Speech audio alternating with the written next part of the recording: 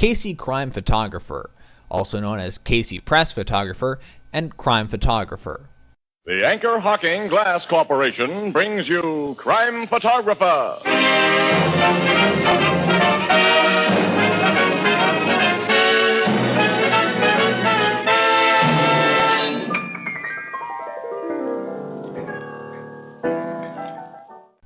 This series went on the air on July 7th, 1943, and lasted until April 22nd, 1955. A total of 431 episodes were broadcast. Casey Crime Photographer had more history than substance.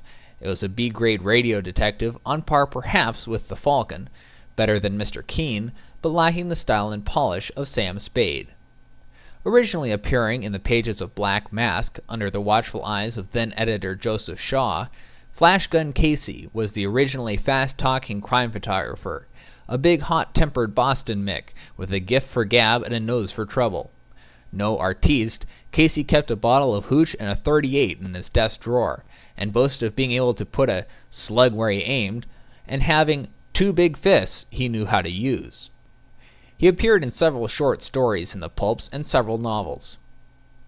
Casey, whose first name is never revealed, was the major crime photographer at the fictional Morning Express newspaper. With the help of reporter Ann Williams, he tracked down criminals and solved numerous crimes on this popular mystery-adventure series. Often, a picture snapped at a crime scene led Casey to play detective. He got not only Blake, but a sharp picture of the building across the street. Yeah, Well, in the first picture, the bullet has just struck Blake. He's slumping. He's beginning to fall. And a ground floor window of that building is partially open, Annie. Look. Casey and Ann often enlisted the aid of their police chief friend, Captain Logan, during each week's half-hour episode. In between assignments, crime investigators Casey and Ann went to their favorite tavern, the Blue Note, and discussed their adventures with their bartender friend Ethelbert. The crowd there was friendly, and the music was more than just a backdrop. How about the ransom money? Did the cops find it? Yeah. Gus, the fat guy, confessed the Walters kidnapping and told where he and Nick had hidden the dough. Gee, and all because you and Miss Williams did some Christmas shopping. The jazz piano belonged to Herman Chittison. Matt Crowley and Stotts Cotsworth played Casey, with the latter playing the role longer, and Alice Reinhardt, Betty Furness, Joan Allison, Leslie Woods, and Jan Miner, best remembered in the role, played Anne at different times. Jackson Beck and Bernard Lenrow were heard as Captain Logan, and John Gibson played Ethelbert. Sponsors included Anchor-Hocking Glass, Tony Home Permanent, Tony Cream Shampoo, and Philip Morris Cigarettes. Material for this audio brief came from Dunning's On the Air and Lackman's The Encyclopedia of American Radio. For the old-time radio researchers, I'm David Schwegler, your announcer. Now, on with the show. Flash Gun Casey, Press Photographer.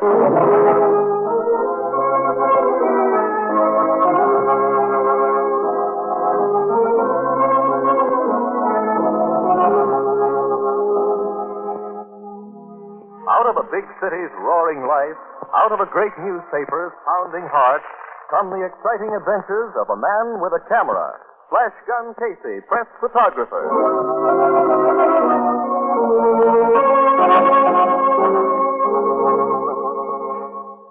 Columbia presents a new adventure character, Flash Gun Casey, Press Photographer.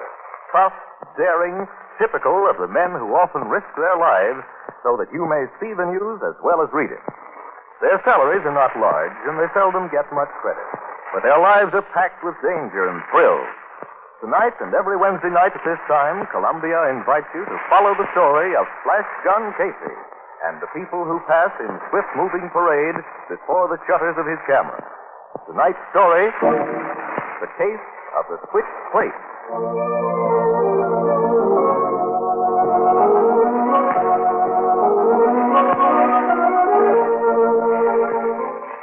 The clock in the tower of the Express building reads exactly 7 p.m. In the city room, Ed Burt, the night city editor, is arguing with Casey, a tall, powerfully built man who is carrying a plate case and a camera. Quit griping, Casey. You got your pictures. I'll go develop them. Okay, but for the last time, don't send me to any more weddings. I hate weddings. Tell me that when you marry. That day ever arrives, I'll see that it's a private one, not an Easter parade. Not a big shot there, huh? Stage, green, and radio. I was knee-deep in celebrity. Did Ann Williams cover the story okay? I guess so. My job was to take pictures of the clam bake, not to write about it. Many a guy would give a month's salary to be in the same room with Gloria Dolores. Ouch. What's the matter now? That name, Gloria Dolores. I wonder who dug that one up. Miss Dolores is one of our most famous movie stars. With all that's going on in the world today, a mere wedding is unimportant. Whenever a woman like Miss Dolores gets married, it's not a mere wedding. And I hope you got some good shots. White satin and orchids fairly dripped from the lens. And the Express would like to use those pictures sometime tonight, if you don't mind. Okay, but if the public never sees it... Story of the Dolores wedding, Mr. Dale. Thanks, Ann. That's what I mean. The story of the Dolores one. The poor guy doesn't count. Already he's missed the Dolores. How did the pictures turn out? He wouldn't know. He's been too busy arguing against that wonderful institution known as marriage. I'm not arguing against it. I only say send someone else when our dear paper wants pictures of the happy dear paper. We'll cover a lot of assignments like the Dolores wedding. That doesn't mean I'll have to like him any better. You mean you'd rather be taking pictures of Thompson? Are you kidding? But Miss Dolores did look sweet, didn't? Did look Yeah. sweet. And so did the groom, Mr. Dolores.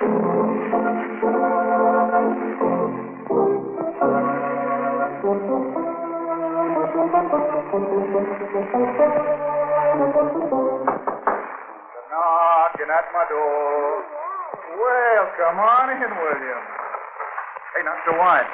You're letting in too much light. Oh, sorry. Dark in here. That's why they call it a dark room. Room. How are the pictures, Sonny? I just put them in the suit. Faces and figures should be showing any moment now. And B. Dolores has... I'd give anything to look back at. You hold your own. Different. And stop whistling. I don't know why everyone does that when they come into one of these rooms. See, you won't like it. They'll develop... Oh, okay, Mr. Casey. Hey, Okay. wait a minute, my ear. Here's business. She has a marvelous smile, doesn't she? If you say so. Here's 100 million up. Hey, what's this? Whatever it is, it's not a wedding. Oh, looks like a workshop or something.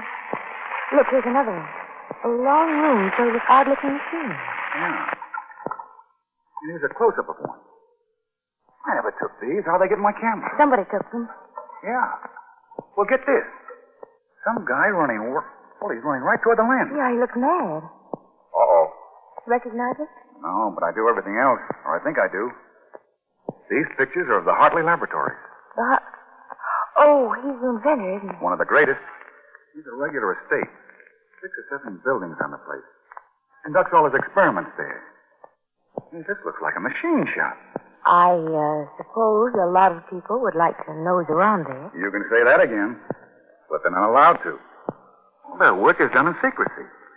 Hartley even has his own private guard. They won't allow a camera within a mile of the place.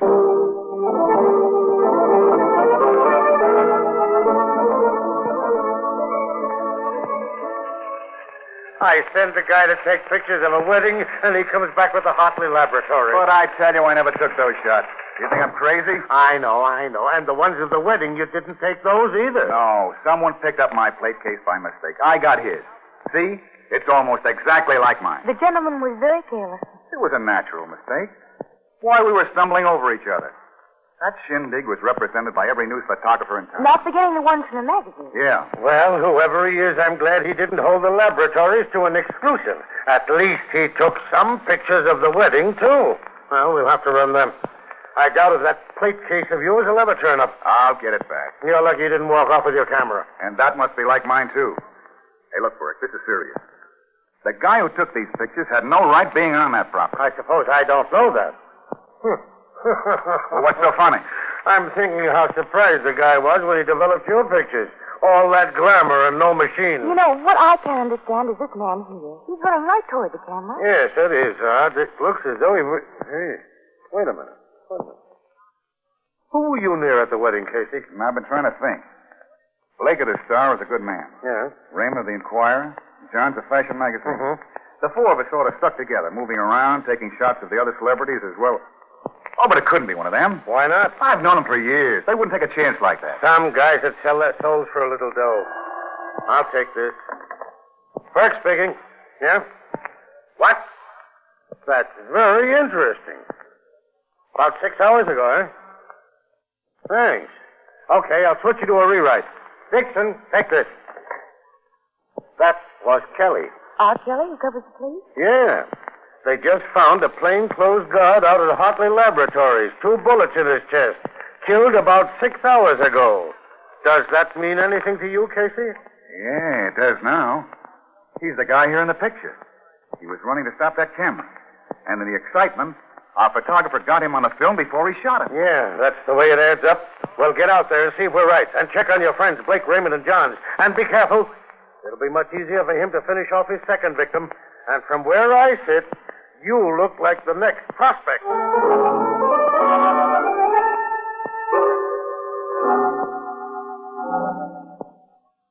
What a beautiful woman. Miss Dolores looks extremely lovely. The guest chart. The ballroom and tables beautifully decorated. But I can't see where any of it helps me.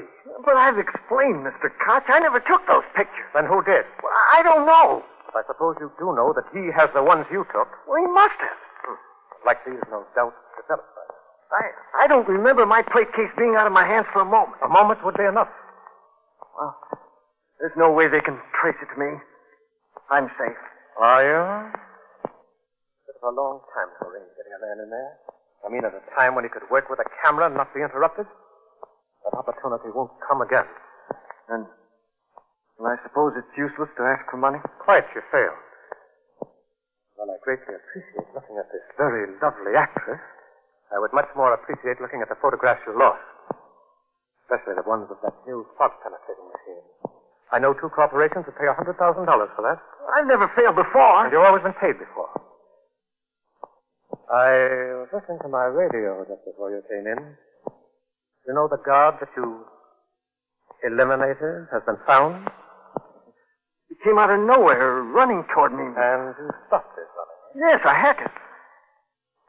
I think his picture's on one of the plates. Very clever. Do you always photograph your victims before doing away with them? I never killed anybody before. Please, put the horse. Well, I never did. I didn't think I'd ever have to. The first one does leave you a trifle shaken. After that, you become easy. But if you'd brought the photograph directly to me... But I had to be at that wedding, Mr. Koch. As it was, I barely made it. Yes, of course, your job, which is such a wonderful blind. Tell me, how did it feel walking into all that luxury immediately after disposing of the lamp? Blood in that circuit, Pepperson. Circuit, Pepperson. Circuit, Pepperson. I wonder what your employers would do if they even dreamed of the pictures you sometimes take with their camera. Remember, that was my idea. The same camera for both my ordinary work and the work I do for you. That way no one will ever become suspicious. No? I don't doubt that someone is at this very moment. And he knows that the photographer is not only a thief, but also, shall we say, someone who doesn't hesitate to stop another breathing. Hey, you're right. But how's he going to know it's me? Well, maybe he won't, but if one of your picture-taking friends should start to ask questions, no matter how subtly put, be careful. I will. And if he should become too inquisitive, you can always handle him as you did the guard. Yes, when that gentleman makes his appearance, remember, he's the man who has your bag. And you've been left holding one.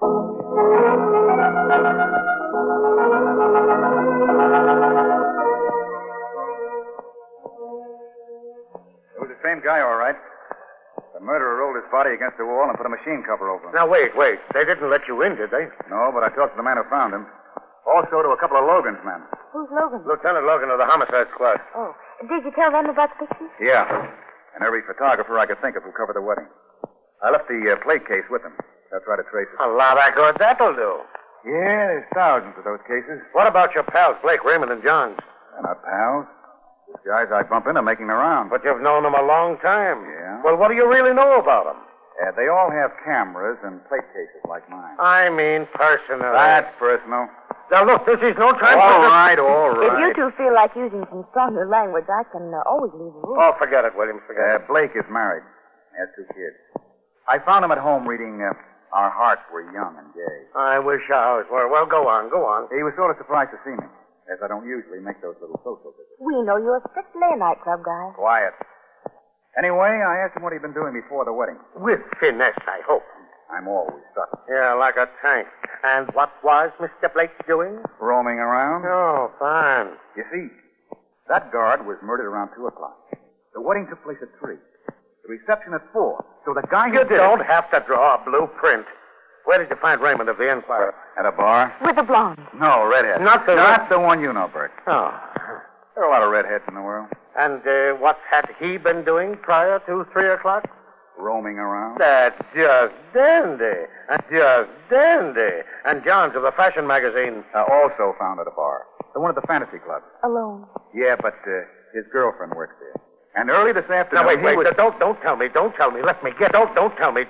Let me guess. He was roaming around. Right. Not an alibi in the bunch. I still can't believe one of them did it. It must be. Well, I found 2 of them at bars, and that's where I'm going. Can I tag along, Casey? Where I'm going. Can I tag along, Casey? Why not? Down the Blue Note, huh? Yeah. Where's that? It's a musician. Where's that? It's a musician's hangout. Casey always goes there when he wants to think. They have a piano player there. With his nerve. And sometimes helps me solve a problem. Well, I hope he can help you with this one. And you'd better warn Williams about that bartender. Yeah. His name is Ethelbert, and he reads the Atlantic Monthly in Lord Dunsany. And he's tough. Sometimes he has to be the bouncer, but you'll enjoy him.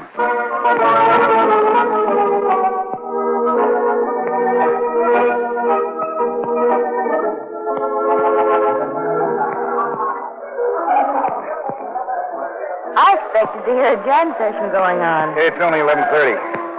The musicians don't roll in here until they're through work. Oh, Want to sit at the bar? fine. Ethelbert, put down that New Republic and give us some service. Hiya, Flash Gun. Service. New Republic? Look. One world. How do you find it? Great. It says here on page... I've read the book. But maybe it didn't absorb it. I did. It's excellent. Hey, what are you looking at? You ever see a pretty girl before? Not that pretty. Well, thank you, Ethelbert. This is Ann Williams, Ethelbert. She is new on the Express. I'm showing her the site. Fill of eight. Beer. Williams? Same. 2 beers. I'm surprised that you find time to read a book. Yeah. Right now I'm surprised, but not about that. Blake, Raymond, John. Has to be one of them, but why? Well, what they were after must be worth a fortune. Yeah, they wouldn't talk about it out there today. 2 beers, no heads on them. Thanks, Ethelbert. What'd you think of Thomas Paine, Flash Gun? He was a very great man. Yeah. Quote, "These are the times which try men's souls." Unquote.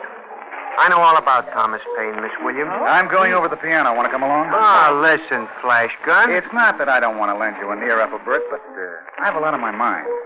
Maybe Ernie and his music can help straighten me out. Well, I'll stay put and hear about the famous revolutionary figure. Thanks, Miss Williams. I said you'd enjoy it. As you no doubt know, Miss Williams, Thomas Paine was not...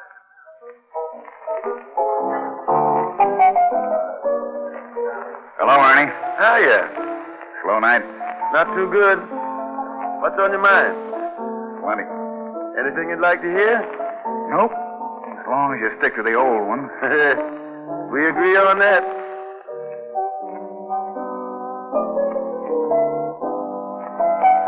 Remember this one?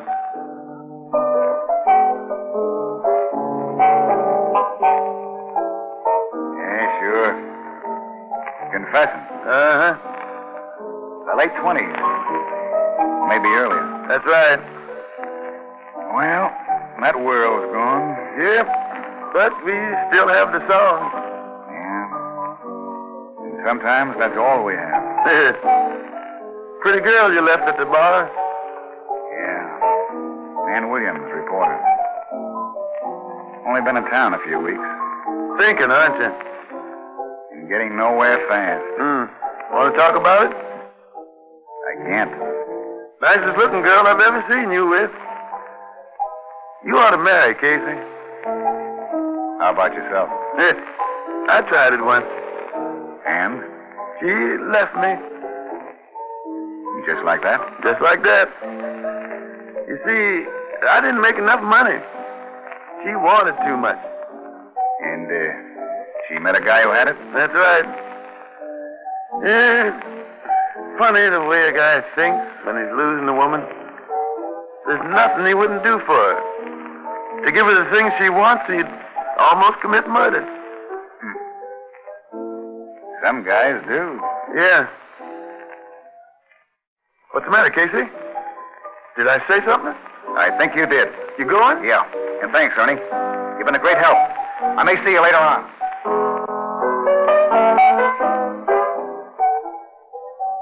Just as I was saying, Miss Williams, sometimes I have to throw a guy out, but it ain't like it was in the old days. No? No. Then they threw me out. Look, Williams, I've got to run along. You go back to the office and tell Bert I'll see him in an hour or so. Where are you going? To see a dame at the Fantasy Club, and you can't come. Ethelbert, Williams will pay for my beer.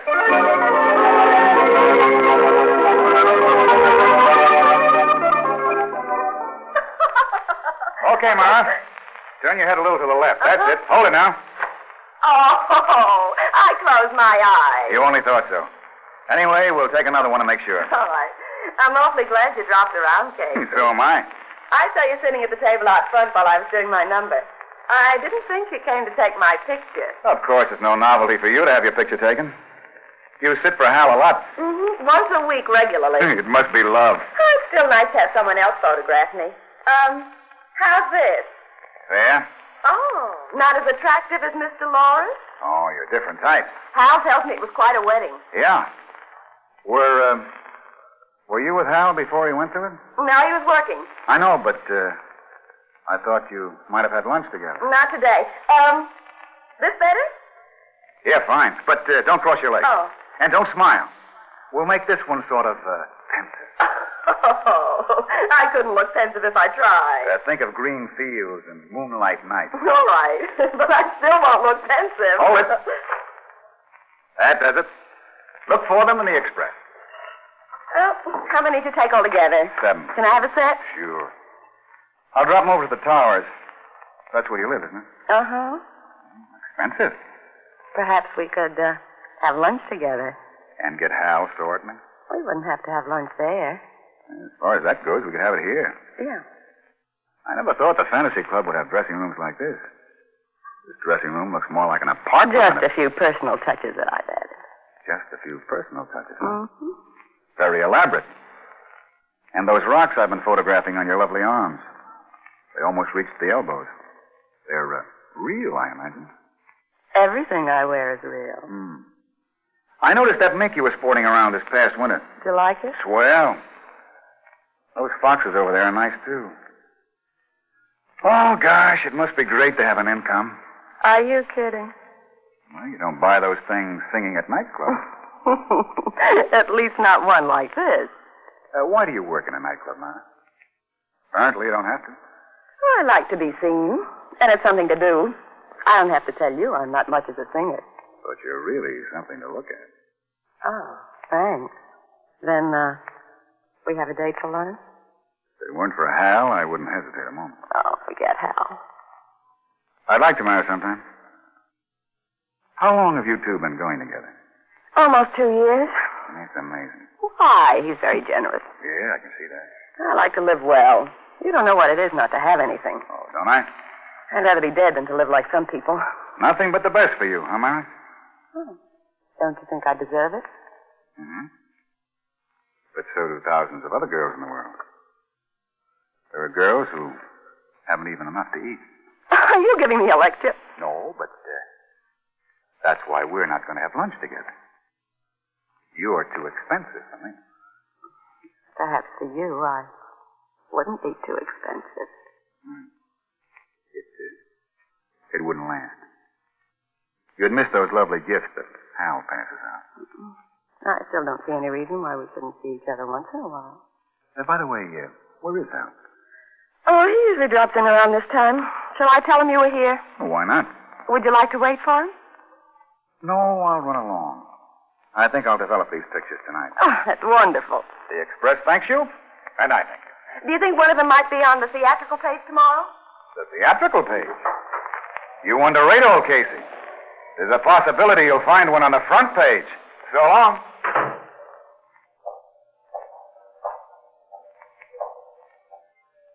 Hiya, Benny. Any payphones here? Yeah, two of them. Over there by the section. Thanks.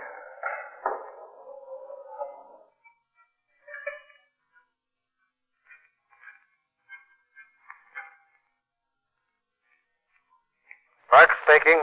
Hello, Bert. Casey, what do you think we're printing? The Boy's Companion? Where are you? Phone booth at Benny's Fantasy Club. I just got some shots for the morning papers. And if I were you, I'd leave plenty of space on the front page. Well, you'd better get back here with something soon, or I'll hold a 4-line spread in the obituary for you.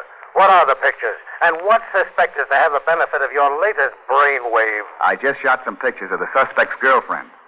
I'm on my way down to develop them. Now, unless I miss my guess, you'll be writing to the end of this story in tomorrow's paper. And by the way, you'd better get one of Logan's men down there.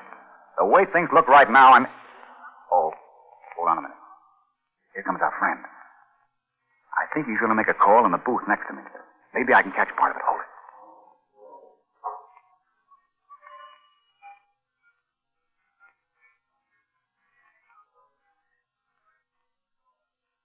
Hello, Mr. Koch. He talked to me earlier tonight, then took some pictures of Mara. For his paper, he told me. But why at 1 in the morning? No, I'm certain he's the one. Okay. Yeah, I'll be careful. Where'll I come for the money? Above your antique shop on Sedgwick Avenue. You mean I've got to take care of him tonight? What do you think I'm made of? It was only this afternoon that I know, Mr. Koch, but I never expected that to happen. All right. You think so? I'll do it tonight. Now.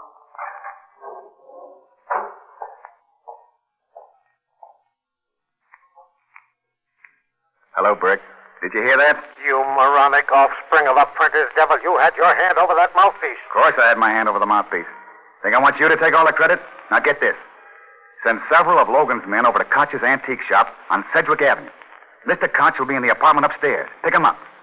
And I may need one of Logan's men while I'm developing these pictures. After all the runaround you've given Logan, you know how he'll feel about sending a man out to protect you. Okay, but you know what happens to your story if they miss Koch and our friend gets me? Well, Logan will probably take that chance, but I'll ask him. And I doubt if a man could have time to get here anyway. If that's the way it is, maybe you better frame that obituary in purple satin under glass for me. So long.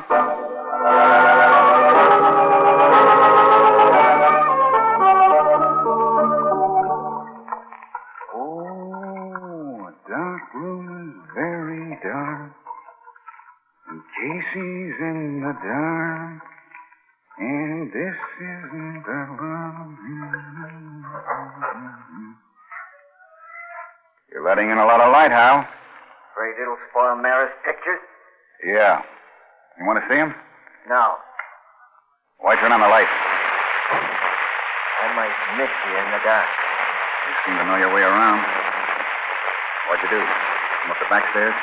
I've been in the express building before. It's only at 2 in the morning, isn't it? And it's pretty steady. So you finally noticed what it's holding? I noticed it when you first opened the door. But, relax. Relax, Hal. We're old friends. John's the fashion magazine and Casey the Express. Just a couple of guys around town. Cut it. That the same gun you used on the guard? Saying in one respect, it doesn't make much noise. I see.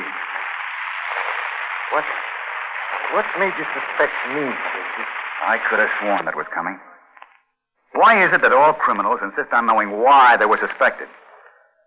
Well, if it'll gladden your heart any, I'll tell you. It was a piano player. He said something which made me think of you and Mara. Then I thought of your salary as a photographer. You made a mistake when you went back to the fantasy club the second time, Casey. You shouldn't have tried to pump Mara. Doesn't she know what you're doing? No. Where'd you think the money came from? She never asked. Just as long as it came in, huh? But I don't think it was a mistake.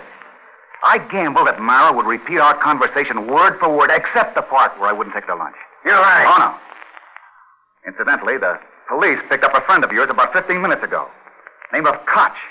Antique dealer over on the east side. Oh, I see that one hit home, huh? Well, you're all through, Hal. Later, maybe, but right now you are. Easy. Easy on the trigger finger. You should hear it all. The big mistake is yours in coming here. I never had any evidence against you. Any real evidence. But I have now. You'll never use it. I've already used it. It's been used right now. You walk in this room staring straight at me with a gun in your hand. You should have looked behind the door. There's been a witness in this room all the time. In fact, right behind you now. You think I'd fall for that whole gag? It's not a gag. You must think I'm dumb. I guess you heard enough. Okay, have Logan come in. You'll be dead when he gets here. Han, where did you get that blackjack? From Ethelbert. Quote, he who gets sucked over the bean is easy to arrest. Unquote.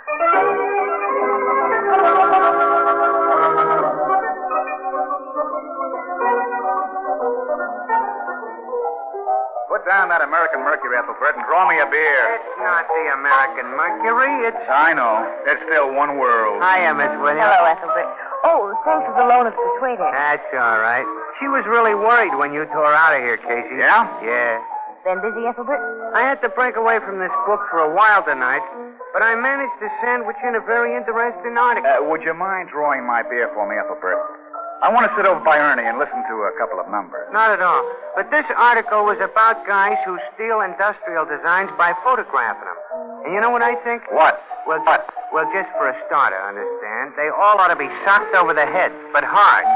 Quote, he who gets clunked over the conch is out of commission and easy to put in the clink. Unquote. Please, Ethelbert, our beer. Yes, Ethelbert, our beer. And this time be sure he pays for it.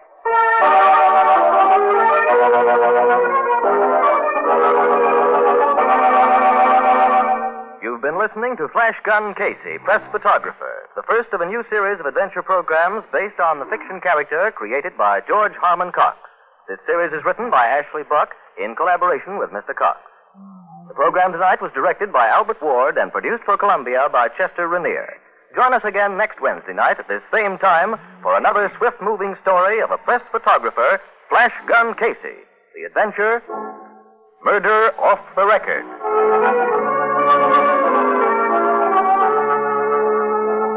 This is CBS, the Columbia Broadcasting System.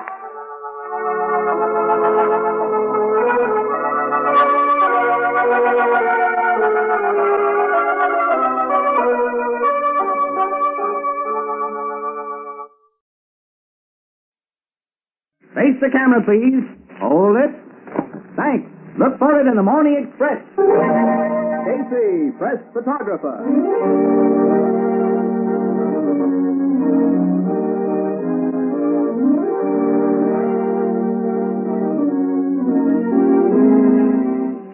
Columbia brings you another adventure of Casey, press photographer.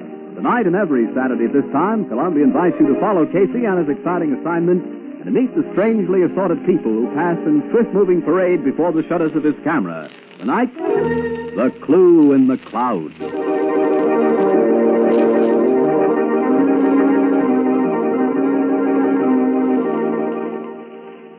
In the quiet evening air, there suddenly comes a whirring of wings. It's a helicopter, apparently out of control. Like a giant bird, it flaps crazily about for a few minutes and then heads out to sea. What is it? Gee, it looks like a bird. It's a helicopter. It's a wild plane. It's out of control. It may fall. Let it clear the station.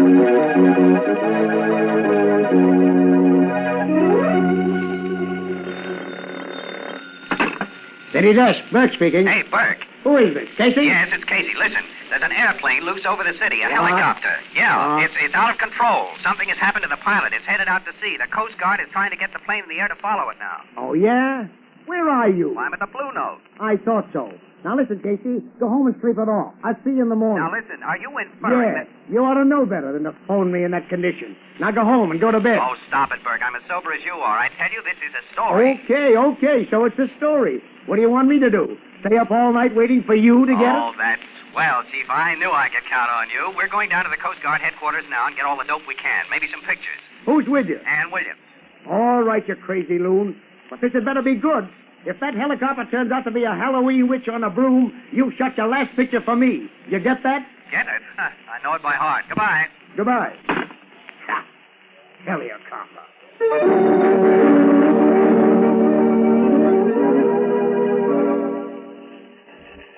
But I'm telling you, Burke, it fell into the sea like a millstone and disappeared. Well, Casey, if 4,000 other people hadn't seen it, I wouldn't believe it. Whose plane was it? The police say it was John Hampton. He had the only helicopter around here. Oh, yeah, I remember. Flew it in from his estate to the top of his office building every day. Our pioneer air commuter. And he's missing, huh? Yep, he and Mrs. Hampton both. Well, take that stuff you've got to a rewrite man. Have one of the boys fix up an obituary. We've lost one of our leading citizens in a plane accident. And that's that. Now, listen, Burke. Casey doesn't think it was an accident. Oh, for Pete's sake. And why not? Burke, I think that dive into the ocean was planned. There's something phony about this story, and I want to track it down. All right, all right. What do you want to do? Go chasing geese again? You better let him, Burke. Someday, Casey, you'll go out and cover a story that I want covered. Now, go on. Get out of here. Thanks, Burke. Burke, I'll tell you, I'll make a bet with you. If I'm right about this, the drinks are on you. And right now, I'm going over to John Hampton's offices to see what I can find out. Oh, you better take Williams with you. She'll just sit around and sulk till you get back. Oh, Jeebo, thanks. Okay, Burke, we're on our way.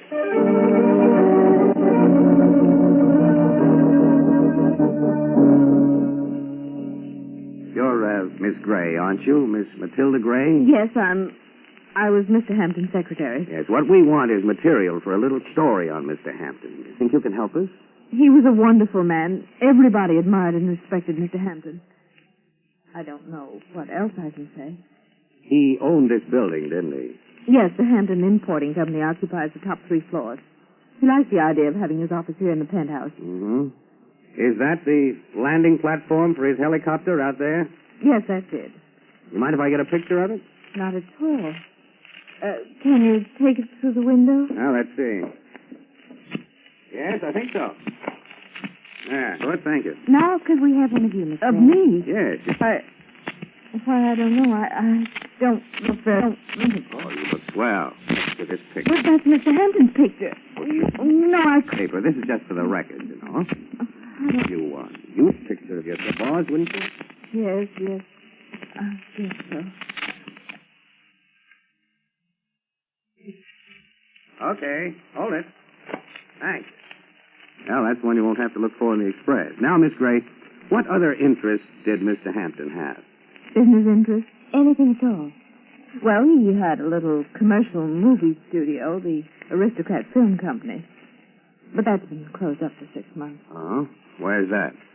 At 292 Falmouth Street. They made shorts, commercial reels, and trailers. But it was only sort of hobby with Mr. Hampton. Never made any money. Well, what do you know of Mr. Hampton's family and Mrs. Hampton? She was alone when she married John, Mr. Hampton. She had no living relatives. And he just had an uncle, a Robert K. Hampton. Oh, an uncle, eh? Where's he? Well, he lived somewhere on an island in the Celebes Sea. Now held by the Japanese, I understand. He was a sort of black sheep. Mr. Hampton hadn't heard from him for many years. Assumed he was dead or a prisoner until... Until? Well, maybe I shouldn't tell you this. But shortly before his death, a letter came from Australia. I didn't open it, but when Mr. Hampton read it, he seemed terribly upset.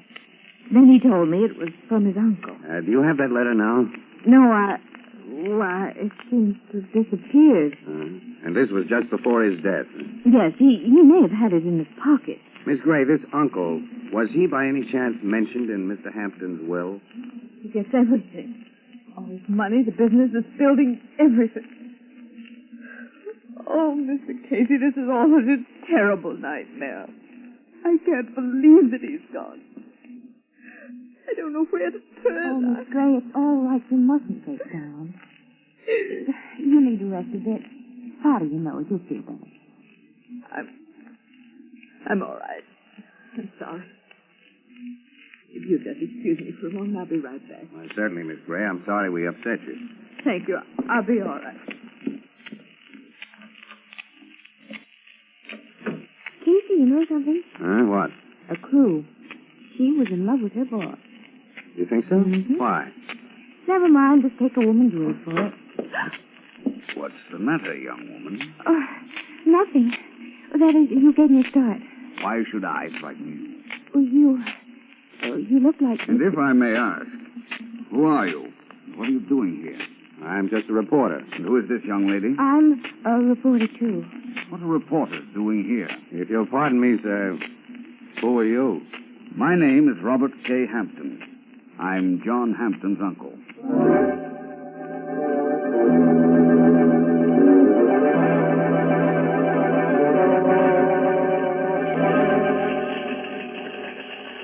So you think this uncle had something to do with Hampton's death, huh? Well, look. A guy names a black sheep uncle as beneficiary in his will and suddenly gets a letter from him. From all reports, he's very upset by it. And the next day packs himself and his wife off in a plane for a double suicide. Lieutenant Logan pronounced it an accident. Yeah, well, it doesn't add up to me. This uncle ties in somehow. Come on, Ann, I gotta think. Let's get out in the air. The nice smoke-laden air of the Blue Note, I have no doubt.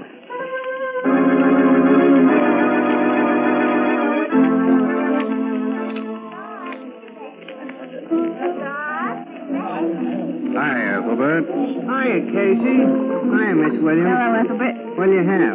One beer. Same as usual for me. Okay, beer and the usual coming up. Hey, what are you reading, Ethelbert? A book on victory gardening, I guess. My sister Edna gave it to me. Oh, your sister Edna likes to read. Yeah, she does. She don't drink much. What's the name of the book? 5 Little Peppers and How They Grew. Listen, why don't you read something interesting? Like that death plane story of yours in the Express? Something. I'm following that, too. Good. Here's your beer. Well, what's your opinion? Well, I think it was a sort of chameleon of errors. I think this guy was planning to run away with some dame. So? He gets the plane all heated up for it when a heavily veiled figure sneaks into the cockpit beside him and gives him the nod to get going.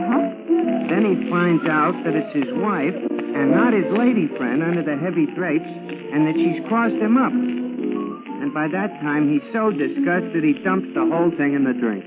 On what do you base these deductions, Ethelbert? Yes, mastermind. Tell us. Quote, he who tries to fool his wife ends up playing the fool himself. Unquote. You better stick to your books, Ethelbert, and leave the amateur detecting to Casey. Yeah, and you know, Ethelbert, I wouldn't waste my time on 5 Little Peppers either. It's way over your head. Well, to tell the truth, I'm having a tough time wading through it. You got any ideas? Well, there's Gibbon's Decline and Fall of the Roman Empire. They got that in a book already? Sure. Well, it just declined and fell last September. Hey, look, Annie, you tell him. I'm going over and talk to Ernie.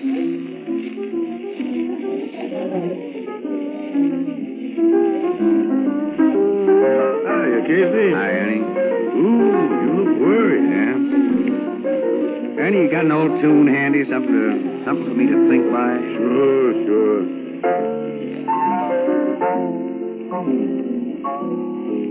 That's good. Can't quite tag it, though. Me and my shadow. Oh, yeah, sure. Me and my shadow. Yep. You know, that other self always under your feet? Other self, huh? Yep. You got another self. Now, one Casey has to stay here and work on the Express. Yeah. The other wants to fly away. Go deer hunting up in the woods somewhere. Ernie, you got an uncle? Sure, I got an uncle. Well, look, if you knew he was coming to see you, would you want to fly away? Well, I'd be tempted to. Yeah, why? Because it'd mean that he was bringing his 8 kids along to live off of me. Yeah, but the thought wouldn't make you want to kill yourself, would it? Oh, Casey, why you gotta be so dramatic? Of course not. Tell me, Ernie, what makes guys want to get away? Oh, a dame, usually. But I see them fly away from one and go right to another, leaving all their worldly goods behind them. That's kind of costly, isn't it? Yeah. Dames are costly. Now, if it was me now, I'd try to get the dame to fly away and leave my worldly goods to me. Yeah. What? I say it'd pay a fella better if he could get the dame to fly away and leave the worldly goods to you. Ernie, I think you got something there. Yeah, thanks.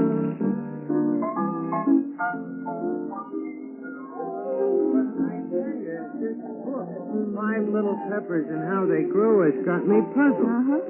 I'm in the 4th chapter already, and they ain't even started to spade the ground up. Hey, come on, Ann. I suddenly got a hunch. Hey, where are we going? Home. But tomorrow, we're going back and have another look at Uncle Robert K. Hampton.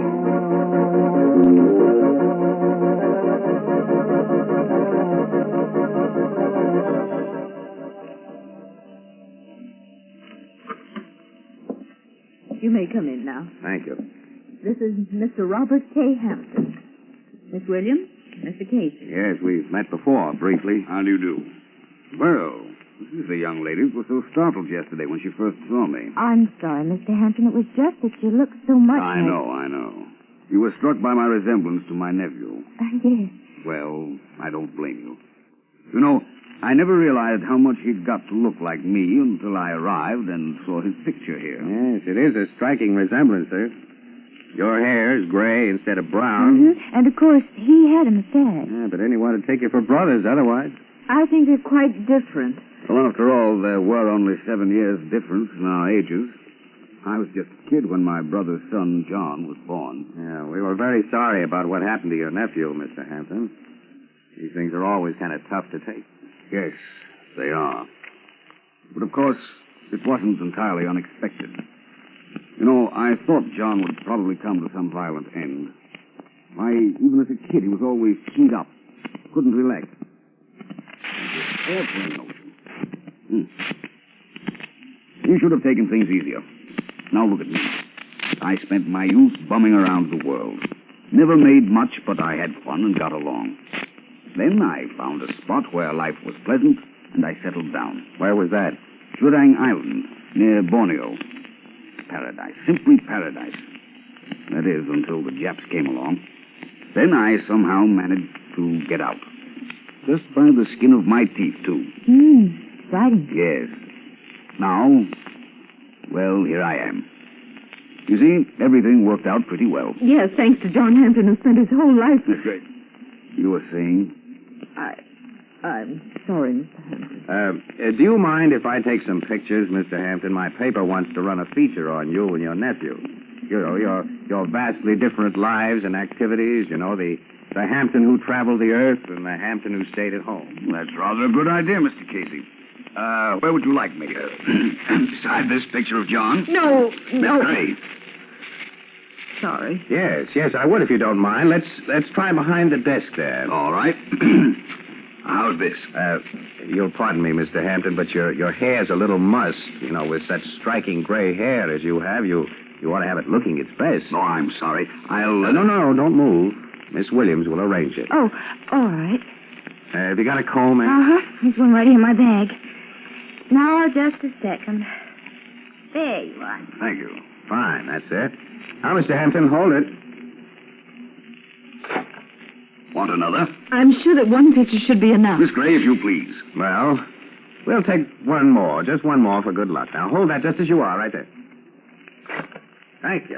Oh, but I'm afraid I'm in that one, too. Your camera was pointed right at me. Well, we'll see when they're developed. Now, thank you both very much. Thank you. You know, Mr. Casey, I'm somewhat of a camera fan myself. Oh, that's so? Yes, taken pictures all my life. I have some beautiful shots of Jurang Island. I was wondering if perhaps you couldn't print them along with the feature on my nephew and me.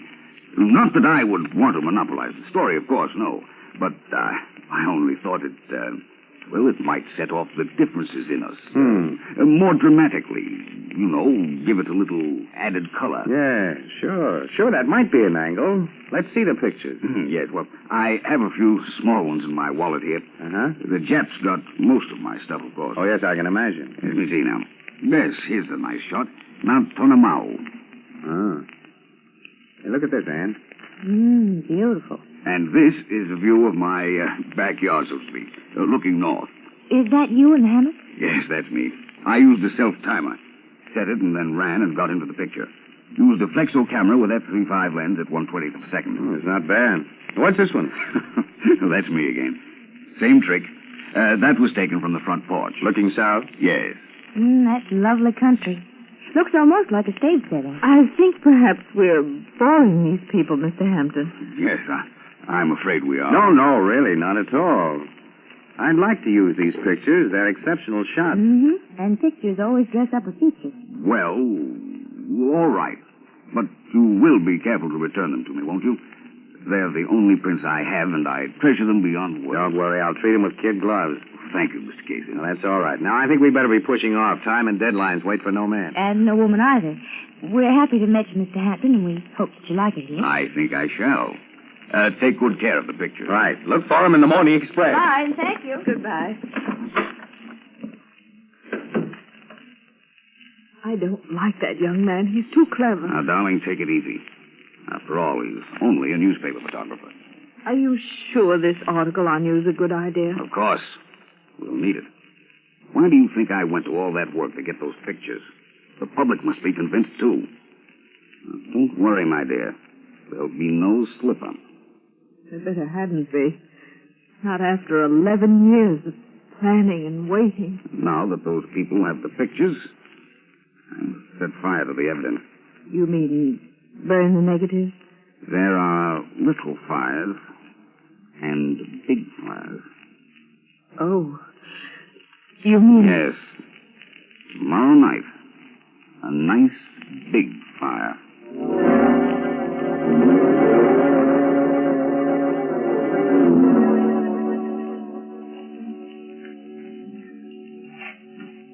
Let's see that negative, eh? Uh-huh, here you are.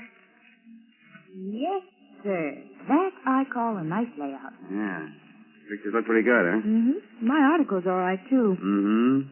You know, someday I must teach you how to read. Yeah. Say, these of Churang Island came out really bright and clear, didn't they? Mm-hmm. Hey, Ann, look at this. What? You notice anything strange about those two shots taken in Hampton's front and backyard? No. Well, I do. Look. Look at this bank of clouds here. Uh-huh. It looks sort of like a face, doesn't it? Oh, sure. It looks like my Aunt Sophie. Now, quit clowning. Look at it close. I'm looking.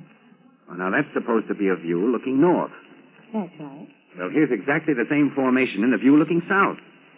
Well, that's queer. Queer. It's a physical impossibility. There haven't been two cloud formations exactly alike since the first day of creation. Well, then these scenes were fake. Yeah, they were beautifully fake. You know, I thought Hampton froze a little when you made that crack. Which crack?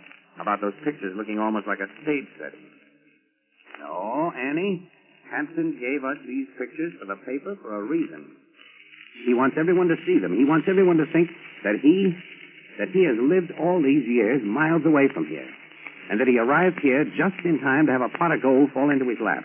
Oh, that's a little too neat, isn't it? Yeah, these pictures are all he's got to prove he wasn't here all the time. Well, if he was here, how do we know he didn't murder John Hampton? He had the motive, all right. The will gives him everything. Yeah, and right under John Hampton's feet. Hey, who said something like that? Ernie. That's right, me and my shadow. Annie, I think I got it. Quick, let me look at your comb. Well, sure, Casey. Well, here, but what on earth's the matter? Hey, wait a minute. Here, look at this. A hair. A lone gray hair. I gotta take this down to Logan and have him run some tests on it. I'll see you back here in about an hour.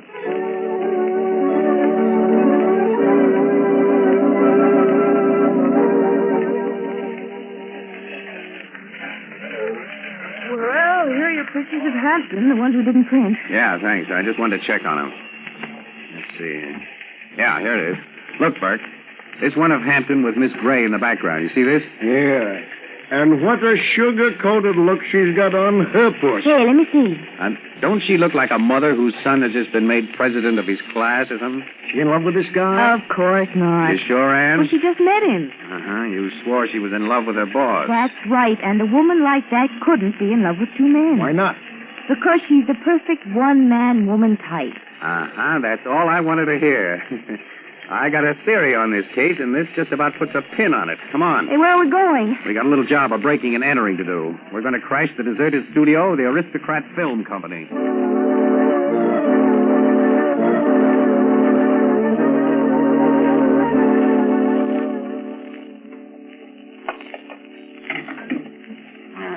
I think I just about got it. Isn't this a tiny little bit illegal? I can fix that with Logan. He and I are just like that. Uh-huh. There we are. Come on, we got to work fast. Oh, spooky, isn't it? Where did I light a match? See any light switches around here? Wait a minute. Here's one. That's better. Well, so this is the Aristocrat movie studio, huh? And a fine place to bring a young girl in the dead of night. Annie, you see those crates over there? Yeah. I'll bet you 10 to 1 they're full of prop palms, grass mats, and tropical foliage. Let's see. All right. Mr. Casey, your intuition is appalling. I'm glad I didn't cover that bit. Uh-huh. Artificial flowers, trees, rocks, leaves. Everything you need to build up a nice little South Sea Island setting right here. Uh-huh. You mean Hanson could have sneaked in here alone, arranged a beautiful little tropic setting, and taken pictures all over the place? Not only could have, he did, with a self-timer. And by changing the bushes and foliage around, he got the so-called view from his front porch and the one from his back porch. Well, where's the sky with a funny cloud formation? It's hanging right over your head. Look up. All those big hanging things? Yeah. Yeah, it's one of those. Those are background, you see, held up there by these ropes tied right here. Oh, which, these? Hey, look out! You want to kill us both? You pull that knot and all those heavy drops would crash down on our heads. Oh, sorry. I only thought you might want to get them down to see if you could find the one with the cloud. Yeah, but we'll have to snub the rope around his peg and have to drop down gradually. Those things are heavy. Put your hands up, Casey. Hampton. He's got a gun. You too, Miss Williams. Oh, yes, sir. You seem surprised to see me, Mr. Casey. Why? Do you forget that I own this studio now? It's rather I who should be surprised. What are you doing here? We're looking for Churang Island. And you? I came to burn this place down. For a reason that you may have already surmised. Yeah. You didn't want anyone to find out where you made those phony pictures, did you? No, and I don't want you to tell them. And you won't if you and your charming lady friend should get trapped here and cremated. There's rather an ugly name for that. Murder. A murder is not a murder until it's proven so. But before I kill you, I want you to tell me something. Yes, I expected that. Most murderers are very cautious to know where they slipped up. All right, I'll tell you, Mr. John Hampton. Oh. You guessed that, too. Of course. You're not Robert K. Hampton. There never was any Robert K. Hampton. You never fled from the Japs on Churang Island. You picked that place because it would be impossible to check your story. This whole thing was arranged between you and Miss Matilda Gray. You planned this for years and been in love with her for years. Go on. You drew your will to a fictitious uncle and probably faked up enough credentials so that you could appear to be that uncle. And then when the time came, all you had to do was drug your wife, put her in a helicopter. There was just enough fuel to get over the ocean and set the controls and let her go. Don't you think the plan was clever? Fiendishly clever. And it was clever of you to spend 10 years working out your disguise. Most criminals try to change their identity by putting on a disguise. You achieved a change by taking one off. One you'd worn for 10 years. You shaved your mustache, bleached the dye out of your hair, and then came down here and took a few pictures of yourself in a tropical setting. Then, the very next day, you turned up as the long-lost uncle, inheriting all your own money and in a position to marry Miss Matilda Gray. I fooled everyone but you, Mr. Casey. Tell me, why did you suspect me? Well, being a photographer, maybe I looked too closely at your pictures.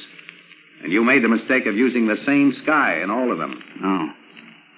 Clever of you to notice it. Well, you slipped up on one other little thing, too.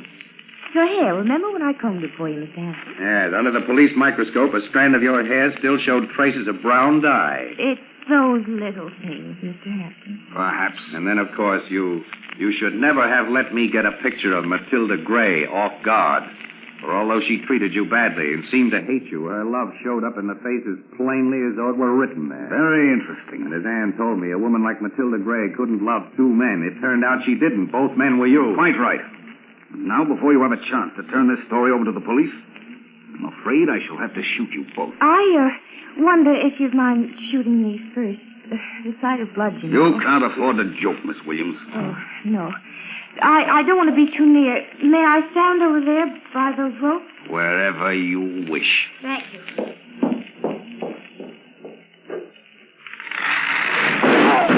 Good girl, Annie. Good girl. Boy, that dude is... Okay, I got his gun.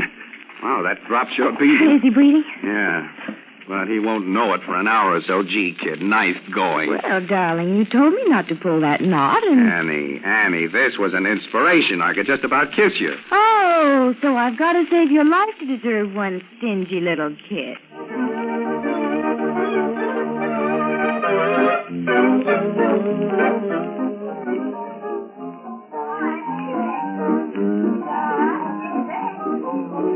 Well, boys and girls, day of days. The drinks are on first. Now, wait a minute, Casey. My bet was with you. You can't do this to me. Can't I, though? Hi, Ethelbert. Hi, Casey, Miss Williams. Well, Mr. Burke, this is a surprise. Yes, well, Burke's buying the drinks, Ethelbert. Well, what'll it be? Hello, Ethelbert. Oh, hello, Grace. What'll it be, Miss Williams? Oh, double martini. A double? 2 olives. And the usual for me. A double. Now, wait a minute, Casey. And a double scotch for Ernie at the piano, too. Hey, go easy, Casey. One for his shadow, yeah. And one for you, Ethelbert, and a double for Grace. Hey, Casey. And see what the boys in the back room will have, too. And what would you like, Mr. Burke? Oh, please, Ethelbert. How much is sarsaparilla? Well, as Carrie Nation once said, quote, he who partakes only of nature's liquor has the pleasure of remaining sober and paying the check, unquote.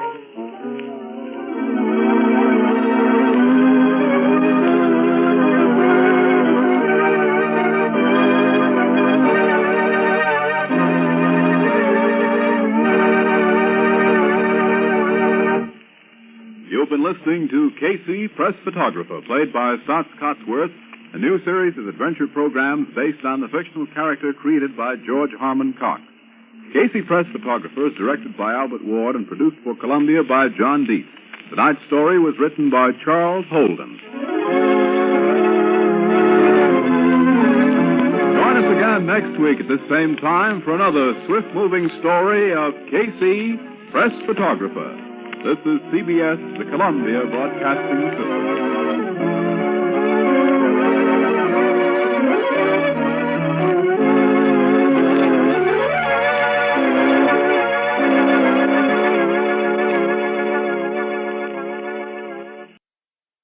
Good evening, Creep. Welcome once again to Western Playhouse. Tonight our stage has been taken over by The Crime Photographer, written by Alonzo Dean Cole, and based on the fictional character of Flash Gun Casey, created by George Harmon Cox, and played by Stats Cotsworth.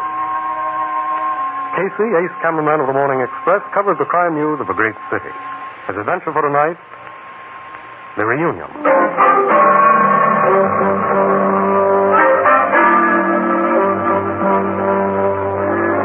About 9 o'clock in the evening, a luxurious suite in our city's most expensive hotel.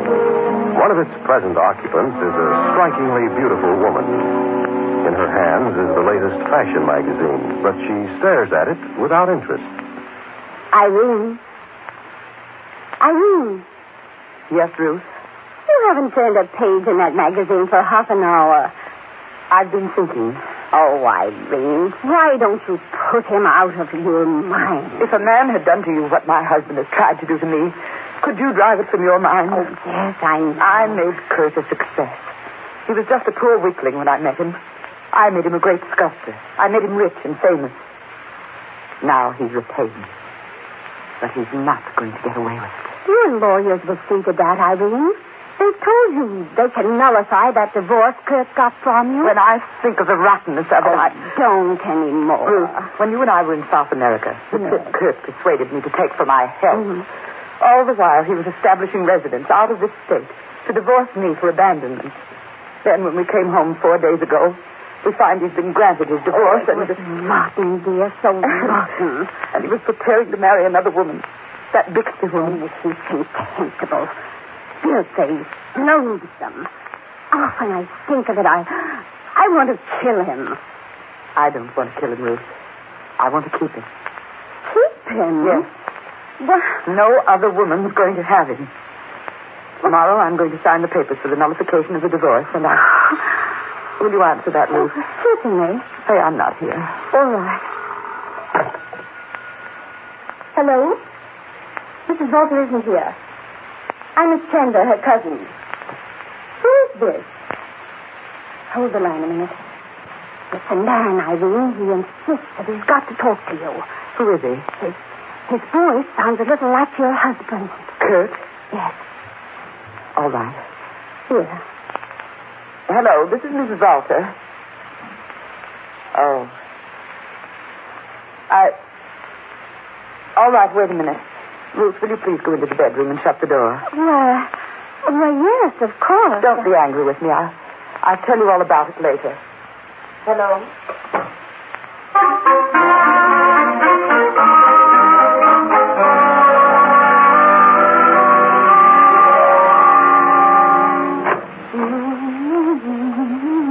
Oh, Ruth, forgive me for sending you out of the room. Irene! I'm going out. You've got to help me dress in the prettiest things I have. Thank heaven my hair was decently done today. Say, what is this? Was it Kurt? No, it wasn't Kurt. Darling, hand me that cold cream jar. Here. What other man is making you dress in your best? And you've changed completely since that telephone call, Irene. You'll just have to restrain your curiosity. And for several days. I don't expect to come back here tonight or tomorrow night. What? Maybe I won't come back for a week. Why? But don't worry, Ruth, and don't try to find me. I'm going to be happy again, dear. Altogether happy.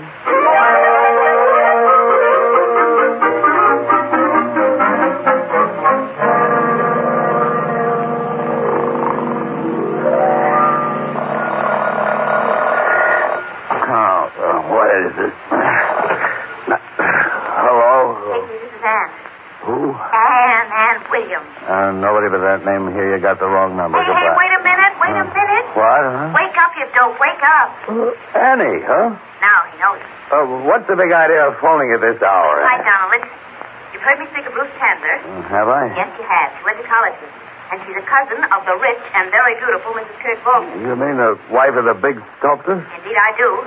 Now, listen, Ruth phoned me a few minutes ago and told me that Mrs. Bolter disappeared 10 days ago and has not been heard from since. Yeah? Yes.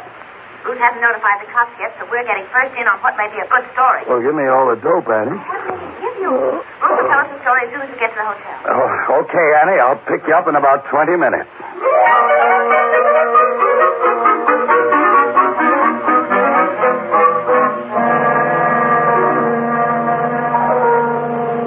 Mr. Casey, Irene left this suite on Friday night, 10 days ago, at about 10 o'clock.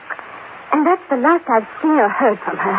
Yes, but Ruth, listen, Mrs. Bolter told you that she might be away for a week. Now, maybe she's just staying wherever she is a little longer than she intended. But she's not where I thought she was going then. Miss Chandler, you figured that Mrs. Bolter was joining her husband for a reunion. It was the only thing I could figure, Mr. Casey. Until just before I phoned you this morning, I learned there hasn't been any reunion. You went to Volter's home? Yes. I talked to Mrs. Royce, his housekeeper. She told me that during the past 10 days, Kurt has been working almost constantly in his studio. It's attached to the house. And that Irene hasn't been there. Sure she told you the truth? Positive. She and I are old friends. She wouldn't lie to me. Mr. Casey, do you think I should ask the police to look for Irene? No, I wouldn't. You know how women feel who've just been separated from their husbands. Maybe she just... Well, she might be. To say, is this photograph on the piano a picture of your cousin? It is. Mm-hmm. This was taken some time ago. About 15 years ago, soon after her marriage, at the time she was posing for the statue that made her husband famous. The sleeping goddess? You know about it? Yeah. I've seen copies of the original. I kind of like sculptures and paintings. So Mrs. Bolter modeled for it, eh? Yes. Mm-hmm. Annie, this face isn't just beautiful. It's got power in it, real power. It has that, all right. No photograph can do Irene's full justice. She has the most wonderful hair, Mr. Casey. True golden hair. Yes, Anne told me about that. And I've seen Kurt go into temperamental rages because he's a sculptor and not a painter. He couldn't reproduce her hair in bronze or marble, of course.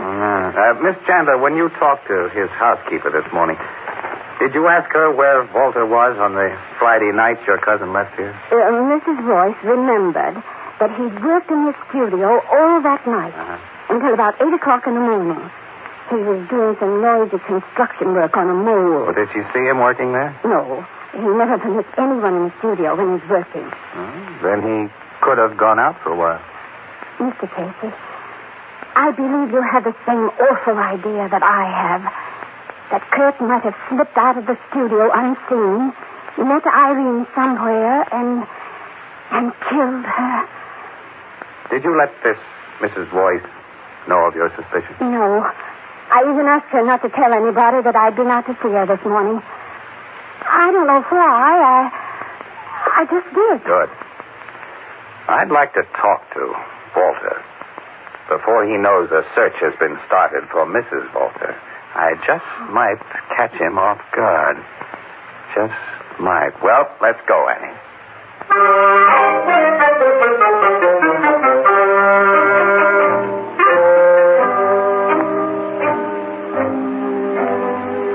Mr. Walter will see you and this lady, Mr. Casey. He's in his studio. Please come this way. Oh, thank you. You're Mrs. Royce, aren't you? Yes. How did you know my name? Oh, Ruth Chandler's told us all about you. Here we are. Come in. The lady and gentleman from the Morning Express, Mr. Walter. Miss Williams and Mr. Casey. It's a great pleasure to know you. How do you do, Mr. Walter? Walter, it was nice of you to let us barge in on you like this. I'm always glad to receive newspaper people. You know, I have a special regard for the Morning Express. Its art editor has always been very flattering about my work. He sent you here, of course. Yeah. Oh, yes. We're from the art department. Will you want anything, Mr. Walter? No, thank you, Mrs. Royce. You can go. Well, sit down, Miss Williams. Thank Mr. you. Casey. Thank you. Have a cigarette? Yes, I'd like one. Mr. Casey? Much obliged. I will join you. I have a match right here ready. Here you are. Fine. Mr. Walter? Thanks. No, please. Do not light your own with that, Mr. Casey. Not three on the match. Okay, since you're superstitious. You see, I was born in Europe, in a little mountain village where people still believe in witchcraft, ghosts, and omens. I'm afraid my many years in this enlightened country have not completely eradicated my early teaching. I see. This is an enormous studio you have. Yes, we sculptors require a great deal of room. Yeah. See, this plaster model of your sleeping goddess must be over 8 feet long. Mm-hmm. He's certainly a masterpiece. I never saw the original. You are looking at the original now. I thought that was somewhere in Germany. I must explain my method of working. First, like all sculptors, I make a wax or clay model of my conception. But when it is only roughly complete, I take from it a mold and then make a casting of plaster. On the plaster cast, I carve my finishing touches. Another mold is then taken for the final casting of metal. This model provided the final mold. It's a true original, then. Yes. It's now almost priceless. You see, its bronze replica was destroyed by a bomb during the war. This really is worth plenty, then. Many consider it my greatest work. I understand the model who posed for it was your wife. Yes. She is now my ex-wife. We are divorced. Yeah? Well, if she looked like this sleeping goddess, she was certainly some woman. More like a goddess than a woman. She had the most wonderful hair in the world. But it was not of this world. Let us not talk of her. Okay. Hey. When did you make this plaster model, Mr. Walter? 14, 15 years ago. Why? The head feels damp, like fresh plaster. The head? That cannot be. Feel it. It is not damp. What do you say, Miss Williams? Feels stone dry to me, Casey. Huh? Yeah. Sure. Funny. When I first touched it, it felt cold and clammy. Like death. Death? Yeah. I see you don't have to go through your house to get in or out of this studio, Mr. Walter. There's a door leading directly outside. Yes. But will the story you and Miss Williams do about me concern this sort of thing? Well, hey, we must be getting to that story, yes. We want to hear about your most recent work, Mr. Walter. My current work is this group here. Oh. hey, that's a bigger hunk of plaster than the goddess. That's what you call hunk of plaster. Will bring me $30,000 when Captain Bronx. Wow. You're in a good business. What do you call this group? I call it the reunion. The reunion? Yes. It is a symbolic conception. When did you cast that plaster? Why, just 10 days ago. I set up my mold and worked all night. All Friday night? It was a Friday night. And you call it a reunion?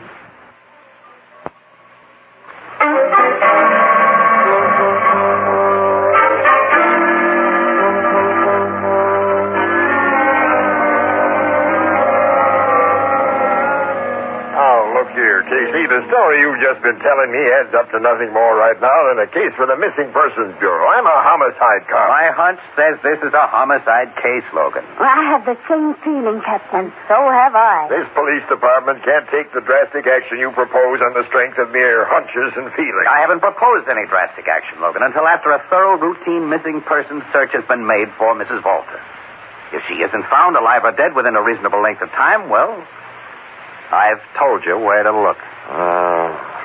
You believe that she went to Walter's studio in response to his phone call through the door that leads there directly from outside, and he let her in, killed her, and hid her body in the mold he was setting up that night. Then he surrounded it with plaster. I think you'll find Mrs. Walter is in the model he so symbolically calls the reunion.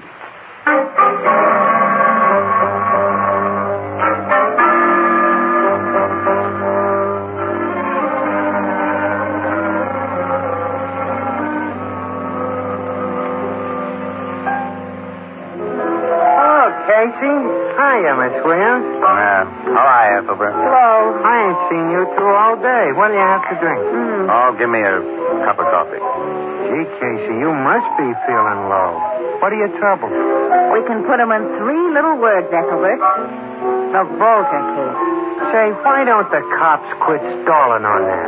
They're never going to find Mrs. Walter till they look in the place you told them to, Casey. Today, they did look for her in the place I told them to. You mean? Yes. I was wrong. Mrs. Walter's body was not in the plaster model of reunion. In order to find that out, Logan's men had to bore holes in the model, and they broke it all up. Now Walter's going to sue the city for $30,000 he claims it was worth, plus additional damages for I don't know how. Oh, his lawyers are drawing up a swell bill of goods. Sure, and the worst of it is he's pretty sure to win a suit. Logan will probably lose his job on account of it. He gave the order to bore into the statue on the strength of my hunch. Gee, the poor sap trusted me because, well, by sheer dumb luck, I've given him a couple of good steers in the past. This time I let him down for fair, and how? Oh, Casey, he doesn't blame you. Yeah, I know that. Look, don't ever tell the big dope I said this, but Logan's a pretty swell egg. Because Mrs. Walter's body wasn't hid in that statue, does it mean her husband's now in the clear? Sure does. Yeah?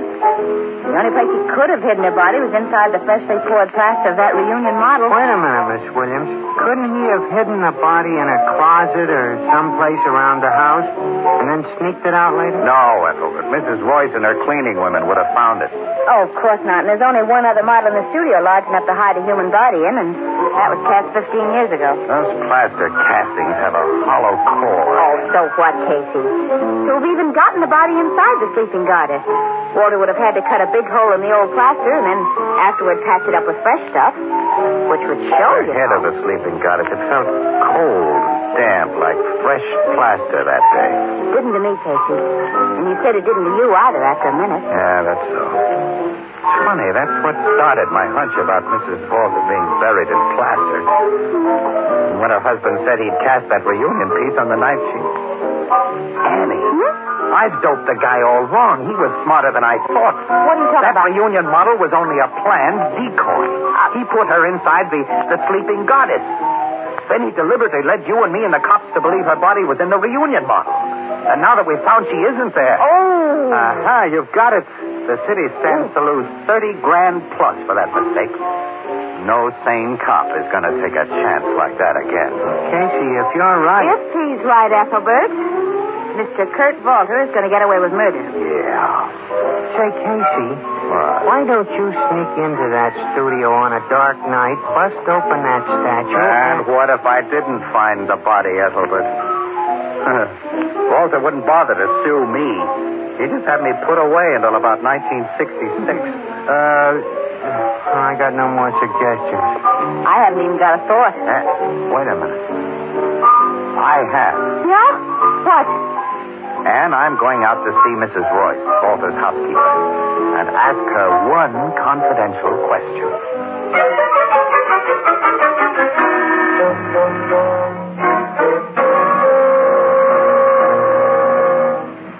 No, Mr. Casey. Since the night he made that plaster casting of his reunion group, Mr. Walter has never gone into his studio after dark. I see. Oh, I thought it rather strange. He used to do so much work in there at night. Well, thanks, Mrs. Royce. Why have you asked me about that? I've been thinking. I was born in Europe, in a little mountain village where people still believe in witchcraft, ghosts, and omens. I've sometimes thought Kurt insane on the subject of Irene's hair. He couldn't reproduce it in bronze or marble. She had the most wonderful hair in the world, but it was not of this world. Yes, Mrs. Royce, I've just been thinking a kind of crazy thought.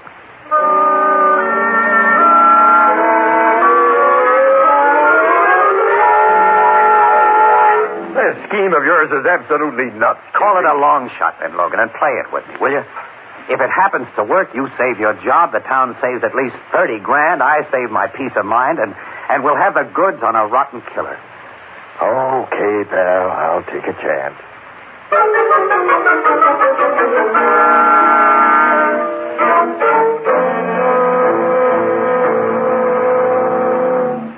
Good evening, Mr. Walter. Good evening, Mr. Walter. It is not evening. It is almost midnight. Why have you insisted upon seeing me at this hour? Well, it's a kind of peculiar thing, Mr. Walter. Mr. Walter, do you believe in dreams? Dreams? Yeah, dreams. Casey here had a very funny dream last night. Why should I? It concerns you, Mr. Walter. You see, I dreamed about Mrs. Walter. My ex-wife? Uh-huh.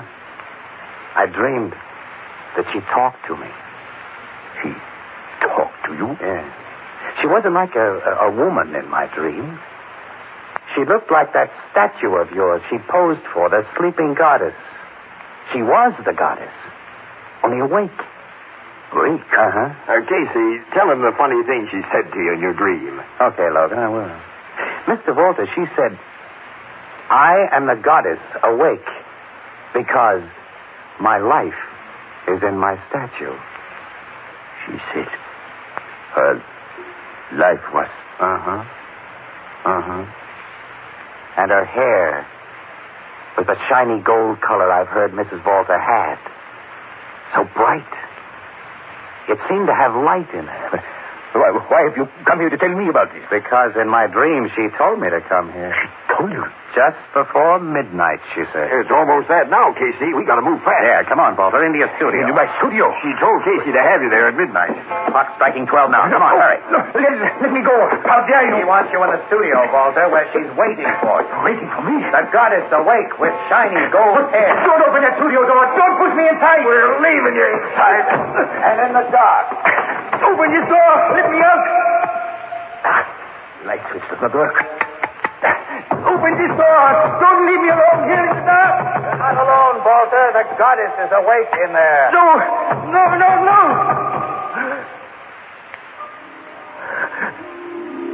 That golden light. That golden light. It rises, moves this way. No. Don't come any closer. I'm sorry, Irene. I had to kill you. You ruled me. I've been your slave. The slave of your will and your golden hair that mocked my heart. I had to kill you and hide your body in that sleeping goddess. I had to make you sleep forever. Don't come any closer. Forgive me. We've heard enough, Casey. All we need, Logan. Switch on your flashlight. Oh, Casey. Casey, I'm glad to have some light in here. And you did a swell job, Annie. I was scared. You know that I was scared. I didn't like to seeing a ghost in the dark. You scared Mr. Kurt Walter a lot more, Miss Williams. He's fainted. You did? I figured all he needed was to see the shadow of a woman with a luminous wig rise from behind that plaster statue and walk slowly toward him. Casey, I'll never do this kind of job again. I'll never do wait it a again. minute. You're trembling, kid. Now, what's the matter? I don't know. I don't know. You know what happened? What? Just at midnight. When you pushed Walter through the door and I went into my act, I got suddenly afraid. Afraid of Walter? No, afraid of her. Annie, what? Hey, What was it? Walter hasn't fainted. He's dead. Dead? Yeah. Dead. Hey, Miss Williams, you never got very close to him with that blonde wig of yours, did you? No. What is it, Logan? Look at this dead guy's neck, Casey. A single golden hair is wrapped around it, almost like a noose. A creep that rings down the curtain on the Mystery Playhouse for tonight. The Reunion, a crime photographer story written by Alonzo Dean Cole, is based on the fictional character of Flash Gun Casey, created by George Horman Cox. Stats Cotsworth was heard as Casey, and Miss Leslie Woods played Anne.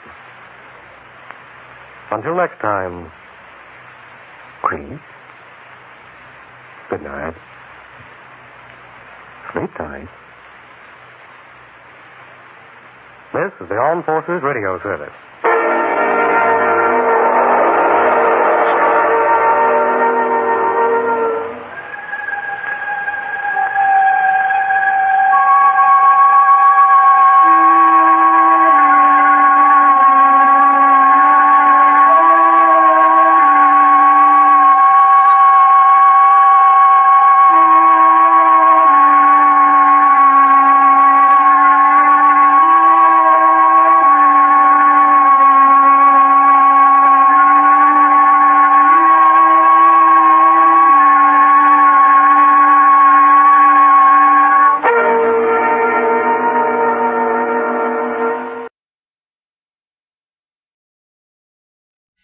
First on the scene, crime photographer.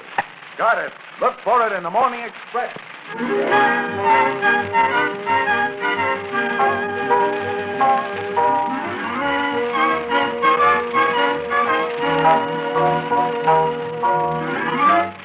Columbia brings you another adventure of Casey, crime photographer, written by Charles Holden and played by Scott Cotsworth. Casey, ace cameraman of the Morning Express, covers the crime news of a great city.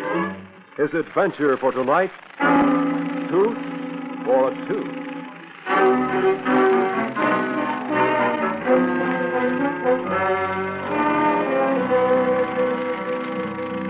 The city room of the Morning Express. Downstairs, the big presses are beginning to roll. Over in one corner, Henry Brower, one of the older rewrite men, sits at his desk, staring out of the window into the night. He turns as Casey, ace photographer of the Express, and reporter Ann Williams enter the room. Hi, Ann. Hello, Casey. Henry. Hi, Henry. Well, say, what's the matter with you? Looks like you'd lost your last friend. Yeah. You look sick, pal. Oh, no, I'm okay. Now, what's the matter, Henry? Oh, I don't know. I got the darndest feeling. It's kind of a fear, Ann. It's like I'm going to be dying all of a sudden. Die? What? Oh, come on. You're healthier than a master sergeant. What's eating you, huh? Oh, I feel all right. It's not that. It's just... Did you ever feel that your number was up, Casey? Huh? You're about to check out? Oh, now, look here, pal. Talk sense. Hey, anybody make any threats on your life? No. Your finances in good shape? Well, no worse than usual. Family my size, my salary. Yeah. Well, I never did see how you could keep up. As a matter of fact. Hey, look, could you use $50 till payday? Oh. No, Casey, thanks. Sure, you kids are swell, but I'm all right. Shucks, I'm sorry I cried all over you. Forget it, will you? That's okay, pal. Tell me, this funny fear you spoke of, it's got you. It centers around some special person, huh? Am I right? Yeah. Well, come on, Henry. You better tell us. It might help. Who is it? Well, it's nothing I can put my finger on, Ann. It's a fellow I met 3 months ago. He gives me the willies. I wake up in a cold sweat and find out I've been dreaming about him. Hmm? Yeah.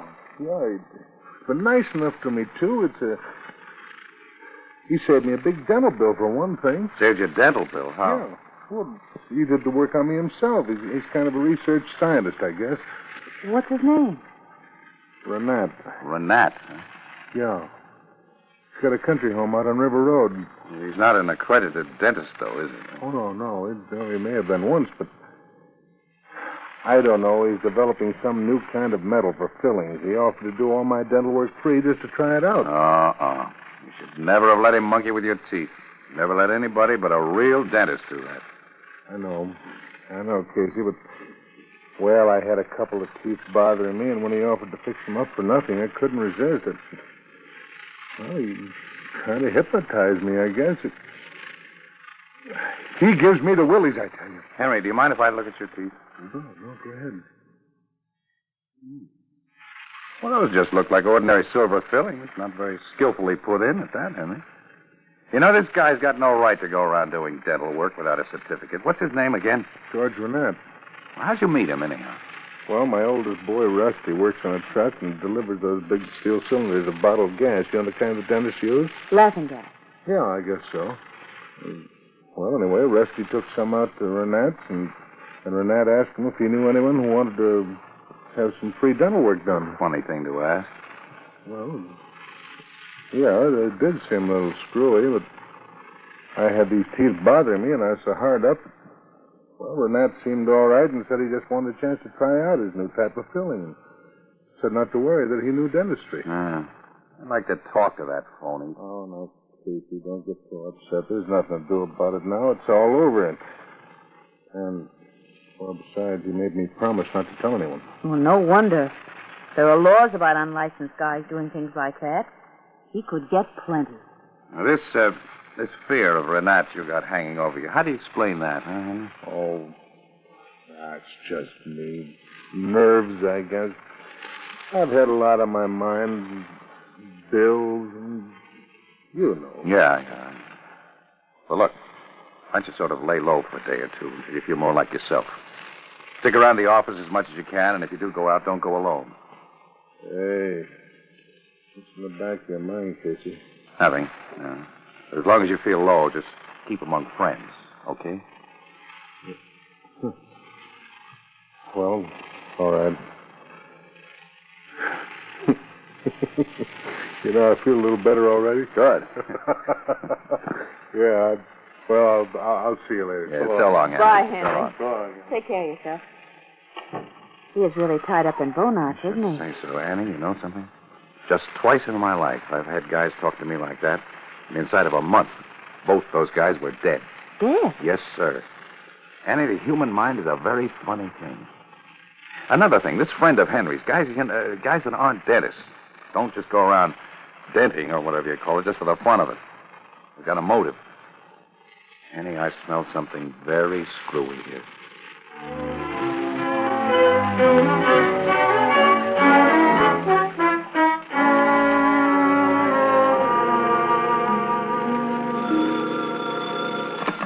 Hello, Casey speaking. Hello, Casey. Logan. Well, Logan. What's the good word from your homicide department today? Now, listen, you know a guy named Henry Brower who works there at the Express? What's happened?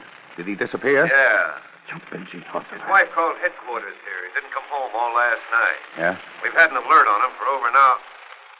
Hey, how'd you know he disappeared? Well, he told me last night he had a feeling he was going to... Oh, that's how it is, huh? Well, the bum took a powder, he walked out. No, Logan, no, he didn't. Don't tell me. Brower's got $3,000 in outstanding bills around That town. doesn't make any He difference. did a fade trying to duck payments, that's all. You're nuts, Logan. He's a right guy. Right guys don't do things like that, But I Casey. tell you, Henry's got a wife and 4 kids. Well, does that make it any better? Oh, he's done a fade, I tell you. Sure, somebody didn't do him in. Well, we'll check on that, but nobody had a motive. He was just an unimportant little guy. I say he got sick of it all, and that's how I'm going to play it.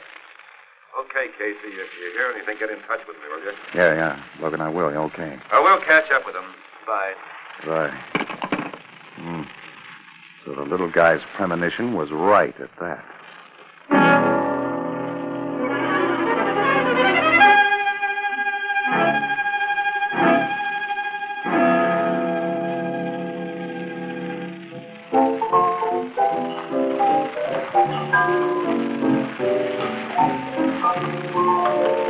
Wow. Hello, you two. Hi, Ethelbert. Hi. What brings you two here in the glare of the noonday sun, huh? Why, Ethelbert. You know Casey can't think straight anywhere but here at the Blue Note. And besides, it's nice and cool. You want something? You don't, do you, this hour of the day? No, I don't. Maybe a beer. Yeah, give me a beer. You can fix me an orange juice, Ethelbert, if that won't cost you your professional standing. It's not a bad joke, Miss Williams. Not bad. Why, thank you. Say, speaking of jokes, did you hear that new radio comic last night? Oh, no. I almost died laughing. All through his program, he kept saying, so-and-so spelled backwards is so-and-so. Like once he said, we will now hear from our all-girl orchestra. Girls, make with the music. And remember, folks, music spelled backwards is C-I-S-U-M. Kiss him. You get it, Casey? Do I get it? Good. Corn spelled backwards is Narok, I guess. Well, now, how about my beer? Okay. Here's your beer. What's the trouble, pal? He is thinking, Ethelbert, about the process of getting teeth filled. What's the matter, Casey? You got a toothache? No, I got a headache, Ethelbert. Very good friend of mine, Henry Brower, has disappeared. Oh, I know, Henry. You say he disappeared? Sure has. Yeah. Well, how? We don't know. Just dropped out of sight, that's all. And we've got next to nothing to go on. Nothing but my hunch that a quack that filled his teeth may have got something to do with this case. A dentist?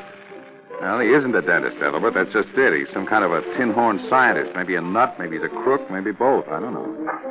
He did this dental work for Henry for free. Who is this amateur tooth carpenter? What's his name? A fellow named Renat. Lives out on the River Road. Why don't you go out and see him, Casey? That is definitely my plan, pal. I've got to do a little groundwork first. Police headquarters? Yeah. I suppose I have to look over their files. I don't know quite where to start, though. Logan has decided that Henry simply took a powder and scrammed it. So, you know Logan. When his mind gets made up, it's like a sealed tomb. Why does Logan always have to act like such a goof? Maybe he'll be different this time. Remember, folks, goof spelled backwards is food. Oh, Ethelbert, look, for Pete's sake, can that silly Hey, wait a minute. What's the matter? Annie. I got it. Look, I got it. You got what? Well, I've got something to start on anyway. It really took that crazy gag to start my brain working. Goof spelled backwards is food. Ethelbert, what time is it? Just noon. Noon, eh?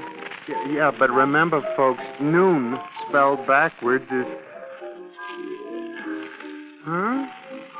N-O-O-N.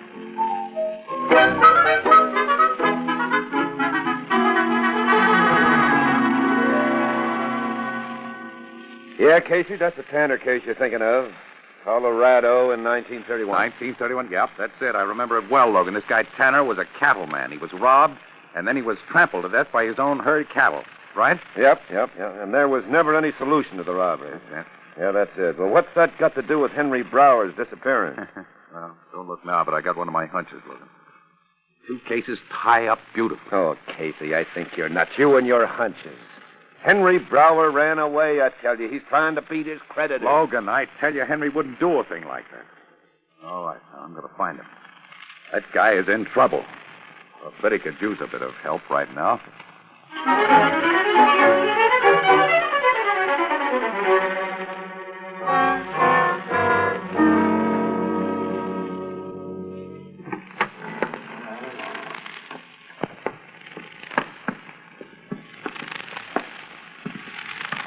Here, Fay. Take the candle. Where is he, Renat? I don't see him. In the corner of the cellar there. Come on.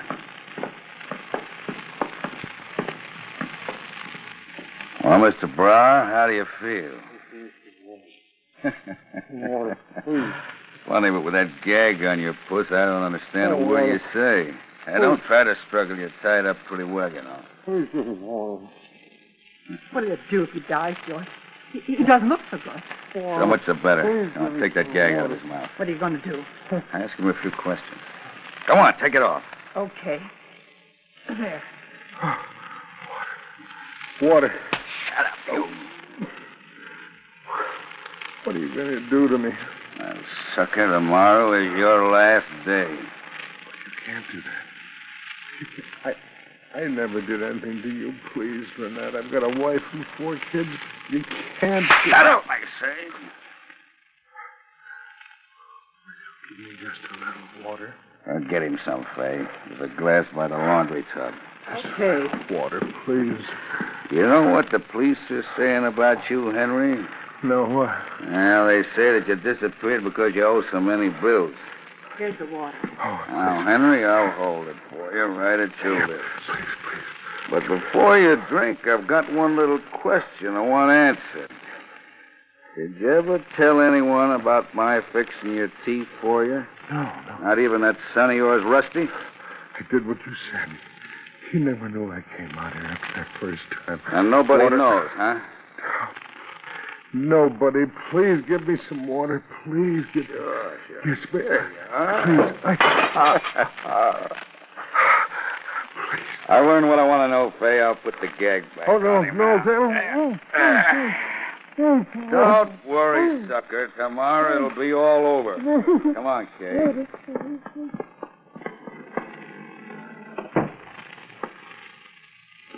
George, do you think he did tell anyone? No, I'm sure he didn't. I've had that guy scared to death ever since he first came out here. Listen, darling, nothing can go wrong, can it? Don't worry, ain't a chance, babe, because this time I'm taking no chances at all. Oh, I hate the suspense.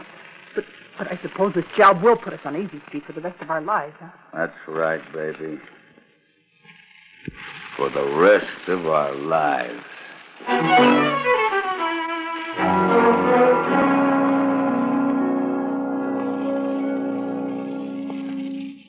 Gee, Mr. Casey, do you suppose the cops are right? Do you think Dad just ran away? No, Rusty, I don't. I think somebody's doing him dirt, and that's why I came to you. You're willing to string along with me, are you? Sure, Mr. Casey. Gee, I'll do anything to find Dad. Good. Well, I got to start somewhere, Rusty. Your dad seemed to have a strange sort of fear of this fellow Renat.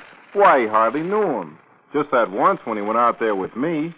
And besides, why would he want to hurt my dad? Well, it's a funny world, Rusty. Sometimes we don't know.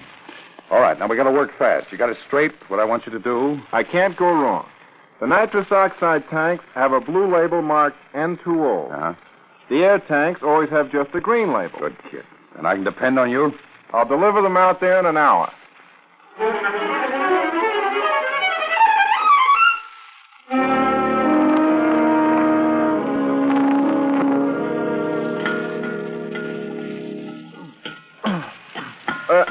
There we are, Mr. Renat. There's your regular replacement on the bottled gas. I'm a little ahead of schedule, but I can't always get out here in the country. That's all right. I use that gas in my experiments almost daily. Hey, by the way, is your father turned up yet? No, we haven't heard a thing from him. Oh, that's terrible. Well, he's probably just up on a log somewhere, huh? I'm sure it'll work out all right. Yeah, Mr. Renat. I think maybe it will.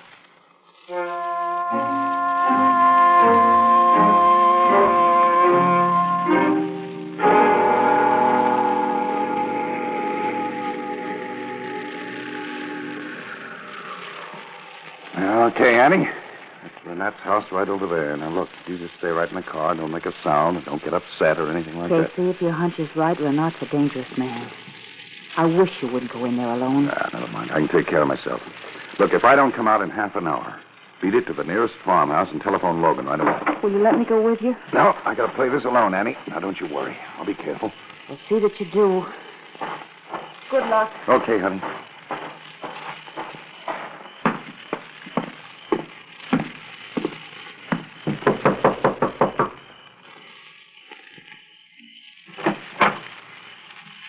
Yes? Does Mr. Renat live here? Who are you? I'm a friend of Henry Brower. He sent me out here. You've been talking to him? Yeah, you see, miss, I got a toothache, something awful. He told me that Mr. Renat might kind of fix me up. Just a minute, please. Wait right out there in the porch, will you? Yeah, okay.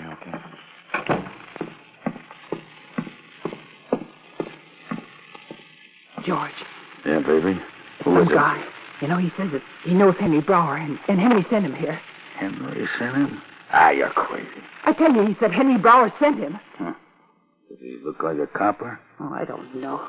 Oh, George, don't let anything happen. Don't worry. Nothing's going to happen. He might be a plant from the police. I'd better see him.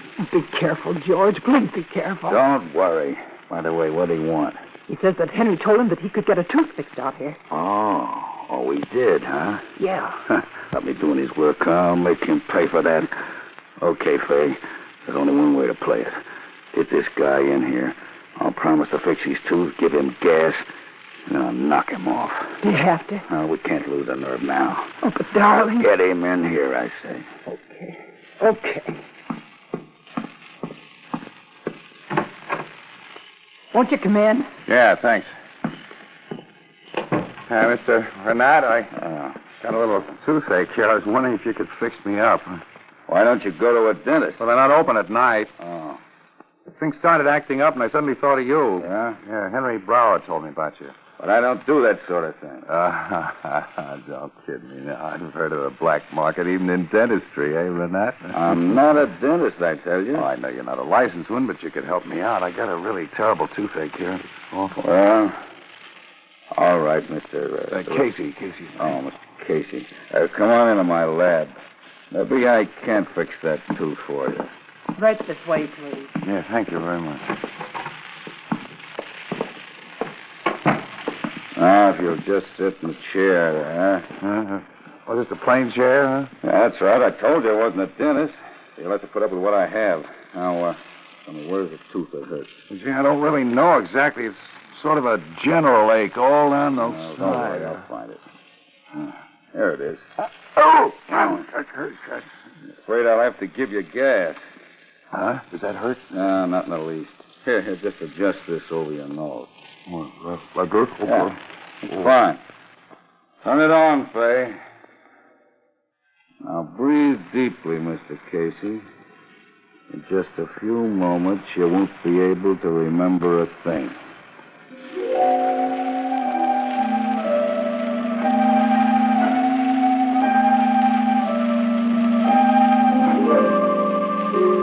He's a phony, all right. He hasn't got a cavity in his head. His teeth are perfect. I thought so. Is he unconscious? He ought to be. I've given him enough for 10 men.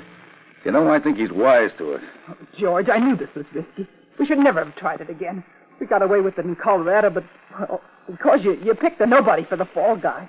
But it isn't working out this time. Don't worry. This Casey is probably a friend of Henry Brower who got suspicious of me when Henry disappeared. Probably just came out to investigate. Well, we'll soon fix that. We'll just get rid of Mr. Casey. But how? I think a little of that hypodermic of my own special formula there will do it. Yeah, there's one ready in the cabinet.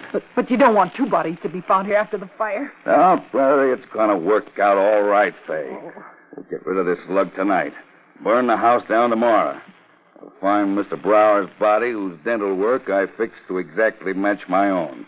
They'll identify him as me. You collect my insurance and meet me inside of 6 months in Havana. Everything just as we planned. I only hope we get away with it, that's all. We will. Don't worry. Now, give him some more gas. Aren't you afraid you'll smother me? Why? What? You can't do that. No, you don't, you swine. George, he'll kill you. Drug him. Oh, my arm. There. Guess that'll teach you, Mr. Tanner. Tanner? Oh, you freak in my arm. You don't deny you're Tanner? Colorado, 1931. No. You're crazy. Ow. All right. I'm Tanner. Let me go. All right, now, Tanner, where's Henry? He's I'll talk. He's in the cellar. Is he alive? Yeah, we haven't hurt him. He's alive. He better be. Pick him up, you two. Come on, Reed. Logan. Oh, Casey, you all right? Oh, sure, Annie, I'm all right, sure. When you went inside, I couldn't wait half an hour. I just drove up to the next farmhouse and called Logan. Yeah, I got here as fast as I could. Well, Logan, my hunch was right. I know. We followed you in. We were right outside the lab door. Then you heard? Every word. Believe me, it'll be used against you. We're gone, as Fay. You'd better not talk. That's more like it. All right, keep him covered, Logan. I'm going down to get Henry.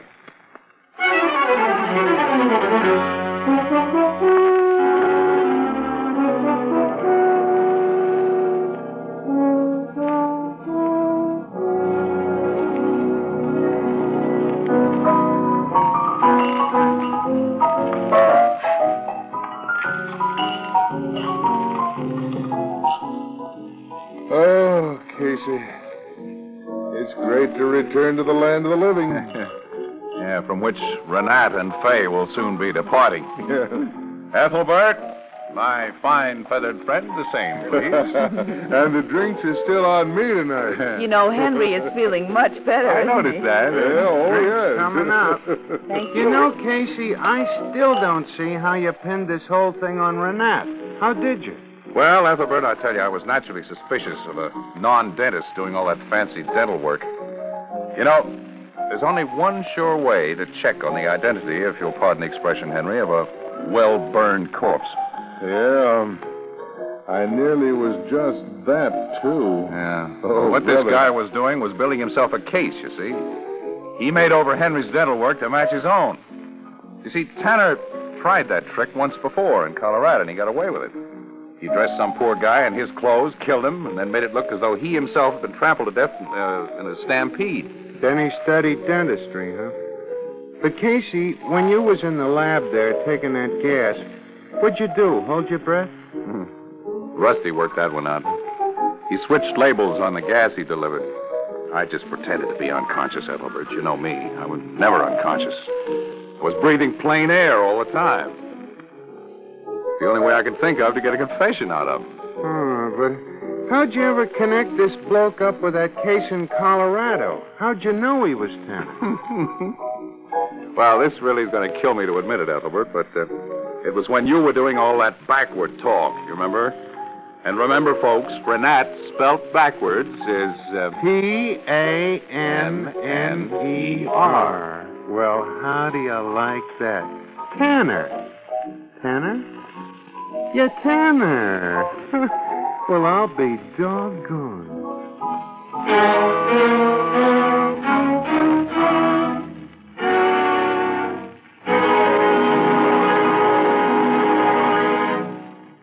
You've been listening to Crime Photographer, written by Charles Holden and based on the fictional character of Flash Gun Casey, created by George Harmon Cox.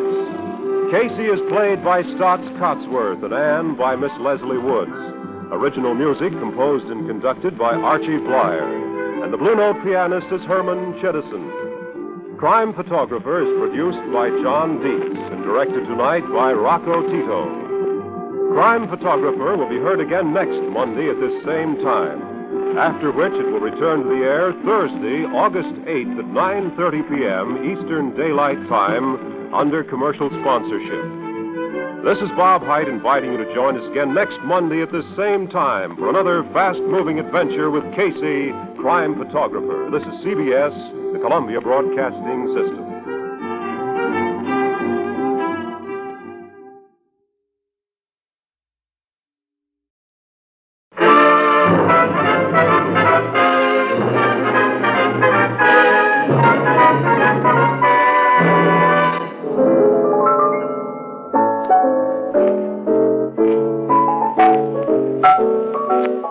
Well, Casey, how are you coming along with that crossword puzzle? Well, I'm stuck, Ethelbert, for a 7-letter name beginning with H, and it's a place in Ohio.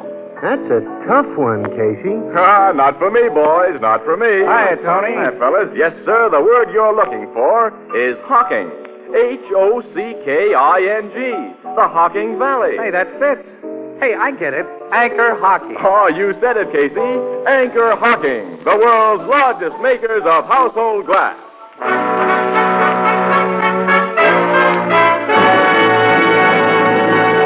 Crime Photographer, brought to you by Fire King Oven Glass. Anchor glass containers, Anchor caps and closures.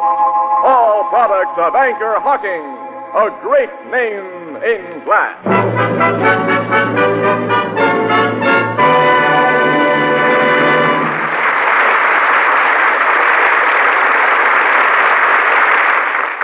Good evening, ladies and gentlemen. This is Tony Marvin. Every week at this time, the Anchor-Hocking Glass Corporation brings you another adventure of Casey, crime photographer, ace cameraman who covers the crime news of a great city. Written by Alonzo Dean Cole, our adventure for tonight, The Red Raincoat.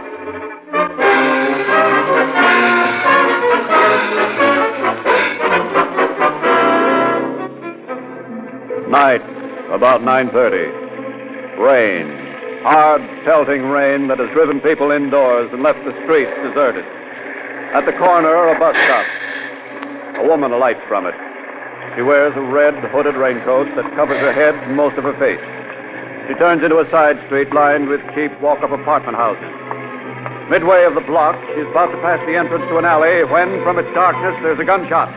Then another and another. The woman falls. On the street, brakes are hastily applied to a cruising taxi. As it comes to a skidding halt, the driver... Police! Police! Police! Take cover! I heard those shots. Where? From that alley, I think. I didn't see no one. Well, this dame got it in the back. 3 bullet holes. Stay here, fella. Don't let anybody touch her. I'm going to look in that alley.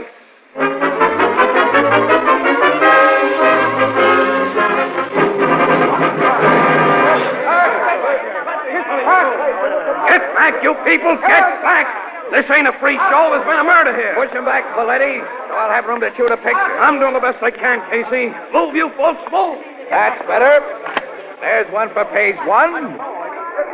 Now, that'll be all, Casey. Well, look who's finally got here, my old pal Logan. How often do I have to tell you that no press pictures are to be taken at the scene of a homicide until after the police photographers get through? I've got a rotten memory, haven't I, chum? By rights, I ought to take that camera away from you. Oh, no, you wouldn't do that to me, not with all these people looking on. No, not. You cops, push this mob back. Clear the block so we'll have room to move around. Sergeant. Yes, Captain. Tell me what happened here. I can tell you that, Logan. A cab driver, that little guy over there, heard 3 shots fired from the alley here and saw this gal in the red raincoat fold up on the sidewalk. Yeah? A uniformed cop, this guy right here, heard the shots, too, searched the alley and found nothing. Well, all the rest is up to you. What does Doc's report show, Sergeant? He said the woman was killed instantly, Captain. One of those bullet holes is in line with the heart. Of course, he can't be sure it followed that line through her body until she's turned over. Well, don't do that when my tech men get through. No, sir. Anyone find out who the woman is? Not yet, sir. When we can go through her pockets, we'll probably find something that'll... Ann Williams is circulating through that crowd, Logan, trying to locate someone who might know... Say, here she comes now with a fat tape. Hello, Captain. Hello, Miss Williams. Casey, this lady thinks she recognizes the dead woman. Well, that's swell, Andy. If you can identify her, lady, your picture will be in the paper. Say, I happen to be in charge here. Oh, excuse us, Logan. Who do you think the dead woman is, lady? Well, as I was just telling this young newspaper woman officer, I can't be sure because the poor thing is lying on her face. But I'm almost positive that's the body of Nora Gellhorn, because she had a red raincoat exactly like that. She's the only woman in this neighborhood who'd wear anything so flashy. And I've got a notion that a certain person wanted her out of the way. Huh? What do you mean by that? Well, her husband, officer, has been carrying on something disgraceful with another woman. Mrs. Gellhorn told me that herself. And she wasn't the sort who'd let a man divorce her just because he happened to fall in love with somebody else. So I think... That her husband shot her? Oh, I know it's an awful thing to say, mister, but from the goings-on I've heard about it, I think he's been planning to put her out of the way for a long time. As I was saying to my eldest daughter, Eloise, only last night... Where do these Gellhorns live? Oh, over there in the corner building on this side of the street. That's number 371, apartment 4C. I live in the apartment house next door. I'm Mrs. Patch, Mrs. Ida Patch. I said to my eldest daughter only last night... Excuse me, Mrs. Patch. Who's the other woman in this case? The one you say Gellhorn's been carrying on with? Oh, her name's Randall, Emma Randall. She and her husband live in the same building as the Gellhorns. Their apartment's directly across from mine. Hey, wait a minute. This Emma Randall has a husband? Yeah, poor man. Hey, you know, he stands in the way of Ferris Gellhorn's plans, too, so if you policemen don't act fast and put that murderer behind bars... We'll act fast, Mrs. Patch, if a checkup shows that your story is okay. Oh, you'll find it's true, all right. I'm not the only person in this block who's been expecting a thing like this to happen. Captain Logan. Yes, Sergeant? The photographers and tech men are finished. You can examine the body now. Come on, Mrs. Patch.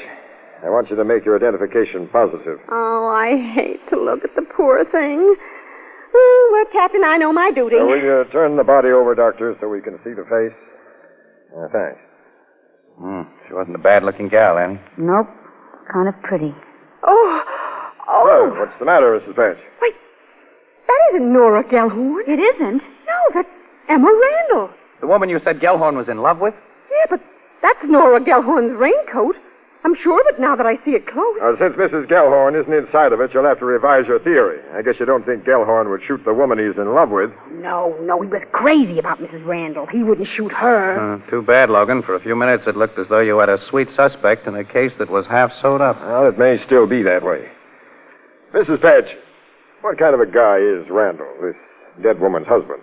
Well, he's a nice, quiet kind of Quiet man. kind, yeah. huh? Did he know about his wife and Gellhorn? He must have. Everybody knew. He sounds like the answer, Casey. This guy Randall stood all he could, then waited for his wife tonight and paid her off. James Randall wouldn't do that. He couldn't have done it. I'm afraid that's something you can't be sure of, lady. But I am sure. Mr. Randall hasn't been outside of his apartment since early this evening. He was inside it when I heard shooting down here on the street. How do you know he was inside? Well, his living room window was just across the court from mine. One of his shades was up a few inches, and I saw him over there, lying on the couch. You saw him? Well, just by accident, of course. Now, I never spy on my neighbors. Well, that's that, Logan. Yeah. But there's another possible angle. What?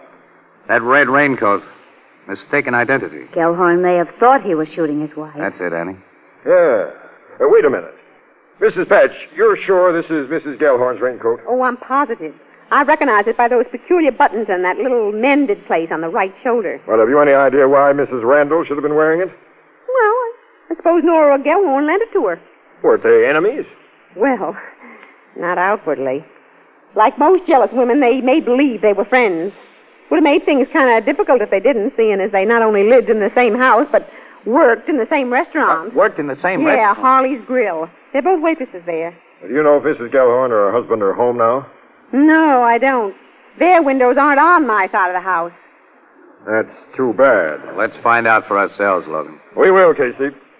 Sergeant, take charge here. Yes, sir. Have Martin take Mrs. Patch down to headquarters and get a complete deposition from her. Oh, I'd much rather go with you, Captain. You and the captain can get together later, Mrs. Patch, but I'll shoot that picture of you now. For the paper, Mr. Casey? The best paper in town. Oh, goodness, I look just a fright in this old coat. On account of rain, I didn't get... Fine clothes on you would only gild the lily. Oh, Mr. Casey. Well, now, just stand just as you are. Hold that bewitching smile. That does it. You want to take another? If he does, he's staying here without me. Come on, Miss Williams. I'll take more shots of you later, Mrs. Patch. Coming, Logan.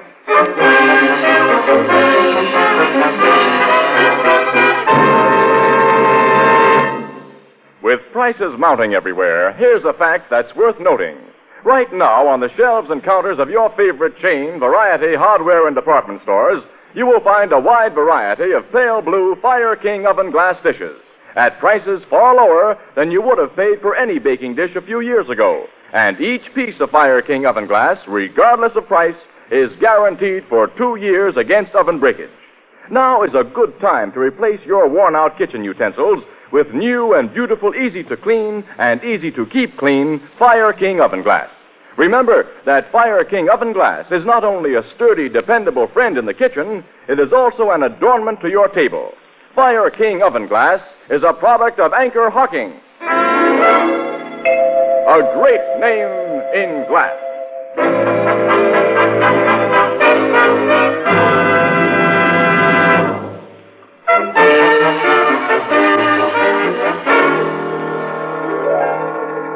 Try to pull yourself together, Mr. Randall.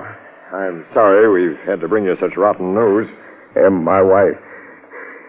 Dead. It's tough, fella. Please let me go to her. I got to see her. Not now. Later, pal. Yeah, but she's lying down there in the street, you say, in the rain. They'll have taken her away by now, Mr. Randall. You can go to her when you get a little more used to the idea of what you'll have to see. Maybe that'll be better. Who killed her, Captain? Who shot my wife? Well, we hope you may be able to help us find that out. I don't know. I can't help you. Before we came to you, we stopped at the Gellhorn's apartment. Nobody was home. Why'd you stop there? Well, we want to meet Mr. Gellhorn especially. Is he a friend of yours? He's a neighbor. I see.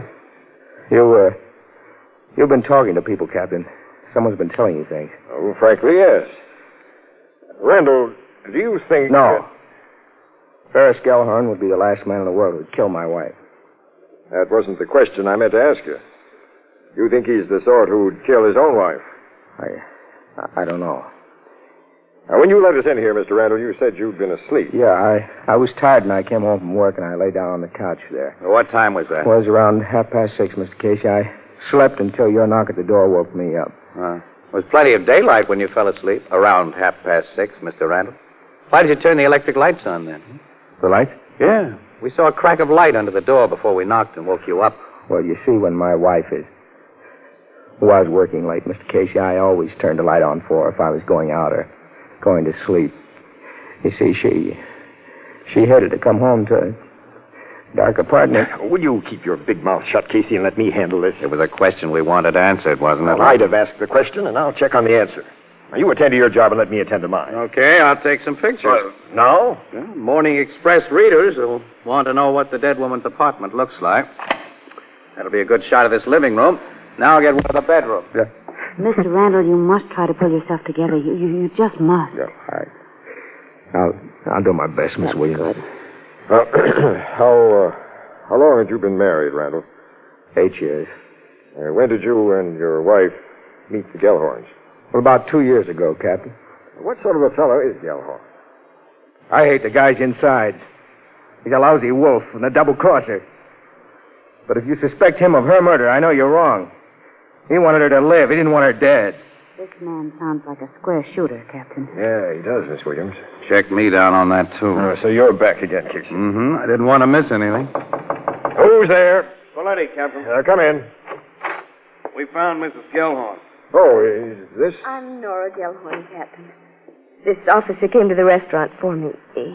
He told me why. Sit down, Mrs. Gellhorn. I've got to ask you some questions.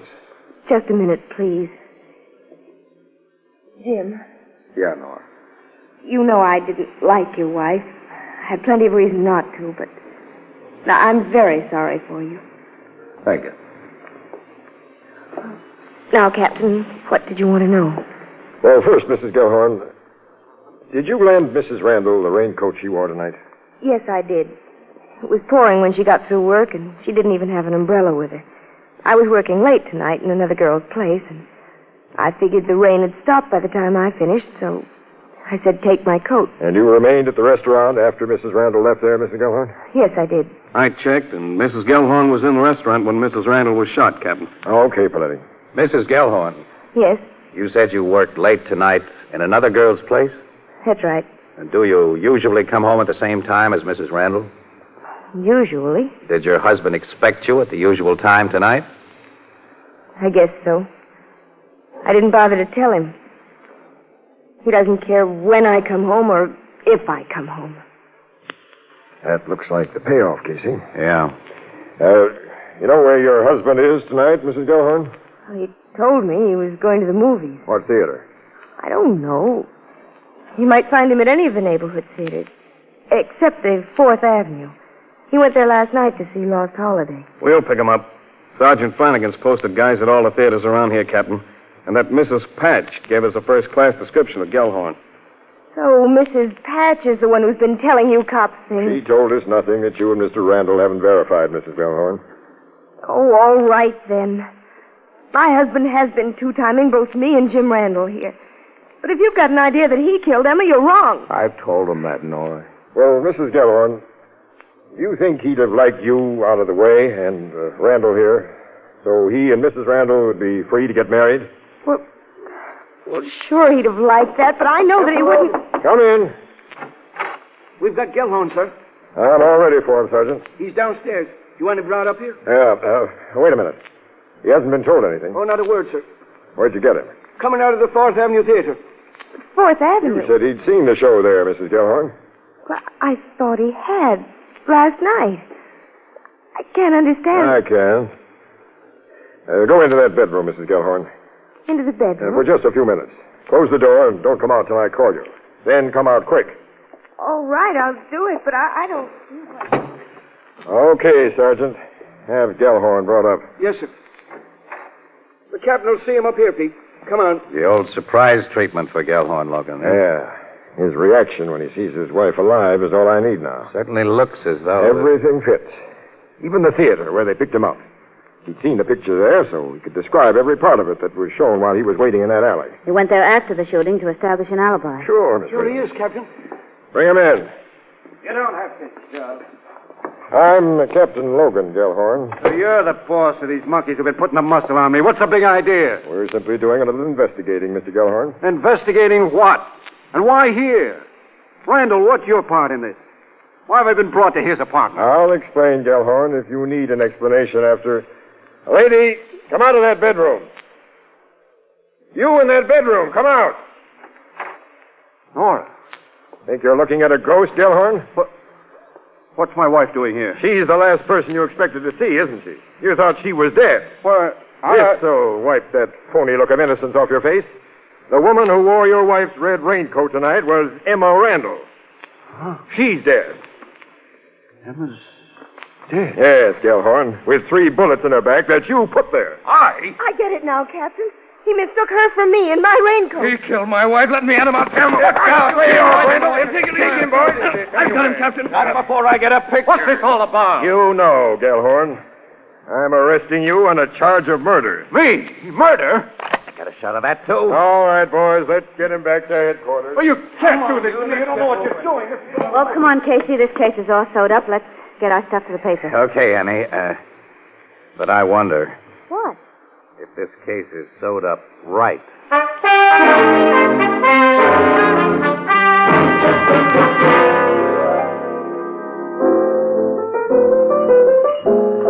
After what you and Miss Williams have told me, Casey, I can't see any doubt of that fella Gellhorn's guiltiness. There isn't any doubt, Ethelbert, except in Casey's much too active imagination. Oh, Annie, you closed your mind like Logan. Oh. You two had so completely sold yourselves on Gellhorn's guilt before you saw him that nothing could unsell you. It didn't mean a thing to you, for instance, when Logan's big surprise act laid an egg. Oh, that. Gellhorn didn't act as if he was looking at a ghost when his wife stepped out of that bedroom. Well, so what? He probably got a flash of Emma Randall's face after he shot her, realized the big mistake he'd made, and was all prepared. Well, that's possible, yeah. You know, Mrs. Gellhorn took longer than she should have to come out of that bedroom. And then she looked more nervous than her husband. I'd like to know why. Oh, Casey, you're trying to make something out of such little things. The parts of the case fit too smoothly, Annie, as though they'd been oiled by somebody. But I can't figure it out. Oh, nuts. You know, this Gellhorn business is a lot like another murder I read about. It happened over in England. And that's the Haslington murder, yeah. Haslington was the name of the gal who got shot.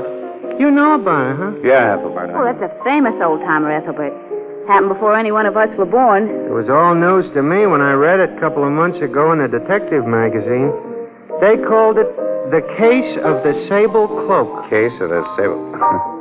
Yeah, detective magazine would. Say, you know, I promised to show you those pictures I took last night that the paper didn't have space for. Yeah, I'd like to see them. Here's a print of the Randall living room. This is the bedroom, and here's Mrs. Patch. And will she be sore because her picture didn't make the paper?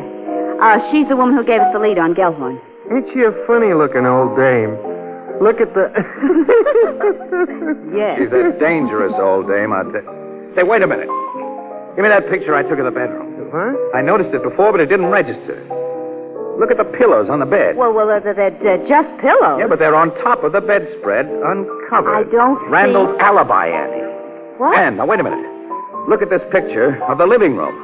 The window shades are pulled to within a few inches at the bottom. Now, that narrow space is all Mrs. Patch had to look through when she saw Randall lying on the couch. What have pillows in the bedroom got to do That's with... what I'd like to know. Ethelbert, you say you read about the Haslington murder in a recent magazine. Was the magazine True Murder Chronicles? Yeah, but it That was called does The it. Case of the Sable Cloak. What does it? You've been a great help to me tonight, pal, and to Ferris Gellhorn. I? Come on, Annie. We're going to pay another call on Emma Randall's husband. Well, okay, Casey, but I'd still like to know... So would I. But what was the... Oh, they always do that to me.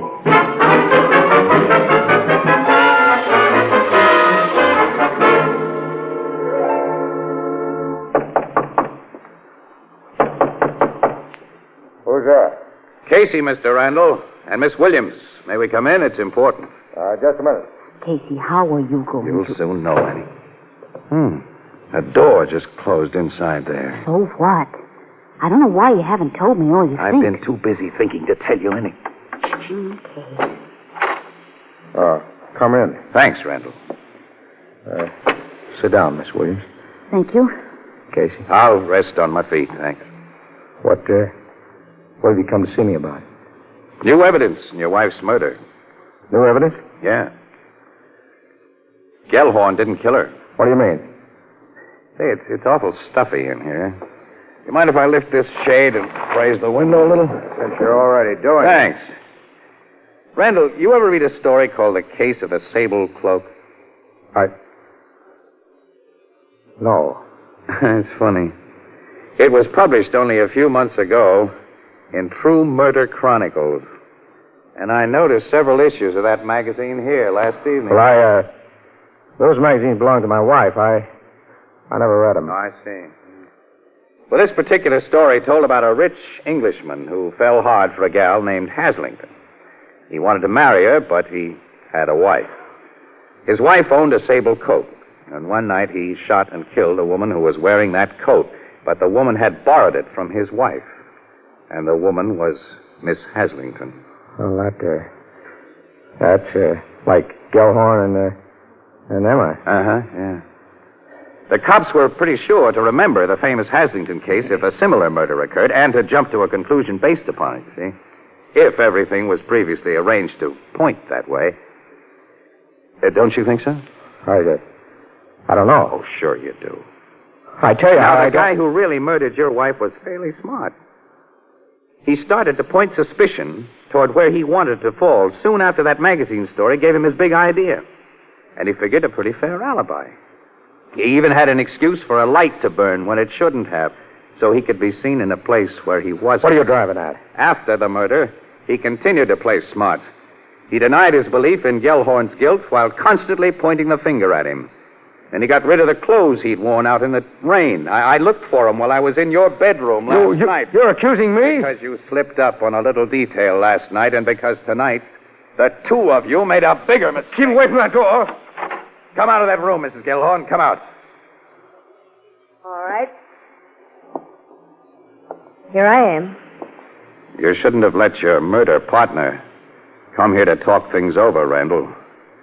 And you shouldn't have hidden her so clumsily before you let us in. He knows, Nora. He knows everything. Shut up, Jim. You wouldn't have known anything if you hadn't said that. It doesn't matter now, does it? Yes, it does. Don't make a move. Means you too, Miss Williams. Is that the gun your boyfriend used to kill his wife with? If it is, you'll never prove it. Nora, what are you going to do? The only thing to do, Jim. Kill these people. They know you killed your wife and that I helped you. They can send us to the chair. You'll never get away with it. We'll tell the police you broke in here and I shot you in self-defense. Just a second, Mrs. Gellhorn. I want to go on living. And I've arranged things so I will. How do you mean? You've forgotten. I opened that window. Window? Mrs. Patch. She's been getting an eyeful and an earful. I'll have you know, Mr. Casey, that I only happened to be at this window by accident. I believe you, Mrs. Patch. Give me that gun, Mrs. Gellhorn. Thank you. Now, you two smart killers, sit down and wait for the cops. Go on, Randall. Phone headquarters, Annie. Okay, Casey. After I phoned City Desk. Oh, but wait a minute. You still haven't told me why those pillows on the top of the bed made We'll you go sick. over to the Blue Note, Annie, and I'll tell you all about it. All right. Oh, Mrs. Patch. Yeah?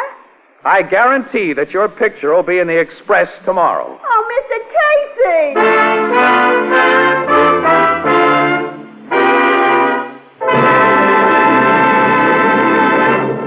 Food supplies still present a picture of confusion. Many of the old established brand names are scarce. Many new names appear on your grocer's shelves.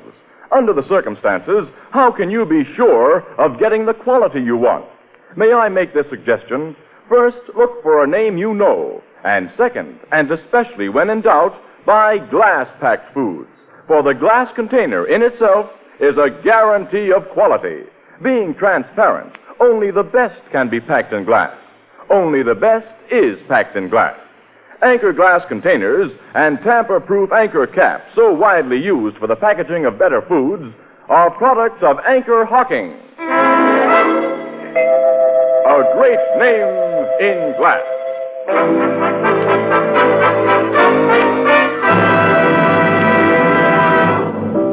Now, back to Casey and Ann at the Blue Note Cafe.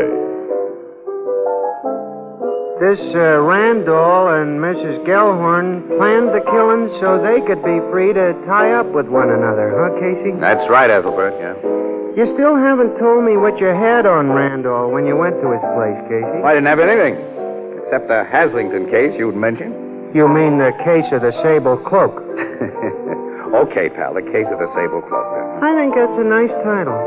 I only had that, a hunch about those bed pillars, and a hope that Randall would crack up and make an admission. Yeah, what was your hunch about them bed pillows? Well, I figured Randall might have rigged up a dummy to fool Mrs. Patch. That all she really saw were his pants and shirt stuffed with pillows. And that was all she saw, too, Ethelbert. When Randall came back after the shooting, he got out of his wet clothes, put on the dry ones that had covered the dummy, and tossed the pillows back under the bed. But a little too carelessly. What'd he do with the clothes he'd worn out in the rain? Put them in Gellhorn's apartment. They belonged to Gellhorn. Randall had even worn his things. Say, he and that Mrs. Gellhorn thought of almost everything. Yes, Ethelbert? Almost everything. You know, Casey, it's like my sister Edna says, quote, anything that's not worth doing is not worth doing well. Yeah, unquote.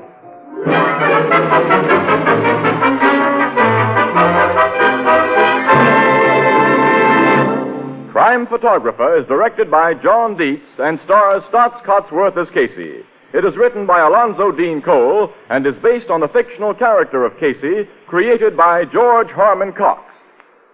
It's lighter, more compact. It requires no deposit, no return to the store. We're talking about that famous Anchor glass beer and ale bottle pioneered by Anchor-Hocking. It will shortly be released for civilian use. Watch for it. The new Anchor glass one-way, no-deposit bottle, a product of Anchor-Hocking. A great name in glass.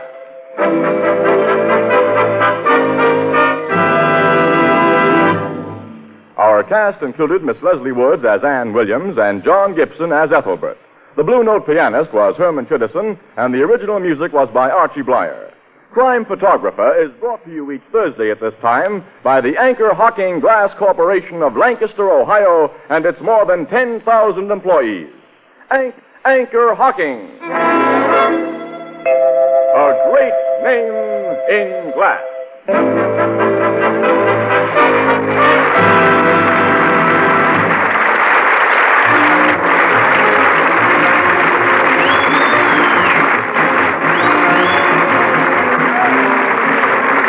Tony Marvin speaking. This is CBS, the Columbia Broadcasting System.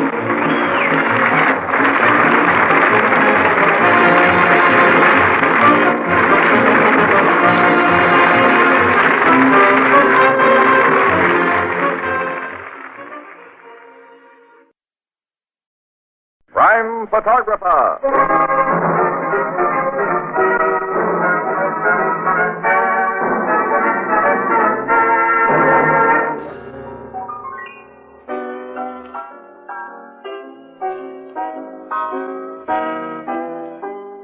Oh, hello, Miss Williams. I was just telling Casey. Hello, Annie. What have you got there? Hi, Ethelbert.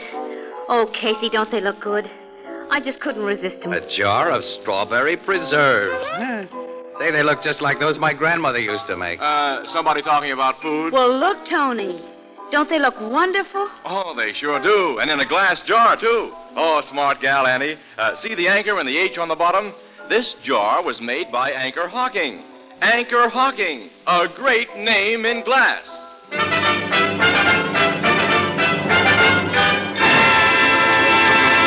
Crime Photographer, brought to you by Fire King Oven Glass. Anchor glass containers, anchor caps and closures. All products of Anchor-Hocking, a great name in glass.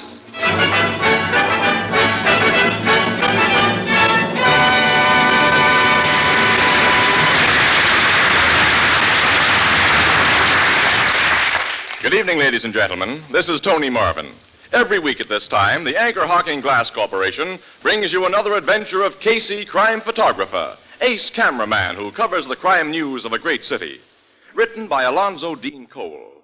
Our adventure for tonight, The Handkerchief.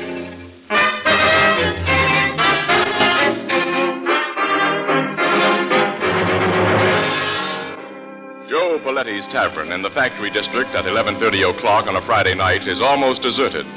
Behind the long bar, two white-coated bartenders are busily polishing glasses, while Joe Paletti himself, a jovial-looking fat man, checks his cash register. The street door opens and a huge uniformed policeman enters. Evening, Joe. Ah, Lieutenant McHugh. Hi, Mac. Hello, Lieutenant. Bill, Andy. Say, where's your other barkeep tonight, Joe? Gus? Oh, he was not feel so good. I told him go home and lie down. But he'll be back on the job at 12 o'clock when the rush starts. This is the night of your big rush, isn't it? Friday's payday at the factory. Yeah, 5 minutes after 12 o'clock, everyone who's quits work at midnight comes in to cash his paycheck. And buy a drink. Or a dozen drinks. You got a sweet racket, Joe. Yeah, to cash these checks is good business. What do you have, Lieutenant? I'm out of cigars again. Well, here's your special brand. Thanks. Say, how much worth of checks you figure on cashing for that factory crowd tonight? Well, last week was over 16,000. Tonight in my safe upstairs, I got 20,000 bucks. Well, that's a lot of dough. Too many people know you keep heavy cash on hand these Friday nights. That's dangerous. Oh, what's dangerous? And I got a first-class safe in my apartments upstairs. And I also got a burglar alarm. Ain't you cops got a precinct station just 1 block away? If anybody tried to stick me up, ain't you going to come and stop them? You're a hard guy to argue with, Joe. Because he's got a thick skull, McHugh. What are you doing here, Snyder? I just dropped in for a beer. Snyder, when I pay you off 2 weeks ago, I told you to get out of my place and keep out. So what? Public place, isn't it? Come on, draw me a beer, Joe. All right. Bill. Yeah, boss. Give this louse a beer. See he pays for it. Okay. Your boss don't like me, Bill. Neither do I, or anybody else here. Here's your beer. Thanks. Here's your dough. Where you working now, Snyder?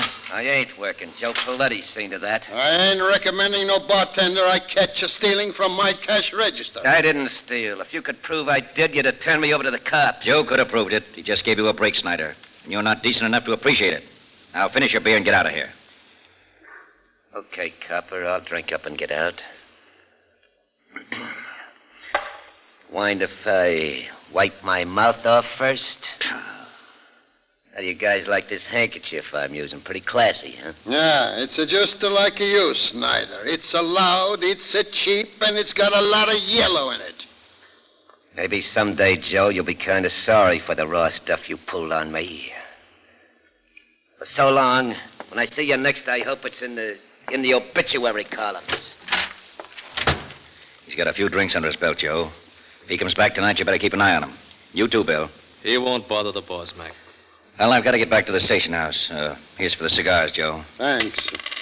So long. So long. Oh, Lieutenant. Yes, Joe? How's your wife? Oh, about the same. She doesn't get any better. She's been sick a long time, huh? Yeah, over a year. Cost you plenty of money, huh? Every cent I had. Look, if I can help Now, any... thanks, Joe, but the guy in my job can't borrow dough from... Well, not and keep his nose clean. I'll see you later. So long, Mac. Good night, Lieutenant. Andy. Yeah? You bring up plenty lemons? More than we need, Joe. Okay. 10 minutes to 12. I go upstairs now and get the money from my safe to cash them paychecks.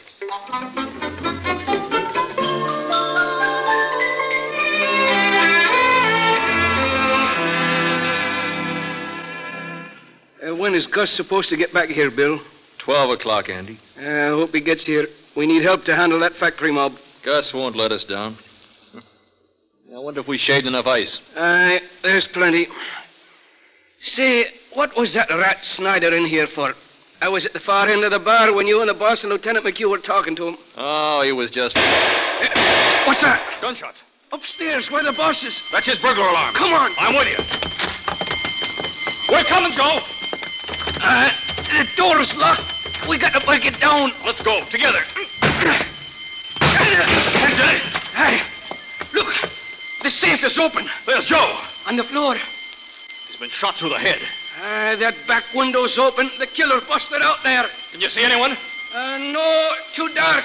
But the cops have heard that alarm. They'll get whoever did this. Andy, I know who did it. What? Come here. Look at that handkerchief on the floor. Handkerchief? That's the loud one Ed Snyder had tonight.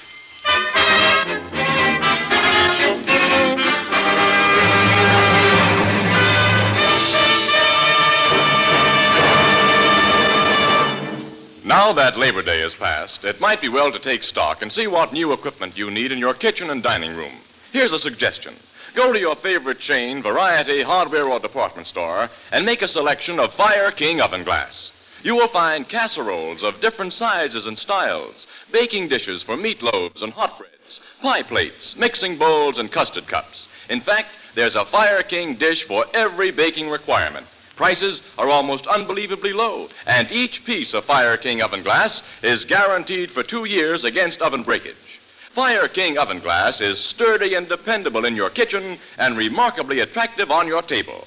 Fire King oven glass is a product of Anchor-Hocking. A great name in glass.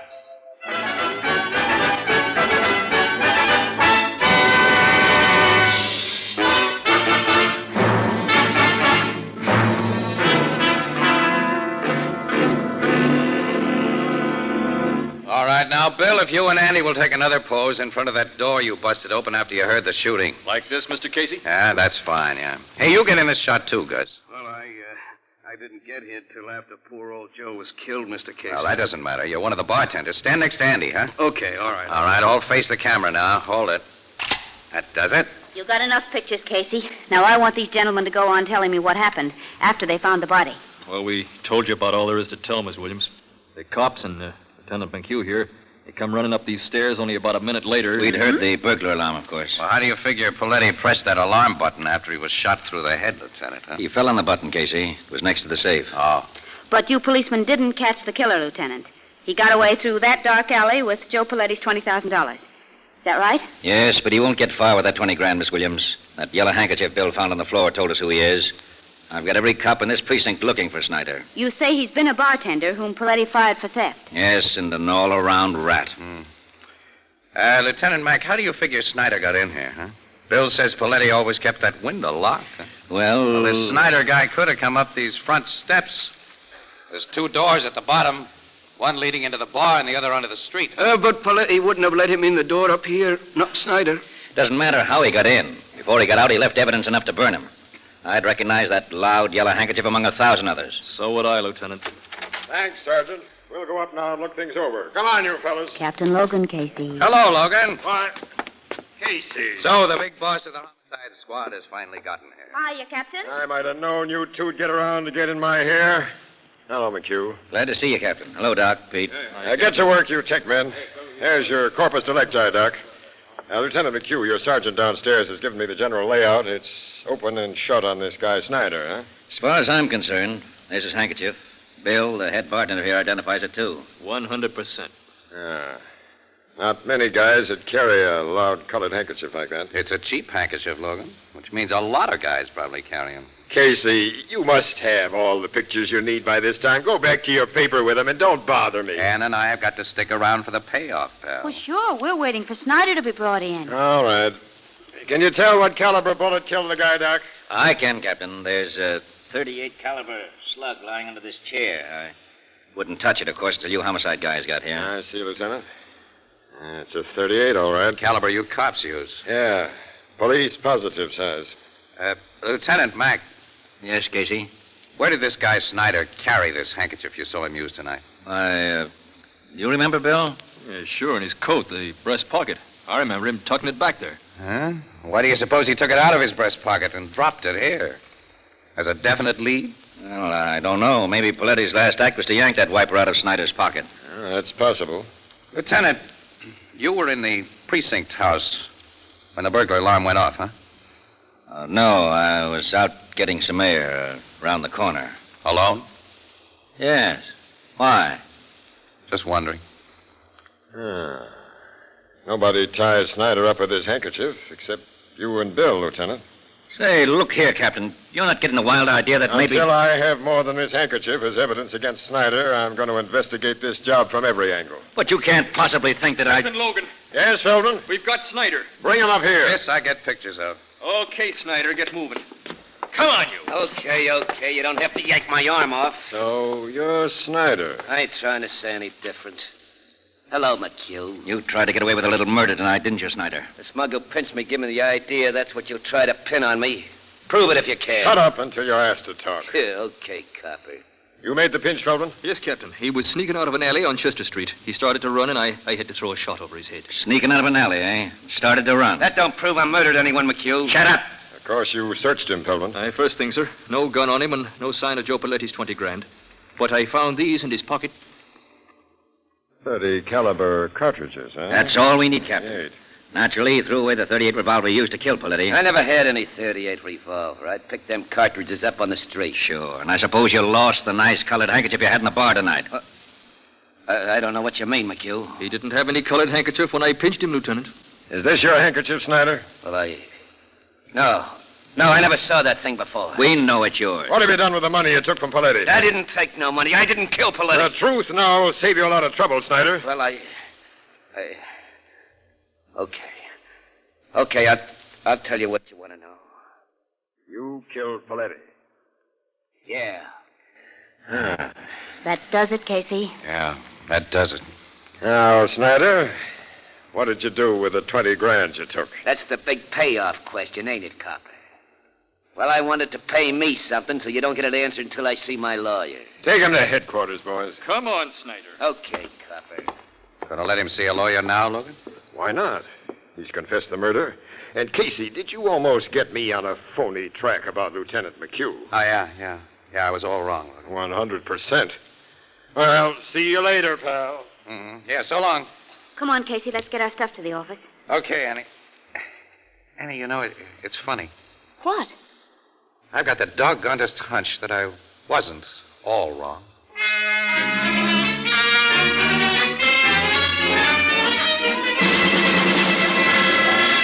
The whole thing is blown up in my face, Casey. Snyder didn't kill Paletti. Calm down, Logan, and tell me about it. The lawyer Snyder insisted on seeing came in at noon today with 7 reputable witnesses. Witnesses to what? To a perfect alibi. At the time Paletti was shot, between 11:55 and midnight, Snyder was in a restaurant nearly a mile away. 7 reputable witnesses say that, huh? They're ready to swear to it. Well, how does he explain his phony confession? Claims he had to stall us until he could prove his alibi. That's pretty thin. Sure. The truth is that he's a small-time cop hater who was getting a kick out of making us look like saps. And he says he found those 38 shells and lost his handkerchief. Yeah. Casey, I figure he did lose that handkerchief. Just outside Paletti's tavern, maybe. Somebody found it, got an idea, and planted it beside Paletti's body. Any suspects? I don't like to say this, but... Well, cops sometimes go wrong, Casey. Lieutenant McHugh has been under heavy expense on account of his sick wife, and 20 grand is a lot of dough. Yeah. Snyder may have given his handkerchief to somebody, Logan. What do you mean? Well, if suspicions hadn't immediately centered on Snyder last night, everybody in the vicinity of Paletti's tavern would have been a suspect, huh? Yeah? Anybody who couldn't furnish an on-the-spot alibi might have been searched for the murder gun and that dough. Yeah. When Snyder was pinched and made his phony confession, he gave the killer plenty of time to get the stolen money under cover. Snyder and the killer were working together. That's my guess. I think it's the right one. I'll have another talk with that rat Snyder. No, pal, don't. Let him go. Let him go? Yeah. With the idea that he's gotten away with it. But tail him, Logan, day and night. Until he leads you to his partner, the guy who has that 20 grand. Okay, Casey, we'll try it your way. But your way had better pay off.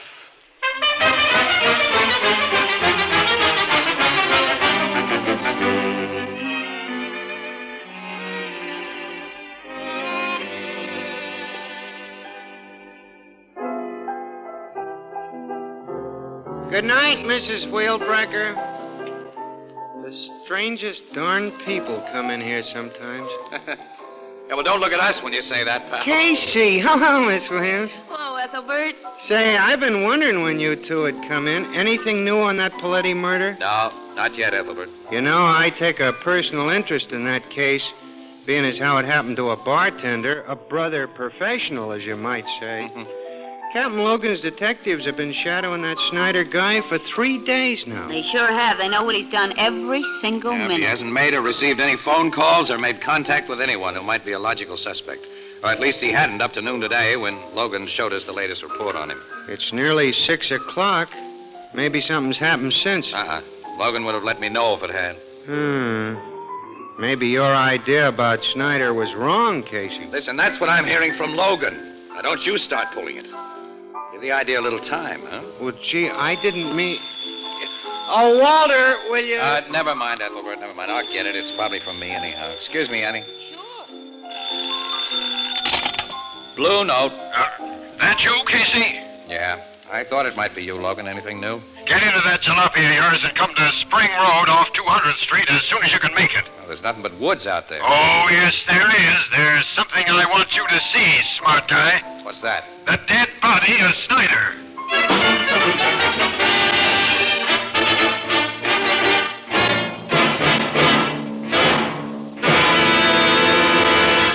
There's all that's left of him, Casey, in that ditch. Yeah. Shot through the head. Yeah. Twice. With a .38 revolver, as Paletti was shot.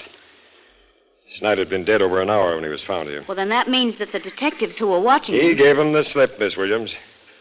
I wanted to keep this rat at headquarters and sweat the truth out of him, Casey. Instead, I listened to you. You see the result? Yeah. You mind giving us some of the details, Logan? I'd be happy to tell you all I know. You may have another bright idea. Don't rub it in, huh? I'm sorry. This is my fault, not yours. Huh? Say, Logan. I hope you'll have an idea to give me a different idea than I have. Hey, pal, are you sick? Here's what happened. At 3 o'clock this afternoon, Snyder was walking up Crosley Street with one of my guys behind him when he suddenly hopped into a Ford sedan, parked at the curb, and got away. Huh? Another guy was at the wheel all ready to go. I think the driver of that sedan was Snyder's partner in the Paletti murder.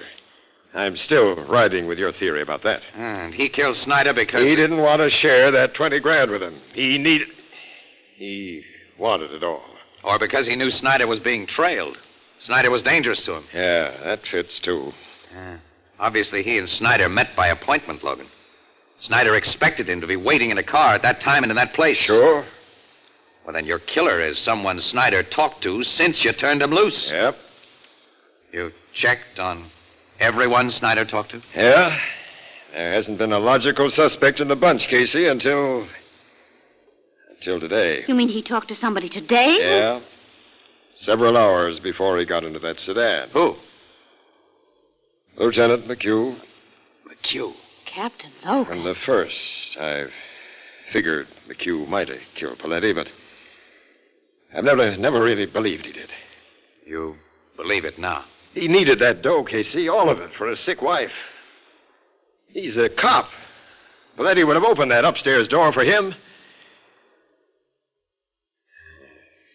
I've known Mac a long time. He's been a good guy and a good cop. Logan, where did he and Snyder talk today? Outside of Paletti's tavern. Paletti's tavern? Yeah. Snyder had the nerve to go in there and ask for a drink. That's all he had a chance to do. One of the bartenders grabbed him and threw him out of the joint. Lieutenant McHugh came along just then and helped him out of the gutter. Then they talked? Yeah, for 2 or 3 minutes, walking up the street together. Then McHugh went off duty soon afterwards, and he didn't go home. He could have met Snyder in that sedan. It looks like McHugh all the way, Casey. How close was your detective when Snyder was given the bum's rush from Paletti's? Oh, he'd only just followed him inside the joint. It happened that fast. Which bartender gave Snyder that rush act? It was Andy.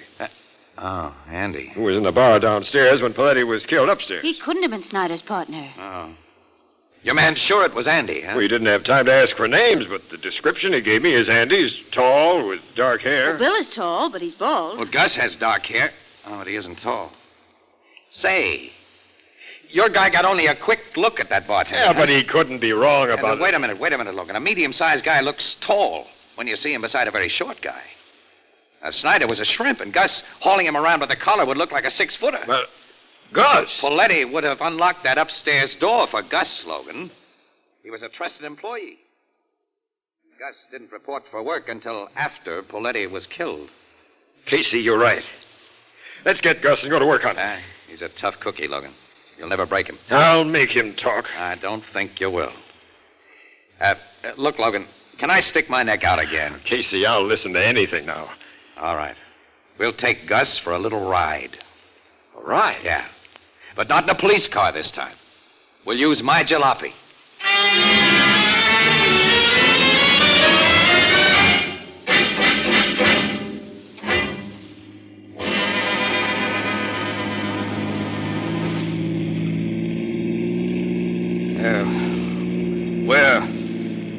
Where are you guys driving me to?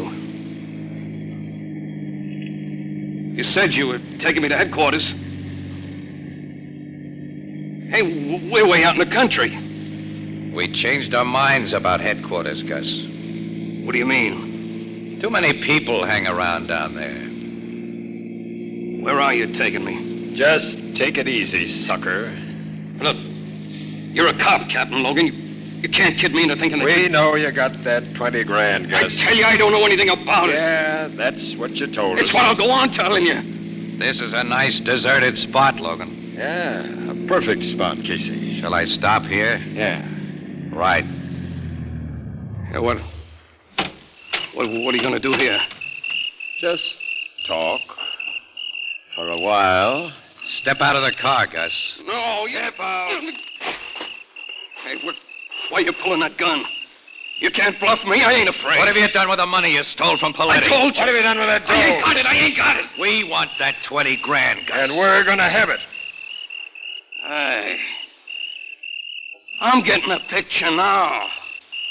You two came to my hotel room alone. You bring me out here alone. I get it now. You two are working together. Logan and I do a lot of work together, Gus. So that's it. You want that dough for yourselves. Where is it? I ain't talking. We'll see about that. Here, Casey, hold my gun on this mug Sure, while pal, I will. Oh, you don't! You dropped the gun! Get it! No, I got it! Easy! Stick up your hands, you lousy! Stick them up! Okay. Okay. Ah, thanks for this gat. You two saps should have stayed honest. You ain't got the brains for fast stuff. So you thought you'd hijack my 20 grand. Listen, Gus, you're in the racket. You know how guys have to figure. If you'd been nice and told us where to find that dough. Sure, Gus. We'd have been nice. So now I'll be nice to you. Tell you where to find it. It's buried under a flower bed on my old man's grave in Oakwood Cemetery. I buried the gat I used to kill Paletti and Snyder there, too. That was smart. Yeah. I think of little things like that. Just like you mugs thought of bringing me to this deserted spot. In a car that I'll drive away. Alone. Gus, you're not going to... No, Gus, you can't. Get it between the eyes like Snyder and Paletti. Now! What the... Something the matter, Gus? This gun is empty. Uh-huh. That's another little thing we thought of. Oh, you double-crossed me. Thanks for the confession, Gus. Come on. Now we're really going to headquarters. Right.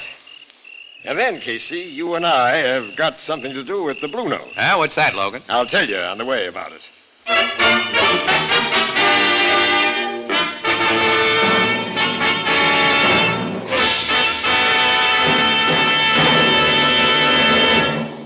The present low cost of glass containers and the fact that they can be used so economically to protect the flavor of food products of all kinds is due in no small measure to the pioneering work of the Anchor-Hocking Glass Corporation.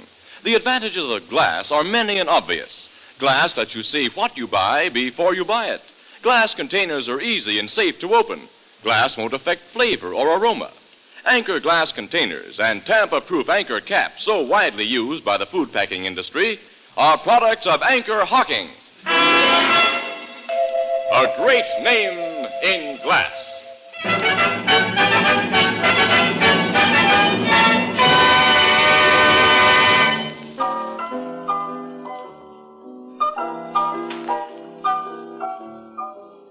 So you cops found that 20 grand and the murder gun just where Gus said it was. Eh, Captain Logan? That's right, Ethelbert. Yeah.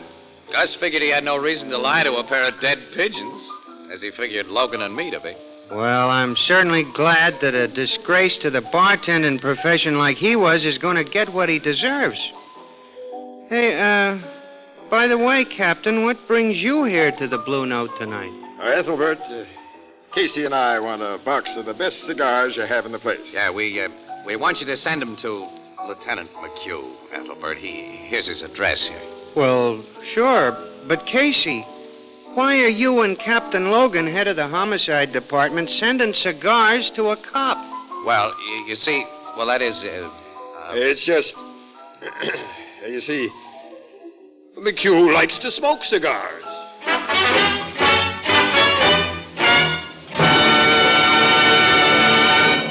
Crime Photographer is directed by John Dietz and stars Stotts Cotsworth as Casey. It is written by Alonzo Dean Cole and is based on the fictional character of Casey created by George Harmon Cox. It's lighter, more compact. It requires no deposit, no return to the store. We're talking about the famous Anchor glass beer and ale bottle pioneered by Anchor-Hocking shortly before the war. It will soon be released for civilian use, so watch for it. The new Anchor glass one-way, no deposit bottle, a product of Anchor-Hocking. A great name in glass.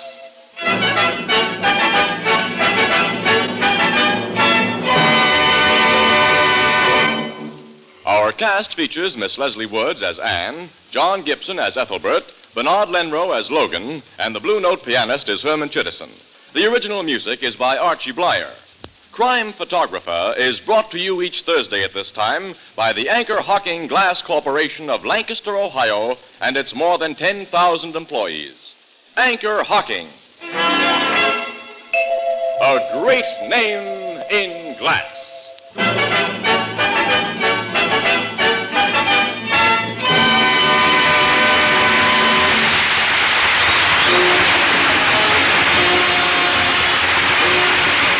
Tony Marvin speaking. This is CBS, the Columbia Broadcasting System.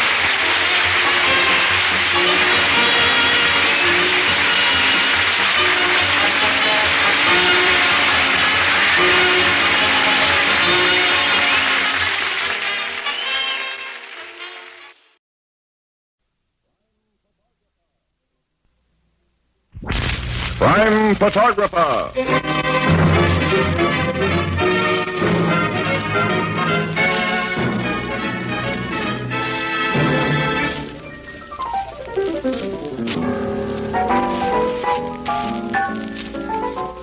Hello, Pete. But say, you know, I was asking a guy in here the other night to name me one of the oldest industries in America beginning with the letter G. I can see what you were leading up to. Yeah, but you know, he's been listening to our program, and he says right away, glass making. Right, Ethelbert, it is glass making.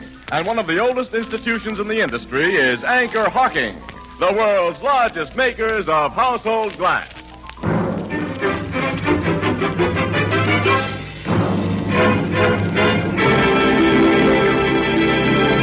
Crime Photographer, brought to you by Fire King Oven Glass. Anchor glass containers, Anchor caps and closures. All products of Anchor-Hocking, a great name in glass.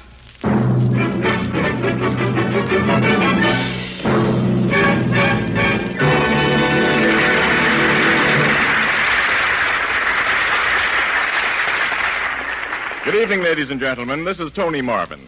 Every week at this time, the Anchor-Hocking Glass Corporation brings you another adventure of Casey, crime photographer, ace cameraman who covers the crime news of a great city. Written by Alonzo Dean Cole, our adventure for tonight, The Duke of Skid Row.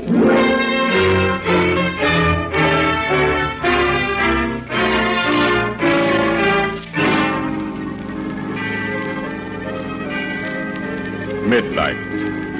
A dingy, poverty-stricken street of gloomy tenements and cheap lodging houses. Above the uninviting door of one of these latter places swings a dimly lighted sign that identifies the Davis Hotel, $1 per night. A taxicab stops in front, and a tall, very thin man alights from it. His clothes are shabby but clean and well-fitting. In one eye is a monocle, in his hand a jaunty walking stick.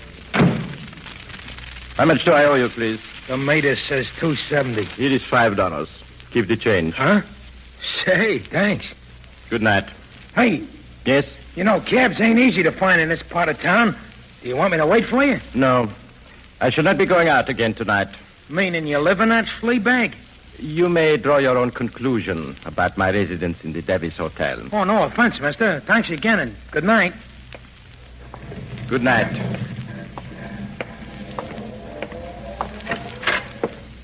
Hello, Duke. Good evening, Davis. I'll stand at the window when you get out of that cab. What's the big idea? I do not understand. Cab rides cost dough. You owe me over a week's rent. Oh, that little matter. The sum of my indebtedness to you is how much? $5 for last week, and you're 2 days into this one. Here is $20. Hey, where'd you get that kind, though? You may keep the change. Huh? I'm leaving this place tomorrow morning. Leaving? For good. Give me the key to my room, please. Ah, sure, Duke. Where are you going from here? My name is not Duke. It is Smythe. Mr. Smythe. I am going to live like a gentleman again. Good night. Night, Mr. Smythe. Mr. Davis. Yeah? I do not wish to be disturbed tonight. Again, good night. Huh. $20 he gives me. It's more than he asked me for the lend of a nickel. I can't figure that guy out. Hello, gents. What can I do for you? A man came into this place just now. A man that wore a monocle and carried a walking stick. What about it? We saw him go upstairs. So he must be a guest of this hotel. Who are you guys? We will ask the questions and give the answers. Hey, what's the idea? We will not harm you if you do as you are told.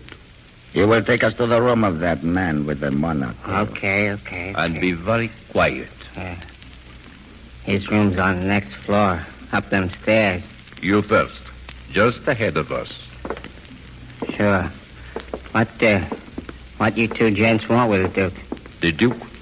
Is that what he calls himself? That's what we call him around here. It's just a gag. I don't know nothing about him, gents. He ain't no pal of mine. I don't know nothing about the dough he had tonight, neither. Dough? What do you mean by that? That's what you hear about, ain't it? You're after the money he got someplace. This man you call Duke had money tonight? I only saw $20 of it, but he gave me the idea. Never mind. Take us to his room and get him to open the door. He must think you are alone. If you wish to live, my friend, do not let him know that anyone is with you. I hear. There's his door. Knock. Who is there? It's Davis, Duke. What do you want? I gotta talk to you, man. I told you I do not want to be disturbed. It's about a personal matter, Duke. Open the door. Oh, very well. Wie geht, Anton? Oh, no respect. You. Enfin. Please, You are going with us, Anton. No, I beg. And you will go quietly. Don't. Oh. You slugged him with that gun. Quiet, innkeeper. It was necessary. Now, for you, innkeeper, here is $100. That C note for me? Put it in your pocket. Oh, thanks. It is in payment for your services and for what we are now compelled to do. Well, what do you mean by that? This.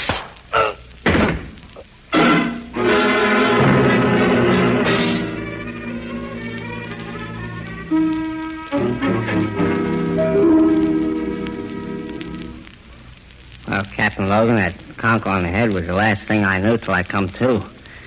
And I got myself downstairs and phoned you cops. You came to in here, Davis? Yeah, here in Duke's room. They slugged him and me. Duke and them two guys were gone. Also, the Duke's suitcase and everything he had in this room. Just like I told the precincts cops would get here ahead of you, Captain. Davis, what name was the Duke registered under here? Smith, John Smith. Now, tell me all you know about this Duke, Davis. He checked in about 2 months ago. I figured him for one of them European refugees who run out of dough. During the last couple of weeks, he run completely out of it. He hung me up for his room and was getting his only meals at the mission soup kitchen. You say he acted like a guy who once had plenty. Yeah, not just plenty dough. He acted like a Duke in the movies. That's how we gave him his name. He used big words and spoke a lot of languages. What nationality do you think he was? No one could dope that. He never said. You're going to be a big help to me. And the two men who came here for him were foreigners, you say? Well, they give out in a foreign language a couple of times, but I didn't get any of it. I only parley good American. Well, come on down to headquarters with me. You may find their pictures in our files. Okay. You take charge here, Sergeant. Yes, Captain. Hey, what's that? Just getting a picture of you, mister. You too, Logan. Oh, so you're here, Casey. Yeah. Annie and I have been getting the yarn from the precinct cops who got here first. We were just going to start upstairs for a get-together with you. You learned anything new, Captain? If you got the story from the precinct guys, Miss Williams, you got all of it. Oh, but what do you think about it? How can I know what to think yet? I haven't anything to work on, and I won't have until I can learn more about this Duke and the guys who took him out of here. Their descriptions have already gone out. Naturally. The precinct guys got that on the radio and teletypes first thing. I'm taking Davis to headquarters now to look at pictures. Wait, Captain, that's my fault. The sergeant will handle it, Davis. Hello. Miss Williams and I will follow your car to headquarters, Logan. Okay, Casey. Yeah. Now, let's go. Captain, wait. What is it, Sergeant? Second precinct on the phone, sir. One of their men has found the Duke. Found the Duke? Well, the description fits all right, and the guy is dead. I'll talk to second precinct. Hello, Captain Logan speaking. Where is the body found? Hanged. Underneath the dock. Casey. This is getting interesting, Annie. Say that again. He'd been tortured before he was hanged, huh? Very interesting, Casey. I'll be right over. Goodbye. Seems you've just learned more about the Duke and the guys who snatched him, Logan. Yeah. Or have I?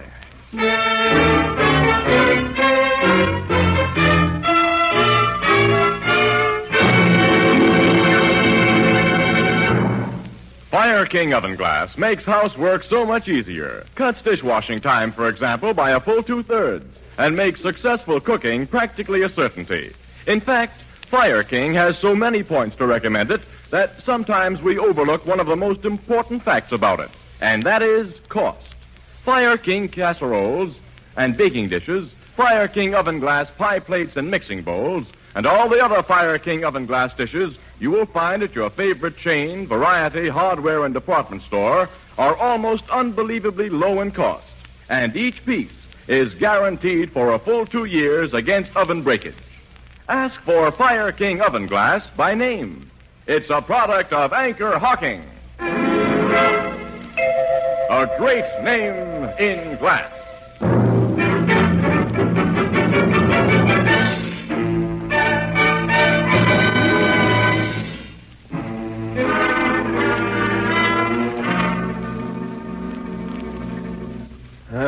Come into my office. Thanks, Captain. You better sit down, Annie. You still look a little unsteady. I am. What that poor guy must have gone through before they strung him up. A sweet pair of killers did that job. And I still haven't a single lead to him. Logan, you sent Davis down here to look at pictures. Davis didn't find the kidnapper's pictures or one of the Duke either. Of course, your guys are trying to find the cab driver who dropped the Duke at his hotel tonight. Sure, they've been checking the hack stand since Davis told his story, but that'll probably take some time. Well, that driver can tell you where the Duke got into his cab, which may help you find out where he got his sudden wealth tonight. That money must have been the motive for the murder. Come in. We found that cab driver, Captain. The one who drove that Duke guy to Skid Row tonight. Oh, that's fast work, boys. Bring him in. Yes, sir. In here, fella. Okay. My name's Pincus, Captain. Milton Pincus. Hack license 100-208. Sit down, Pincus. Thanks. Your cops have told me what you want to know, so I won't waste your time or mine. The skinny guy with the cane and the one-window eyeglass I took to that joint on Skid Row, I picked him up on a call. A telephone call? That's right, a phone call which tells me to come to 300 Summit Road, which is Mr. Matthew Brinsley's residence. What? Matthew Brinsley's? Yes, sir. So I go there, rings the doorbell, the butler says to wait a minute, and then the skinny guy with the eyeglass comes out and gets into my hack. He came out of the Brinsley mansion? Yeah, but he didn't look to me as if he had two dimes to rub together. And when he told me the place where he wanted to The go... Davis Hotel? That's the joint. Well, when we get there, to my surprise, he hands me $5 and says, keep the change. Ah. What time did you drop him off at the hotel? Around midnight. That fits Davis's story. Did your passenger have you make any stops between the Brinsley house and the hotel? No, sir. Well, did he talk to you during the ride? Tell you anything about himself? I didn't hear a word from the guy after he told me where to go until he got out. Now, when your fare got out at the Davis Hotel, did you see anyone on the street who might have been watching him, waiting for him to show up? Yeah, I noticed two guys standing in the doorway across the street. Yeah? Yeah, but I didn't pay them no attention. The only thing on my mind was to get out of that lousy neighborhood where there was no business for cabs. You drove away immediately, huh? Yep. Okay, Pincus, you can go. Thanks, Captain. I want to get back on my job. So long. So long. How do you like the Duke's connection with Matthew Brinsley, Logan? That's a hot one, isn't it? Brinsley's a multimillionaire. Yeah, now that cab driver says the Duke had dough. Enough to give big tips. You know, Brinsley's been in several jams that his money's got him out of, Casey. Yeah, I know. For receiving stolen property. Oh, Casey, a man with his Oh, wealth? he's no fence, Annie. He's a collector of historical antiques. He's a bug on the subject, too. Yeah. Now, I'm going to see what Brinsley has to say about this business. When? I'd like to go right now. I probably couldn't get into his place at this unholy hour. Let's grab a few hours' sleep. Get out there first thing in the morning. Well, okay, Logan. I'll be with you.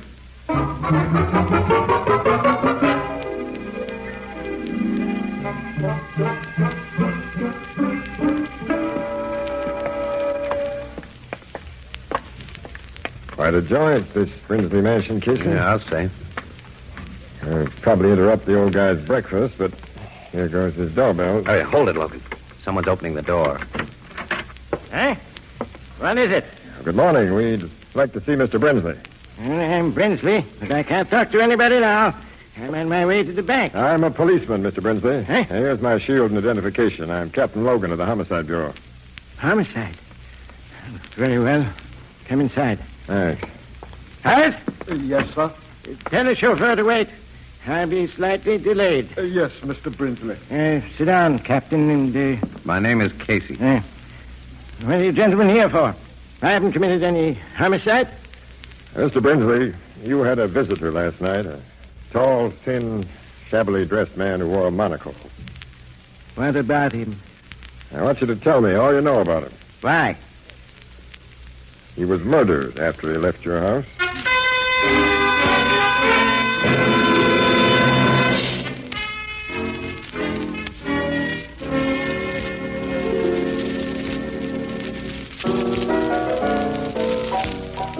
No, I haven't seen him, Mrs. Wheelbreaker. Huh? Oh, yeah, I get it. Yeah, sure, Mrs. Wheelbreaker. Oh, dear. These women.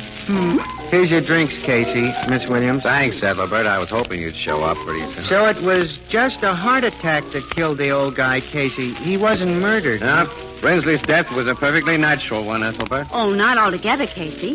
From what you told me, the shock of hearing about the Duke brought on the attack. Yeah. At first, I figured the Duke sold something to Brinsley. Some antique he'd stolen, maybe. Yes, but Logan hasn't been able to find anything that Brinsley might have bought from the Duke. And as Brinsley wasn't out of his house after the Duke left it last night... There wasn't nothing in that leather bag Brinsley took into his study? No, nothing but some very legitimate bonds. That's what he was taking to the bank, Yeah, huh? apparently. The way that old guy hung onto his bag, even after his heart began to kick up. And he insisted on going into his study alone, and he closed the door. He was in there long enough to have taken something out of the bag and hidden it away. Logan searched, you say? Oh, sure. Desk drawers and places like that. He looked for a safe in the room, and there wasn't any. Oh, Casey, if he should find something Brinsley bought from the Duke, it still wouldn't solve the Duke's murder. Annie, I've got a hunch it would. Well, now, I don't see how. I think those two well-dressed foreigners who went to the hotel for the Duke were looking for the thing he sold to Brinsley. And I think if they believed that they could still get their mitts on it, they just might... Hey, Annie. What? Logan said he was going to the Brinsley house again. He ought to be there about now. Let's you and me go there and join him.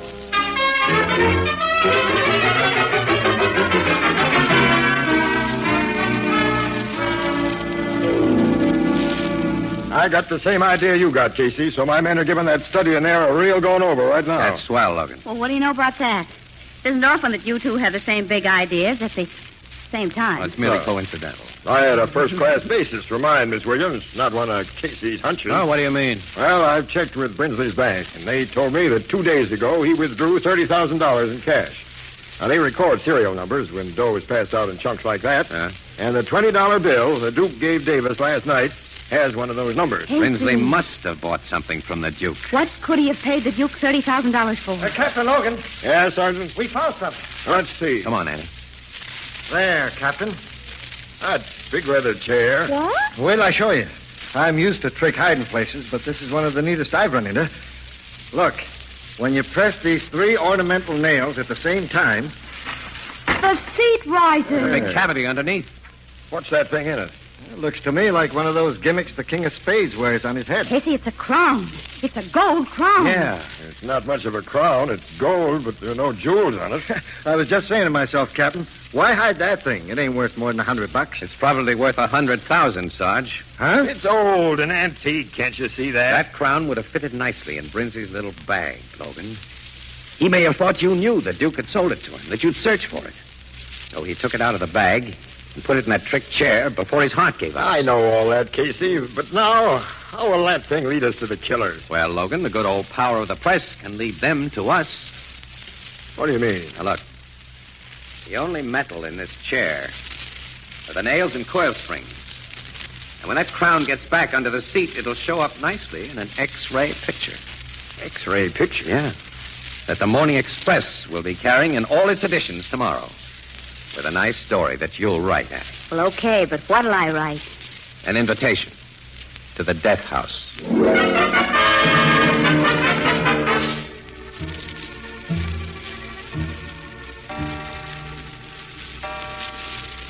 Oh, 2:00 in the morning. And we've been sitting here in the dark for almost 6 hours. Well, they couldn't have a more comfortable place to sit in the dark.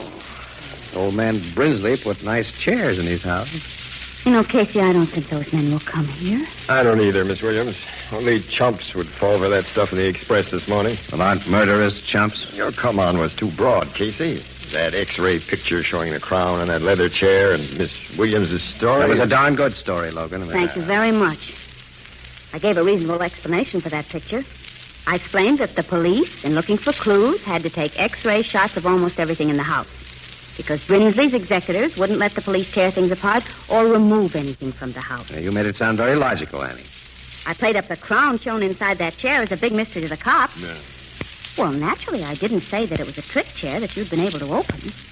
And I gave a reasonable explanation for everything else in our come-on, too. For the house being empty of servants tonight, and for... Well, the real come-on outside of that picture was the truth she wrote about the Duke's connection with Brinsley. The Duke undoubtedly told his murderers about that connection under torture, Logan. Ann's story will clinch it. I hope you're right, but... Quiet. Yeah, I hear. Somebody's moving toward the study. I think someone's taken advantage of that rear window we left open, Logan. We'll soon see. There he is. With a flashlight. He won't be able to see us behind this screen. There's only one guy. Hey, Logan, he's making for that leather chair. Slashing the seat with a knife, isn't he? Logan, he's got the crown. That's enough. Stick up your hands. What? We've been waiting for you, mister. You're under arrest for murder. Murder? Yeah. Murder of the Duke, known as John Smith. Where's your pal who helped you kill the Duke? I am here. Put up your hand. Huh? Casey. My brother is an expert marksman. You will do as he says. Where is he? I am in the dark, where you cannot see me. Drop your gun. Yes, he's got us, Logan. Yeah. Okay. You are wise. Now. But how silly they were a minute ago. My brother, they thought I had walked into their trap alone. These Americans are very simple people, Tito. Ah, I see you have the crown. Yes. At last. Now, our labor is almost done. Why did you guys want that bum hunk of gold so badly? Father, he Quiet, called Tito.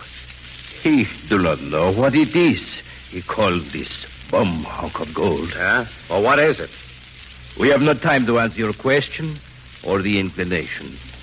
Besides, it is foolish to satisfy the curiosity of soon-to-be dead peoples. Soon to be... I am sorry. If you live, you might cause great trouble. For the good of my country and for my brother and me, you must die. Shoot them, Baba. Now. Yes, Tito. Now. Sergeant, turn on the light. We got him all right, Captain Logan. We were depending on you, Sergeant. But thanks just the same. And the next time, Logan, tell your men to crash in just a few seconds earlier. You had these policemen hidden. And we Americans aren't so simple as you seem to think, mister. Now, suppose you smart un-Americans tell us why you killed the Duke. We say nothing. We say nothing at all. Yes, you will, brothers. Yes, you will. Get him to talk fast, Captain. We've got to get this story to press. You get the story, Annie. I'm going to get a couple of shots of these crown chasers and get them to the office. Okay, Casey, I'll meet you there as soon as I can.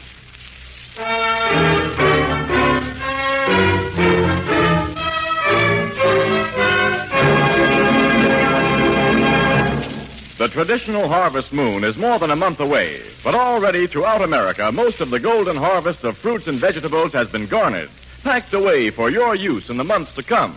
Now, the finest of these food products come to you in clean, sterile, crystal clear glass containers, and for a very good reason.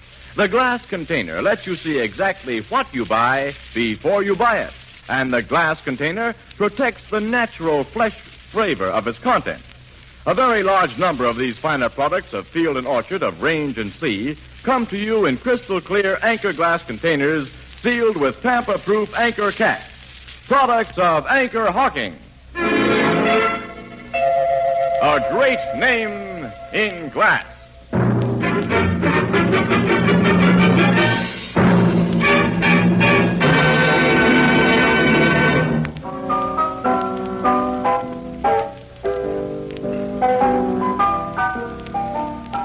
Logan made them guys talk, huh, Casey? Sure, Ethelbert. Oh, it wasn't too hard a job.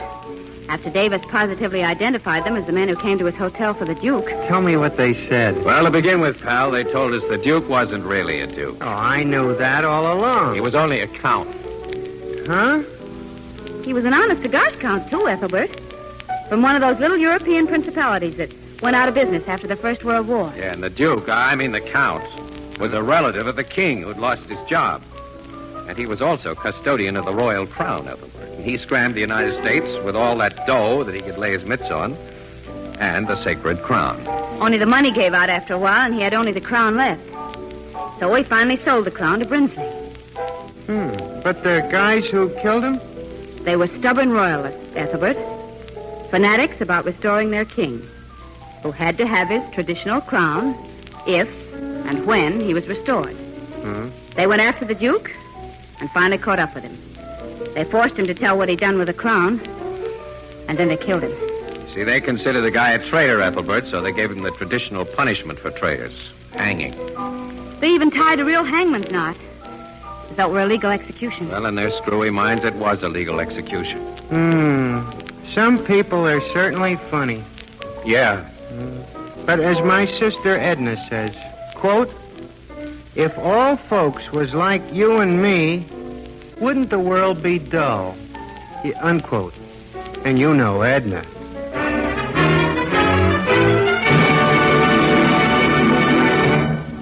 Crime Photographer is directed by John Dietz and stars Stotts Cotsworth as Casey.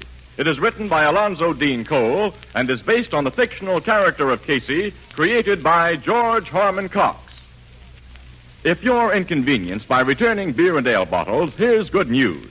Anchor-Hocking has pioneered a new kind of bottle, so inexpensive that it requires no deposit. It will shortly be released for civilian use. Watch for it. The more convenient Anchor Glass one-way, no-deposit bottle. A product of Anchor-Hocking. A great name in glass.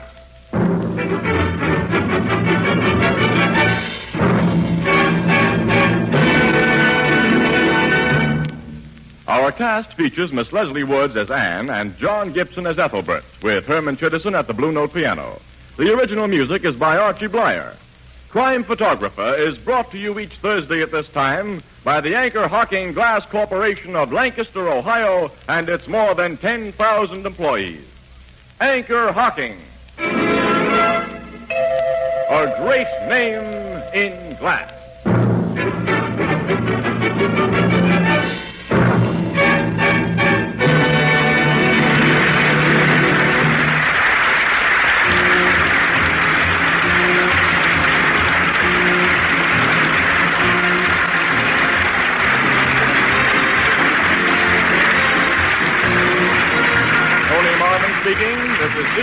the Columbia Broadcasting System.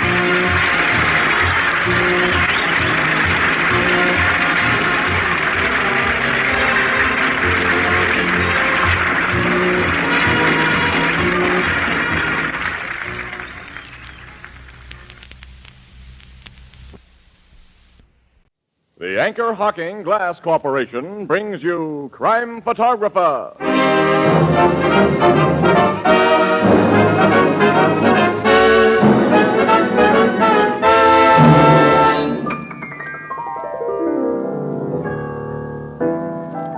Hey, Ethelbert. Oh, hello, Casey. What's Tony Marvin worrying about over there? Why, he's writing a holiday poem. And he's stuck for something to rhyme with Christmas stocking. But, Ethelbert, are you kidding?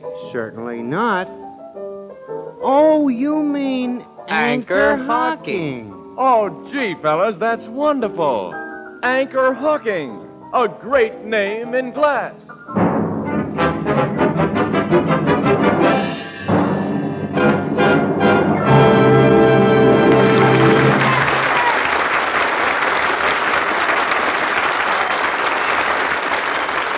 Good evening, ladies and gentlemen. This is Tony Marvin. Every week at this time, the Anchor-Hocking Glass Corporation of Lancaster, Ohio, and its more than 10,000 employees bring you another adventure of Casey, crime photographer, ace cameraman who covers the crime news of a great city. Written by Alonzo Dean Cole. Our adventure for tonight, Christmas shopping.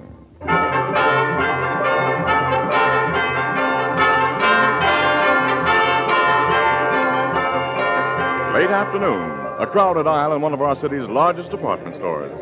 Making slow headway through the jostling shoppers are... Casey, I've never seen the store so crowded. We say that every year during the week before Christmas, Annie. Where are you taking me now, huh? Well, you haven't anything for your Aunt Harriet yet, so I that's thought right. we'd look at umbrellas. They're on this side of the store somewhere. Yeah. Annie, look, you can pick up a much nicer umbrella for Aunt Harriet than I can. I trust your judgment, absolutely, Annie. So suppose I shop for all the uninteresting items while you go up to the toy department and watch the electric trains again. Well, you know I've still got to pick up a few more things for my sister's kids, Annie. And hey, Annie, wait a minute. Hang on to your pocketbook. Keep an eye on that little guy in the black overcoat just ahead of us. Who? That's Fingers Fogarty, one of the best-known dips in the city. Pickpocket? Yep. Shove through this mob a little faster, Annie. Now keep him in sight. I think he's closing in on a prospect. You mean he's made up his mind about whose pocket he's going to pick? Sure, smart dips like Fingers don't dive into just anybody's pocket. They hang around bars and wait for some guy to flash a roll, and they tail him. And if he gets into a crowd like that... Look, Fogarty's doing his stuff now, Annie. No. Yeah. That big fat guy he just bumped into. Fingers took a wallet from his inside pocket. Well, I didn't see him. Neither did the fat guy. Fingers is a smooth worker. Come on. He'll feel very badly when we stop his special brand of Christmas shopping, but pocket picking is considered antisocial. I've got to get Mr. Fogarty. Well, he squeezed through the crowd. I can't see him anymore. Huh? Neither can I. Look, Casey, yell out for somebody to stop him. Oh, well, I yell, stop thief. Well, you can't let him get away. He won't get away. Every cop in this precinct knows Fingers. He'll be picked up quick after a charge is brought against him. I'll help that guy who lost his wallet bring the charge. Yes, too. if you appear as a witness. I will. There's the fat man. Excuse me, mister. Something happened to you a minute ago that I don't think you know about. What do you mean? Your pocket was picked. My pocket? Yeah. A little guy bumped into you, and as he did, I saw his hand go into your inside pocket and come out with a wallet. Well, I happen to know who he is, and when you report your loss to the cops, I'll be glad You're mistaken, mister. I didn't lose my wallet. Huh? I'm sure. I'm more sure. I tell you, I saw him. When a guy sees something that couldn't be seen, he's either goofy or drunk. On your way, fella. Well, I'll be... Good thing you didn't get your hands on Fingers Fogarty. He could have plastered you with a nice suit for false arrest. And I know he took a wallet from that fat guy's pocket. I was watching every move that Fingers made. Well, I was watching him, too, and I didn't see him take anything. And that fat man says he didn't lose a wallet, so... Okay, I'm goofy or drunk. Or maybe you only need glasses. Well, I do after this. Several glasses. Let's head for the Blue Note.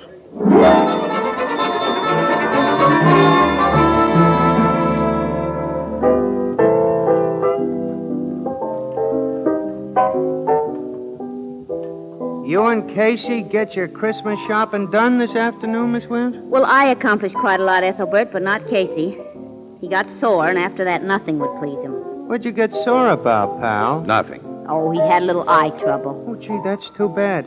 Did you see spots floating in front of you, Casey? My eyes are okay. Now fill that glass up again, Ethelbert, and don't ask so many silly right. questions. Mine too, Ethelbert. Right away, Miss Williams.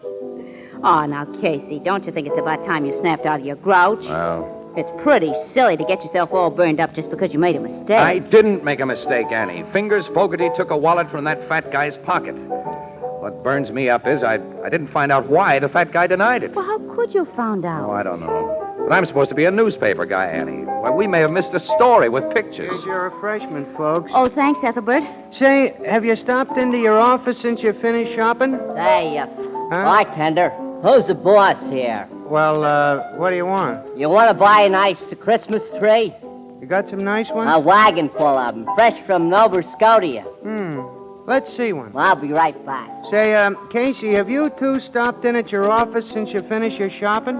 Certainly not. This is our day off. Then you ain't heard the big news yet. What big news? One of your police reporters, Jake Birkin, was in a few minutes ago and tipped me off about it. Gee, he was all excited. What happened, Ethelbert? About half an hour ago, the cops arrested the kidnapper and murderer of Gregory Walters. They did? Where? Well, where'd they get him? Well, like you know, before the Walters family paid over that $50,000 ransom to the kidnapper, Yeah. the FBI made a list of the serial numbers on the bills, which they circulated all over the country. Of course, we know all that, Ethelbert.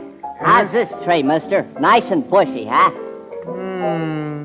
Let's see one a little taller. A little taller, okay. Ethelbert, will you tell us about that kidnapper? Oh, I'm getting to it. Come on. Well, a guy walks into a tavern over on 36th Street tonight, Yeah. orders a drink, and hands the barkeep a $20 bill with one of them hot numbers on it. The barkeep checks the number, calls a cop, and when the cop searched the guy, he found about $500 more of the ransom dough in his pockets. Well, Ethelbert, who is the guy who had the ransom dough? Have the cops identified him yet? Well, they knew him as soon as they laid eyes on But him. Ethelbert, who is he? Please. Hey, is this tree big enough, mister?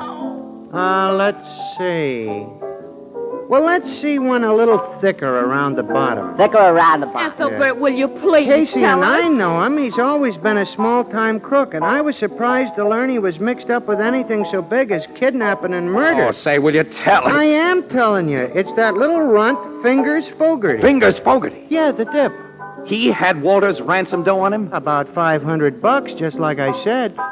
Naturally, Fingers denies having anything to do with the kidnapping. He said he lifted the dough out of the pocket of a guy who was Christmas shopping in S.J. Franken's department store. Franken's? Around 4 o'clock this afternoon. Casey Franken. And that fat guy denied he's been robbed. Do you think he was the Oh, I one? can't see Fingers as a kidnapper. He's always been just a slimy little sneak thief. Hey, what's this about a fat guy, Casey? Annie, come on. We're going to tell Logan what happened in Franken's. Well, what did happen, Well, never mind. Casey? You'll hear it later, Ethelbert. So long. So long. Hey, is this one big enough for you, mister? I tell them two a whole complete news story in 2 short words, then they run off and leave me out on a limb. What limb? Too big? Oh, you? Ah. Oh, no, we've got to have a really big tree.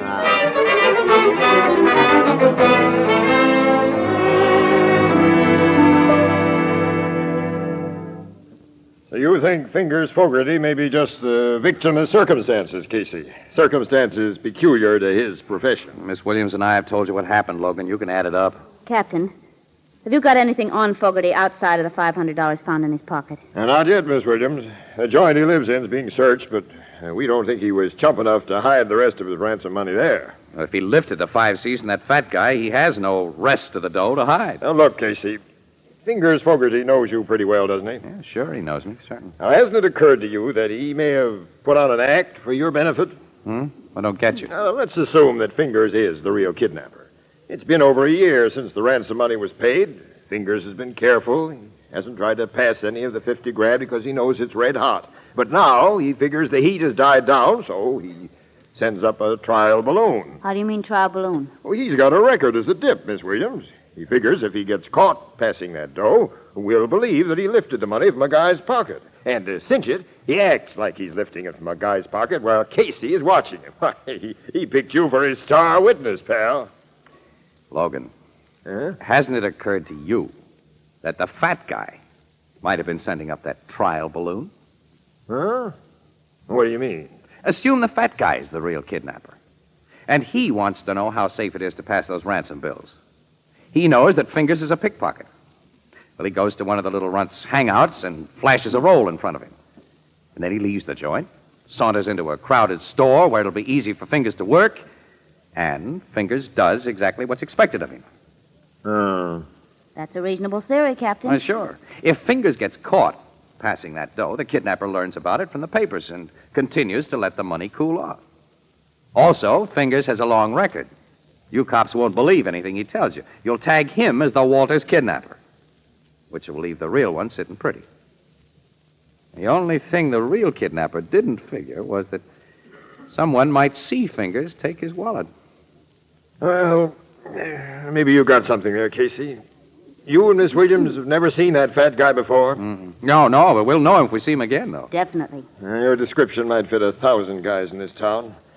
I want you two to go up to the record room and look at some pictures we've got in the files. Oh, great. That'll only take us about 4 or 5 hours, Logan. Oh, Casey. And this was to have been our night off.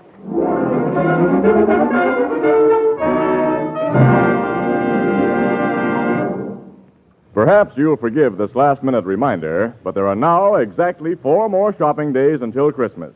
That means a very real problem to those of us who like to put things off, as who doesn't? Is there anyone you've overlooked? Anyone to whom you want to give something beautiful, practical, and inexpensive? Well, you'll find the answer in Fire King oven glass.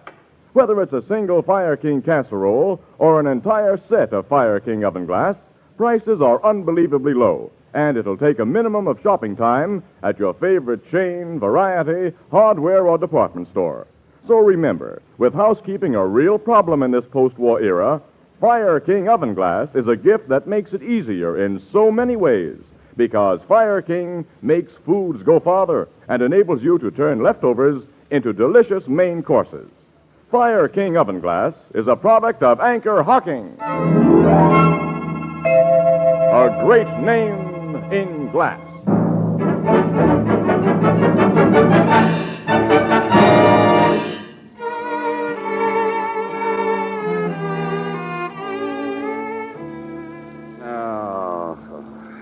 I don't recognize any picture here, Logan. Oh, me either. Oh, golly.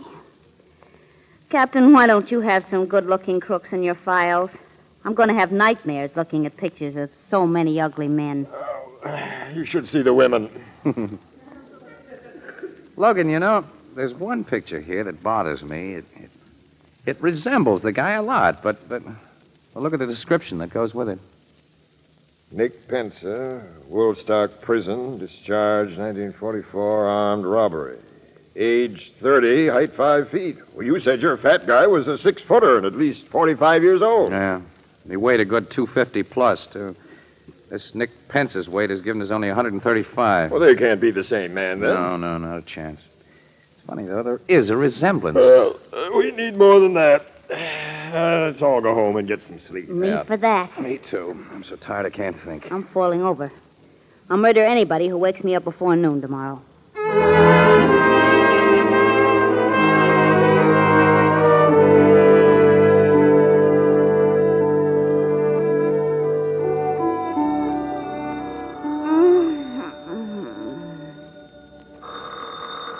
Oh, no, thank you. No, thanks. Oh. Hello. Morning, Annie. Who's this? Wake up, kid. It's Casey. Casey? Oh, Casey. Casey, you remember me, don't you? Yes, I do, and it's only 9 o'clock, and what is the big idea? Annie, look. I think I know where to look for that fat guy. You do? I certainly do. The old bean wasn't working last night. But when I woke up a few minutes ago, I had it. The strong resemblance between that young half-pint crook, Nick Pensa, and our big, fat, 45-year-old guy can't be just coincidental, Annie. They must be relatives, maybe brothers. Mm-hmm, go on. Well, I've looked in the phone book and found only one Pensa listed, John Pensa, contractor, who lives and does business out on Dudley Road. I thought you might like to drive out there with me and see what John Pensa looks like. Why don't you have the cops go out and look at him? Annie, you're not awake yet. Only you and I can identify that fat guy. Besides, if you and I find him, Annie, we get an exclusive. The cops are in on it, every paper in town will have Well, it. I'm awake now, all right. Where'll I meet you? I'll be outside your door with a car in 15 minutes. Casey, I've got to dress. We'll make it a half an hour then. We'll make it a full hour and no sooner. Well, what are you going to dress, yourself or a Christmas tree? Listen, Annie, I can bathe, shave, and get into my clothes in 10 minutes. I put on underwear. Goodbye.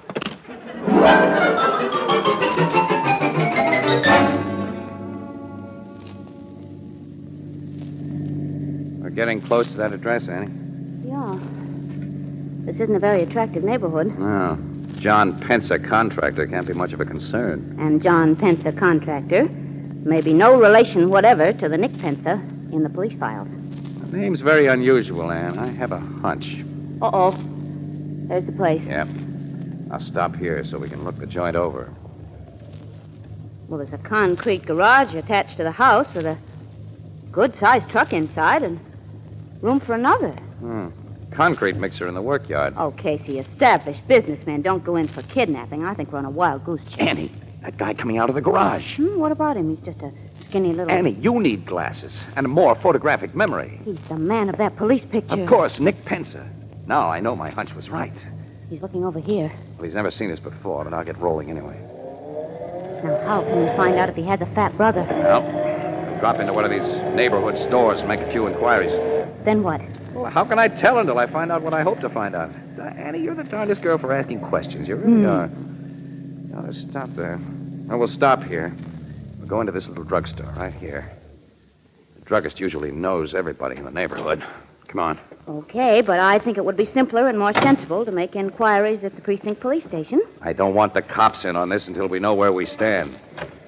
Here, let me do the talking. It's your party, wise guy. You handle everything. What can I do for you young people? Hello, Pop. We're going to have, what kind of ice cream soda do you want, Annie? If I must have an ice cream soda, chocolate. Chocolate. Same for me. 2 chocolate sodas. That's right.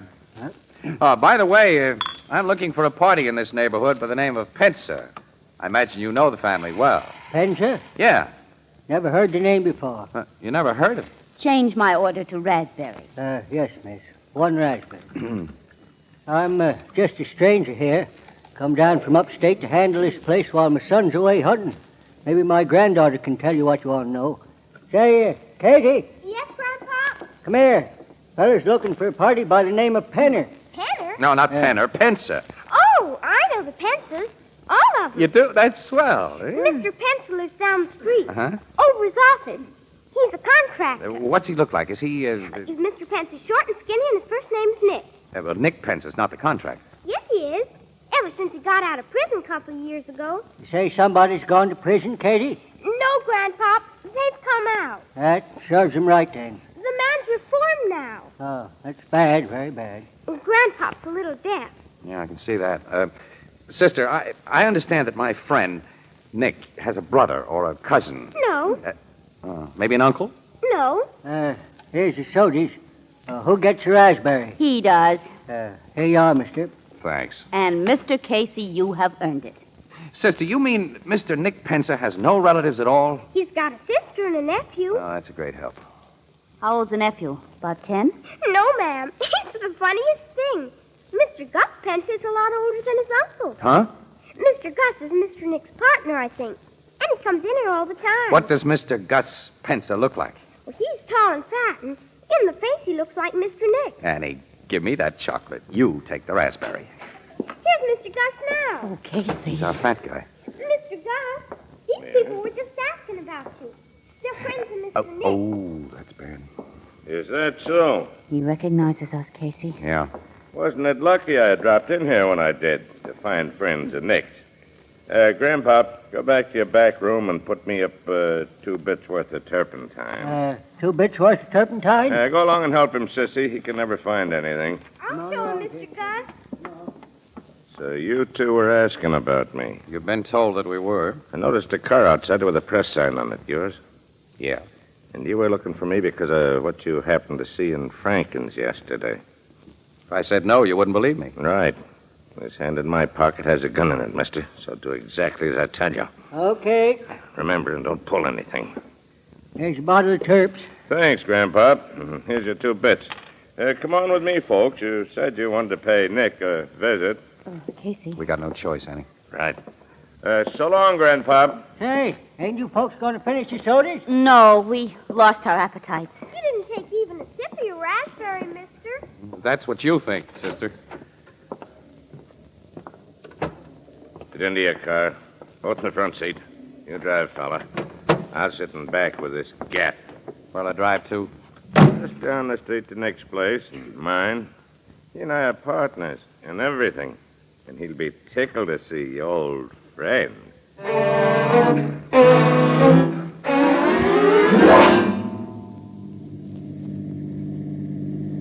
Turn into the workyard and park in our garage. And next to the truck there. Okay. Yeah, that's fine. Now what do we do? You and your boyfriend don't do anything, lady. And to make sure you don't, You hit Casey with your gun. and you get the shape. That'll keep the two of you quiet for a while. Nick! Nick! Yeah? What do you want, Gus? Come into the garage, quick. Okay. Whose car you got in there? You'll see. Come inside and help me close these doors. Okay. There. What's the idea? Take a look inside this car. Who's the guy and the dame? They're the two I told you about last night. Saw that dip take the hot dough from my pocket. They got wise to the layout and located us. They police? No. These two are newspaper mugs. I figure they were making this play on their own, so we got to take care of them. We can't bump them off here. We can. We do it nice, clean, and quiet. Get those big spools of adhesive tape from the house. What are you going to do? You'll see. Get that tape.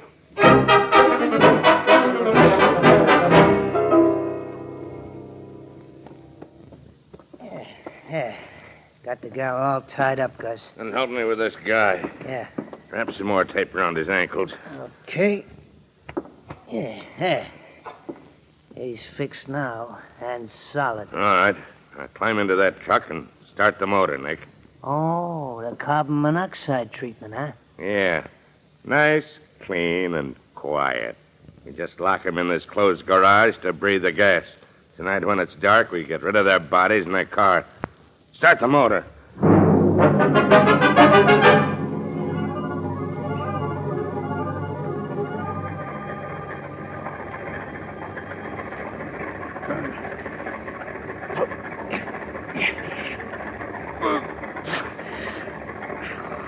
Ann, I worked the tape off my mouth against that fender. Nod your head if you're okay, kid. Good. I'm going to try to pull the adhesive tape off your wrists with my teeth. I'm getting lightheaded. Gas is beginning to work.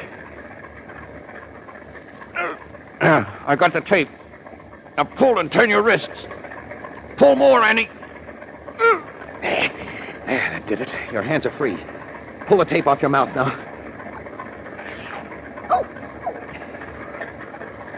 Casey, the gas. Keep your head down low, kid. Try to hold on. I will. Pull this tape off my hands.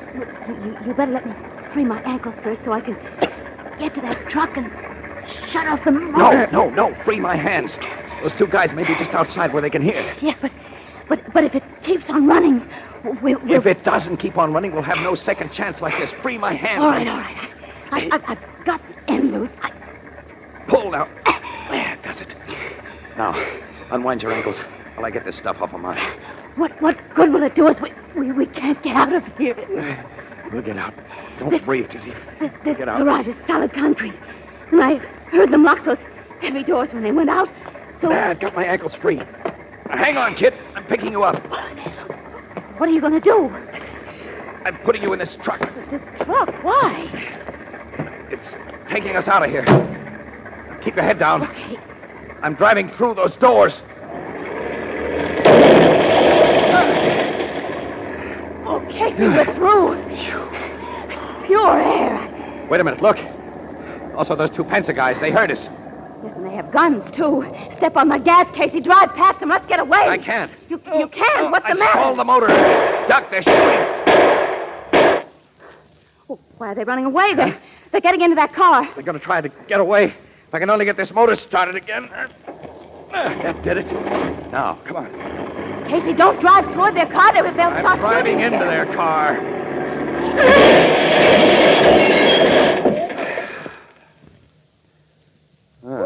This 10-ton truck does a nice job when it hits a tin can like Oh, Casey. My nerves will never be the same again. that. I'll never recognize mine either. Come on, let's call City Desk. Get the cops out here so we can get to the Blue Note. I need another pair of glasses. The kind you fill.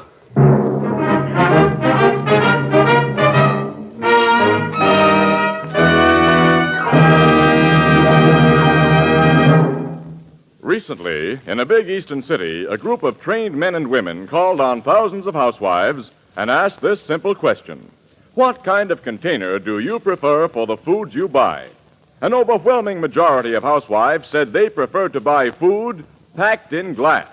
Among them were a great many mothers of small children, and by a ratio of more than 8 to 1, these mothers said they insisted on prepared baby foods packed in glass. They gave many reasons, as you might expect, but here are the 3 reasons mentioned most frequently. First, glass lets you see what you buy before you buy it. Second, you can heat, serve, and store leftover portions of prepared baby food in the same glass container. And third, these young mothers agreed that sterilized glass containers are cleaner and more sanitary.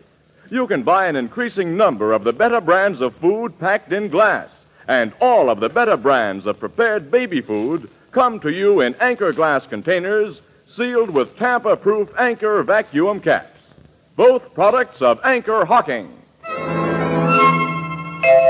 A great name in glass.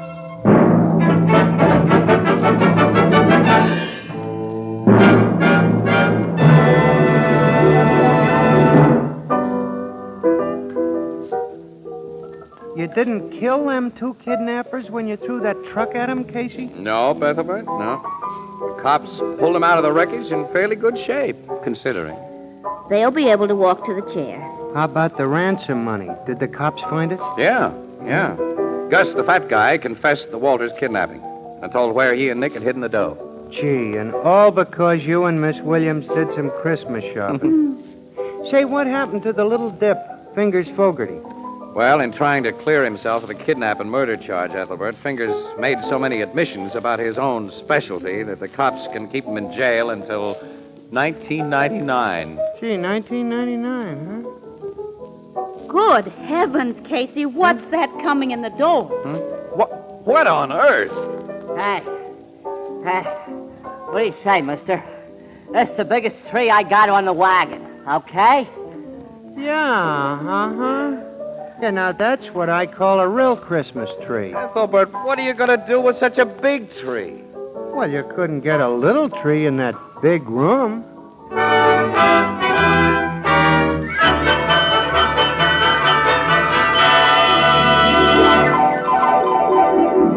Crime Photographer, starring Stotts Cotsworth as Casey, is brought to you each Thursday at this time by the Anchor-Hocking Glass Corporation, makers of Fire King oven glass. Anchor glass containers, Anchor caps and closures. All products of the Anchor-Hocking Glass Corporation. A great name in glass.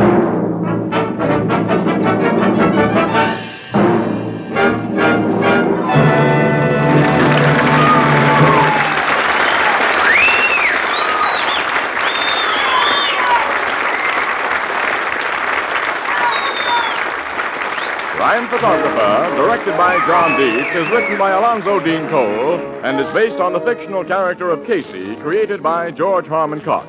The original music is by Archie Blyer, and the program features Miss Leslie Woods as Anne and John Gibson as Ethelbert. Herman Chittison is the Blue Note pianist. Thursday night on CBS is the biggest show in town, so stay tuned for exciting dramatizations on Reader's Digest Radio Edition, which follows immediately over most of these stations. Now, for our sponsor, the Anchor-Hocking Glass Corporation, and all of us on the show, this is Tony Marvin wishing every one of you a joyful and happy holiday at this Christmas time.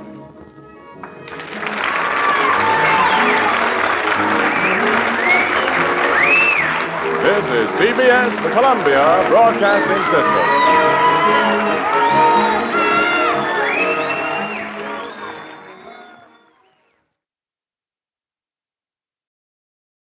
The Anchor-Hocking Glass Corporation brings you Crime Photographer.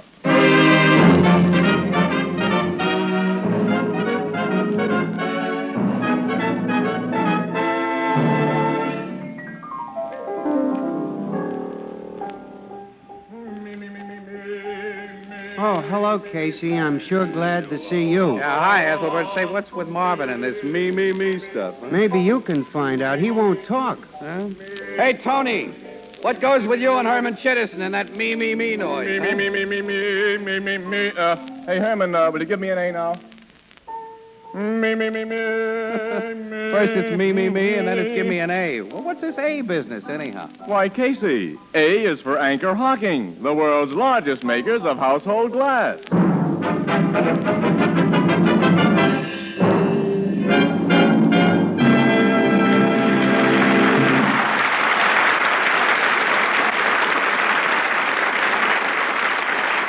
Good evening, ladies and gentlemen. This is Tony Marvin. Every week at this time, the Anchor-Hocking Glass Corporation of Lancaster, Ohio, and its more than 10,000 employees bring you another adventure of Casey, crime photographer, ace cameraman who covers the crime news of a great city. Written by Alonzo Dean Cole, our adventure for tonight, The Surprising Corpse.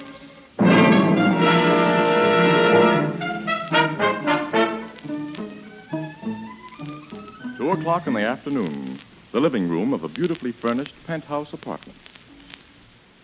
Mrs. Daybell. Yes, Marie? The Comte Gaston is here. Show him in. Yes, Mrs. Daybell. You may go in, Comte Gaston. Henriette, my lovely one. Hello, Leon. It was good of you to send for me. I kiss your beautiful hand. Don't. Henriette. Come into the library where we can talk privately. Very well.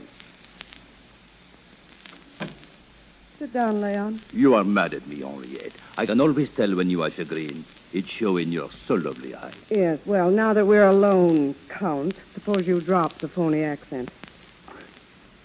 Okay, what's the beef? I've advanced you almost $40,000. As you're to get it back with 500% interest, you've made a good investment. I'm not so sure of that. Henrietta, this silly, bird-brained girl I'm engaged to marry will inherit millions when she's 21, only a year from now. You can't lose. You even took out insurance on my life. Yes, but only for enough to protect my actual loans to you. You see, Leon, I expect a profit as well, and I won't get that unless you marry Paula Durfee and get your hands on her inheritance. Don't worry, she's mad about me. Her uncle, who controls her estate until she's 21, and her brother Arthur are mad at you. Paula pays no attention to them. When you drink, you talk too much. What do you mean? Several nights ago at the bar of the Yorkshire Club, you told everybody what you really think of Paula Durfee. Who told you that? I swear. I have reliable informants in many places, Leon. I watch over my investments, and you're one of them. I've not had a loss so far, and I don't intend to have one in you. I'm sorry, Henriette. I drink too much, no more. I don't trust you. Oh, Henrietta. And because I don't trust you, I want to liquidate your debt.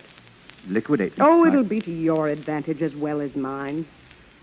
Would you like to make $100,000 right away? 25% of which goes to me, of course. Would I? My plan may strike you as fantastic, Leon, but this Paula Durfee's a little fool. If she weren't, she wouldn't be in love with you and jealous of you. You're most flattering, Mrs. Zabel. You've an appointment with Paula today, of course? At 5 o'clock for cocktails. Well, don't drink too much before you meet her. And don't tell her this scheme was the idea of anyone but yourself. You must take all the credit. Go on. Tell me how to get this 100,000. This is the way, Leon. When you meet Paula, you tell her in your...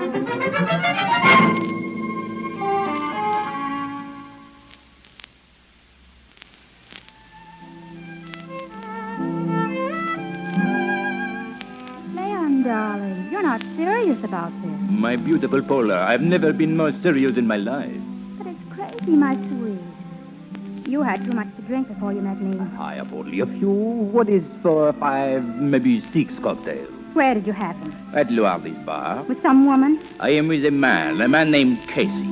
I don't know any Casey. He's a nobody who takes pictures for the newspapers.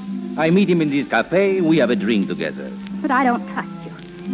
You've been seen with other women. Who sees me with other? My brother Arthur has seen you, and my uncle. They tell you this because they do not like me. Paul, chérie, you have proof that I love you madly, that I desire to marry you right away. What I tell you a moment ago is proof of that. What, that crazy scheme? It is good scheme. Will you go to your uncle tonight? I'd never convince him. You will. Paula, you are a great actress. What drew me to you when first we meet is the drama in you. I say to myself, there is woman fire with emotion. She is Bernhardt. She is Betty Grable. You didn't. Upon my love for you, I did. Oh, Leon. Will you go to your uncle in 2 hours from now and tell him? Would be exciting. It is perfect plan. You thought it up? Certainement. I have a brain. I'll do it. Uncle Clement should give me enough for us to get married on, even if we have to trick him into it. Tell me the plan again, Leon. All of it, so when I go to Uncle Clement...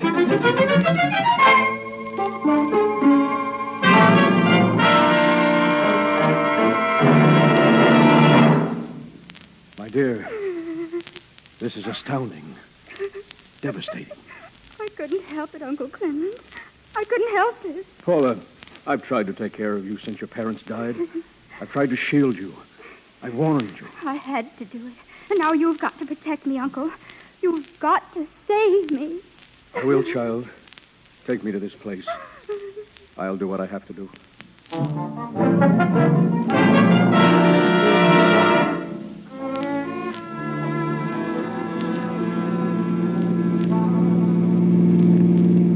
Why are we turning here, Casey? Annie, won't you ever learn this town? This is a shortcut back to the office. Oh, you and your shortcuts. Hey, that car that just passed us, Annie. What car? Look at the license number. Captain Logan, Homicide Squad. Wait a minute, it's stopping it. He's going to park. Sure is, in front of that brownstone house. Look, Logan and Sergeant Flanagan are getting out and fast. They're here on a job, Casey. Is that it? Let's see what this is all about. You and me both. Come on. What do you suppose they're here for? What's the use of supposing? We'll know in a minute. Logan just opened the door and walked in. We'll do the same thing. He probably won't like this. Well, so what? They're in that room. Hi, pal. Casey. Just happened to be passing by. Thought we'd drop in. Good evening, Sergeant. Hello, Casey. Miss Williams. Hi. Well, what brought you two uncouth characters to this swanky church, huh? Take a look behind this sofa. What? Say. A dead man. 2 gunshots got him through the head. Hey, that's the Count. Who? Well, Count Leon de Gaston is what he called himself. He was engaged to that dumb little glamour girl, Paula Durfee. Sure. I've seen her with him around the night spot. This is interesting. How did it happen, Captain? I don't know, Miss Williams. I got a phone call at headquarters from a guy who wouldn't give his name. He said a murder had been committed at this address and that we'd find the front door unlocked. He knew what he was talking about. Logan, this body's still warm. Yeah. I'm going to take some pictures of it. No, not until I call my tech man. Now, Logan. You heard me. Wait a minute. Outside door's opening. More visitors. It happened in that room, Uncle. Some woman. Get behind this screen, everybody out of sight. Show me, Paula. Paula? Quiet and keep out of sight. I can't go in there again, Uncle. I can't. You must show me where you killed that man. Oh, please, Uncle Clement. Show me where and how you shot him. All right. Leon stood there behind that sofa laughing at me. I took the gun, pointed it at him, and pressed the trigger. Right there is where he stood. You told me the truth. There's his body. No. Oh, no! We've heard enough. You're under arrest, miss. I didn't do it. I didn't kill him. That's not what you said a minute ago. But I was lying. Leon can't be dead. He just can't be. Oh, my child. I think introductions are in order, mister. I'm Captain Logan, Homicide Bureau. I'm Clement Durfee. This is my niece, Paula. Oh, Leon can't be dead. He can't be. It's no use trying to change your story, Miss Durfee. But what I said was all a lie. I didn't shoot him. Please. I didn't. I couldn't. I loved him. The things you heard me say, the story I told my uncle, was Leon's idea. What did she tell you, Mr. Durfee? I'd rather not say. Look, a murder has been committed. You got to. I'll tell you what I told my uncle, but it wasn't true. I said that I was jealous of Leon, that I came here tonight and shot him, but it was all a lie. You were jealous of Count de Gaston, weren't you, Miss Durfee? He told me you were when I was with him this afternoon. You were with this guy today, Casey? Mm-hmm, for about an hour at Luardi's bar, and he was getting quite a load on, too. Maybe he told you about the plan he had. He didn't say anything about a plan. Go on, Miss Durfee. All I told my uncle was part of Leon's plan. He said that if Uncle Clement was convinced I'd committed a murder, he'd pay $100,000 to protect me. Really? How was he to pay the $100,000? He was to give it to Batson, Leon's valet. Leon said he'd arranged everything with Batson. And why was he to give it to this Batson?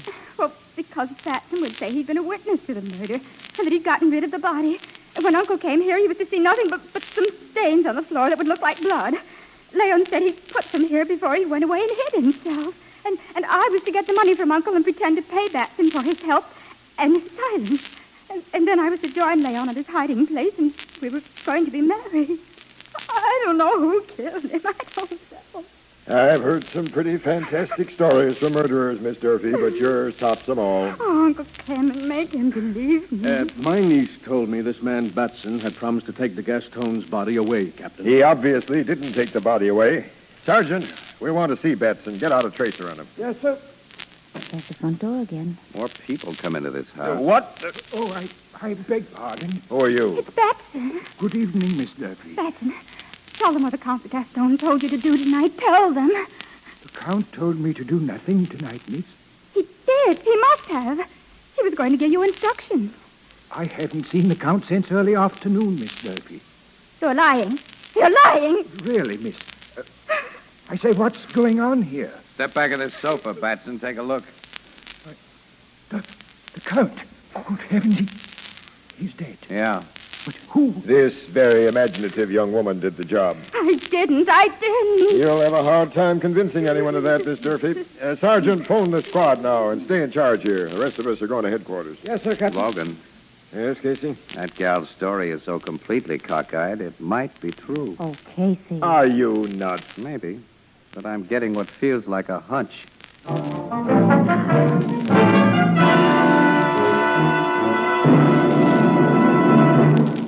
Only a few years ago, oven glass which could be used for oven baking, was considered an expensive luxury. Anchor-Hocking, with its vast laboratory and manufacturing facilities, changed all that by perfecting a new kind of oven glass, more beautiful than anything that had been known before, guaranteed it for 2 years against oven breakage, and offered it at unbelievably low prices. This new kind of glass is Fire King Oven Glass. You can recognize it immediately by its beautiful pale blue color. A special process makes its mirror-smooth surfaces miraculously easy to clean.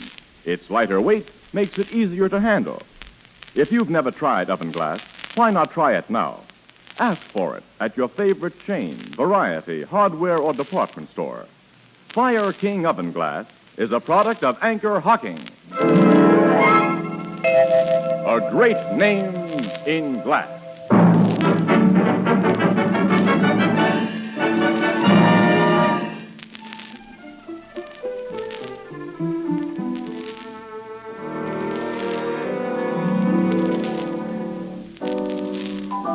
Casey, how in the world... Huh? Now, Grace, look. After all... No, not now. Oh, dear, these women.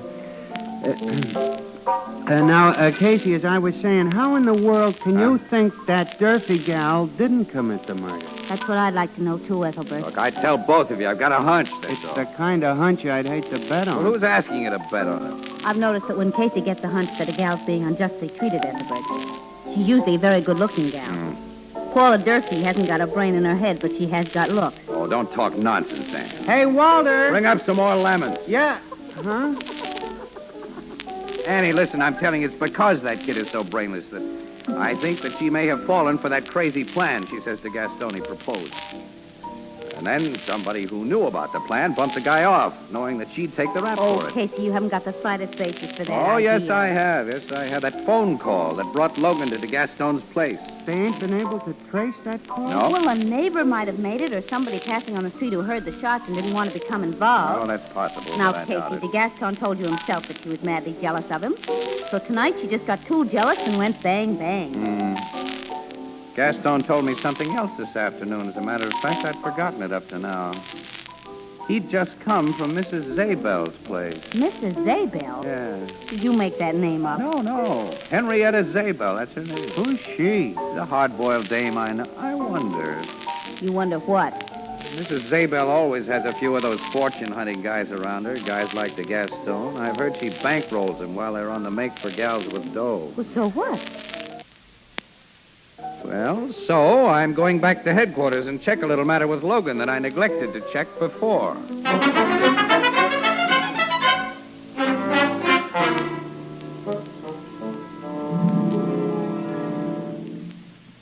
Captain Logan's in his office, Casey, but he's busy right now. Somebody with him, Sarge? Yeah, the brother of that girl who knocked off the Gaston, Arthur Durfee. Oh, yeah, that Paula kid's his only sister. Just two of them, huh? Yeah. Well, Arthur's about 5 years older than she is, I think. He's another case of too much dough. Uh-huh. He got his share of the Durfee millions when he reached 21, and he's been spending it. He's leaving the office now, Casey. Yeah. Good night, Mr. Durfee. I deeply regret the trouble that's come upon you and your uncle and your sister. That you must realize that I have a job to do. Yes, I realize that, Captain Logan. I can promise you she'll undergo no unnecessary hardships. Thank you. Good night. Good night, Captain. Tough luck, fella. Oh, who? I'm just a newspaper guy. I want you to know that I'm all for your sister. Oh. Well, thank you. Thank you very much. You want to see me, Casey? Yeah, Logan, yeah. Come on in. The toughest thing a cop ever has to do is talk to relatives of a prisoner he's shoving toward the chair. I can imagine. What's on your mind, Casey? Logan, you traced all phone calls to and from de Gaston's home today? Yeah. Did de Gaston make a call from his home not long before he was shot? Yeah, it's here in the report. Yeah, to whom? My Mrs. Henrietta Zabel. Mrs. Zabel, huh? Yeah. Lives in a swanky penthouse over on the boulevard. Yeah? She's 100%. 100% what? Well, okay. What makes you so sure of that? Oh, I went over and talked to her myself. She admits de Gaston phoned her. Makes no secret about it. Says they were old friends. Yeah? What did he call her about? Yeah, she doesn't know. She was out at the time. The maid answered. Oh. Where was she out at the time de Gaston was shot? How do I know? I don't ask everyone I talk to for an alibi when I got the killer in a cell. I don't think you have the killer in a cell. Are you going to start that again? Yes, Logan, I am, and you're going to help me prove that I'm right. Oh. Logan, look. Now, I've met this Mrs. Zabel, and she's a foxy character. And de Gaston hadn't enough imagination himself to cook up the scheme that Paula claims she fell for. Well, my hunch says that Mrs. Zabel put him up to it. Casey, there wasn't any scheme. But you don't know there wasn't. You've got to give that Durfee kid a chance. What do you want me to do? I want Mrs. Zabel watched and her telephone wiretapped. Hey, You can do it, Logan. You can do it. And be sure it's done by the time that I visit her tomorrow. So you're going to visit the lady? Yeah. I'm going to pull a bluff that I think she'll fall for.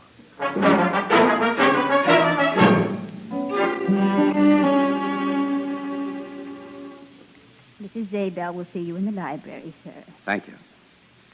Mr. Casey, madam. Come in. Thank you, Mrs. Zabel. Well, I seldom forget a face, Mr. Casey. We've met before, haven't we? Well, yes, I've taken pictures of you several times for the Cafe Society pages. Oh, yes, of course. May I close this door? If you wish. Thank you. Is it customary for press photographers to require such privacy? Well, I'm not here as a press photographer. Oh, then what? I really want to talk to you about Leon de Gaston. Well? I spent over an hour with him yesterday at Luardi's Cafe. He'd been drinking and was talkative. Really? Yeah. He told me about the idea you'd given him. Interesting. I think the cops would find it so if I told them. They might connect it with a phone call de Gaston made to you shortly before he was shot, while you were not at home. They might wonder who phoned headquarters to report the murder of de Gaston, and they might wonder who really killed de Gaston. What do you think? I wonder why you haven't told this to the cops. Because you're a rich woman and I'm a poor guy. Blackmail. Well, let's say you do me a favor and I do one for you. Can you suggest any motive I might have had for committing a murder? I think the cops might be able to dig one up. A motive, perhaps, that would mean a profit for you or prevent a loss. Okay, Mrs. Zabel. Until tomorrow.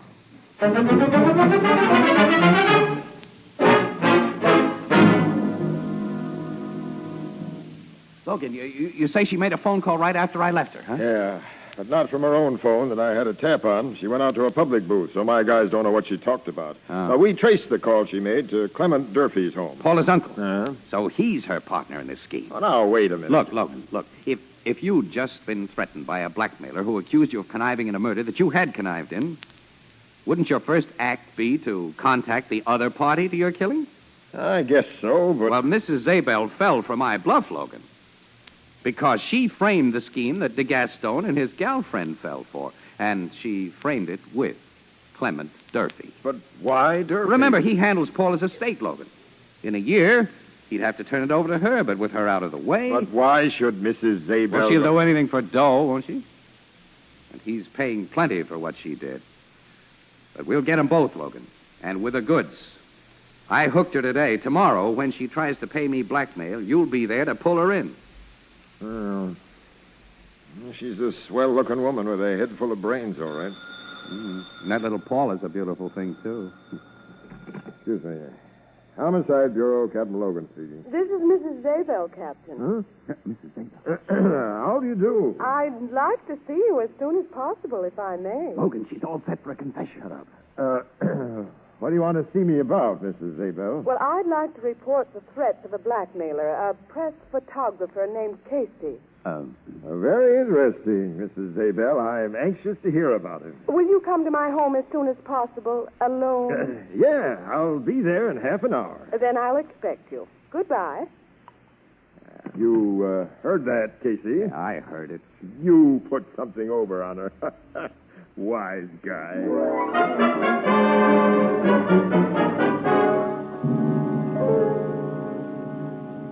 And that's a full account of the man's clumsy blackmail attempt, Captain Logan. And a true account. How do you know it's true? No, I know this Casey, Mrs. Zabel. I can figure he'd pull things like you said. Now, I want to tell you something else. Go on. That man Casey was right. I did suggest the plan that Paula Durfee told you about. What? Yes, I gave it to Leon de Gaston in detail, and I told him to make Paula go through with it. Well, then... No, I didn't kill him. Somebody else made dupes of all of us. Who's that somebody else? Telling you won't be so convincing as letting you see and hear for yourself. Now, look here, Mrs. This Zabel. will be done my way, Captain, or not at all. Well, let's hear your way. Can you install a radio contrivance in my car that will permit you and a car following to hear what's said? Yeah, my men can. Then have it done at once, and follow me tonight.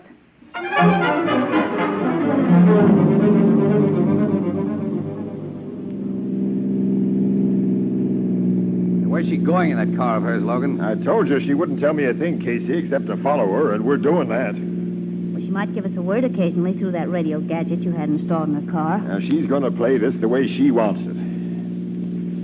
Hey, you know, she is a swell-looking woman, Casey. Yeah. Not so young as Miss Durfee, of course. Oh, no, not nearly as young. But swell-looking. Swell-looking. All right.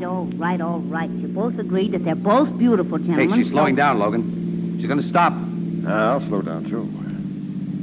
Hey, a man's getting into her car. Couldn't see his face. Neither could I. She's starting up again. Thanks for picking me up, Henrietta. That guy's voice.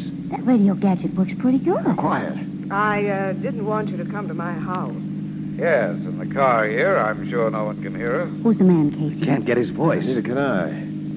So, Henrietta, you think we are under suspicion of murder? Yes, and I have no intention of facing a murder charge I don't merit. You suggested that little plan to the Gaston. Whose plan was it?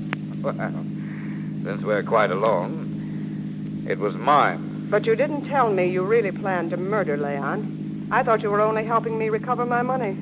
Oh, you know my real motive? Yes. You wanted a murder conviction and death for your sister. His sister? It's Arthur Durfee still. You see, I've spent my share of the estate, but with Paula out of the way, I'd get her share, too. I couldn't allow a little fool like Paula to get that money when I needed it, could I? You think you'll get away with it? Oh, you'll never tell anyone. What? You think I'd have said what I have if you were going to live? Step on it, Logan. And fast. I'm stepping. Look at that car behind us. What? Oh, you cut the ignition. And threw the key out of the window. What a gal. I'll say it's all over for him now. Sure is their car stopping. Come out of that car, Mr. Arthur Durfee, with your hands in the air. What's the meaning of this? We're finishing your perfect plan, fella. For keeps. And Mrs. Zabel... Why, Mr. Casey... I'm going to ask a favor of you. May I kiss you? Hey. Excuse me, Annie. Thanks, Mrs. Zabel.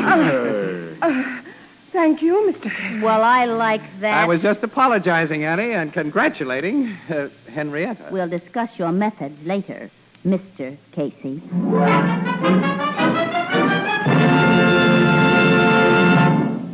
It's now possible to tell almost exactly what Americans think on almost any given subject.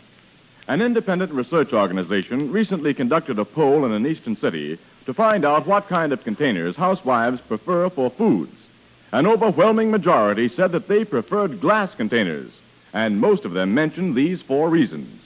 Glass lets you see exactly what you buy before you buy it. Glass containers are clean and sanitary. They don't affect flavor or purity. Glass containers are easier and safer to open and can safely be used to store leftovers. Now, in the same survey, 8 out of 9 mothers of young babies said they preferred prepared baby foods packed in glass. Most of your favorite food products and all of the better brands of prepared baby foods are now available in Anchor glass containers, protected by tamper-proof Anchor vacuum caps. Both products of Anchor-Hocking. A great name in glass.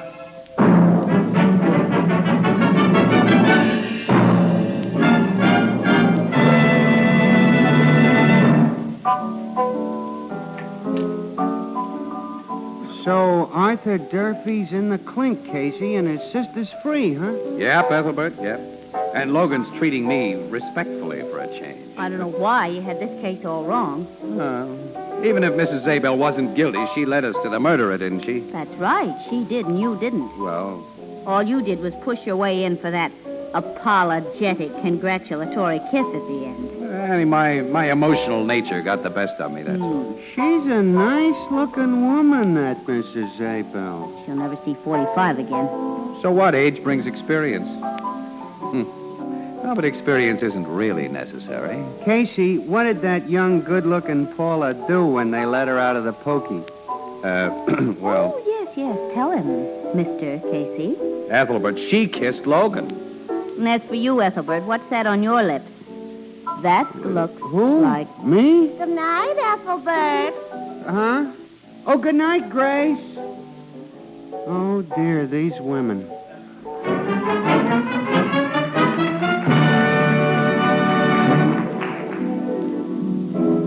Crime Photographer, starring Stotts Cotsworth as Casey, is brought to you each Thursday by the Anchor-Hocking Glass Corporation, makers of Fire King oven glass, Anchor glass containers, Anchor caps and closures.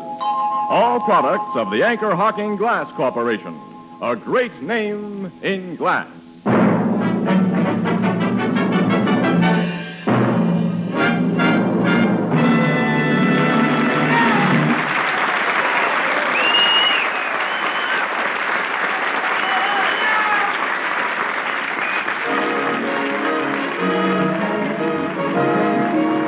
Photographer is directed by John Deeks. The original music is by Archie Blyer, and the program features Miss Leslie Woods as Anne and John Gibson as Ethelbert.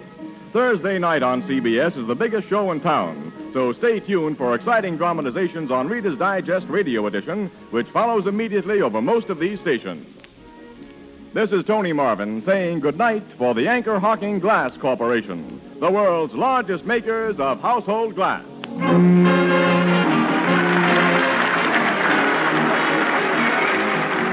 This is CBS, the Columbia Broadcasting System.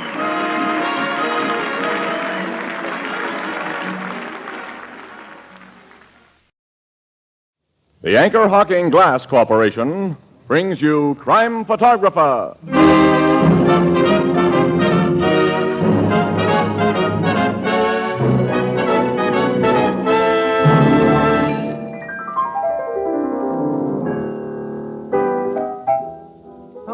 Mr. Marvin. Hi, Ethelbert. Are we on the air? Yeah, but say, you don't have your script with you tonight. Oh, I don't need a script for what I have to say. Everyone knows that the Anchor-Hocking Glass Corporation is the world's largest maker of household glass.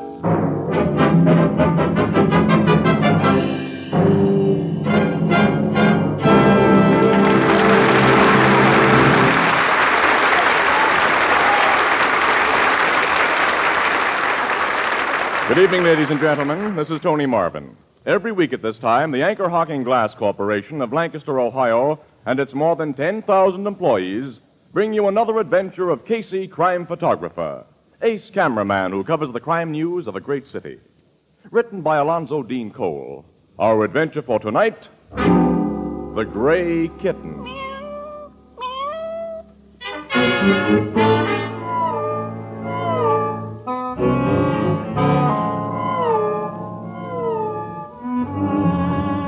On the edge of our city is lovely Greenwood Lake.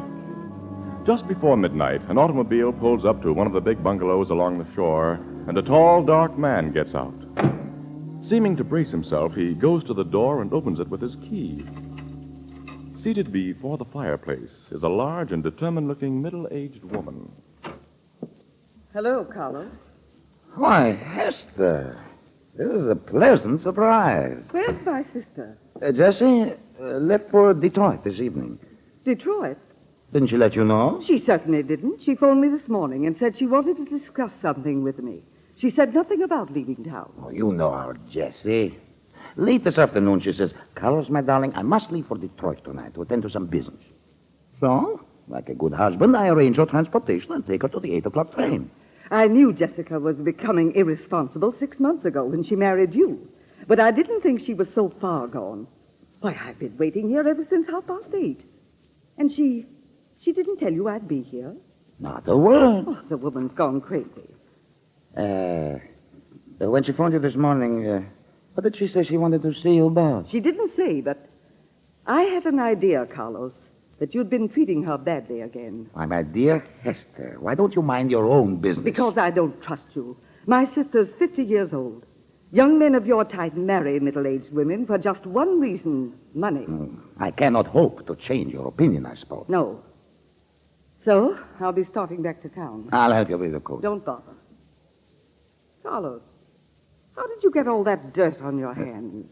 Dirt? And your shoes and trouser legs are covered with it. Oh, my car got stuck in the mud on the shortcut road. I had to push it out. Oh. Just when will Jessica come back from Detroit? She wasn't sure. She let me know. I see.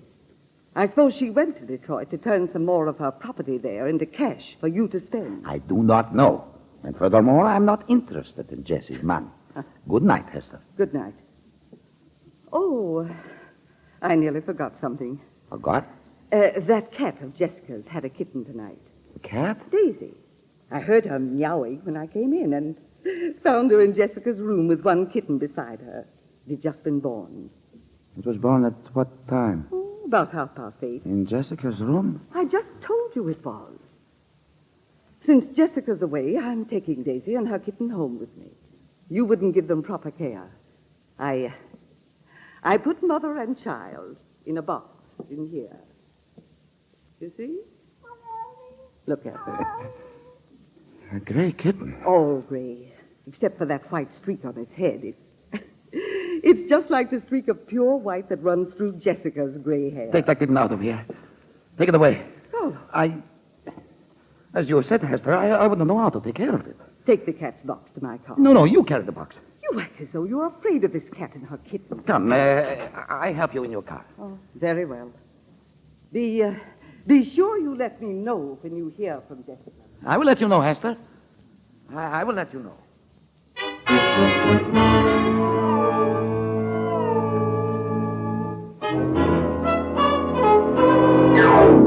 Logan, you're absolutely nuts. The longest game ever played in a major league was between Brooklyn and Boston in 1920. It went 26 innings. Yeah, wait till I get my hands in the record book. I'll show you. Got a For goodness sakes, do you two have to make all this noise? This wise guy. That's your phone, wise guy. Go on. Good thing, too. Hello. Hello, Homicide Bureau, Captain Logan speaking. This is Miss Hester Simmons. Who? Hester Simmons. I live at 347 Parkview Drive. Oh, yes, Miss Simmons. What can I do for you? She gives a good address so he gets polite. Shut up, Casey. Go ahead, Miss Simmons. I have something very important to talk to you about. What is it? My sister has been missing for 3 weeks, Captain. I'm afraid she's been murdered. Murder, Casey. Oh, tell me about your sister, Miss Simmons. It's too long a story to tell over the phone. Come to my house, please. Now. All right, I'll be there in 15 minutes, Miss Simmons. Thank you. Goodbye. Bye. Hey, you and Miss Williams will have to excuse me, Casey. Oh, no. That little word murder we just heard has made us curious. Just a front page story, pal, with pictures. Okay, come on.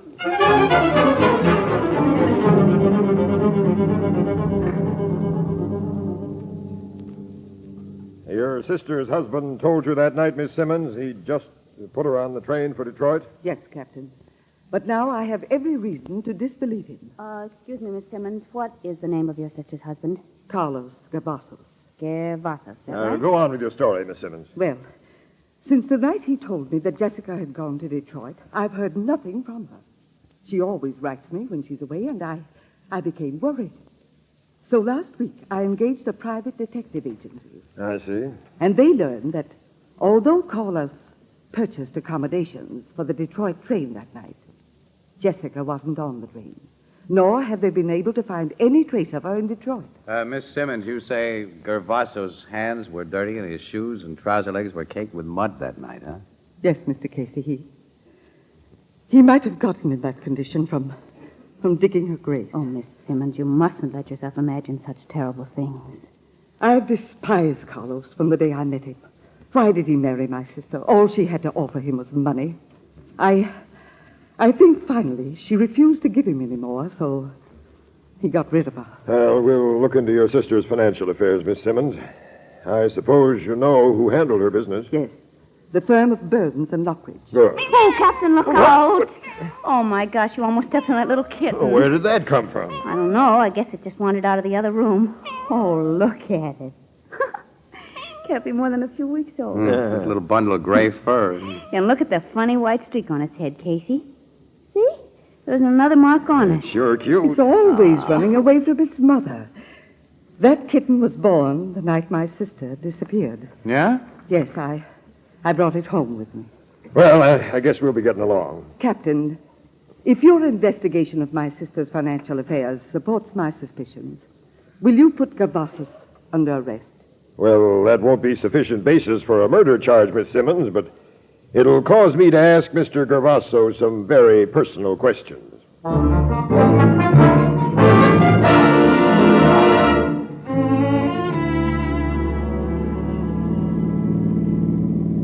That must be the house, Captain. Yeah. This time of year, this place is a nice setup for a murder. Plenty of privacy. And many places in those deep woods to bury a body. Now, don't you two decide there's been a murder until there's a lot more evidence than I have now. I'll park here. Well, you've learned that since her marriage, Mrs. Gervasos converted a lot of her holdings into cash, and that there's no record of where that cash went to. Even if her husband got it, Miss Williams, that doesn't prove he killed I wonder her. who that green car in the driveway belongs to. Yeah. Miss Simmons said the Gervasos had a black one. Yeah, I can see that one in the garage. The guy must have visitors. I mean, a visitor. Look at those footprints in the snow. A woman's footprint. Say, maybe the missing Mrs. Gervasos has come home. Well, ring that doorbell. Let's find out. I'm doing that little thing. Who's there? This is a police officer. Police? Let us in, please. What do you want? I can tell you that more comfortably inside. Just a minute. He sounded a little nervous. Everybody gets nervous when a cop comes unexpectedly to their door. Now he's opening up. Come in. Thanks. Are you Carlos Gervasos? Yes. I'm Captain Logan, Homicide Squad. Homicide? Uh-huh. This is Miss Williams and Mr. Casey. I have done no homicide. This is a nice living room, Mr. Gervasos. Where's the lady who just left it? Lady? Yeah, we saw her car outside and her footprints. Now, here's a highball glass with lipstick on the rim. I see. Well, let's see her. Here I am. I stepped into the kitchen because I thought you might want to talk to Carlos in private. Well, introduce me. This is Miss Vera Lavelle, an old friend. Of yours or your wife's? Of both.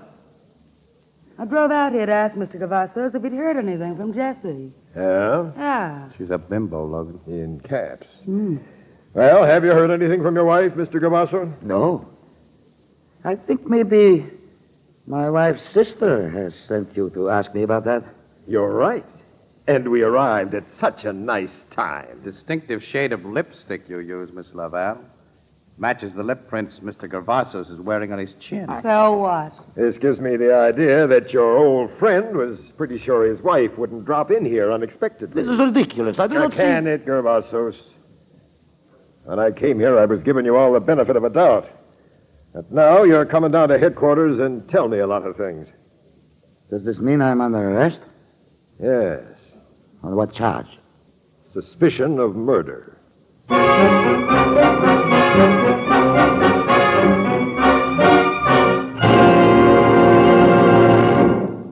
All of us are becoming increasingly price conscious. So I know you'll be interested in a product which costs not 1 penny more than it did immediately before the war and is actually far less expensive than anything even remotely comparable to it only 10 years ago. Now, I'm talking about Fire King oven glass, the beautiful pale blue oven glass that is guaranteed for 2 years against oven breakage. Fire King oven glass makes delicious meals simpler and easier to prepare, and it cuts dishwashing time by a full 2/3 because you bake, serve, and store leftovers in the same dish. It makes meals more appetizing and more healthful because oven baking safeguards not only flavor, but vitamins and minerals as well. Yet, individual pieces of Fire King oven glass cost as little as 5 cents at your favorite chain, variety, hardware, or department store. Beautiful, practical, inexpensive Fire King oven glass is a product of Anchor-Hocking, a great name in glass.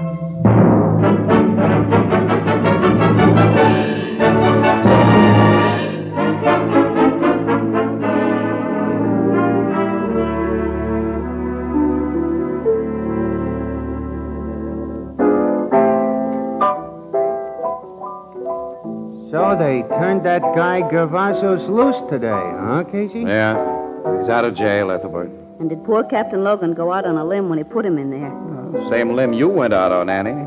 Stories you wrote after his arrest had the guy all but convicted and in the hot seat. I don't know how you talked City Desk into running those things. Must have been your charm, I guess. And the DA doesn't even ask for an indictment. Well, he should have gotten an indictment. He was able to prove that Gervasos had gotten over $40,000 from his wife's estate. He could prove that Gervasos and his wife quarreled because she refused to give him any more money. He could prove that... prove everything, Annie, except the all-important fact of murder. And they've still found no trace of a body. The DA knows a trial jury wouldn't convict him. So this Gervasos may get away with murder, if he's committed it. Yeah, it kind of looks that way, Ethelbert, now. I don't think he's going to keep much of that $40,000, though. How do you mean? Oh, no. That Laval dame will get it. You know, I think she pushed Gervasos into the murder of Jessica, and I think she'll push him into a new deal soon because she's going to want more money. Say, look who's coming in the door now. Huh? Who? Casey, it's Gervasos. Who's out with him? There they are, Dan. Hello, Miss Williams. Evening, Casey. We expected to find you here. You were looking for us? Not for you, Casey. But here's a present for you, Miss Williams. What is it? Tell her, Dan. Make it official. Summons, lady. Oh. Yes. I'm suing for $100,000 damages to my name and reputation. Well, Mr. Gervasos, do you think that I have $100,000? Miss Williams, your paper will be a joint defendant in my suit. The stories you wrote were so very unkind to me. Look here, Gervasos. If you bring a libel suit against Miss Williams in the Morning Express, the paper and everyone on it will do everything possible to prove you really killed your wife. No one in this world can prove I killed my wife, Mr. Casey. What's the matter? The cat. The gray kitten. Gray kitten? I must get out of here. Come on, Dan. Right with you, boss. Casey, what is the matter? Don't ask me. It was sure peculiar. Hey, wait a minute. Have a look at you, Kitty. Come here. I guess some people are just naturally afraid of cats, Casey. Hey, where did this kitten come from, Ethelbert? I must have sneaked in from the street. It don't belong here. It just sat on the floor and looked at Gervasos, and then when he saw it, he... Hey. Annie, this gray kitten has a single white mark on its forehead. Look. Like the one we saw at Miss Simmons a month ago. Yes. Yes, it has. I'm going to have a talk with Miss Simmons tomorrow. You know, I'm getting a screwy hunch that this cat is bad medicine for that guy Gervasos.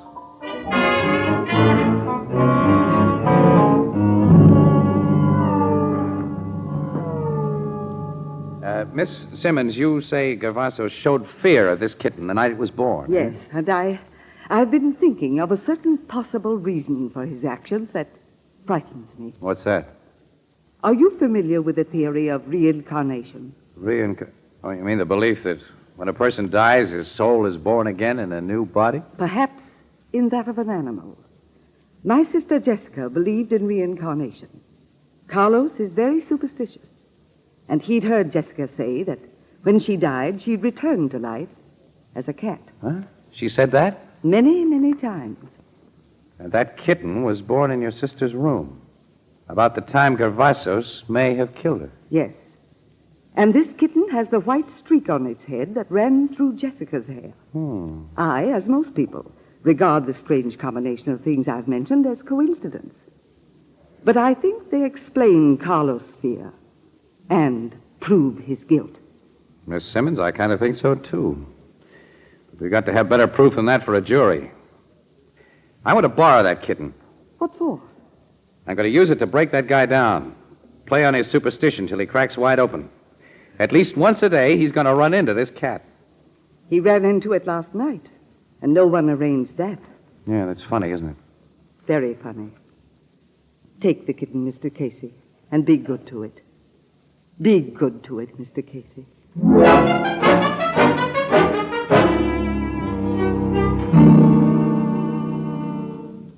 Your idea about using that kitten to crack Gervasos is swell, Casey. Huh? Well, I'm glad you see the possibilities, Logan. Every time Gervasos goes out, one of your detectives will shoo the kitten right across his path, Captain. Uh-huh. Beautiful, Miss Williams. Simply beautiful. Well. For once, we bring you an idea and you don't throw ice water on it. You two masters of detection and criminal psychology haven't given me a chance to talk yet. Your idea is magnificent, stupendous, and colossal. Yeah, it might even work, except for one thing. Gervasos has disappeared. Gervasos He and that Laval dame took a powder last night, left with bag and baggage. Well, didn't you have him watched? I thought the DA's men were keeping an eye on him, and he thought my guys were doing the job. Nice going. Of course, really. you newspaper birds never make a Don't mistake. you two start one of your riots now. My nerves won't take it, please. Captain, you locate Gervasos and the Laval woman eventually, of course. We'll try to, Miss Williams, but we still don't have enough evidence of murder. I've got work to do now. The two of you take that kitten and get out of here. Okay. Where is the kitten, Casey? Huh? Well, it was on the floor here a minute ago. See? Here, Kitty. Here, Kitty. Cat, come here. Not over here. Kitty, come Anyway, here. the door is closed, so... Here, Kitty's got Kitty. out. Here, Kitty. You sound kind of silly, It Logan. must have gone out that window. Yeah, there it is. It's down on the street. It's running around that corner. Oh, my gosh, it'll be killed or get lost, and we'll never find it. You should have been watching it, Casey. Now, like Gervasos, the kitten is gone.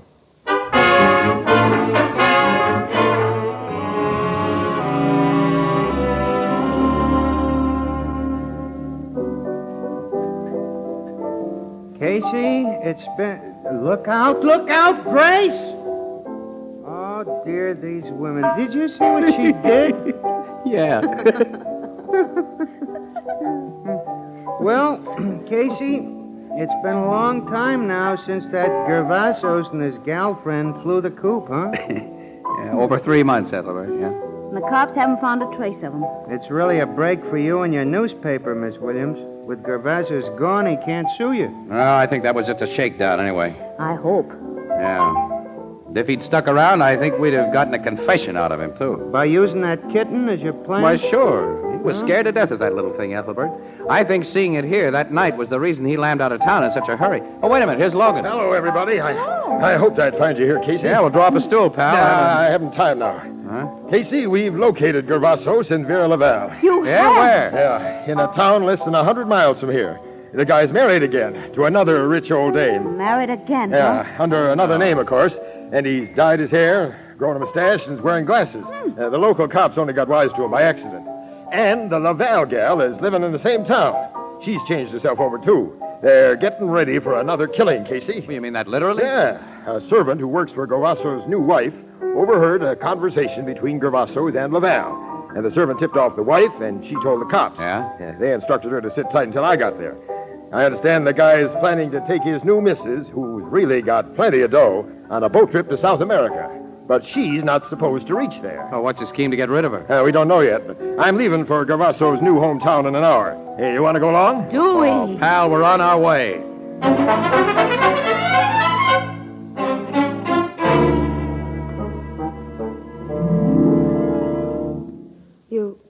You sure we're alone in this house, Carlos?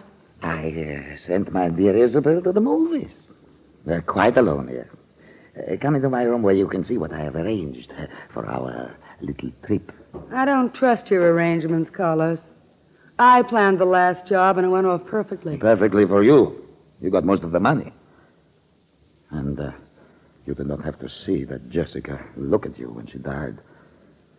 I can still see her eyes staring into mine. Oh, you've got no guts. It was not a nice thing to remember. And then the gray kitten. Can that? If I ever see you go soft again about that great kitten idea, I'm pulling out and fast. She always said she'd be born again as a cat. And that kitten... Stop it, I said. You sap. Now let's get our plan straight. When your wife comes home from the movies tonight, you're going to do the job. Yes. Tomorrow morning, an expressman will call for our trunks. She will be in one of the trunks. Which will be shipped to New York from where the boat leaves. Then I, wearing her clothes and with her big fur scarf pulled up about my face, will take her place on the train. When we get to New York, we claim the trunk, get rid of its contents, and disappear. Right. Then, under new names, we go to sunny California with nearly $80,000 that you've gotten out of your latest wife. Which trunk are you going to use for the job? That old-fashioned flat one. I'll just take a look at it. Be careful with it. Do not touch its lid. Why? Look closely inside the lid. There's a thin glass tube running along the inside edge. The tube is filled with gas. A gas so poisonous that the one who breathes it dies almost instantly. When the lid of this trunk is closed, the glass tube automatically breaks. And whoever is inside... Why such a fancy layout? All you have to do is choke the old dame. No. I tell you, I'll never look into a dying woman's eyes again. My wife gets into that trunk and kills herself. You crazy fool. How will you make her get inside and close the lid? You do not know the wife I married this time. She called me Puggy Wiggums. Likes to play childhood games. Childhood games? You don't know what I've gone through. Her favorite is hide and seek. I will play hide and seek for the last time tonight. And she will be sure to think that empty trunk a very fine place to hide. The lid is very finely balanced, and it is equipped with a snap lock. Oh, wait a minute. Your Isabel may not be able to cram herself into this trunk. You and she are about the same size, Carlos. Let's see if you can fit in there. You wouldn't let the lid fall on me, Vera. Oh, don't be nuts. What would I gain by that? Nothing. I have Isabel's money. I trust you and get in. You are a trusting guy. But hold the lid open. I will. The trunk is kind of small for me. I was afraid of that. Wait. I move this way.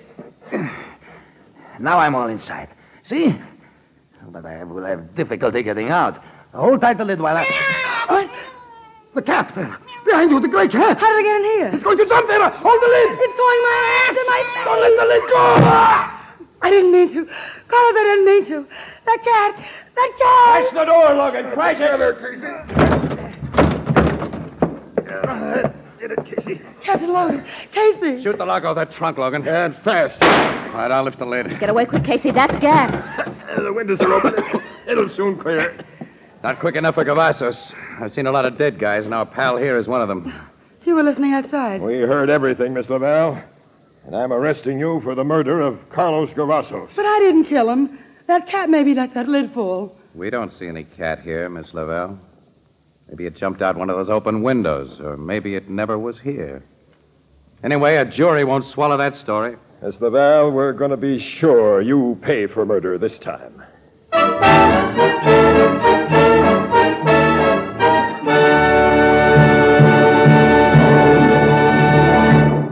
Perhaps you were one of the housewives interviewed in a recent big city survey. If so, you may recall you were asked these two questions among many others. When you buy packaged foods, what kind of container do you prefer and why? A vast majority of you said that you preferred to buy foods packed in crystal clear glass. You gave literally hundreds of reasons. Practically all of you, however, preferred the glass package because it lets you see exactly what you buy before you buy it. Included in this survey were many hundreds of young mothers who were questioned on baby food packages. 8 out of 9 said they not only preferred, but insisted on prepared baby foods packed in glass. And their most important reasons were that glass was cleaner and more sanitary, that leftovers can be resealed and safely stored in the original container. Now, you too can have these recognized advantages with the foods you buy. Simply demand foods packed in glass, in Anchor glass containers protected by Tampa-proof Anchor vacuum caps. Both products of Anchor-Hocking. A great name in glass.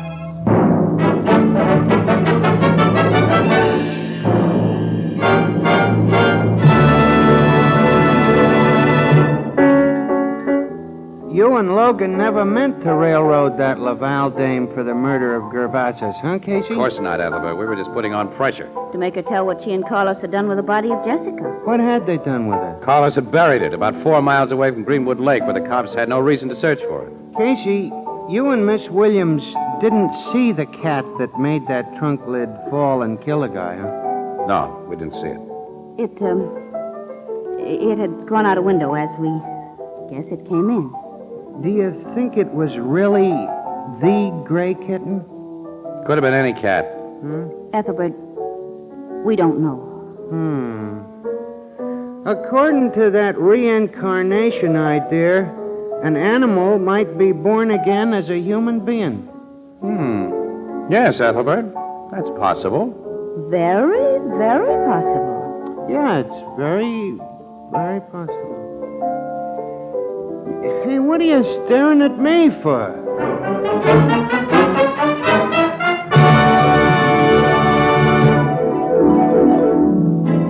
Crime Photographer, starring Stotts Cotsworth as Casey, is brought to you each Thursday by the Anchor-Hocking Glass Corporation, makers of Fire King oven glass, Anchor glass containers, Anchor caps and closures. All products of the Anchor-Hocking Glass Corporation, a great name in glass.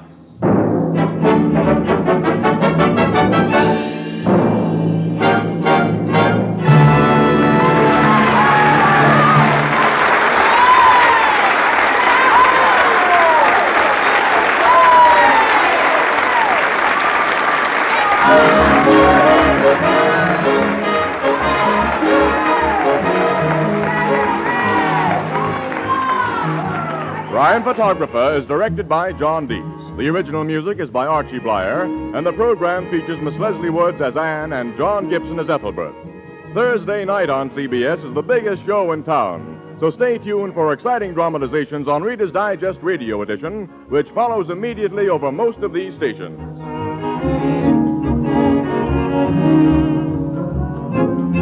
This is Tony Marvin saying goodnight for the Anchor-Hocking Glass Corporation, the world's largest makers of household glass.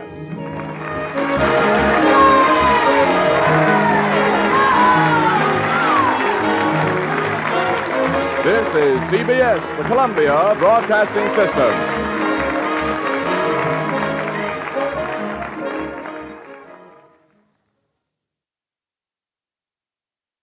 The Anchor-Hocking Glass Corporation brings you Crime Photographer.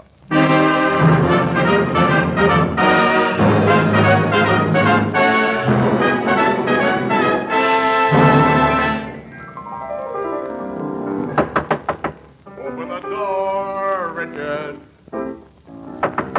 Open the door, Richard. Hey, what's wrong with you, Mr. Marvin? Huh? There ain't no door to open. You're already inside. Why, Ethelbert, haven't you heard that song? You mean that is the name of a song? certainly. Haven't you heard it on the radio? You know, Mr. Marvin, I never get a chance to listen to the radio. What I mostly hear is Anchor-Hocking is... That's right. Anchor-Hocking.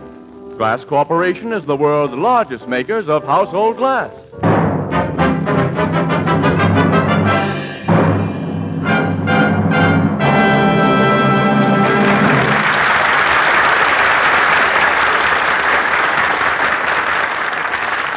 Good evening, ladies and gentlemen. This is Tony Marvin. Every week at this time, the Anchor-Hocking Glass Corporation of Lancaster, Ohio, and its more than 10,000 employees bring you another adventure of Casey, crime photographer, ace cameraman who covers the crime news of a great city. Our adventure for tonight, 20-Minute Alibi.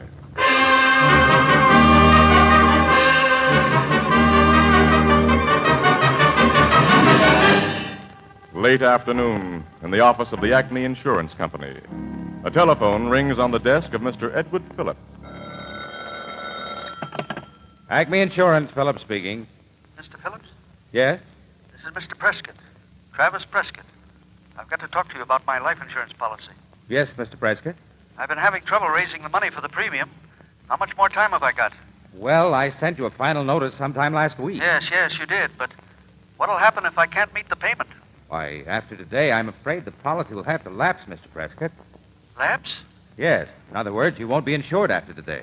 What time is it now? Why, 4:45. And I have until midnight to pay the premium? That's right, sir. But if anything happened to me before, the policy is still good now, isn't it? Yes, sir. That's all I wanted to know. Just a moment, Mr. Prescott. Mr. Prescott, what happened? Mr. Prescott! Mr. Prescott!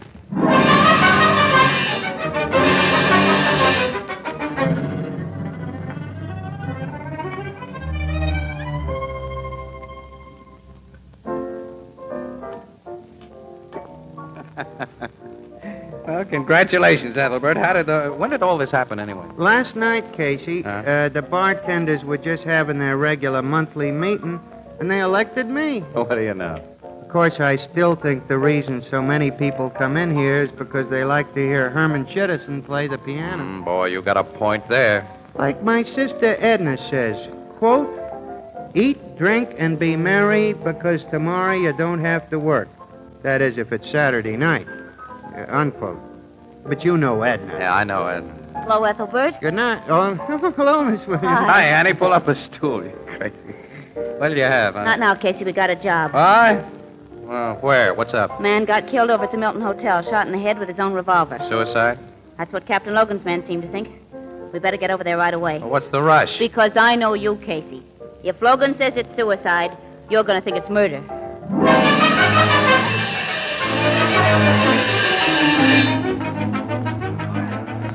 Come on, Annie. We're going to have to shoulder our way through this. Gosh, there's enough cops in this hall to launch a battleship. Here, where are you going? Press, Commissioner. Gentlemen of the press. Her, too? No, officer, I'm a lady. It's all right, Dolan. They can come in. Yes, sir. Thank you, Logan. Well, old boy, it's awfully decent of you to let me solve this case for you. Now, don't start masterminding, Casey. This is a very simple job, and all you have to do is take pictures. Oh? The murderer's confessed, has he? The murderer has not confessed. There isn't any murderer, understand? This is a simple case of suicide, and let's keep it that way. Okay. I didn't say anything. Maybe not, but you're thinking. Well, one of us has to think, huh, Logan?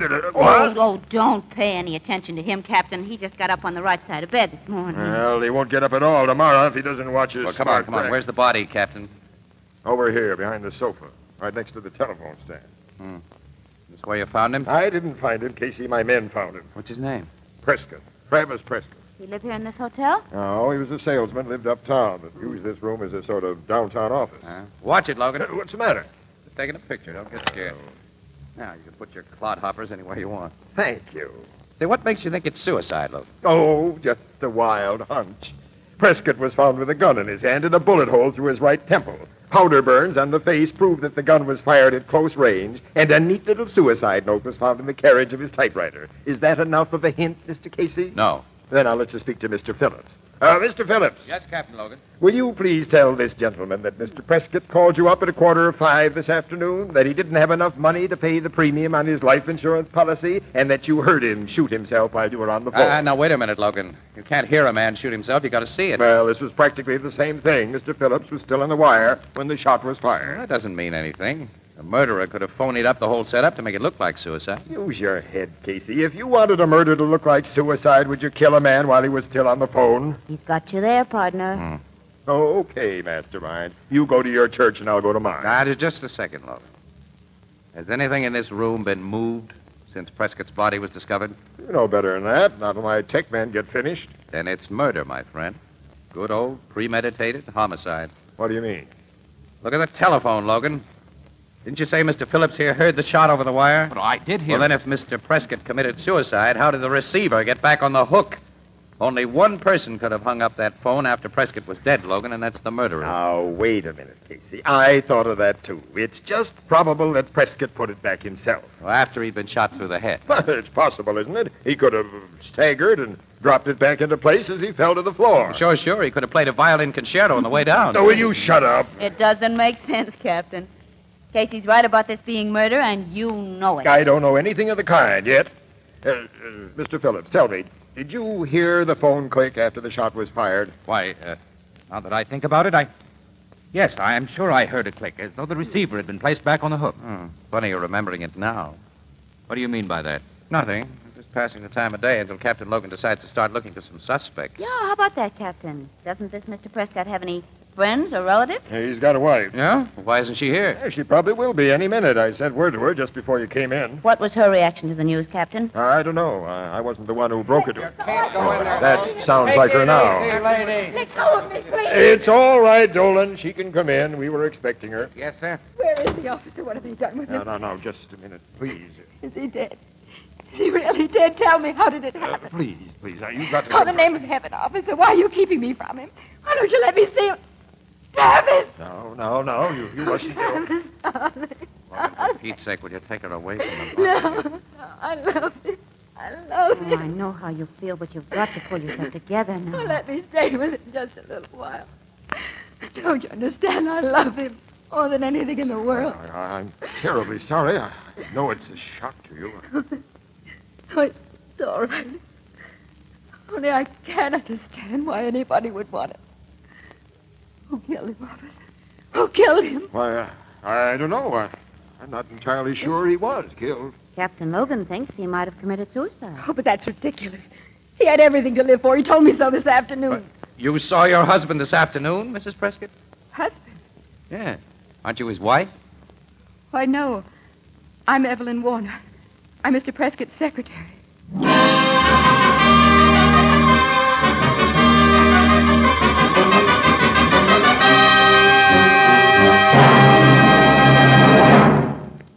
Day after tomorrow is Washington's birthday, and I'm sure you'll want to observe at least one good old tradition.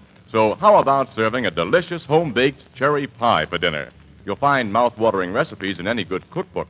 But to make those recipes turn out right, to ensure flaky crusts, evenly and lightly browned with no danger of scorching, be sure to use a Fire King oven glass pie plate. You see, Fire King oven glass absorbs oven heat so uniformly that it practically ensures baking results. Now, you'll find a wide selection of Fire King oven glass at your favorite chain, variety, hardware, and department stores, separate pie plates in different sizes, as well as casseroles with pie plate covers, and smaller pieces for baking individual deep dish cherry pies. Fire King oven glass prices are unbelievably low, and each piece is guaranteed for 2 years against oven breakage. Ask for Fire King oven glass by name, another product of Anchor-Hocking. A great name in glass.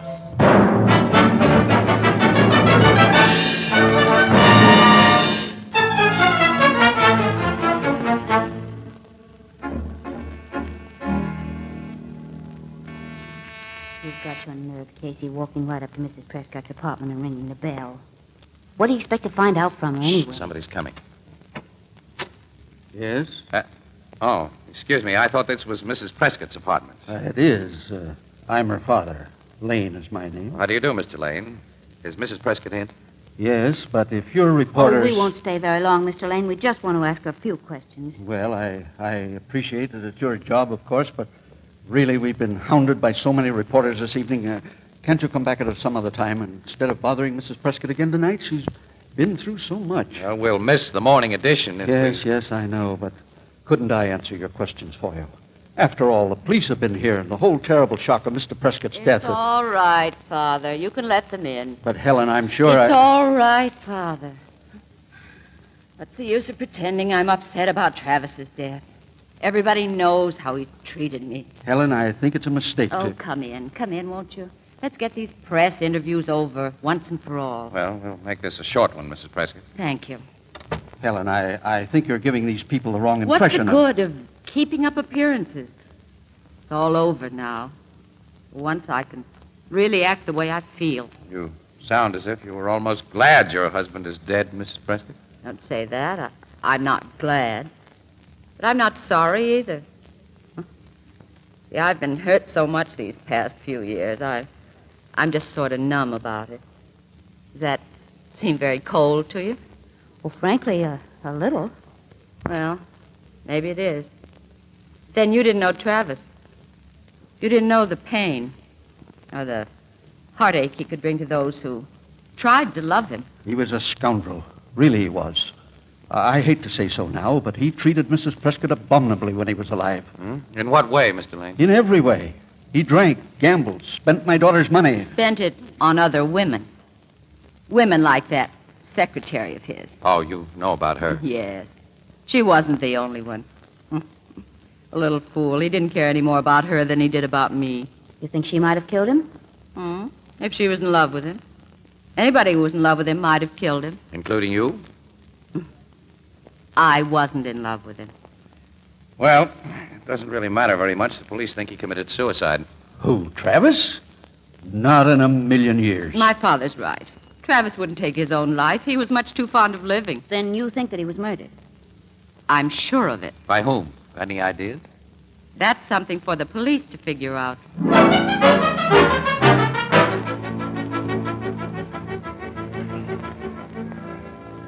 Hey, look, try to remember, will you? After all, you're the doorman here. You ought to know what time Mrs. Prescott came home this afternoon. Well, I do remember, but I don't know that I can pass that information along to you. I've already passed it along to the police. But we're practically policemen.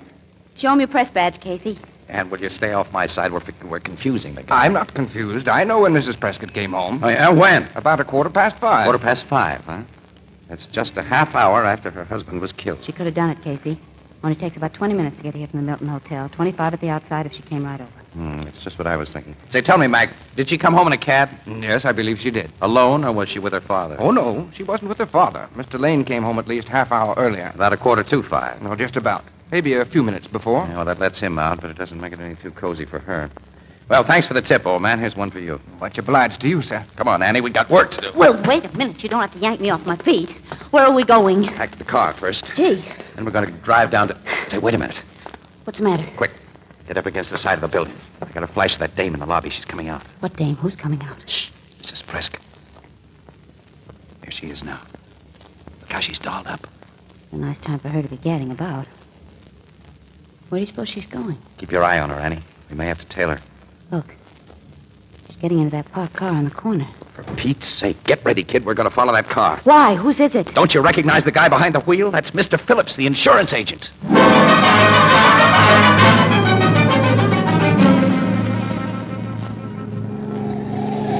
Casey, we'll both be killed if you keep driving this way. Don't worry, Annie. I've still got 2 wheels on the ground. Well, let one of the others down anyway. Right, we're coming down for a landing now. Stopping up ahead. I wonder why. Everything looks closed up around here. Where are we? Downtown, near River Street. These are all office buildings. Wait, they're going inside that gray one on the corner. Well, don't give them a chance to get away. Come on, Annie. We got to find out what they're up to. Not so fast, Casey. I got high heels on. There's no time to call attention to your legs. We're in a hurry. Oh, don't be so manly. We'll catch up with them. If we don't get a move on. Well, there they are. Going in that side door off the lobby, see? I hope they're not trying to give us the slip. That's what I hope. No, it looks like some sort of office on the first floor.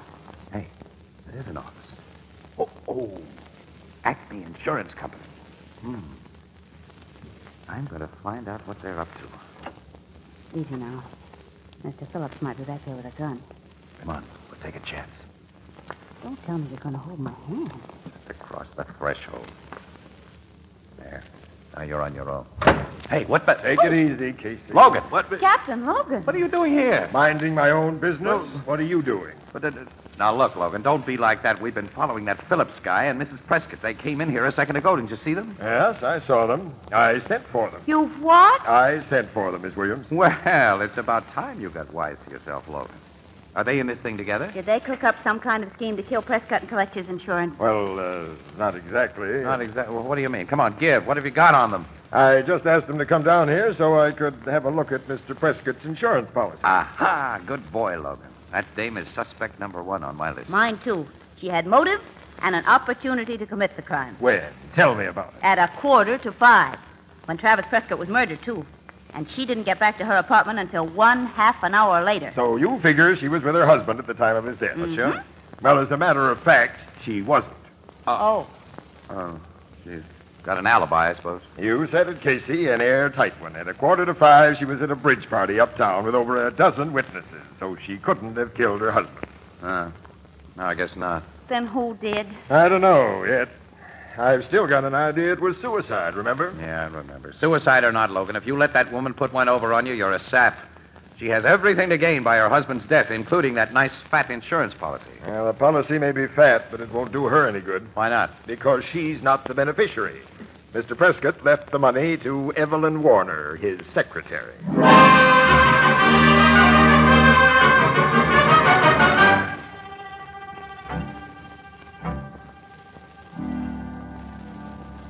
What do you want, Mr. Casey? Well, I'll tell you, Miss Warner, if you'll just take your foot away from the door and let us come in. No, please. I'm awfully busy right now. Can't you two come back some other time? And find you gone? Why, no, of course not. What makes you think I was going anywhere?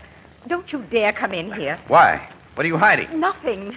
Nothing but a half-packed suitcase. I can see that from here. Go away. I will in a minute, Miss Warner. Come on in, Annie. Like you are. Big idea, sister. Don't you know it's bad news to run away at a time like this? It's practically an admission of guilt. I don't care what it is. You mean you killed Mr. Prescott? No. According to what Logan tells me, you were at the office with him this afternoon. Of course I was. I was his secretary, wasn't I? I was there until 4 o'clock.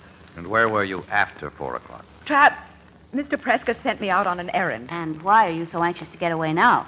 Because I know what'll happen. They'll send me to the chair for something I didn't do. If you didn't do it, you got nothing to worry about, Miss Warner. But all the evidence points to me. The insurance policy, the fact that I worked for him, even the fact that I was in love with him. There's only one fact that really counts. Can you prove you were not with Mr. Prescott at 4:45 this afternoon? No. The only man who could prove it for me won't help me. Who's that? Mrs. Prescott's father, Mr. Lane. He knows I wasn't at the office at 4:45 this afternoon, but he'll never tell the police that. Why not? Because he hates me. I'm sure he does. Any man would hate me for breaking up his daughter's marriage. But he wouldn't send you to the chair for it. Besides, Mr. Lane doesn't strike me as the kind of a guy who'd blame you for what happened. He would. I know he would. I can't take a chance. You can't take a chance because you killed Travis Prescott. No! You'll have a hard time convincing him. Stand back. Hey, what are you Look doing out, there Casey, with that? she's got a gun. Stand back, both of you. I know how to use it, and I will if you get in my way. Don't be an idiot. You can't get away with this. We'll see about that. Close my bag. Quick! Now, put it on the floor and stand back.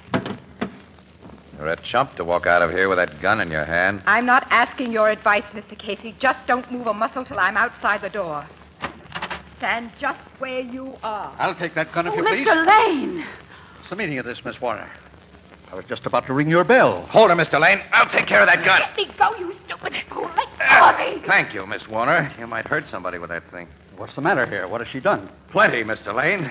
Murdered your son-in-law and tried to make it look like suicide. She just gave us a cock and bull story about you being able to fix her up with an alibi. I don't understand. Didn't Mr. Prescott die at 4:45 this afternoon? That's right. Then how could Miss Warner have killed him? Huh? What do you mean? Well, Miss Warner dropped some mail off for me at the apartment this afternoon.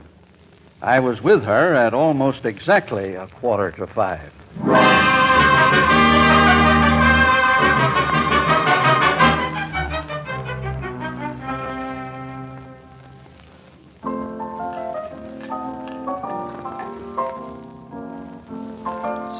Casey, you've been sitting there for the last 15 minutes without opening your mouth. What's the matter with him, Miss Williams? To put it in simple language, Ethelbert, Casey is what we might call stuck. Does that expression on your face, Casey, mean that you're thinking? Yeah. Give me another cup of that coffee, Ethelbert. Awful stuff. Oh, Walter, bring Casey another coffee. I told you it was awful. You know Walter can't make coffee. You're telling me.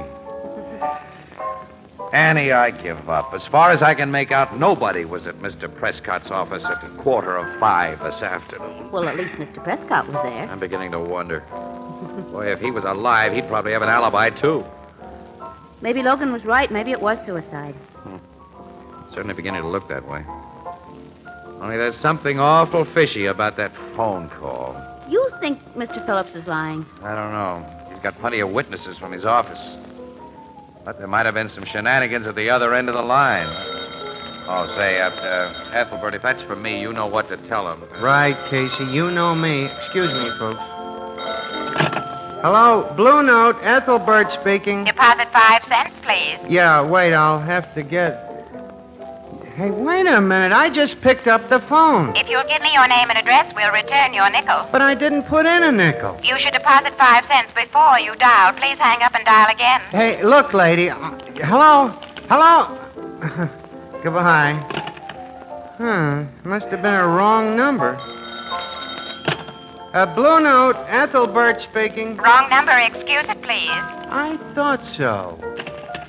Oh, dear, these telephone operators. I have more trouble. Hey, wait a minute, Ethelbert. You know, wait a minute. You give me a hunch. Huh? That telephone operator, Annie. That's who I want to talk to. Come on. Where are we going? Back to the Hotel Milton. I want to talk to the operator at the switchboard.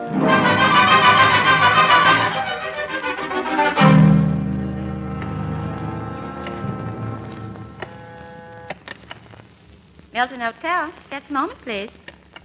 Now, what were you saying, Mr. Casey? Well, we wanted to have a look at the call sheet, miss. You keep a record of all outgoing calls, don't you? That's right.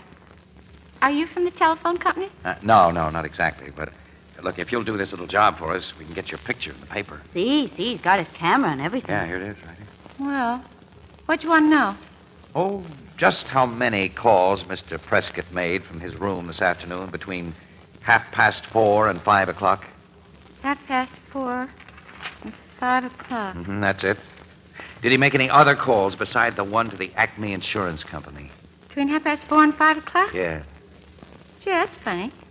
According to the sheet, Mr. Prescott didn't use the phone at all during that time. Last call he made was at 4 o'clock. Let me see that, will you? Sure. Casey, what's it mean? Annie, it means we're dealing with a pretty slick murderer.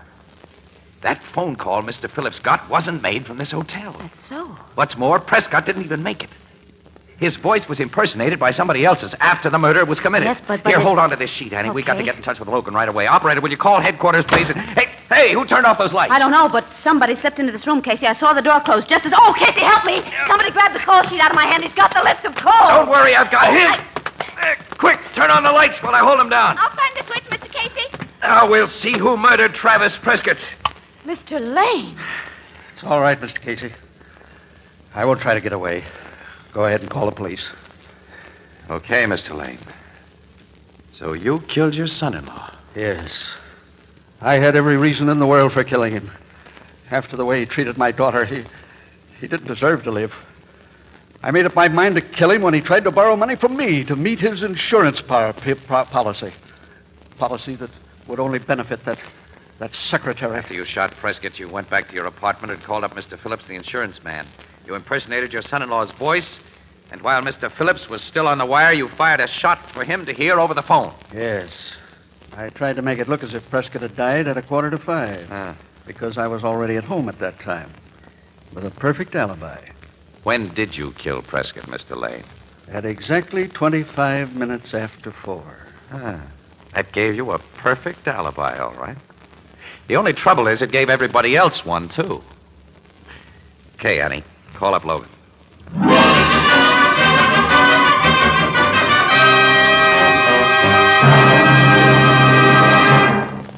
Back in the 1920s, the average grocery carried only a few hundred items.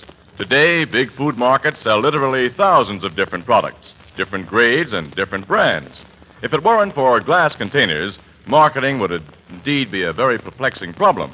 But thanks to transparent glass, marketing is not only simple and easy, but it's also fascinating.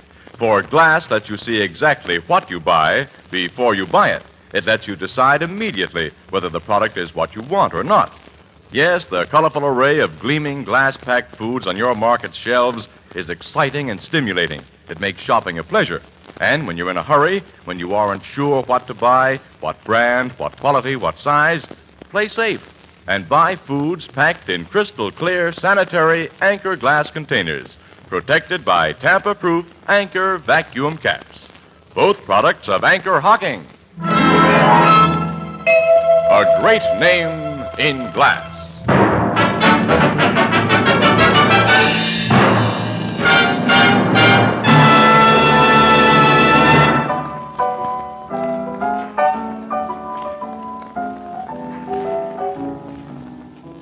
Well, you see, Ethelbert, it was a perfect alibi. I don't see how it's so perfect if the guy got caught. Well, he wouldn't have been caught if it hadn't been for our man Casey. Oh, I don't know about that, Annie. Logan was onto that call sheet long before I was. He had a photostatic copy of it the whole time. Well, then why didn't he do something with it? If this Lane guy hadn't followed you to the hotel and made that pass in the dark, he'd have been a free man. Oh, not necessarily. No, Logan was playing the whole thing cozy, letting it pass for suicide and keeping an eye on all the suspects all the time. Well, if I ever commit a murder, I'm not going to make it fancy. Oh, why not? Well, you see what happened to this Lane guy. He should have known you can't commit a murder and make it look like suicide. Why?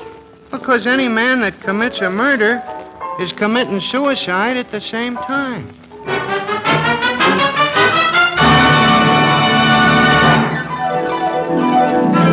Crime Photographer, starring Stotts Cotsworth as Casey, is brought to you each Thursday by the Anchor-Hocking Glass Corporation, makers of Fire King oven glass, Anchor glass containers, Anchor caps and closures, all products of the Anchor-Hocking Glass Corporation, a great name in glass.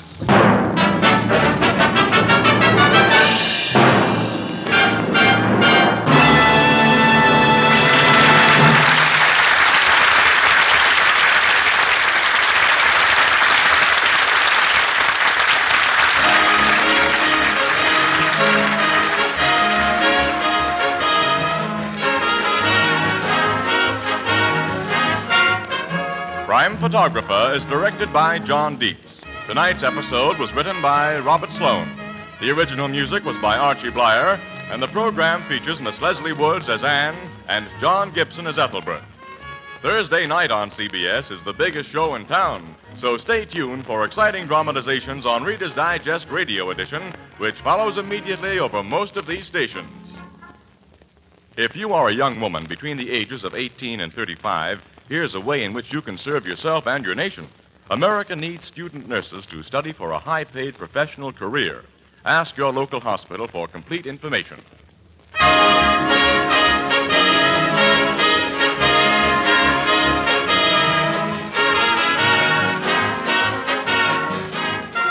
This is Tony Marvin saying goodnight for the Anchor-Hocking Glass Corporation, the world's largest makers of household glass. This is CBS, the Columbia Broadcasting System.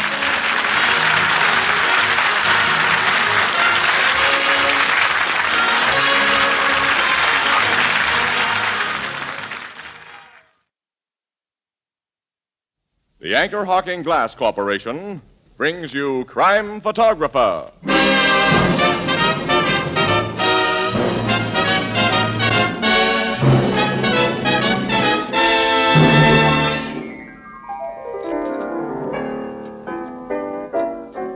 Hiya, Casey, Miss Williams. Hello, Ethelbert. How are you? Look at this, a picture of my sister's kid. My married sister, of course. Say, he sure is growing up, Ethelbert. Oh, here comes Tony. Why don't you show it to him? Say, a fine-looking boy, Ethelbert. Yeah, and you know what? Already he can say Uncle Ethelbert. Uncle Ethelbert? Yeah. Well. But you know, the day I'll be excited is when he learns to say, the Anchor-Hocking Glass Corporation is a great name in glass.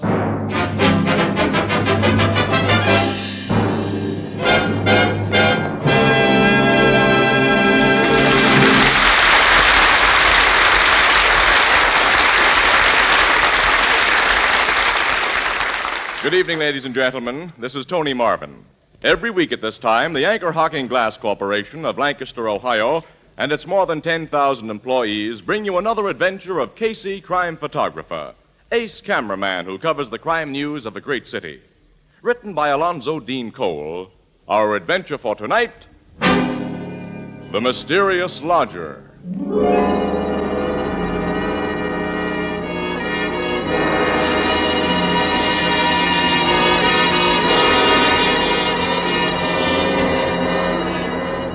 Morning, about 10 o'clock. In a private office at police headquarters, a telephone rings. A big man in civilian clothes reaches for its receiver and... Homicide Bureau, Captain Logan speaking. Is this the place to report a murder? It is, lady. I think I got one for you. Who's this speaking? I'm Maggie Myers. To be really proper, I'm Mrs. John Rodney Myers. I'm a widow. What's the address? 1139 Midland Street. 1139 Midland? That's right. It's my lodger, a lady who rooms with me who's been killed, I think. What makes you think that... Well, you get out here and look through the keyhole of the door like I just did, and you'll see. We'll be there right away, Mrs. Myers. I'll be waiting for you. Goodbye. Sergeant Flanagan. Yes, Captain? Tell the tech squad and the doc to follow us to 1139 Midland Street. You go with me. Yes, sir. What happened at 1139 Midland Street, huh? Casey. Good morning, Captain. What are you two doing here? Well, don't we usually drop in to inquire what's happening in the murder department? And it seems we picked just the right time today. Okay, Miss Williams. You and that lug with the camera follow my car. Come on.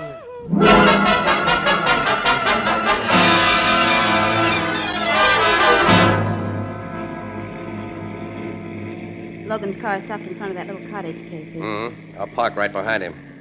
Hey, this is a crummy neighborhood, Annie. Yeah. We're not going to get any front page stuff here. Look. Little old woman just came out of that door. Are you Mrs. Myers? That's me, Maggie Myers.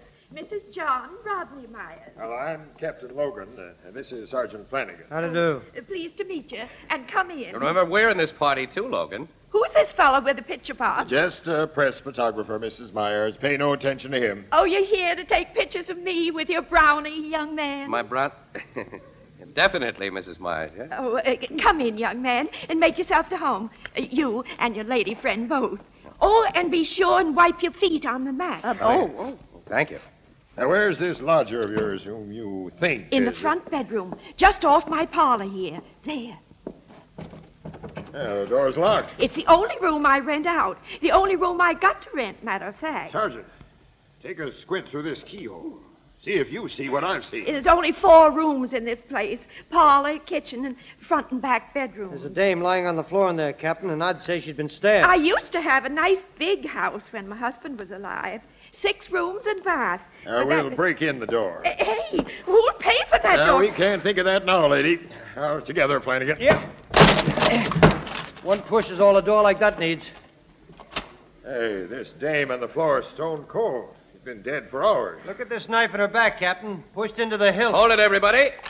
Got Casey! it, thanks. Thank you. You know you can't take pictures until I say so. Now, all of you keep out of this room. I don't want you stepping on possible evidence. Why, Captain, none of us have come inside that room. You know we know better than that. When I'm watching you. Poor Miss Patrick. Poor Miss Patrick. Hey, is that the dead woman's name, Mrs. Myers? Yes, Alice Patrick. At least that's what she told me. Such a nice, quiet woman she was, and she paid her rent so regular. Now, I'll want to hear all you know about her very soon. She's a big gal, about 45. Only a husky guy could have driven that knife so deeply into her back. That was done with one clean stroke, Sarge. Yeah, it took muscle to do that, Captain.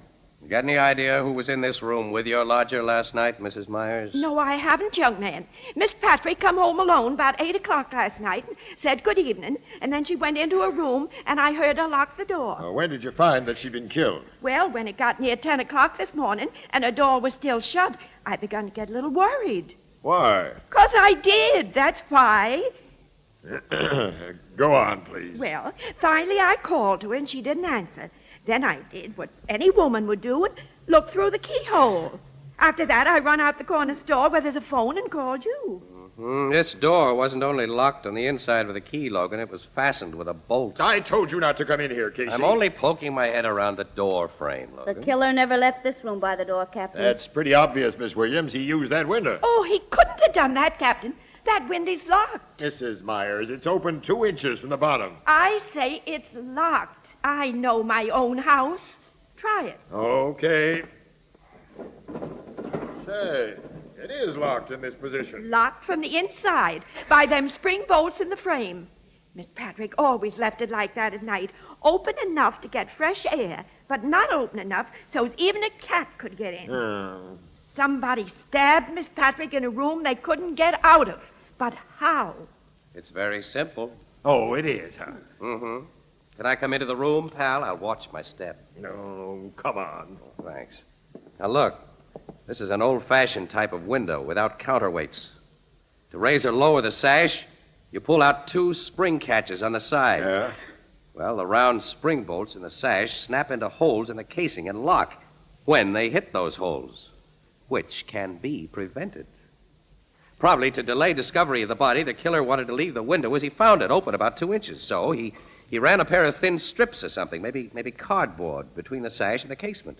Climbed outside, lowered the window, pulled out his strips, and let the spring locks shoot into place. It could have been done that way easy, Captain. I can see that myself now. Casey, you just ruined a nice mystery. But who could have been strong enough to drive that dagger into Miss Patrick's back? Step back into your parlor, Mrs. Myers. I want you to tell me all you know about Miss Patrick. Yes, sir.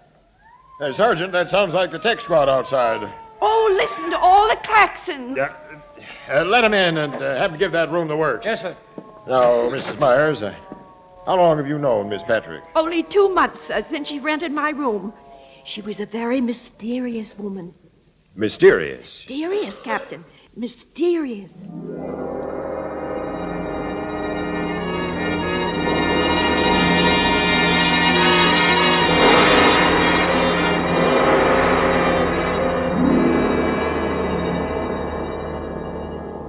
Now, to sum up what you've been saying, Mrs. Myers, this woman, Alice Patrick, answered an advertisement you put in the paper. Yes, sir. It said, refined lady has pleasant furnished room to rent and own home. That's beside the point. I decided to take a lodger, Captain. Not so much because I needed the money, though I could use it, of course, as because I get kind of lonesome. And I figured having another woman in the house... We've gone over that. The point, Mrs. Myers, is that this woman never told you anything about herself. That's why I say she was mysterious, Captain. Most women do tell things.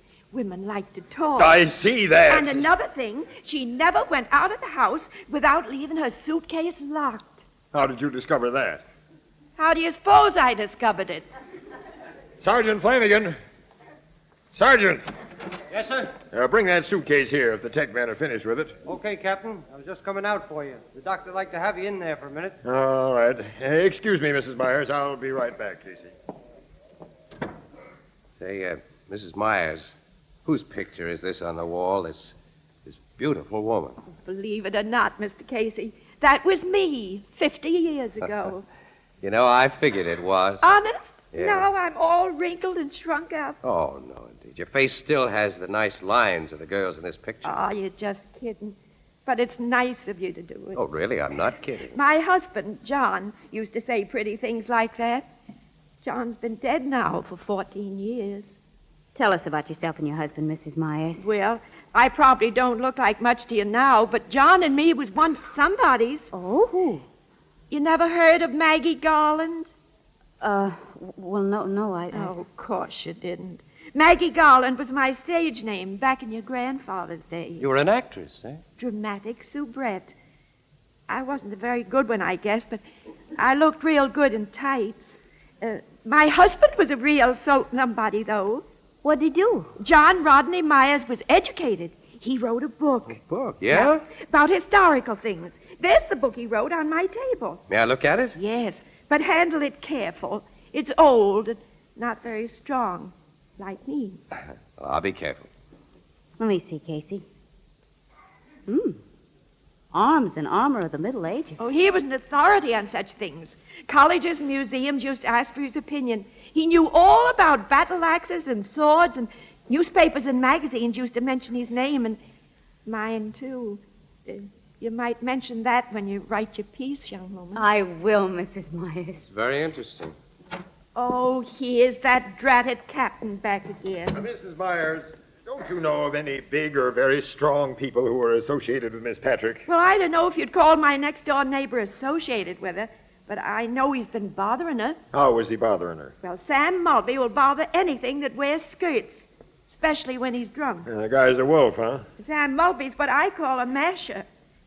It made Lena Glasheimer mad as all get out when Sam took a shine to Miss Patrick. Mm-hmm. What was Lena Glasheimer mad about? She was jealous. She wants to marry Sam Mulvey. You're finally telling me something that may help my investigation. Have you looked into a suitcase yet? No, but I've got it here. Also the key. My man found it in the dead woman's purse. Let's open it up. Yeah, I am. Only a few papers in there. We'll see what they're... Casey. Hey, I've seen papers like that one before. It's a parolee's discharge from Avon Prison. The name of Alice Patrick Ives. Alice Ives? Say, she's the dame who Oh, I murdered that... know. The parole board let her out last fall after she'd served 20 years of a life sentence. What are you saying? Miss Patrick, my lodger, was a murderess? I bet she was. She carved up a guy named Clem Shirley. He was a big-time rum runner back in Prohibition days, Mrs. Myers. And now she's been killed with a knife. Oh, Casey, this is finally beginning to look like front Don't page. say it is. We can resurrect the whole story of the Shirley murder, Alice Ives' trial, her 20 years in prison, everything. I never would have dreamed. Now I can imagine why she was afraid of that man. Man? What man? The mysterious man. Mrs. Myers. Lady, will you please talk straight? She told me if this man ever came to the house, I was to say she didn't live here. She described him to me. And one day he did come. I seen him watching the house. And when I told her, she like to die of fright. Now you tell me about this. Well, you didn't ask me about the mysterious man before. Oh. Of course, now I figure he was a detective who was watching her. Mrs. Myers, let me figure it. Hold it, pal. Wait a minute. Mrs. Myers, will you describe the mysterious man to us? Of course I will, boy. He was a big, gray-haired fellow with a little black mustache. Oh, and a long scar on his left cheek. A scar? Oh, she's described Pete Shirley. The brother of the rat that Alice Ives killed. He's paid that dame off for knifing his brother. Oh, Casey, this will be a story. And you'll be in it, too, Mrs. Myers, as the star witness.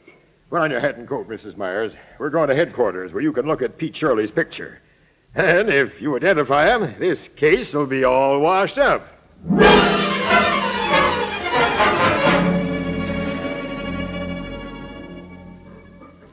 That's a picture of the man I saw, Captain. The man Miss Patrick was afraid of. Sergeant Flanagan, get out a pickup order on Scarface Pete Shirley. Have him brought in here and quick. Yes, sir.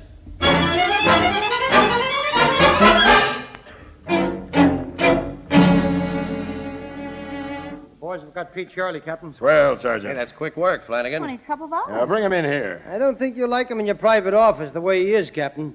What do you mean? Pete is shot up pretty bad. He's dead. Dead? Dead. He got killed trying to pull a hold-up last night, Captain. And he was pulling that hold-up over in Woodsfield at the very time Alice Ives was being stabbed here. You're sure? The boys just brought him into the morgue, sir. There goes my case against Pete Shirley. And my beautifully corny story about a brother's revenge. The death of Mrs. Myers' lodger is becoming a mystery after all.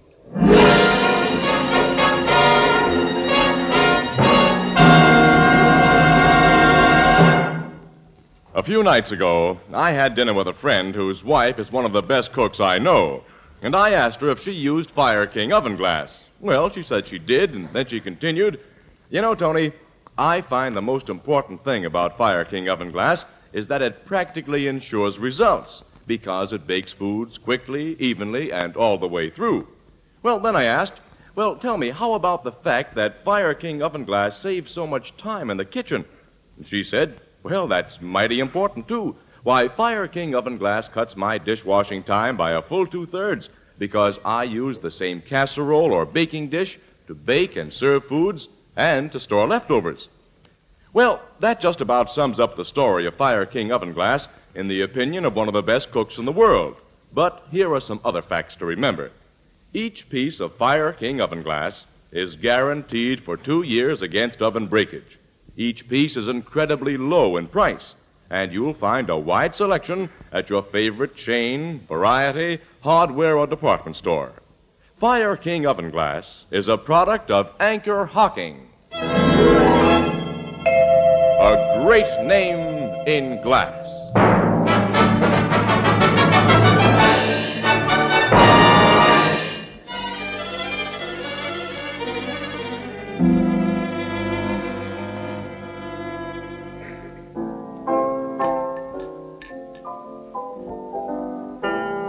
No, mister, we already got one of those drinking pelicans back at the bar now, and I don't want any more. I'm sorry, try me again sometime.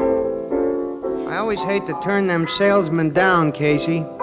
But as my sister Edna says, quote, them as buys everything from everybody pretty soon ain't able to buy nothing from nobody.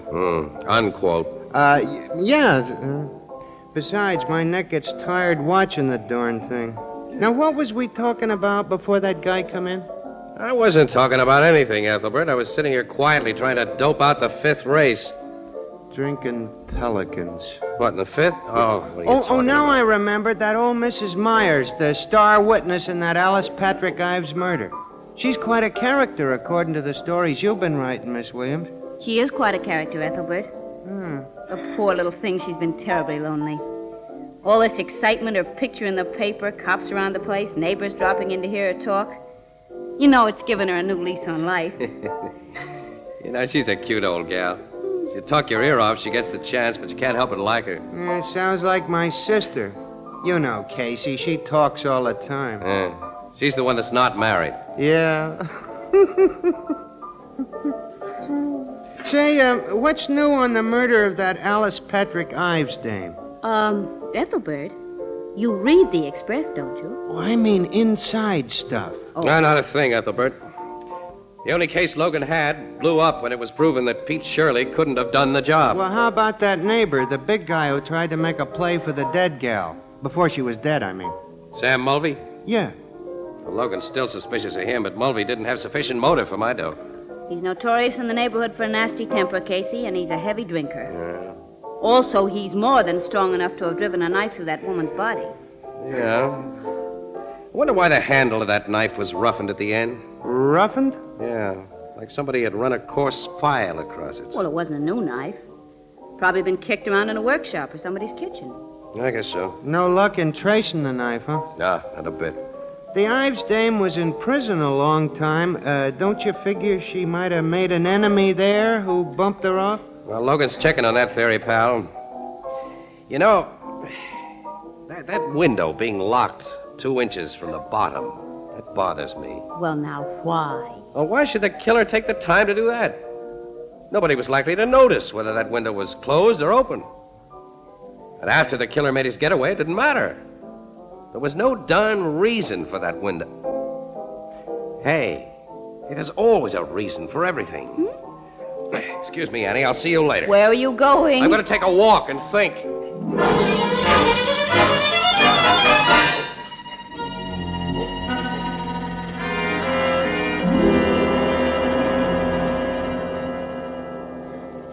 Come in, Mr. Casey. I'm delighted to see you. Thanks, Mrs. Myers. And be sure and wipe your feet on the mat. Yes, I remember. Come in the parlor and sit, if you don't mind the muss. Some of my neighbors was in, and they wanted to hear firsthand about poor Miss Patrick. They just left, and I ain't had time to clear up the tea things we used.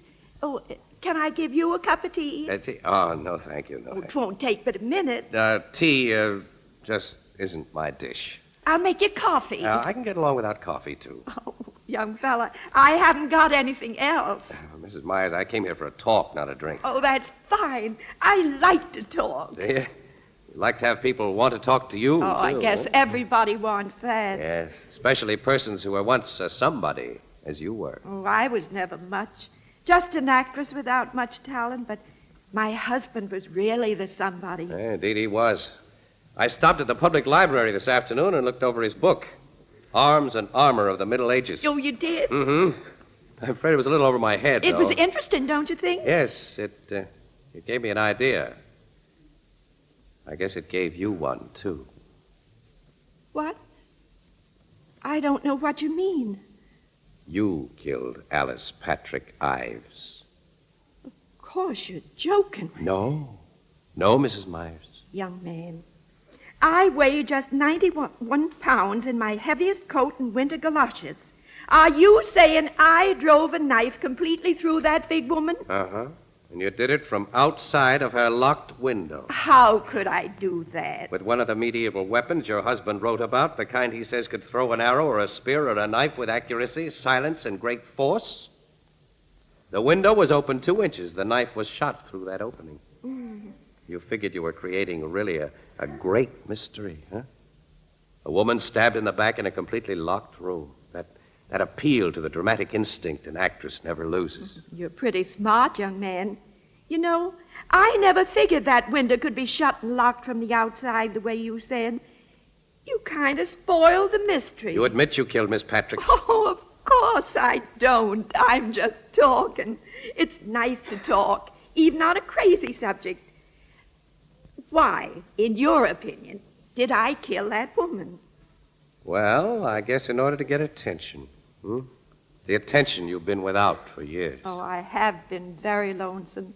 I've wanted folks to notice me again, but do you think that's a good enough motive for what you say I've done? Well, it wouldn't have been for you if you hadn't learned your mysterious lodger was a freed murderess. After you found that out, probably by getting into the locked suitcase and seeing her parole papers, you considered her life of no value at all. She was a bad woman.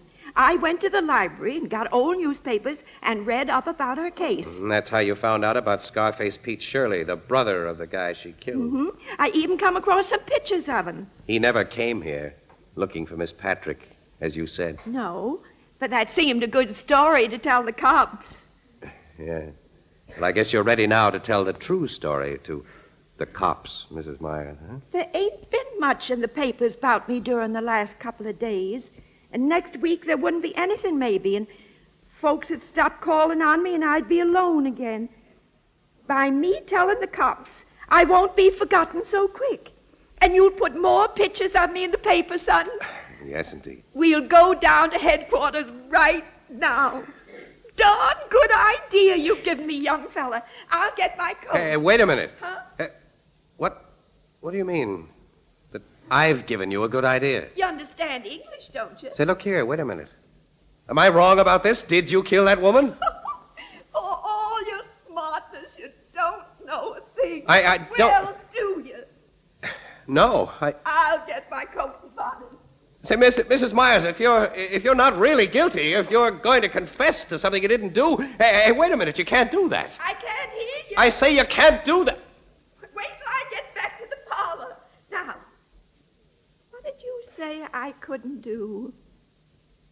What's that in your hands? The thing that killed Miss Patrick. But you got it pointed at me. That's right. I'm going to let you have it now.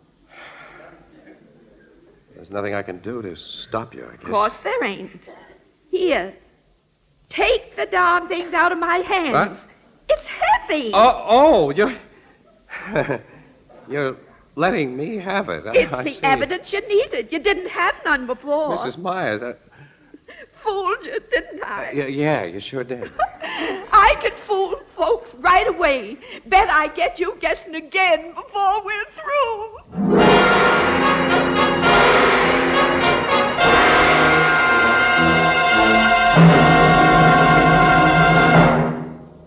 Surveys show that housewives, almost without exception, prefer to buy foods and other household products packed in glass containers. Their reasons are many and varied, but chief among them are 5 important facts. 1, glass containers have no effect on the taste of the food they contain.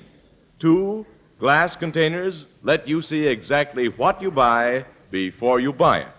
3, glass containers are so attractive that condiments can be served on the table in the original container. 4, glass containers are easy to open. And 5, glass containers can be safely resealed to store leftovers. The better brands of foods are again available in clean, sparkling glass containers, most of them in Anchor glass containers protected by Anchor vacuum caps, both products of Anchor-Hocking. A great name in glass.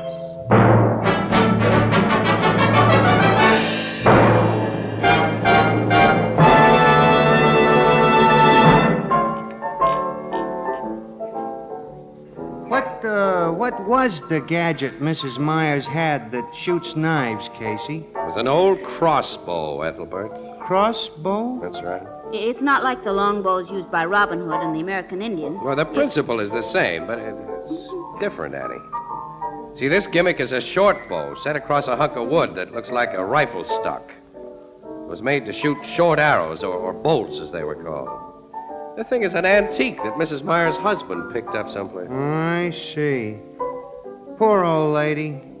So lonesome she committed murder to get attention. What'll be done with her? Well, she's in an institution, Ethelbert, where she'll be perfectly happy because attention is something she's sure to get for the rest of her life. Out of her mind, huh? Yeah, so the docs say, in the legal definition. Poor old lady. Think of the poor doctors and nurses. I wonder what you'll pull on them. Annie, I wish I was sure of what she's already pulled. What do you mean? I'm never going to be sure that she used that crossbow.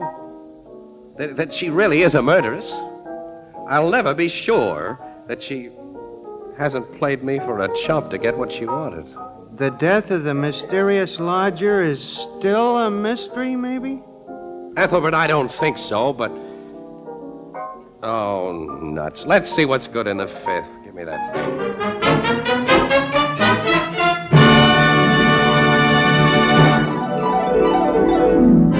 Crime Photographer, starring Stotts Cotsworth as Casey, is brought to you each Thursday by the Anchor-Hocking Glass Corporation, makers of Fire King oven glass, Anchor glass containers, Anchor caps and closures, all products of the Anchor-Hocking Glass Corporation, a great name in glass.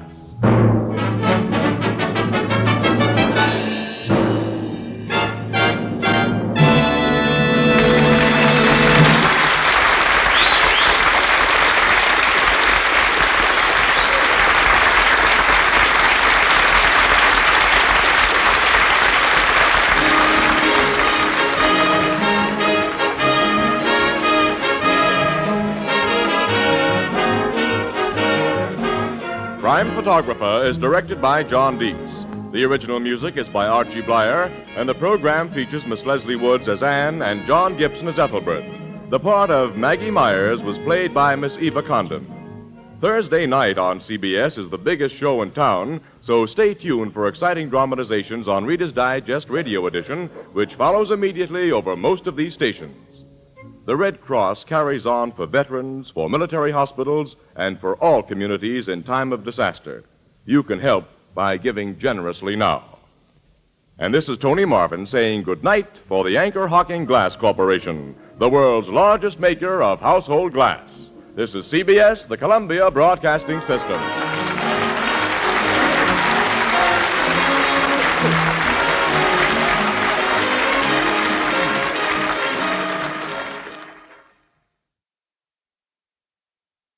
The Anchor-Hocking Glass Corporation brings you Crime Photographer.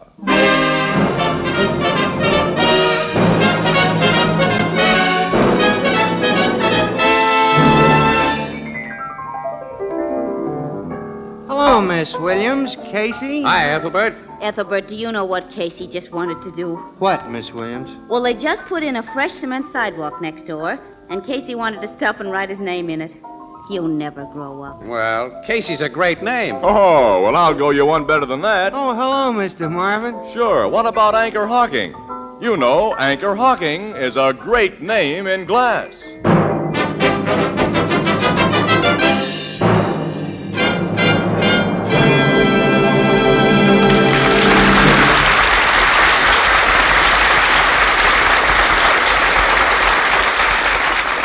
Good evening, ladies and gentlemen. This is Tony Marvin. Every week at this time, the Anchor-Hocking Glass Corporation of Lancaster, Ohio, and its more than 10,000 employees bring you another adventure of Casey, crime photographer, ace cameraman who covers the crime news of a great city. Written by Alonzo Dean Cole. Our adventure for tonight, The Demon Miner.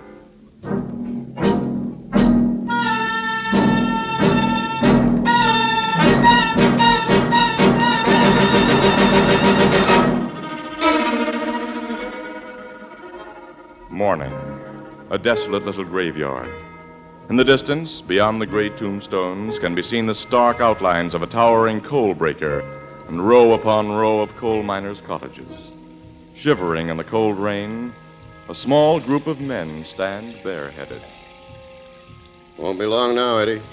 No, Frank. In a couple of minutes, they'll start shoveling dirt on poor Joe's coffin. This is the 6th time in just the last 2 months that you and me have come to the graveyard to watch a guy we've worked with put away.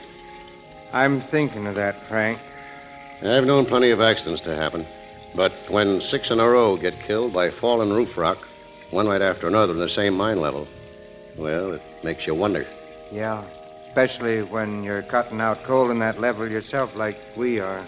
Some of the guys say there's a hoodoo on Bristol level, Eddie. Old Gus Hapsel says there's worse than that. I've heard what that guy says, but that old guy's crazy. You think so, huh? Huh? Oh, hello, Gus.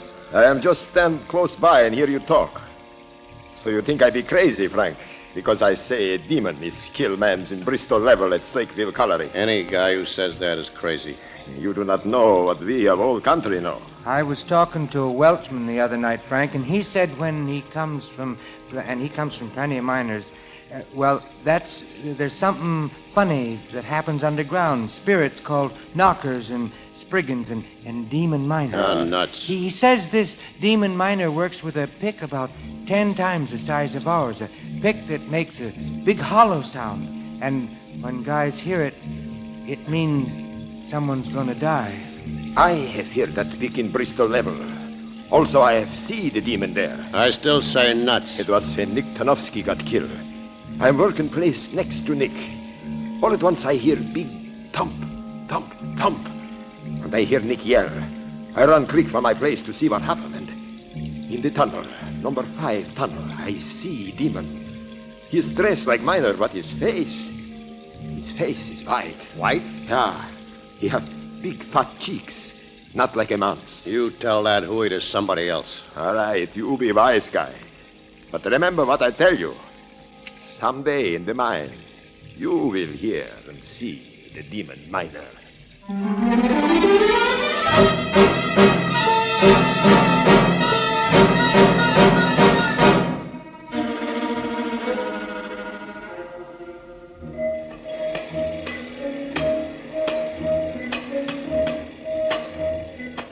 Hand me some more tampon bags, Eddie.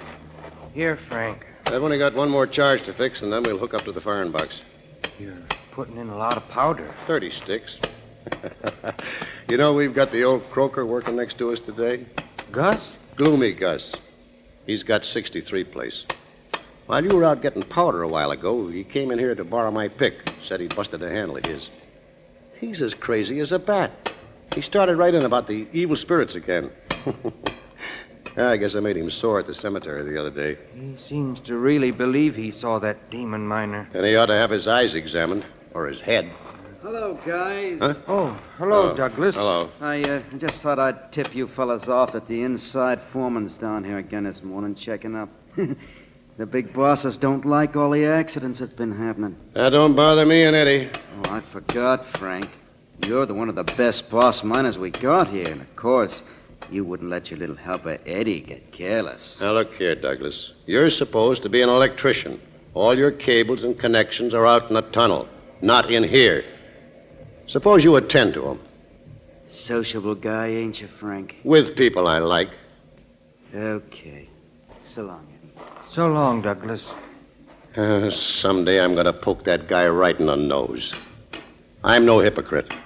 And I'd like you better, Eddie, if you had a little more guts, enough to tell him off. Well, Oh, I shouldn't have said that. I'm sorry, fella. it's okay. I know I'm kind of a soft. You're all right. And we'll have a couple of beers when we knock off. On me. Thanks, Frank. Well, everything is set here. I'll string these fuse wires to the box outside. Pick up those tools and come on. Yeah.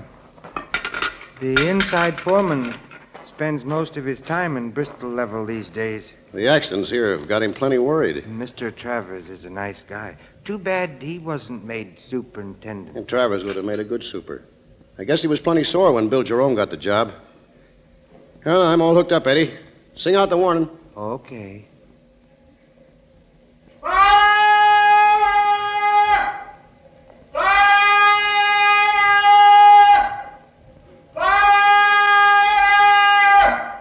Here she goes.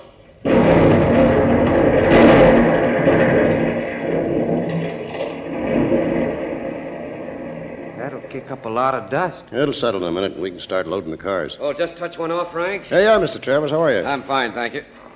How are you, Eddie? Okay, Mr. Travers. You fellas seen that electrician Douglas around here? Just a few minutes ago. He went down tunnel number 5. Oh, thanks. I want him to do a job. Yeah.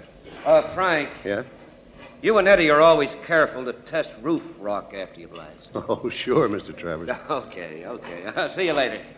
He's worried, all right. Yeah, I bet he ain't as worried as that new super is. Jerome's the guy the big bosses hold responsible for production. And that's dropped off plenty on account of them accidents. Yeah. A lot of guys are superstitious. They won't work in Bristol level anymore. Croaking old gloomy Gus has had a lot to do with that. Oh, dust should be settled by now. Let's go back. Okay. Hand me that safety lantern. It burns all right. No gases here. Coal broke up nice. Gus has my pick. Get it from him, Eddie. I'll use yours to sound the roof rock while you're gone. I'll get your pick from Gus. Well, solid here. This is okay. That chunk has to come off. Yeah, everything looks all right now. What was that? What makes that knocking? Hey, who are you coming in here? That white face. There is a demon killer. Don't!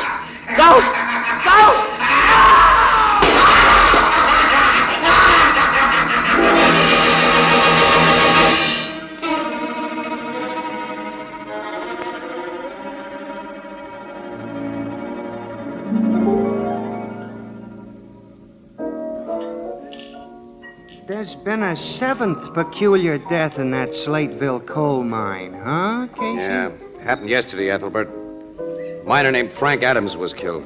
Apparently by a piece of falling roof rock, like the other men before him. Yeah, and a few minutes ago, City Desk gave Annie and me an assignment to go to Slateville and look around. Mm-hmm. We're taking an early train tomorrow.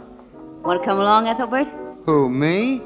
After last week, I've had enough excitement. Oh, you're a softy. You'll write up the story, Miss Williams, and Casey'll take pictures, huh? Oh, no, our assignment's a little bigger than that this time, Ethelbert. Yeah?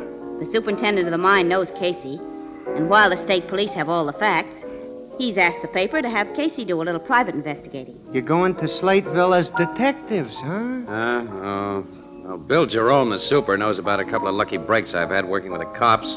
So he's got an idea that I don't know. When I'm in the city here, I know my way around. I've got a lot of smart, friendly cops to back me up when I make a play, but, well, I don't know anything about coal mines. Afraid you won't do so good when you're on your own, huh? I think our boyfriend has a case of cold feet, Ethelbert. Huh? What? Mm-hmm. Yeah, I guess you're right, Annie. Look, I'll see you for later. Where are you going? Well, I'm going to the public library. I'm going to read up on coal mines. Yeah, when I see Bill Jerome tomorrow, I won't be altogether a dope.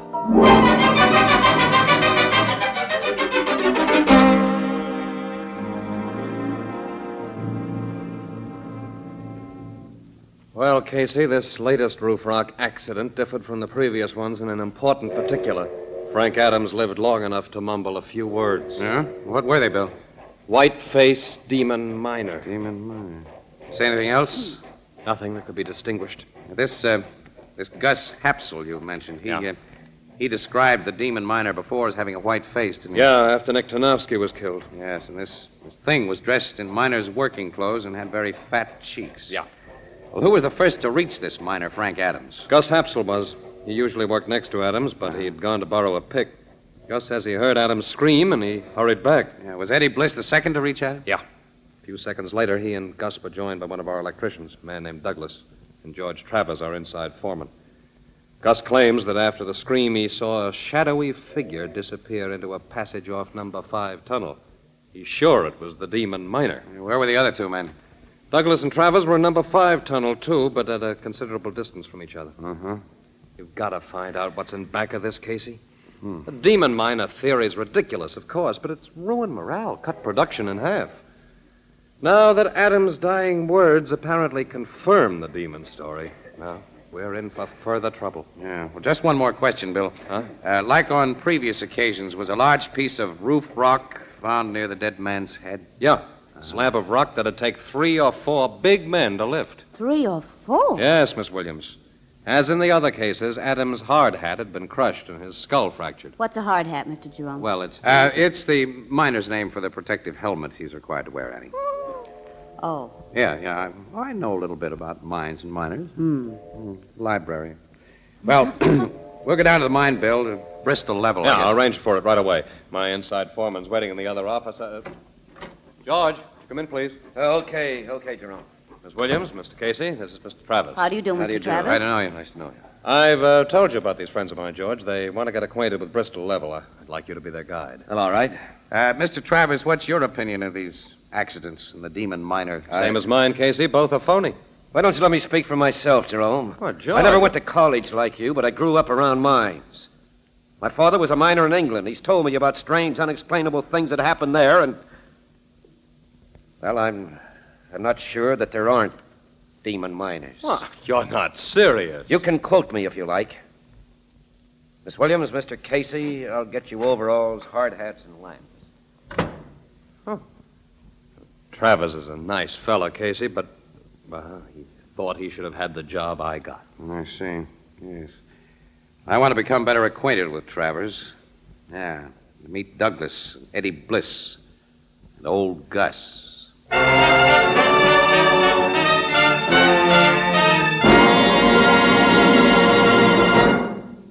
Planning interesting, well-balanced menus is hard enough at any time, and during Lent it's doubly difficult. But here's one more occasion when Fire King Oven Glass comes to the rescue. All sorts of delicious, nourishing meals can be planned around a single big Fire King Oven Glass casserole dish. Macaroni and cheese, baked with milk and covered with a magnificent crown of golden cracker crumbs. Old-fashioned New England baked beans with a rich brown molasses sauce.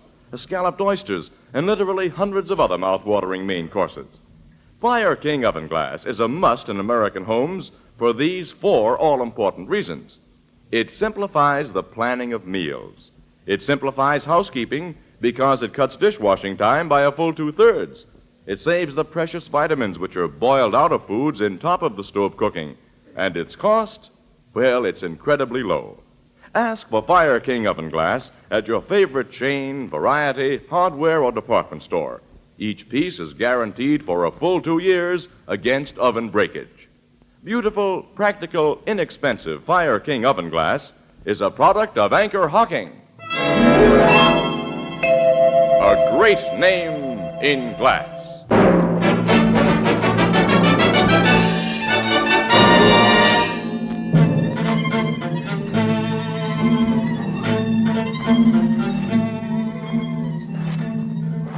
The place where Frank Adams was killed is only a few hundred feet ahead now, Mr. Casey. Ooh.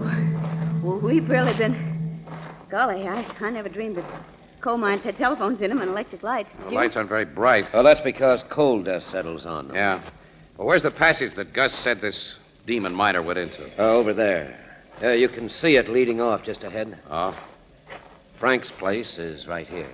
In that dark hole? Yes, Miss Williams. You must depend on our cap lights alone when we go in there. Well, let's go in. Here, Annie, I'll help you. It's kind of rough going. Okay, thanks. Frank and his helper had just blasted a face before he was killed.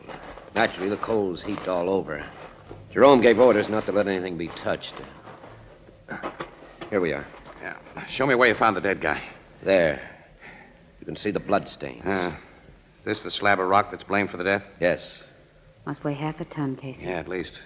That you in there, Travers? Yes, who? It's me, Douglas. The Oh. super phoned down for me to meet you here. Where's Eddie Bliss and old Gus? How should I know? They supposed to be here, too? Yeah. Oh, this is Miss Williams and Mr. Casey. Bert Douglas. How do you do, Mr. Douglas? Look, if you're a cop, Mr. Casey, I might as well tell you right now. I don't know anything about those accidents. You think they've been accidents, Douglas? Well, I certainly don't believe in that demon miner stuff. Maybe you have more sense if you do believe. Well, here's old gloomy Gus and helper Eddie. Hello, Mr. Travers. Hello, Douglas. Gus and I just got a message. Mr. Casey here and Miss Williams want to have a talk with all of you. Eddie Bliss and Gus Hapsel. How do you do?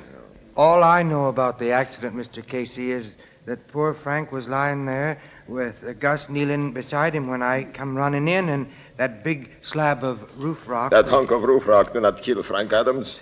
It was the demon miner's peak that bust his head. Ah, you're nuts, Gus. Maybe he isn't, Douglas. Say, Mr. Travers, you don't think... I'm keeping an open mind. Wonder how this got here.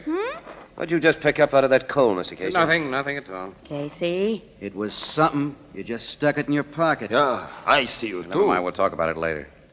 Well, now there's no reason for me to keep you from your work. You can go ahead. Go after we just got here? Yeah, Douglas, yes. I want to talk to all of you again about an hour from now. Okay. Going down number 5, Eddie? Yes, Douglas. Come on. This is screwy. Taking a guy off his job and... You want to talk with me later, huh? Yes, Gus. All right. I go back to work. Mr. Casey, I don't quite understand. Look, I'd like to examine this place with Miss Williams alone, Mr. Travers, if you don't mind. Well, you want me to go, too? Yeah, if you don't mind. Only outside in the tunnel for a few minutes. I'll call you when I'm through here. All right, I'll wait for your call. What's this all about, Casey? Annie, I want one of those 4 guys to get very nervous. All of them seemed very nervous when they left just now. Yeah. What was it you picked up out of the coal? Here, take a look. A black powder puff. It's just an ordinary powder puff covered with coal dust, Annie, and underneath the coal dust, when I ruffle it up it's like full of this... white powder. Get it, Annie? The white face of the demon miner. A man covered his coal-grimed face with white powder. Sure. And then after he made his kill, all he had to do was to rub some coal dust on his face over the powder, and he could reappear almost instantly in his normal character. Listen, all of those 7 men have been murdered then. I think so, Annie. But how? Nobody could lift the huge rocks that crushed their skulls. Annie, look. Couldn't the killer have bashed his victims with a hunk of rock that he could handle, and then have dragged the bodies over near another piece too big to handle, just to make things look like they weren't? Uh-oh. But why were the murders committed? And who done it? I don't know yet. Look, I'm going to call Travers back and leave you here with him. With the excuse that I want to explore some of those side passages alone, which I do. After that, I'm going to make whoever dropped that powder puff a very nervous guy.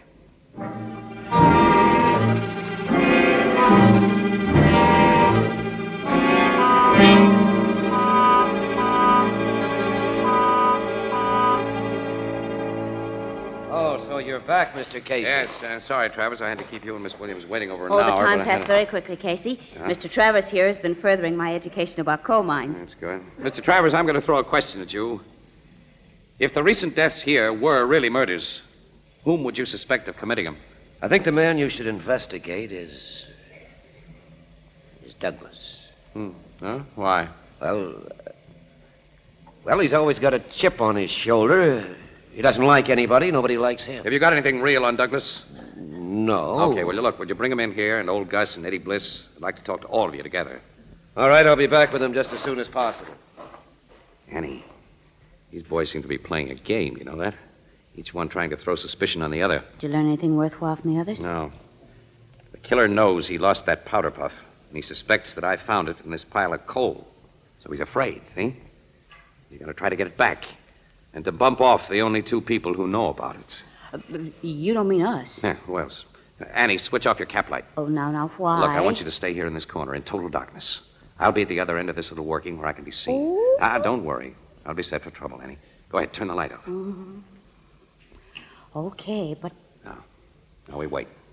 All right. Hey, you know, Casey, I've been thinking about that powder puff. It can account for the dead white face of the demon miner, but it doesn't explain the puffy cheeks and all that. Casey. What? That powder puff you found was mine. What? Yours? Of course I had one of that size in a pocket of these overalls before we came down here, and now it's gone. Annie, Look, this means the whole idea's cockeyed. Why didn't you tell me? me? I didn't know it was gone till now. It never occurred to me to look until I just... Casey. Casey, do you hear that knocking? I sure do. That is the sound of a giant pick. Annie, you stay here. Don't leave me, Casey. It's coming closer. Oh, Casey, that face! Listen, that thing isn't human. It is a demon. And look out, it's going to kill you. Oh, it's not! Casey! I'm okay, Annie. You only broke my cap light. Yeah, but I can't see. Annie's broken away from me. Turn on your light so I can see, Just will you? a minute, I can't find the switch. Oh, there, I have it now. Where is he? Well, the thing seems to be going... Wait a minute. He ran back into the tunnel, Annie. I'm going after him. Don't leave me! You stay there. Oh, gee. All right.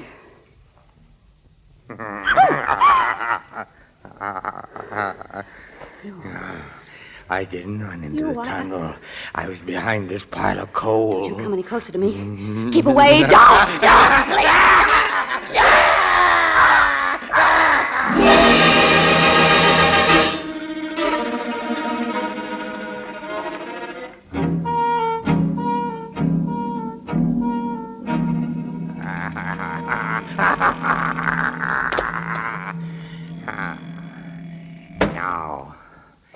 Now no one will find us. Oh. Did the lady faint? Or did my fingers press too tight on her throat? We'll switch on a cap light so we can see. What? The lady's afraid when she sees my face. Where have you brought me? To an old working of the mine that's boarded up. No one but me knows that the boards can be moved like a door. I fixed them that way. You're a man. You're not anything supernatural. Look at me. These big cheeks, just wide-mouthed. Your friend Casey was trying to trap me, but he won't trap me. And to pay him for his meddling, you are going to die. No! Yes, after you're dead, he'll feel the pick in his skull. Only it's not a pick I use. It's a heavy rock. Like this. Don't, please, don't. He won't. It's okay, kid. I got our demon miner right on the button. I spotted this place when I was snooping around a while ago. Casey, you know you got here just in time. Seems I did. Yeah, that rat's coming too. Let's have a look at him. Well. Let me go. Casey. Casey, it's Eddie Bliss. Yeah. Meek little Eddie. Yes. Me. Little Eddie. A guy without guts. That's what chumps have always taught me. 30 years I worked in mines as a helper. They wanted to keep me just a shoveler of coal. A helper! I've shown them what I can do now. Little bosses like Frank Adams and big bosses like the Super. I made guys afraid to work here. Yes. I've killed.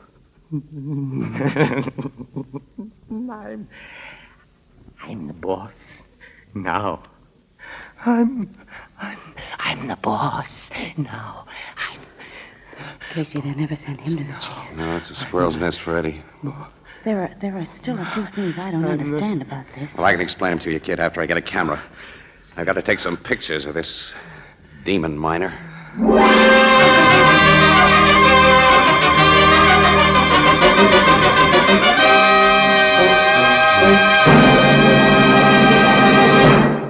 You know, I was brought up on a farm, and we used to figure we were pretty lucky, particularly when we thought of the people who lived in the cities. Why, all year round we enjoyed fresh food.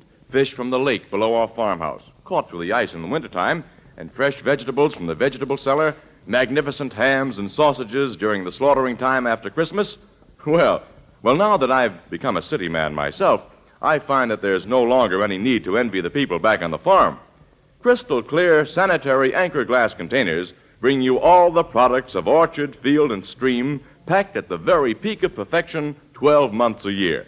And then, too, glass lets you see exactly what you buy before you buy it. Glass containers preserve their contents perfectly with no effect on taste or flavor. They're easy and safe to open and can be resealed to protect the unused portions. Anchor glass containers and easy-to-remove Anchor vacuum caps, so widely used for the packaging of foods of all kinds, are products of Anchor-Hocking. A great name in glass.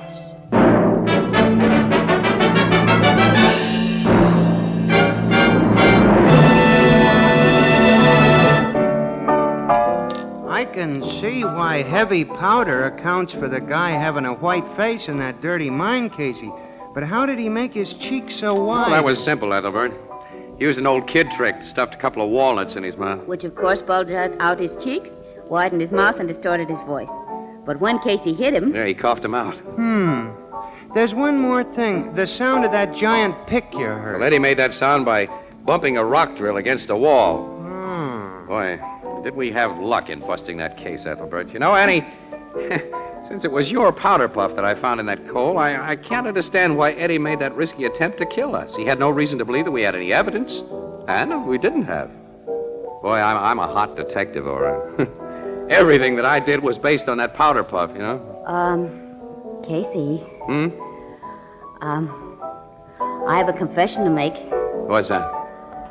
I found my powder puff in my coat pocket. I didn't even take it in the mine. You didn't? Nope. Ethelbert, what's this stuff I hear about a small-timer called Sherlock Holmes?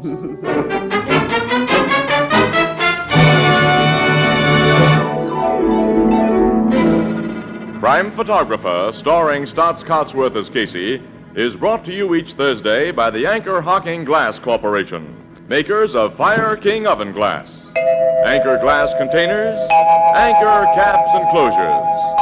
All products of the Anchor-Hocking Glass Corporation, a great name in glass.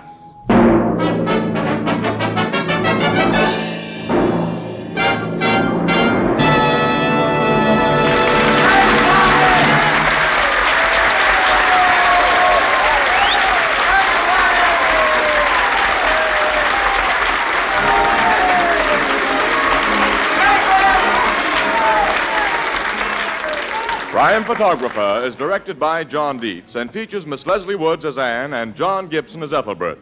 Eddie was played by Ted Osborne. Thursday night on CBS is the biggest show in town, so stay tuned for exciting dramatizations on Reader's Digest Radio Edition, which follows immediately over most of these stations. The Red Cross carries on for veterans, for military hospitals, and for all communities in time of disaster. You can help by giving generously now. This is Tony Marvin saying goodnight for the Anchor-Hocking Glass Corporation of Lancaster, Ohio, the world's largest maker of household glass. This is CBS, the Columbia Broadcasting System.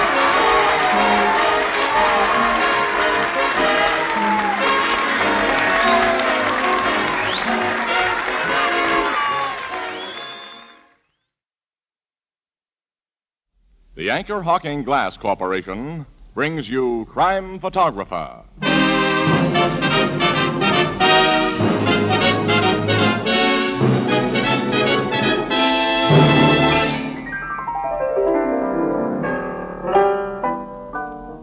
Say, Ethelbert, what's today's date? It's the 17th, Casey. How do you know? Because tomorrow's the 18th. It's a famous day. What do you mean, a famous day? It's the anniversary of the famous ride of Paul Revere. Did I hear somebody say famous? Why, I was just going to talk about something famous. Is that so? Sure, Anchor-Hocking, the most famous name in glass.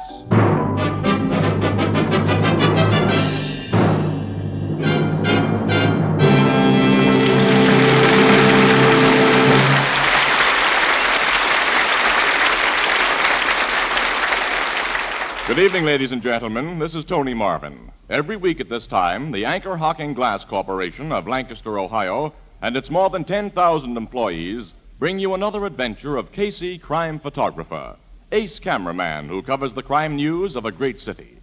Written by Alonzo Dean Cole, our adventure for tonight, Box of Death.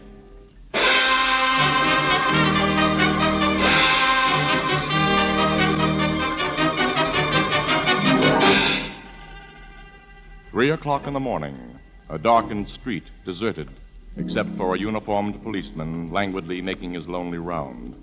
In the middle of the sidewalk, he sees a large wooden packing case. He stops, reads a stenciled inscription on it, and then angrily enters an apartment building and rings a doorbell marked Superintendent. Is that you at the door, Fred? This is a policeman. Policeman? Yes, open up. Just a minute. What is it, officer? Does Mrs. George Donald live here? What? I'm Mrs. Donald. You haven't brought me bad news. I'm giving you a summons for blocking the sidewalk with that big box out there. Big box? A wooden packing case. Someone will break his neck on it. But I don't know anything about a wooden box. It's got your name on it. Come and see. Okay. You know, for a moment I was afraid you were here about my husband. Why should I be here about your husband? He hasn't come home tonight. I've been waiting for him. He must be an awful chump to stay out when he's got a wife as young and good-looking as you are. He doesn't usually stay out. Say, the super of this house is named Swanson. What are you and your husband doing in this apartment? Mr. Swanson has rented us a room in his apartment until we can get a place of our own. Oh, the old housing shortage, huh? Yeah. Well, there's the box, Mrs. Donald. See, it's got your name and address on it. But I haven't the slightest idea what's in it or who left it here. This sounds awful screwy to me. Yes, it does to me, too. Officer, open it and see what's inside. Yeah, maybe I'd better. The thing's heavy as it looks. The lid is loose, just tied down with ropes. Cut the rope, officer. Cut it. Okay, but what are you acting scared about? I don't know, but cut that rope quick. Now, lift the lid. Sure. Holy! A man's inside. A dead man. He's been shot through the head. It's Fred, my husband. Fred!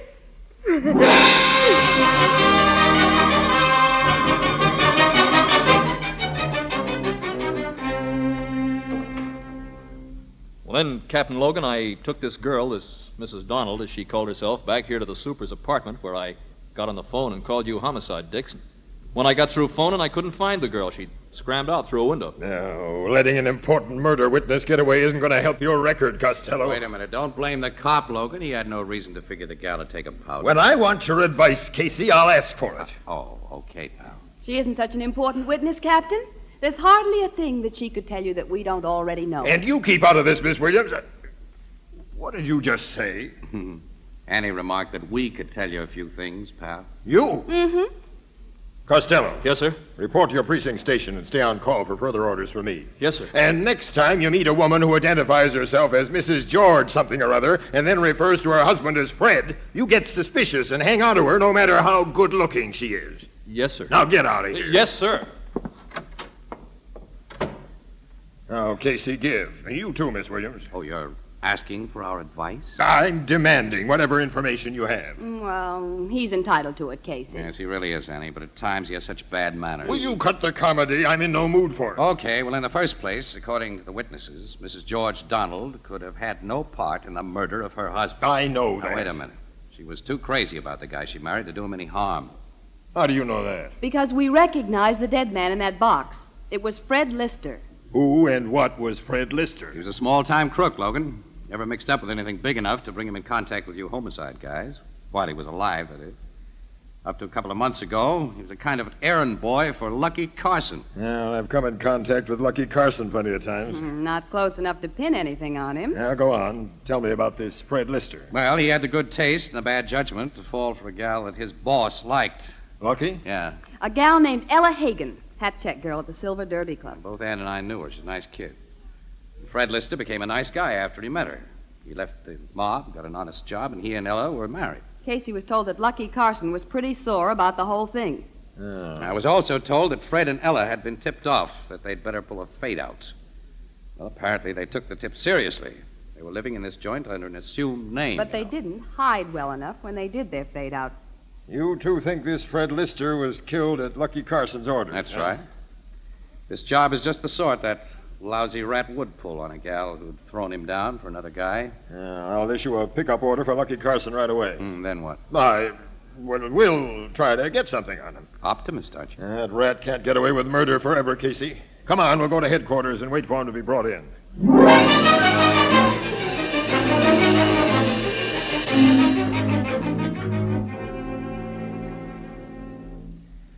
I don't know why Why are you always picking on me, Captain Logan? It's time you got wise to yourselves and lead I'll off. lay off after I'm able to prove something, Lucky, and you're out of circulation for keeps. That statement implies the malicious persecution of my client, Captain Logan. You keep out of this, Webster. And that's another thing. Of course, it was mere coincidence that your lawyer was with you when my men picked you up this morning. Sure. Purely coincidental, Captain. I happen to be spending the night at Mr. Carson's apartment. And 3 others of my mob, my business associates, was with us. Someday you'll slip up on one of those phony alibis. You should realize that, Webster, and stop playing with trouble. You've got more brains than Lucky and his kind. Who says Webster has more brains than me? You heard me say it, didn't you? He's trying to get you sore, Lucky. Now, don't fall for it. Now, since you haven't a thing on my client, we'll be leaving here, Captain. So long, Captain. Poor Fred Lister was a nice punk. I'll be sending a swell hunk of flowers to his funeral, and I hope you get whoever bumped them off. Only I doubt if you will. Don't be too sure. Okay. So long, Casey. And Miss Williams. Lucky. Yeah? Say, what's that thing on your watch chain? You've been rubbing your fingers over it ever since you came in here. It's my luck piece, Casey. Your luck piece? Yeah. It's just an old Indian head penny with a hole bored in it. But I wouldn't sell it for $100 grand. I found it on the street one day when I was a punk. It's brought me luck ever since. Look at me now. Lucky thinks it's a reason for his success. Well, for a long time now, I ain't been able to hire and fire brainy guys like you, and I mean I have. Well, I wasn't saying that you weren't right about it. Let's get out of here. Open the door. Oh, sure, Lucky, sure. Get smart, Captain. Lay off me from now on. Get out of here, both of you. So long. Those lousy rats. And there isn't a thing I can do to them. That lawyer Webster's really worse than Lucky because he knows more. Lucky doesn't like anyone to say that, Annie. I noticed that. I never knew about that Indian head penny before. Well, nearly all crooks carry something they think brings them luck. Doesn't look as though you'll pin Fred Lister's murder on Lucky, Captain. No. From where we sit now, Miss Williams, there isn't a chance. I don't agree with that, Logan. Why not? I'm going to have a talk with Fred Lister's wife. With Lister's wife? Yeah. I think I can find Ella through a close friend of hers, Annie. Well, why haven't you said so before? You know I want to question that gal. Questioning her won't get you anywhere, Logan. I want to tell her a few things.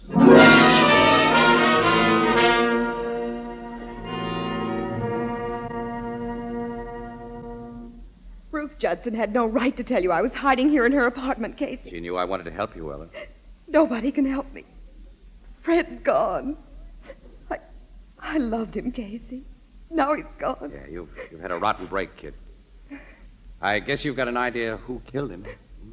I know who killed him. Lucky Carson. Yes. When you skipped out on that cop this morning, I figured you wanted to pay Lucky off personally, right? That's my business.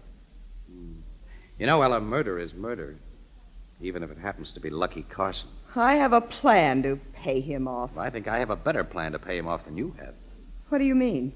Well, Lucky considers himself quite a guy. He wouldn't be too much surprised if you paid him a visit, a social one. He's got a big yen for you. Talk straight. All right, Ella, I will. But don't tell me my idea's crazy until you've thought it over. Now, here's what I want you to do.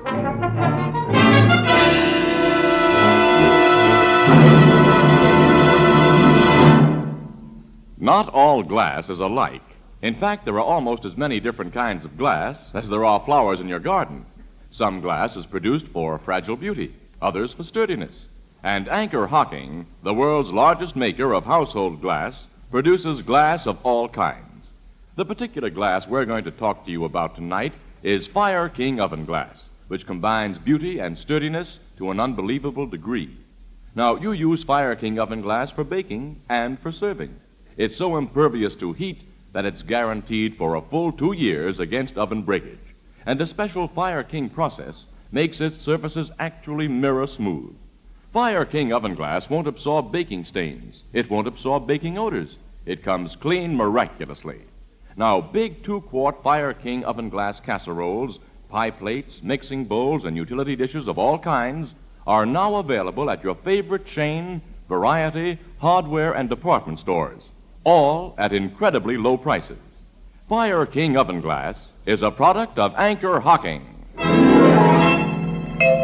the most famous name in glass.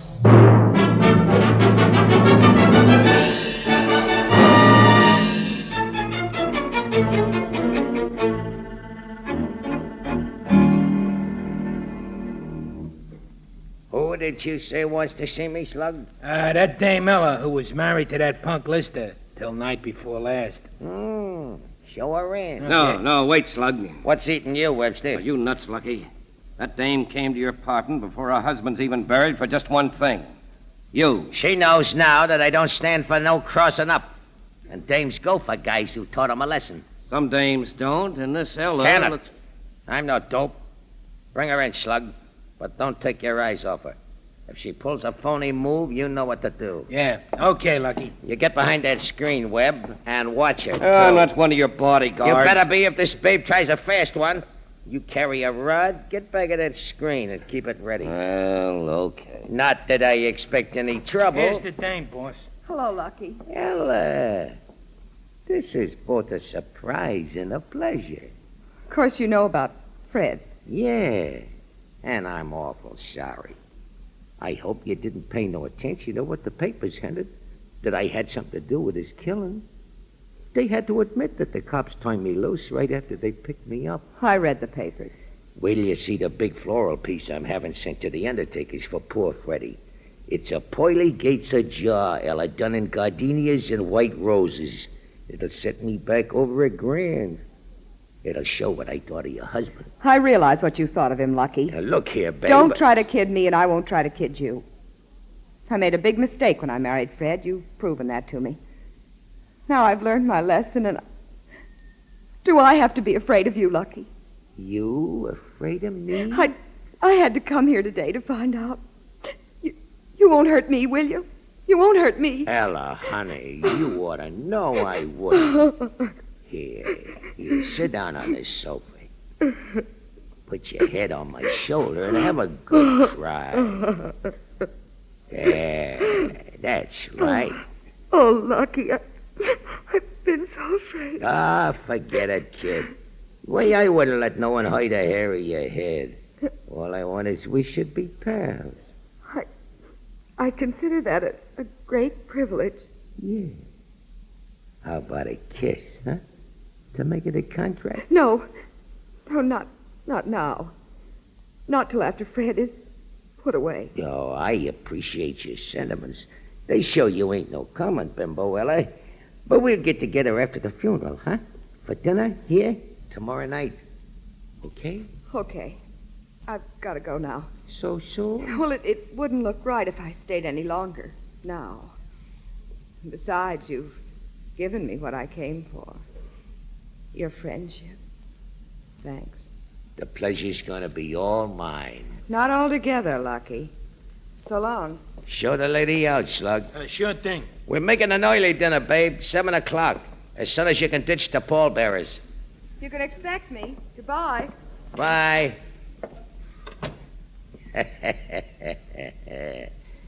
You can come out now, Webb. Oh, thanks. Well, she didn't try no fast ones, did she?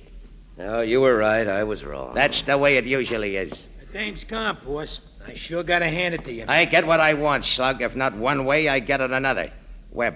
Yeah? Run over to my caterer's joint and tell him to fix up 2 dinners for tomorrow night. And be sure he has crepe Suzettis. They'll be appropriate for after the funeral. Get going. Oh, see here, I'm your lawyer. You're whatever I tell you to be. On your way. Oh, all right, as soon as I get my coat. Boy, I sure envy you, boss. It'll be nice having that cute little chick all alone. You was born lucky. No, I wasn't born that way, Slug. I was always unlucky, till one day I found this, it's gone. Huh? My penny. My Indian head penny. Penny? And my luck piece. Look, Fred Webb. You too, Slug. Okay. Must have fallen on the floor. I know it was hanging on my watch chain just a few minutes ago. Well, I don't see it. It looks rich, you dopes. I was rubbing my fingers on it for luck when Ella come in. So I'm sure Ella. What's the matter now? She took it. Stole it. That dirty little double-crosser. Wait till I get her with my lucky penny. Come on. We're going after her. Hey, look out, boss! He tripped over that footstool. Yeah. His head hit that piano leg. Is that cold? Flat on his puss. Yeah, flat on his puss. Gee, I never knew Lucky to meet with an accident before. Hey, it's funny, ain't it? Don't let him hear you laughing when he comes to. I ain't laughing. I mean, it's funny him taking a nosedive right after he lost his lucky penny. Yes, Slug, it is funny. Wonder what he'll think about it when he comes to.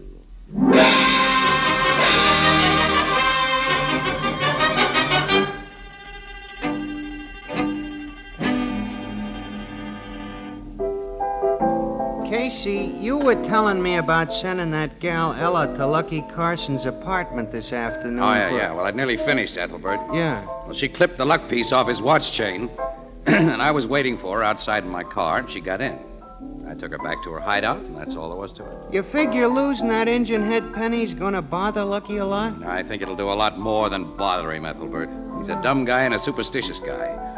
The loss of that luck piece will drive him haywire. Mm-hmm. And when a crook in Lucky Carson's position doesn't watch every step he takes, well, he only has to make one mistake, Ethelbert. Yeah, which the cops will be watching for like a bunch of hawks. Captain Logan knows about your scheme, huh? Oh, sure. Yeah. He's giving Ella Lister plenty of police protection, too. You've told him where she's hiding out? Naturally. Well, Lucky's pretty sure to figure that she took that penny, and he'll try to get it back. Tomorrow, he'll be tipped off to her hideout, accidentally, on purpose. And then, unless I'm completely wrong, he'll make his mistake. Say, what's she done with the penny, Casey? I have it.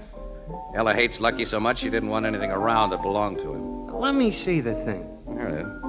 Yeah, it's just an old penny with a hole in it. You think it's really Lucky? Of course not. How could it be? Luck's mostly a matter of belief, pal. Self-confidence, I guess. You got it or you haven't got it. I don't know about that. I'll give you $1 for this penny, Casey.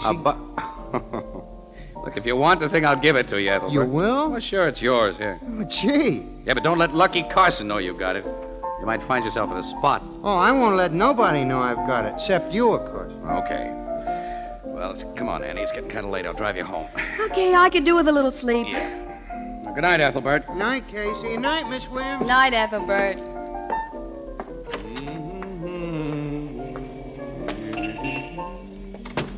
Where'd I leave the car, Annie? Across the street, dope. Oh, yeah, I see it. Boy, I'm tired, huh? Hello, Casey. Lucky. Uh-huh. Evening, Miss Williams. Hello. I want you two should meet one of my boys. This is Big Slug. How are you? I'm okay. You already know Webster. Yeah, nice to see you two again. So nice, we're keeping you with us for a while. Keeping us with you? Their hands in their pockets, Annie. They got guns on us. That's right. We're all getting into this car here, like old friends. You first, Slug. Casey next. Hey, what's the big idea? We'll talk about that later. Get in. Okay. You too, Miss Williams. I guess I haven't much choice. You haven't. You drive, Webster. I'll sit in back with Slug and our friends. No, I must show. Get going. Okay. Where are we going? To keep you from asking so many questions, Casey. Here. Hit him with that gun. Give this babe the same, Slug. Sure. Well, they're both out nice, boss. Head for the country, Webb. When we get to a dark, deserted road, I'm going to have some fun.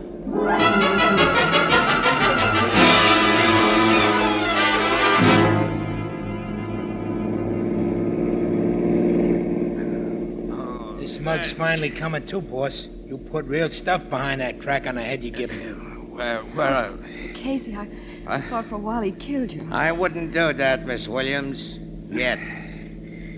You feel good enough to talk now, Casey? Is that talk, Lucky? Yeah. Where's my lucky penny? We don't know anything about a penny. Can it, Casey?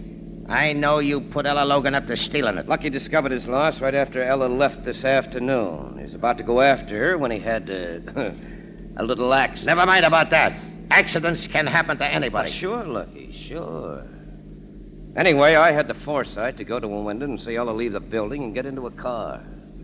And you, Casey, were driving that car. After that, it was easy to add things up. Very easy. I know you, Casey, and I told Lucky. I'd have figured it if you hadn't told me, Webb. Casey, you had that dame steal my luck piece because you knew I'd go after it. And when I went after it, the cops were going to be around watching when I started to twist Ella's double-crossing neck. but I'm too smart for guys like you. I was waiting for you when you come out of the Blue Note Cafe. And here you are. Now, where's my penny? I don't know. No? No. You'd better come clean. You've already searched him. You know he hasn't got it. You can tell me where it is and how to get it. I think, Lucky thinks that Ella wouldn't keep anything that belonged to him because, well, for some unaccountable reason, she doesn't like him. That's right, Webb. Hey, this is a nice lonely spot. Stop the car. Okay. Casey, I'm gonna make you tell me where and how to get back my luck piece. Pull him out of the car, Slug. Come on, guys. Come on. Casey, they'll torture you. I got No. Keep quiet, Ann. Big Slug here will break every bone in your body, Casey. Slowly.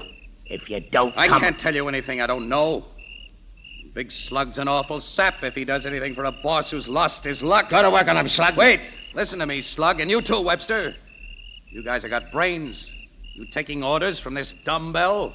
Orders that may land you in the hot seat all because he's lost a penny? Hit him, Slug. Hit him. No, don't hit him. Webster! Talk, Casey. Webb and me are listening. Slug! I knew you guys had sense. This jerk you worked for is washed up. All he ever had to keep him on top was a lousy copper luck piece, and he's lost it. He's sunk. He's through. That's a cockeyed lie. Slug and Webster don't think so, Carson. You're not Lucky Carson anymore. Cut it. They're not saps enough to go through with your plan.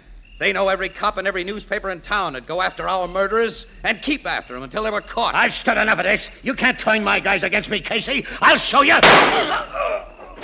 Webster. You shot him. Just as you're going to shoot Casey. Yes, Miss Williams. Thanks, fella. You won't regret that. I'm sure I won't, Casey.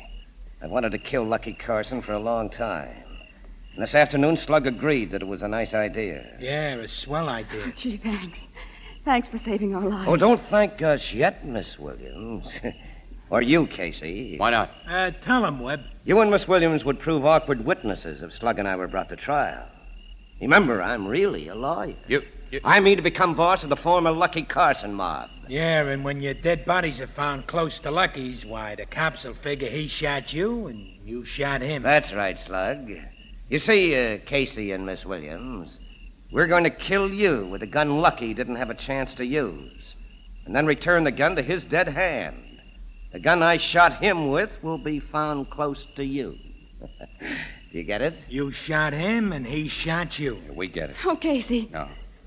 Don't see any way out of this one, kid. There isn't any way out.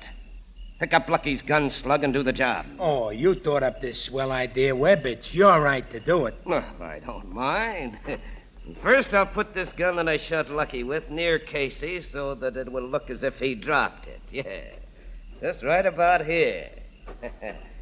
Now, you keep him covered, Slug, while I get Lucky's gun. No, you don't, Webb. Slug, what goes? You're the smart guy, Webb, but I'm smarter.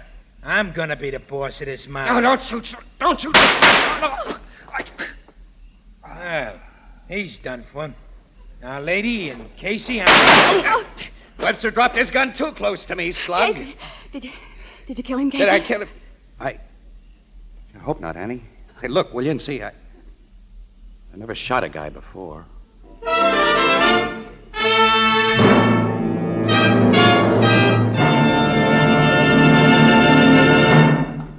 There are two great safeguards which protect you in buying prepared foods of any kind. One is the packer's name on the label. He spent a great deal of money in telling you about its quality because he believes in his product.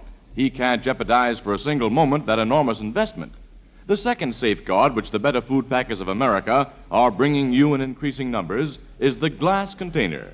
For the glass container lets you see exactly what you buy before you buy it.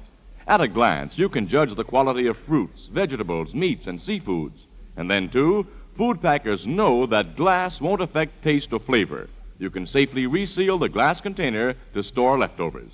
Now, it'll pay you to shop for foods packed in glass and to let your retailer know that you prefer foods packed in glass. Crystal clear, sanitary Anchor glass containers, which bring you so many of the better brands of food, and the Anchor vacuum caps, which protect them, are products of Anchor-Hocking. The most famous name in glass.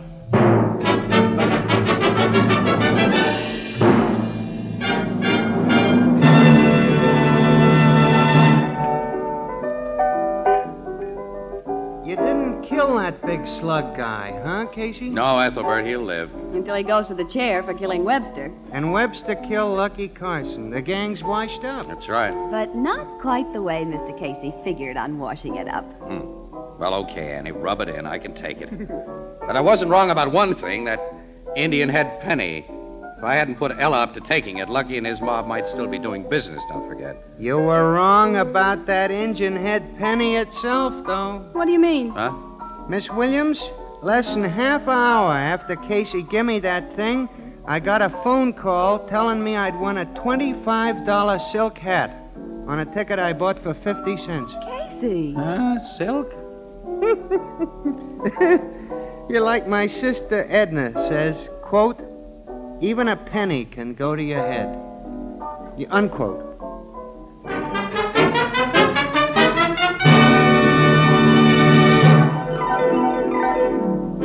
Crime Photographer, starring Stotts Cotsworth as Casey, is brought to you each Thursday by the Anchor-Hocking Glass Corporation, makers of Fire King Oven Glass, Anchor Glass Containers, Anchor Caps and Closures, all products of Anchor-Hocking, the most famous name in glass.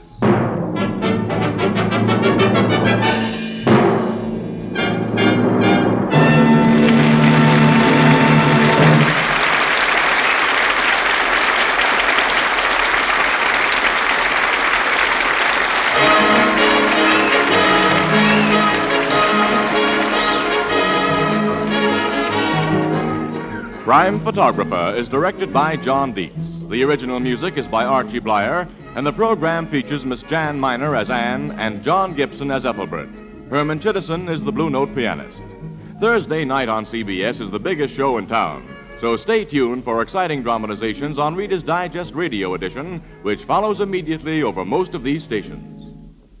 No one is safe from cancer. It strikes young and old, rich and poor alike.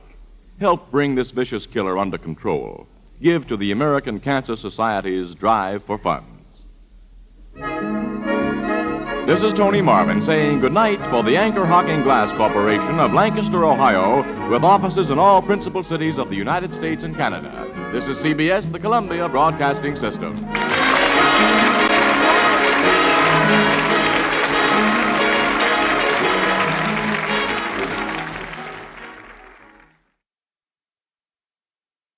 The Anchor-Hocking Glass Corporation brings you Crime Photographer.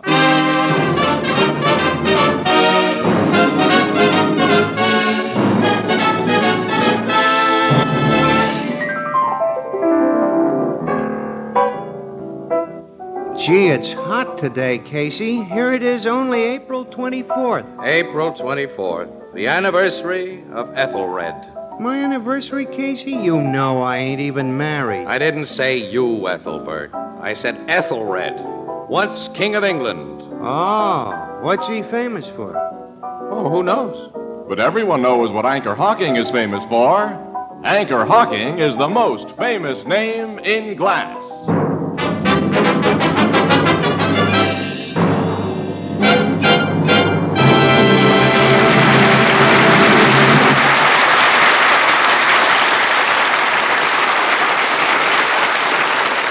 Good evening, ladies and gentlemen. This is Tony Marvin. Every week at this time, the Anchor-Hocking Glass Corporation of Lancaster, Ohio, and its more than 10,000 employees bring you another adventure of Casey, crime photographer, ace cameraman who covers the crime news of a great city. Written by Alonzo Dean Cole, our adventure for tonight, The Gentle Strangler.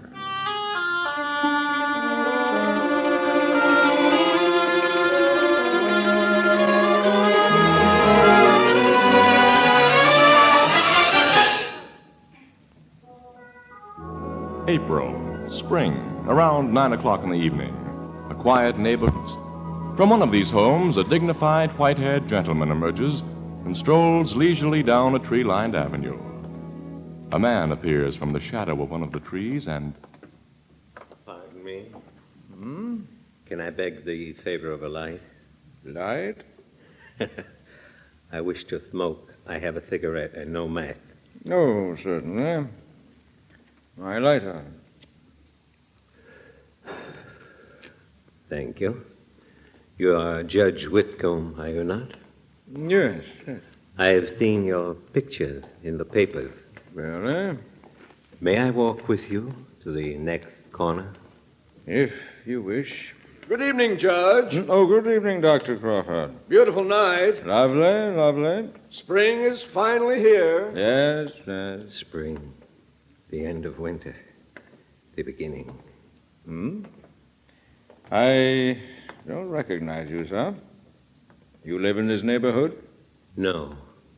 I do not live anywhere. I beg your pardon? I say, I do not live. I do not understand. You will, because the dead do not live. The dead? Yes, Judge Whitcomb. This clump of evergreens here. They are the dense. They cast deep shadows. Why are you choking me?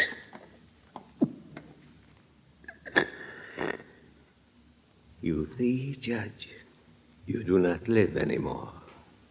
You do not live.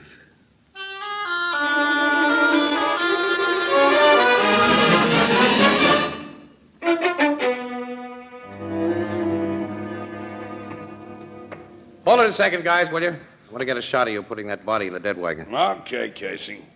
Okay, got it. Thank you. Slide him in, Jim. Let's go. Now, Logan, how did old Judge Whitcomb get it, huh? Oh, the captain's just been telling me he was strangled, Casey, by a person unknown. Strangled? Like Assistant District Attorney Dunning got his last week. And are you newspaper people going to make things sweet for me, Miss Williams, if I don't crack both cases in a hurry? Well, when big shot citizens like a judge and an assistant DA aren't safe within a few minutes' walk of their own front doors, pal, there's obviously something wrong someplace. I'm in no mood for kidding. Who said I was kidding? You're nuts. Okay. When was the judge strangled? About 9 o'clock. He'd started out for his usual evening walk.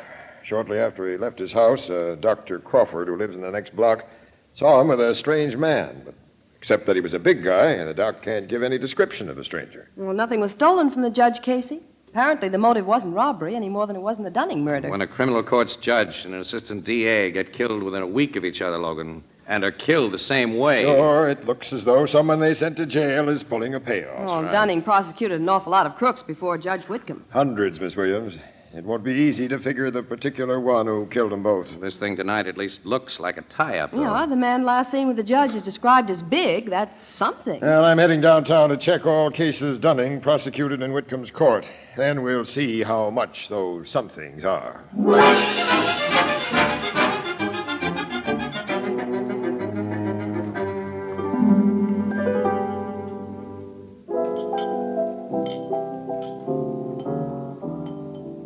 Joe, will you take care of that lady over at the table? She wants a glass of half and half that's a third ginger ale. Oh, such people come in here, Miss Williams. They ask for the darndest things. I'll have another glass of water, pal. There, you see what I mean? Mm-hmm. Your pretzels, Ethelbert, have given him a thirst. That's the idea of having pretzels on the bar. But a thirst for water don't pay our rent or our license. I'll tell you what. I'll come in here someday and buy a beer, Ethelbert. That is, when the price comes down. Have a pretzel, Annie? Mind if I do? While you two are eating up the profits, what's new on them strangling cases? Don't you read the papers? Sure I do. And I think it's a crying shame the way they're all picking on Captain Logan. You and Miss Williams told me he ain't got a single clue to work on outside of the idea that Dunning and Judge Whitcomb was killed by the same man. Yeah, well, that idea's beginning to pay off now, Ethelbert. Logan made an arrest this evening. He did? Yep. And it looks as though he has the right man. Well, tell me about it. Well, about 8 years ago, Lloyd Dunning prosecuted a crook named Rankin before Judge Whitcomb on a burglary charge and got a conviction. And the judge gave Rankin the limit.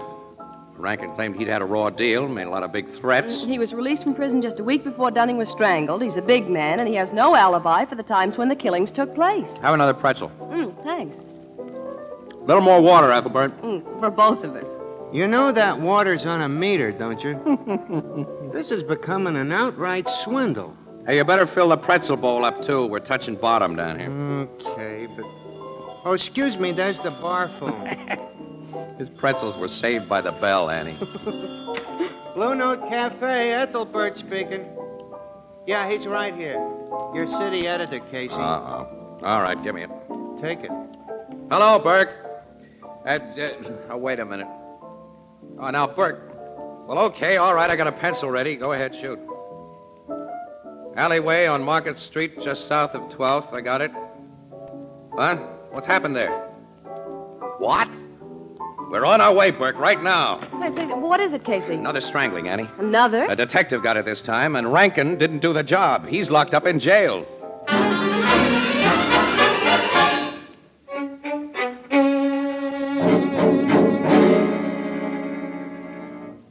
That corpse was Barney Lennon, Casey. One of my homicide guys and one of the best. Yes, he was a swell cop, Logan. Swell guy, too. You know, this Strangler must be an awfully strong guy. Barney was no pushover. Well, the Strangler must have gotten him unawares. He must have.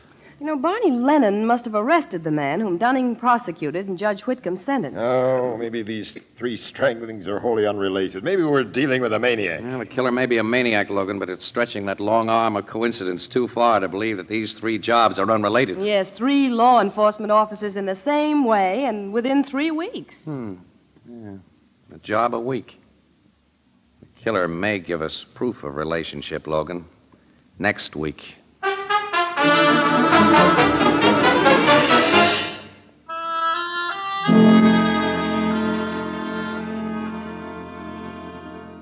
Look, Mr. Candido, never have I offered anyone such a bargain in my shop. An almost new speed graphic camera with a double plasma lens. Jake, I need another camera like you need 12 toes. Dan, sell one of your old ones. I'll make you a trade. If I lose money, so If you lost money on a deal, so it'd be a miracle. I'm trading no cameras today. Yeah, well, say, a man can only try, you know. Send out that stuff I ordered first thing in the morning, will you? For you, Mr. Candido, I'll have it delivered as soon as I open the shop. And don't forget, I need those photo folders especially. You'll get them. The new business is doing good, huh? I can't complain. Mm-hmm. When I think of you running a photographic studio that specializes in taking pictures of little children, I got to laugh. You who used to be a press photographer taking shots of fires and accidents and political conventions. It was those conventions that made me decide to leave the newspaper business. Good night, Jake. Well, I'll take you to the door, then I'm going to lock up and go home myself. There wouldn't be any more business tonight. That big guy looking in your window may be a customer. Dan, don't be crazy. He's just a window shopper. I can always tell.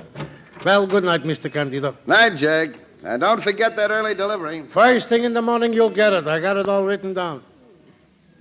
Nice camera you have in your window. The best that money can buy, mister. I'd like to buy one. You like it? Say, well, a man could be wrong. I beg your pardon? I was just saying to my last customer that you was only a window shopper. I was going to close up. Come on in. Thank you. You are the proprietor of this? It's me. Now, what kind of camera can I show you? Do you keep other things besides cameras? Anything for taking pictures, I got it. Where? This store is so small. I got a big stock room in front. Before I select a new camera, I had in mind an enlarger. Well, I got that big stuff in back. Now, what size do you want? Now, bring it out. To save you the trouble, suppose I go with you and look. Okay, this way. And what a bargain I can give you. Like none you ever had before in your life. If it's a 4x5 you want, I got an all condensers.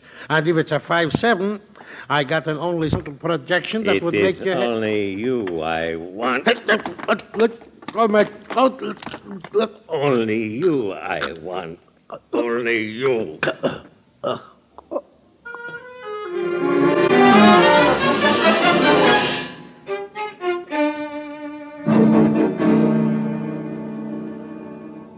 This strangling proves we're dealing with a madman, Casey. This Jake Blumberg had nothing to do with the law. He simply ran a little camera shop. Jake once had something to do with law enforcement, Logan. Yeah? What, Casey? He was the star witness, Annie, in a murder case. Say, I remember now. Yeah, I thought you would, pal. It was his testimony that got that Ivanov girl a death sentence. Mm-hmm. You remember the rest? Barney Lennon arrested her. Dunning prosecuted her. Judge Whitcomb sentenced her. Right. Casey. Yeah. I'm the guy who dug up the evidence against her. I must be next on the Strangler's list.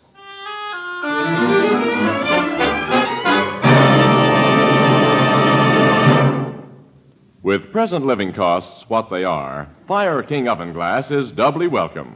One, because Fire King oven glass is a product of Anchor-Hocking, the world's largest makers of household glass, its cost is incredibly low, and each piece is guaranteed for 2 years against oven breakage.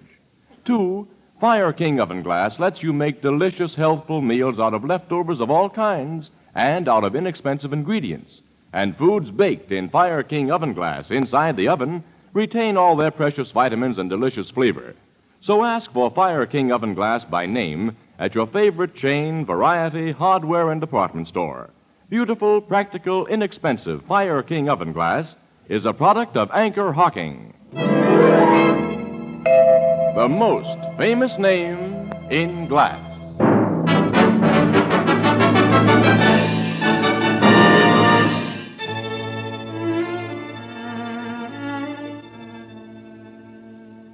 Come on now, talk, Casey. Tell me about this Ivanov case. Well, okay, Annie. It was before you came to work on the paper. 1939 or 40. 39, Logan. The war just started in Europe. Yeah. Well, a gal named Irene Ivanov was suspected of poisoning some guy. She handed him a poisoned cocktail But, one night. Casey, what did you have to do with this case? Casey discovered that Irene Ivanov had bought the poison at Jake Blumberg's camera shop in the form of a chemical used in developing photographs.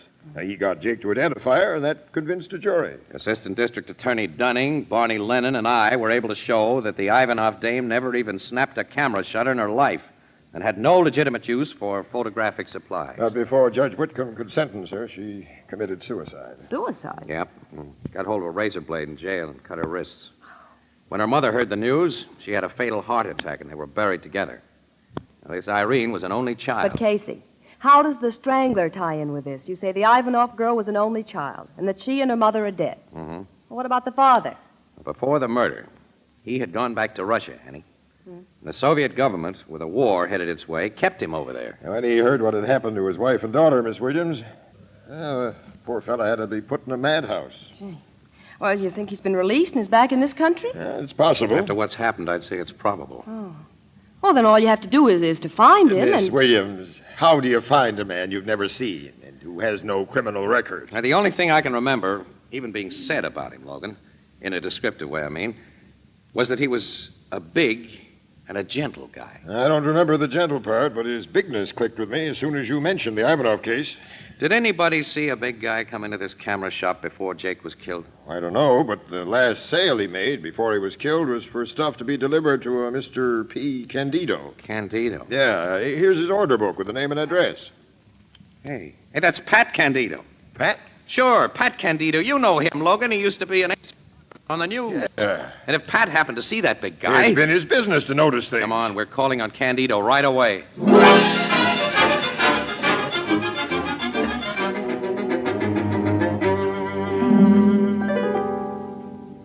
A medical examiner says that Jake was killed at about 7:30, Candido. You say you left his shop at about that time? Yes, Jake said he was closing up his place and going home. But I saw someone go in right after I left. What did he look like, Pat? He was big, Casey. That's all I can tell you about him. Oh, well, you got to tell us more than that, fella. That guy was Jake's murderer. Now think. Come on. I've been thinking. He was just a big guy I saw looking in a window and never expected to see again. And you were supposed to be a hot press photographer before you got soft and went into the baby picture racket. You were supposed to have a nose for news. Oh, was my nose supposed to tell me he was going to commit a murder? Oh, I'm sorry, Pat. Well, I'm sorry I let you down, Casey, but I just don't remember. Wait a minute. That big guy has eyes like a baby's. Like a bit? What do you mean? I take pictures of young kids all day, and, well, the babies, the infants, their eyes are different.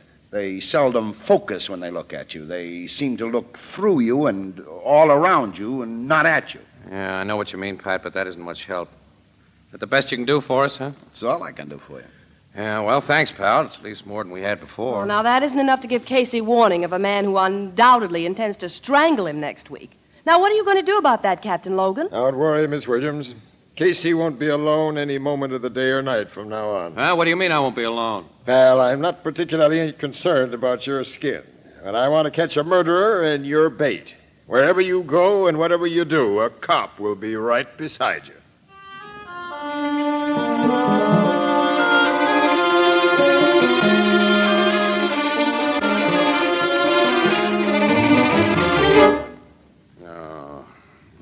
I feel like a 2-year-old kid that isn't allowed out without his nursemaid. It's bad enough in the daytime, but when I have to look at one of you cops in my own apartment at night here... I don't like it any better than you do, Casey. If you were a pleasant company, it wouldn't be so bad, but you do nothing but gripe. Well, I'm sorry, Mac. Would you like a drink? I would, yeah. But if I touched a drop and the captain found it out, I'd be back to pavement pounding in a uniform. When he gives orders to guard a guy, he means you don't do it with liquor under your belt. Oh, nuts. There isn't even any sociability with you lugs. Well, you ought to be glad we're on our toes. You know, Casey, it's just a week ago tonight since Jake Blumberg was knocked off. And you're next. I could handle that Strangler by myself. I'm not anemic, you You know. don't know the guy, Casey. Wonder if Ivanov has a Russian accent. No, it isn't likely. He was brought to this country as a kid and lived here most of his life. Yeah, that's right. Well, it's almost midnight, Mac. Yeah. I start work tomorrow on the 8 a.m. shift, so I might as well hit the sack again. I'll be able to do a little sleeping myself tonight. Hope my relief shows up at 12 sharp. Who is your relief tonight? Oh, some guy named Norris. I don't know him. He's a uniformed cop from the precinct house. Uniform cop? Yeah, Detective Bureau hasn't enough men to do all its work right now, Casey. We homicide guys especially have more than we can do. I know that. Of course, a plain clothes guy like me will pick you up in the morning. That'll be something I'll look forward to. Yeah. Well, I hope Patrolman Norris won't mind a little fancy snoring. Well, I'm going to change into my pajamas.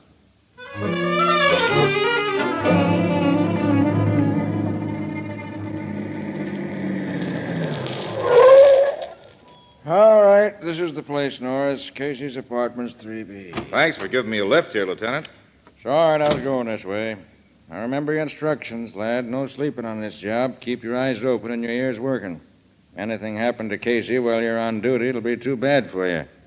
And if you're lucky enough to nab the Strangler, you can store away that uniform and get yourself a detective shield. I'll be on the job, sir.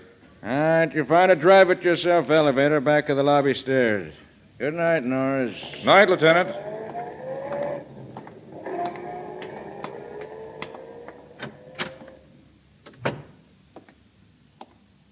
Good evening, officer. Evening. Going to Mr. Casey's apartment? Who wants to know? I'm a friend of his. Just left him. The detective with him said he was expecting his relief. Oh, I see. Here's the elevator.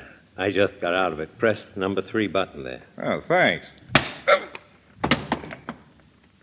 You went to sleep nice and quiet, officer. Hardly a sound. Now I'll take you to the roof and tie you up. You're big like me. Your uniform will fit me fine.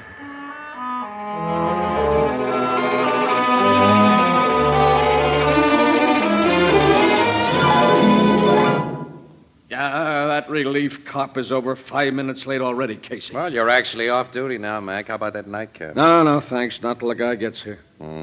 Here I'm all ready to hit the beauty rest, and you keep me up because I want to give you a little hospitality before you shove off. Well, there's your relief. Now I'll get him. Yep. Keep away from that door, Casey. What do you mean? It just might be the bird I'm guarding you against. Oh, nuts.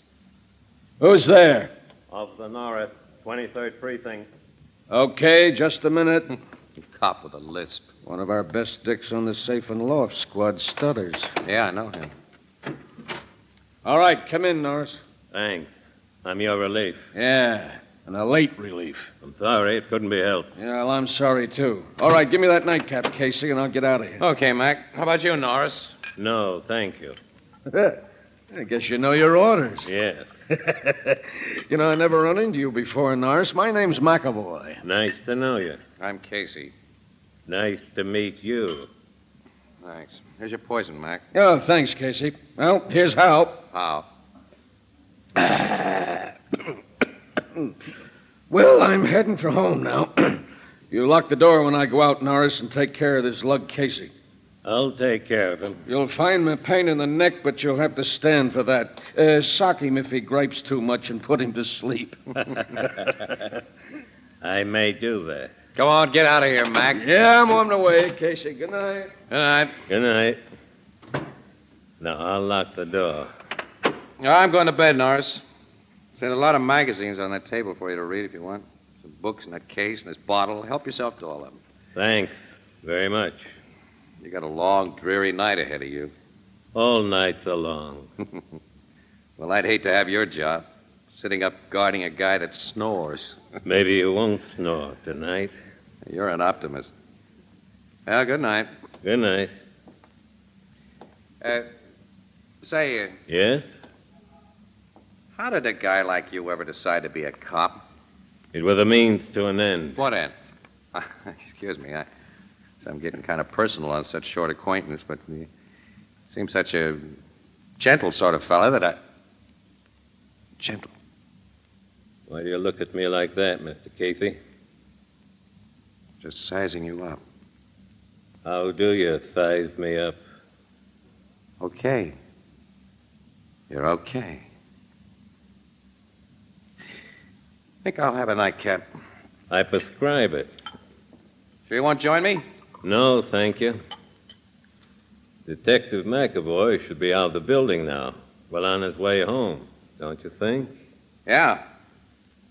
I think so, too. And since we won't be disturbed... No, you don't! My eyes! The whiskey! Yeah, I've got a full glass right in them. Ivanov. I've got my hands on you now. You'll die like the others who killed my daughter. Hey, you can't move so quick. But you're not going to strangle I me. can see. Again, I have a gun. You won't use it, though. How was that for size? Now try this on your whiskers.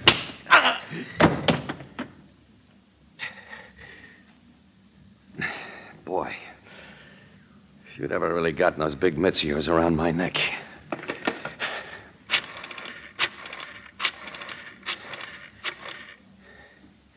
Hello, headquarters. Give me Captain Logan, will you? He isn't in, huh? Well, when he comes in, tell him Casey called. And to send a wagon up to my joint for the Strangler. Yeah, he's sleeping right now in my apartment, and I'm afraid I'll wake him up if I start to snore. Wait a minute. Give Logan another message for me. Tell him my opinion of his idea about having me guarded is phooey.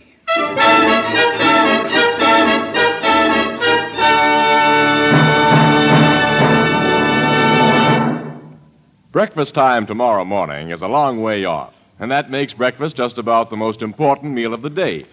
Now, when I was a small boy, breakfast was an exciting experience. On my grandmother's table, there was always a great plate of hot golden brown toast and at least a half dozen different jellies, jams, and preserves to add zest and sparkle to those good old-fashioned breakfasts. Now, that's one reason we're so glad tonight to salute the Preserve Industry Council of America for its magnificent campaign to brighten up the breakfast toast with mouth-watering strawberry and apricot, sweet tart orange marmalade and blackberry jam, fragrant apple butter and currant jelly. Why, how much more inviting they can make your breakfast table. They whet young appetites, provide quick energy to see you through the day. Practically all preserves come to you today in crystal clear sanitary glass containers. Anchor glass containers and modern Anchor-Hocking sealing methods not only protect these superb products of tree and bush and vine more perfectly than any methods known to our grandparents, but they also provide a stimulating, colorful rainbow on the table. Always serve a variety of jams, jellies, and preserves at breakfast. Anchor glass containers and easy-to-remove Anchor caps are both products of Anchor-Hocking. The most famous name in glass.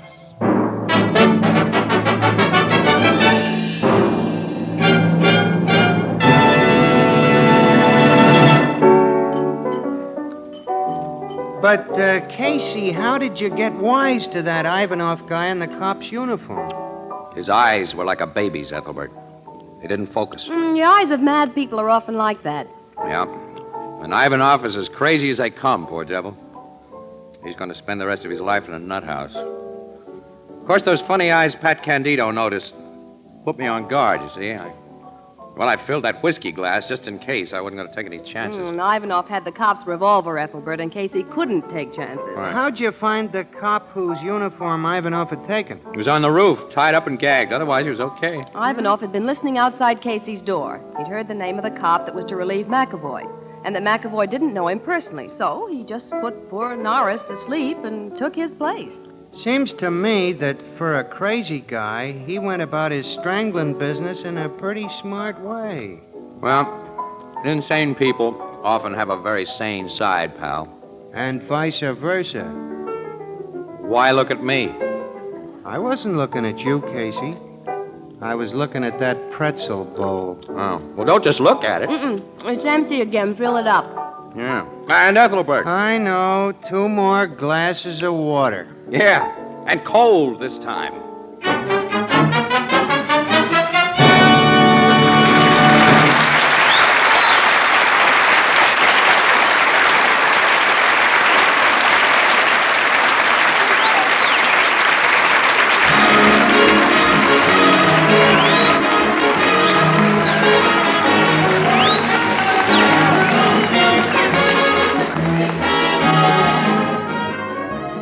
Crime Photographer, starring Stotts Cotsworth as Casey, is brought to you each Thursday by the Anchor-Hocking Glass Corporation and is directed by John Dietz. The original music is by Archie Blyer, and the program features Miss Jan Miner as Anne and John Gibson as Ethelbert. Herman Chittison is the Blue Note pianist. Thursday night on CBS is the biggest show in town, so stay tuned for exciting dramatizations on Reader's Digest Radio Edition, which follows immediately over most of these stations. Next week, part of the country goes on daylight saving time. If your area remains on standard time, tune in your favorite radio program, Crime Photographer, 1 hour earlier.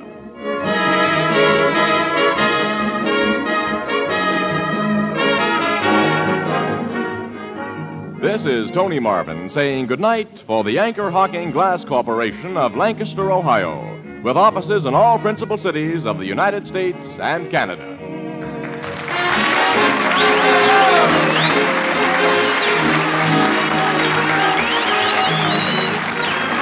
This is CBS, the Columbia Broadcasting System.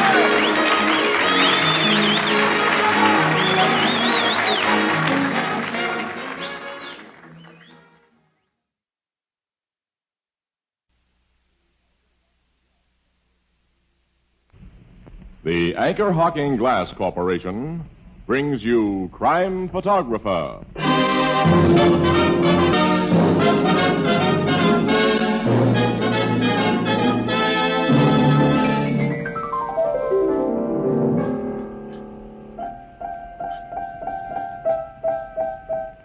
Ethelbert, what on earth's going on over there? Oh, that's Grace. I can't get her away from that piano.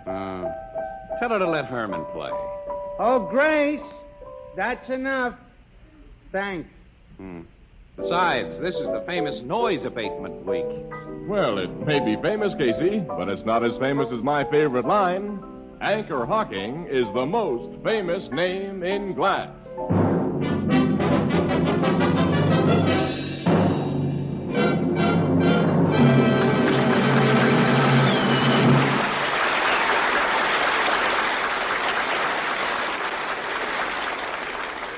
Good evening, ladies and gentlemen. This is Tony Marvin.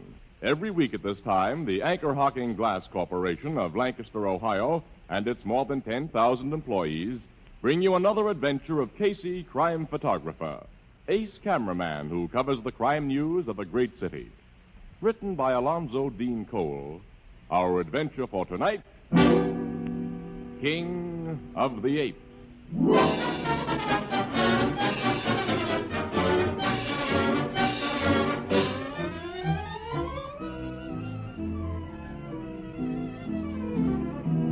Mid-afternoon, the Blue Note Cafe. Leaning comfortably on the bar are Casey and Ann Williams. And behind the bar, its chief custodian, Ethelbert. You and Miss Williams are going to the circus tonight, huh, Casey? Yeah, we gotta go, pal. It's an assignment. Every year, Ethelbert, he's found an excuse to go to the circus. You think I like to go to the circus, honey? Well, if you don't, you'd better reserve yourself a chair in the old men's home. She's right, Casey. Any guy who can't enjoy the circus is slipping, and fast. I love the clowns and the elephants. I still like the brass bands and the peanuts and popcorn. Well, I go for the lady bareback riders and the lady acrobats and the lady... That's enough. Well, I just wanted to establish that I'm not slipping, Annie. I'm simply matured, that's all. What kind of assignment you two got at the big show? Principally, we're covering the feature act, King of the Apes. They say that's swell. According to pictures on the billboards, that fella, the king, keeps 20 or 30 giant gorillas under his complete control. Now, circus posters underrate a little bit, Ethelbert. The 20 or 30 giant gorillas are really 6 orangutans. And their trainer isn't the king. His name is King. Charles King. Oh. But an orangutan is a pretty big monkey, isn't it? Big enough. A full-grown male can break a couple of Joe Lewises in two. Then I guess 6 orangutans are plenty for a guy to go into a cage alone with. I'd say so. Well, we'd better get over to the circus, Annie. It's nearly time for our date. Oh, yeah. I thought you said you were going to the circus tonight. We're interviewing Mr. King after the matinee performance. We're seeing the show tonight.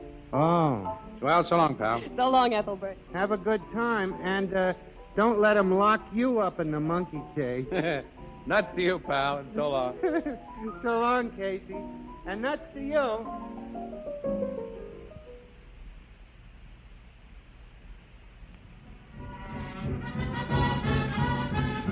King's dressing room is this way, Annie. The afternoon show is still going on. Casey, let's peek through those back curtains. Oh, no. Look, we'll see the whole thing from out front tonight, Annie. Besides, that's the wind-up you hear now, the grand finale. Oh, yeah, I guess it is.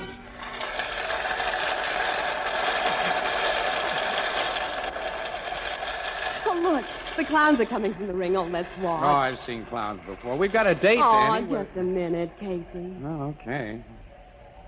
A nice-looking performers coming through the curtains now. That one in the black spangled tights has got beautiful eyes. We'll find Mr. King. Oh, I'm in no hurry, Annie. We've got a date. Huh? Oh. Okay. There's that's the star dressing room there. Well, give a knock. Oh, wait a minute. There's several star dressing rooms. Well, here's the one with the king's name on it. Don't you dare call me that. I'll call you worse if I catch you with that bond of finale again. You better not, you big polka. A little argument inside that room, Casey. Oh, King. I'm fed up with your jealousy. If I feel like talking to a man, any man, I'm I'm going not to. going to sneak up in corners with finale again, I tell Try you. and stop me. I'll stop you. Don't you put your hands on me. Don't Time to break this up, Annie. Come on. That knock should do it. Who's there? Miss Williams and Casey in the Morning Express. If you're Mr. King, your press agent made a date for us to see you. Yes, of course. Just a moment. That ended the battle, Casey. Sure did. Please come in. Oh, thank you. Miss Williams and Mr. Casey, you said? That's right. I'm Charles King. Nice to know both of you. Nice to know you. Mr. King. Allow me to present my wife. Mrs. King. How'd you do? If you'll excuse me, I'll be running along. Wait, Bernice. Yeah? This lady and gentleman are going to do a feature story about the act. Don't you want to stay? Your act, Charlie. They don't want to interview me. See you later. I'd like you to stay. I've got some shopping to do. Nice to meet you, Miss Williams and Mr. Casey. So long. So long. My wife is always on the go, as you Americans say. You pardon her, I'm sure. Certainly. I'm very grateful for this visit. Publicity is the lifeblood of show business. Perhaps I'd better take you downstairs to the animal room. The three of us and my orangutans can get acquainted all at the same time. Right. I fancy that's what you wish. Yes, sir, that's it. Yeah. Come on, then. We'll walk down that ramp to the animal room. All right. Careful, Annie. Slip. Bernice, What? I thought you were going shopping. I am. I just stopped to talk a minute with Mr. Finelli. Hello, Charlie. Hello, Finelli. You better get your shopping done, Bernice. Okay. See you later, Luigi. Sure, Mrs. King. Miss Williams, if you, Mr. Casey, will excuse me, I want a word with that man. Yes, of course. Yeah, go Mr. ahead. King. Thanks. Just a moment, Finelli. This seems to be the old triangle business, And Casey. how? That Finelli is good looking. Yes, so is Mrs. King. They're both young, too. King must be 50. Oh, easy. But he looks like a tough guy to tangle with. Huh? He seems to be quietly laying down a little law to Mr. Finelli over there. Look at that. Thanks for waiting for me. Not at all. It's all right. Here's the ramp. The cage of my beast sounds far from the bottom. That guy you were talking with had on tights, Mr. King. What is he, an acrobat? He's a wire walker. Oh. Do you good people know very much about orangutans? Practically nothing. We've seen a couple in the zoos. Then perhaps you'd like to have a little basic information for your story, Miss Williams. Well, yes, I would. But the orangutan is found only in Borneo and Sumatra. In size, he is the second of the great apes, ranking next to the gorilla. In intelligence, though some place the chimpanzee in a higher category, I rank the orangutan first. Those are my animals in those two cages. Casey, we've never seen an orangutan like that big fellow at the zoo. Oh, that's Nimbu. He's a full-grown male. If he stood upright, which he seldom does, he'd be 5 feet 7 inches tall. And he tips the scale at 22 stone, about 300 pounds. Why do you keep him alone in that cage? Is he vicious or something? No, I'm keeping Nimbu separate temporarily because he hasn't been very well. I'm quite worried about him. Without Nimbu, I wouldn't have the same act. And, well, I'm fond of the old fellow. Seems pretty fond of you. Casey, did you see him reach out his hand to Mr. King like a big child? Yeah. I let him take my hand and put his other long arm around my neck. I wouldn't want him that close to me, brother. I wouldn't dare permit such familiarity from the one in the next cage. Oh, he doesn't like you, huh? Oh, he doesn't like anybody. Fear of Nimbu is the only thing that keeps Dillinger in his place. Dillinger? I call him that because he's a public enemy, Miss Williams. Oh. Hello, boss. Oh, hello, Joe. I was beginning to wonder where you were. I was out getting some fresh medicine for Nimbu. You know, I never want these animals left alone. Where's Tyan? He have probably gone for a drink. That man is no good. Yes, I know that, but he knows Big Ape. Because he is a little ape himself. Better you should send him back to Borneo where we got him. I'll have another talk with Tyan. Oh, excuse me, Miss Williams, Mr. Casey. This is Johannes Fleet, my chief assistant. Mr. Fleet? How are you, Mr. Fleet? Johan knows as much more about orangutans as I do. He was born in Dutch Borneo and talks their language. I talk Dutch and English, not ape talk. That is for men like that Tyan. Tyan, my second assistant. He's a Dayak. A Borneo tribesman. You can write a few colorful lines about him, Miss Williams. It's feeding time. I go get fruit for you, eh?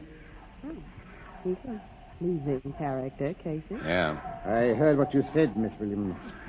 Johan Philip is, well, it isn't easy to find men who can properly care for orangutans, and he knows the beasts. The same applies to Tyan, who is, as you Americans might say, another stinker. Hey, Batman. Oh, there he is. Joe says you were left to watch those animals, Tyan. Orangutan not go away when locked in cage.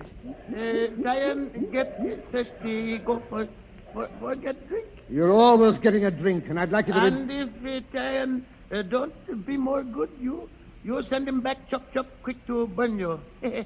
You don't do that, boss man. You need Tyan. All right. Here's a fresh bottle of medicine. Give him some. Okay, boss man. First, I tell him I gonna do him good. He's chattering to that big ape, Casey, and the ape answers back. Well, I'm going to get some pictures of this. This is terrific. Tyan seems to really talk ape language, Miss Williams. The Dayaks believe orangutans have a language, and that some men learn it. That ought to be a good shot. Here comes Fleet. I'll get one of him feeding it. Hey, boss man. Nimbu, he no look good in the eye, and his tongue very dry. He more sick than before. Better you should not have him work tonight. Jack's never so good without Nimbu, Joe. Never will it be so good if Nimbu die. Oh, the two of you are right, I suppose. I shan't work him tonight. Oh, then Casey and I won't see him in your act. And I'm sorry, Miss Williams. You won't see him tonight.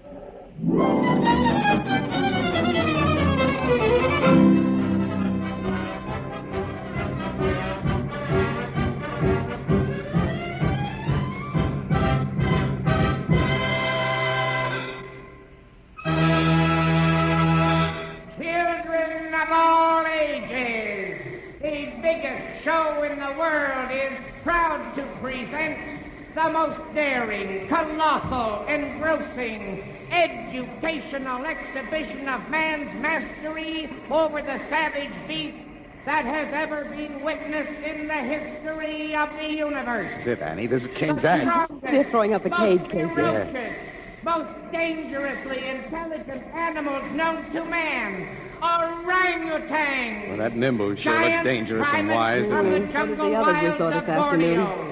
One man dares to enter the cage, alone and unarmed, and to bend them to his superior will. Ladies and gentlemen, the outstanding, unexcelled star attraction of the circus world, King of the Apes.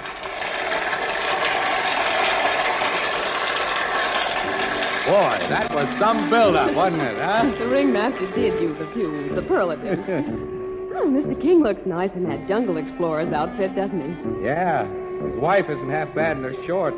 She is not in the cage. Oh, she's just outside over on the left there, Annie. Let's see. letting the apes into the ring cage now from those wagons. Yeah, that Joe Flair is superintending the job. I don't see Tyan. Oh, he's around somewhere, I imagine. Dillinger's coming into the cage now. Ooh, he's a mean-looking animal. I'm sorry we're not going to see Nimbu do his stuff. He's the real star of this act, you know. Yeah, and King depends on him. He told me he doesn't have to carry that big whip in the ring with him when Nimbo's there. Yeah, He's look, the boss. look, Annie, look, the big monks are going to ride those tricycles. Look at that, Annie. I thought you didn't care for circuses. Oh, well, it's part of my job to come here and take pictures, that's all. What was that? Funny cry, wasn't it? Animal or something, I guess. Casey, those big apes stop riding in that cry. King can't get them to start again. Seem to be listening. There it goes again. Hey, look at Dillinger. He's grabbed Mr. King. He's killing him. He's got him on the throat, Annie. Annie, I'm going to shoot some pictures of this. That cry we heard, Annie. I've got a hunch this wasn't any accident.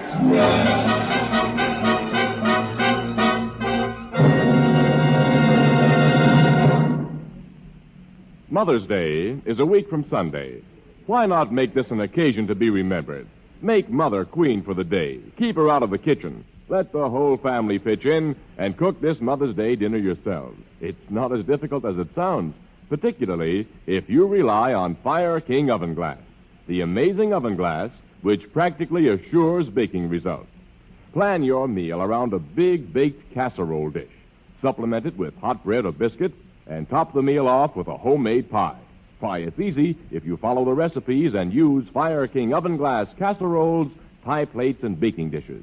At your favorite chain, variety, hardware, or department store, you'll find a wide variety of Fire King oven glass, an ideal Mother's Day gift.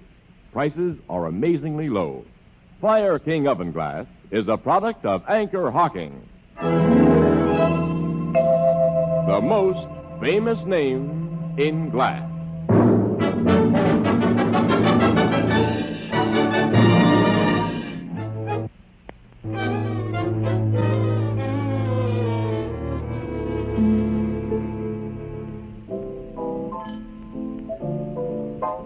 Mr. King of the Apes was buried this morning, huh, Casey? That's right, Ethelbert, yeah. Miss Williams and I just came from his funeral. I suppose the circus folks gave him a big send-off. They did. The funeral was a circus in itself, complete with brass bands. And Mrs. King gave a fine center ring performance. What do you mean? Well, she put on a big act, Ethelbert. She shed crocodile tears all over the place. And we think she cared about as much for her husband as I care for, well, a 1940 model spring hat. Was that Wire Walker Finelli there, who you think is her boyfriend? No, he didn't come to the funeral. Neither did Tyan. Tyan's the other fellow who was King's assistant, huh? Yeah, the Dyak from Borneo. Who's inherited King's place in the act. You think one of them people had something to do with King's death, don't you? Well, King was crushed to death by that big orangutan, Dillinger. After he and the other apes in the ring had shown a marked reaction to the peculiar animal cries that everybody heard. Miss Williams and I had seen and heard Tyan talking to Nimbu that afternoon, and a lot of the circus people really believe that he has a special way of communicating with apes. And fantastic as it may seem, Ethelbert, those cries made by Tyan could have instructed Dillinger to turn on his master. That isn't fantastic at all, Annie. Not a bit. Dogs, horses, and lots of animals instinctively react to certain sounds, don't they? Oh, sure. It ain't hard to teach a pooch to sick 'em. Well, that's right. He wasn't seen by anybody when them cries were heard, was he? Tyan, I mean. But according to his story, he'd had a few drinks too many and was sleeping them off in the animal's feed room. Another thing, Ethelbert, an expert from the zoo has examined Nimbu, and he says the big ape wasn't naturally sick. He'd been doped. Nimbu was the boss monk, and he liked King. And he had to be taken out of the act before Tyan could do anything with Dillinger. What are the cops doing about all this? Nothing. Nothing they can do. No way of proving that those cries had anything to do with King's death.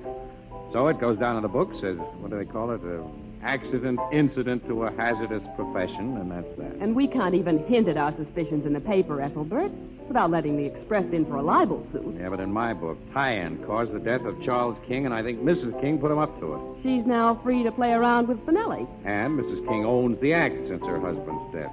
I'm sure that she, Finelli, and Tyann were together in this thing, and I... Excuse me, there's the bar. Go ahead, fella, go ahead. Hello, Blue Note Cafe, Ethelbert speaking. Yeah, just a minute. Your city editor, Casey. Now, give me. Here. Hello, Burke. Yes, I'm here again. What? What happened at the Hippodrome? Hippodrome? That's where the circus is. Tell me that again, Burke. We'll get over there right away. So long. What is it, Casey? Finelli has been murdered. Finelli? And Tyann has been arrested for the killing. Casey. Annie, this doesn't add up. It just doesn't add up at all.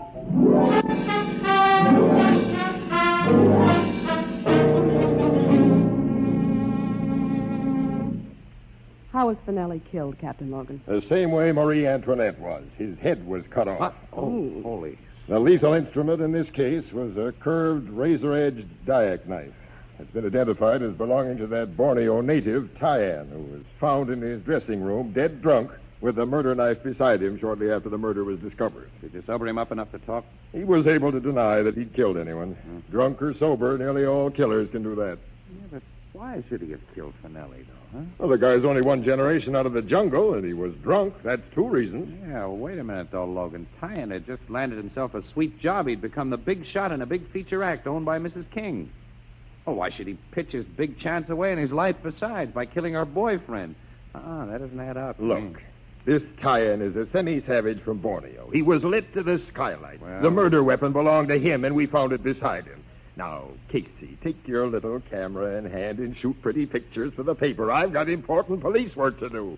So long, Miss Williams. Try to keep Casey from straining his brain. Wise guy, Logan. He's right about Tyann, Casey. Is he? Of course he is. We're seeing a nice example of poetic justice. Mrs. King has Tyann arrange her husband's death so she can have Finelli. And then Tyann destroys the man she wanted and himself at the same time, and now she's without a husband, without a boyfriend, and without a means of making a living. She has no one who can work those apes. Wait a minute. Yes, she has. Johannes Fleet. Oh, say, I'd forgotten about him. Yeah, so had I, almost. Annie, from the first, we've been wrong about this whole setup. Can't you see it? Annie Fleet's the guy. Why? Well, because he knows more about big apes than King does. I think Johannes Fleet doped Nimbu and gave that cry that caused Dillinger to kill King. And then when Tyann was put in King's place, Fleet pulled a second murder and framed Tyann for it. Well, where do we go from here? Well, I don't know. That's a help. Oh, wait a minute, Annie. Give me a chance to think here. All right. We'll go to Bernice King. Mrs. King? Yes. Finelli's death puts her in the clear. Fleet's been the whole works. And she can help us get the goods on him. How? Come on. We're going to pay her a call, Annie. And on the way, we'll pick up that wise guy, Logan.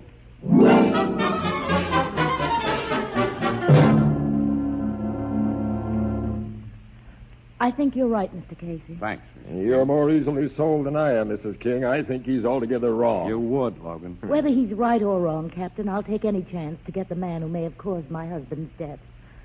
You've been frank with me, Mr. Casey. You think I was in love with Luigi Finelli. I wasn't. If I looked twice at any man, he'd begin to spy on me, question me. With Finelli, I was deliberately trying to pay him off for the unhappiness and jealousy it caused me. Miss Williams, another woman would realize how I felt what I was doing. Oh, I do realize, Mrs. King. Now Charlie's gone. If I could only bring him back, he could be jealous. He could beat me, anything. We're very sorry, Mrs. King. I won't cry anymore. What do you want me to do, Mr. Casey? Well, first, I want you to give Dillinger some of the same harmless dope we think was fed to Nimbu. So Fleet will think that he's sick and we'll have to stay with him tonight. I don't get it, Casey. No, neither do I. Well, there's more than one way to trip up a murderer. Now, tonight, Mrs. King, you will go to the animal room and talk with Fleet. Logan and I will be hidden behind the cages. Now, here's what I want you to say. There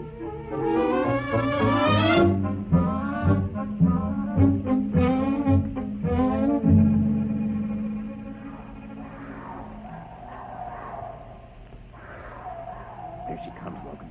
Yeah, I see her. So does Fleet. What are you doing here so late, Mrs. King? I've come to talk to you, Joe. About Dillinger? Well, if you're worried about that orangutan, I'm taking good care of him. I'm sure you are. You figure he and all my other orangs belong to you now, and you've become king of the apes. That's right. You can't work them in the ring. I imagine you expect an increase in pay. I wasn't going to rush you on this, Mrs. King, but since you bring the matter up, suppose we make it from now on. I take all the money from the act and pay you 10% of the net. You want 90%, huh? Well, is that not fair enough for an indispensable man? Joe, you're going to work for me in your new job for less money. Are you crazy? You see, if you don't accept my terms, I'm going to tell the police some things I know. What you mean? I know who really killed Finelli and my husband. How you know that, Mrs. King? I was here last night when Finelli was killed. I saw something. If you was here last night and saw something, why didn't you tell the cops? I got a better idea. I'm a businesswoman, Joe. It occurred to me that you'd work very cheap in order to escape the electric chair. Mrs. King, you did a very foolish thing in coming here tonight. Why?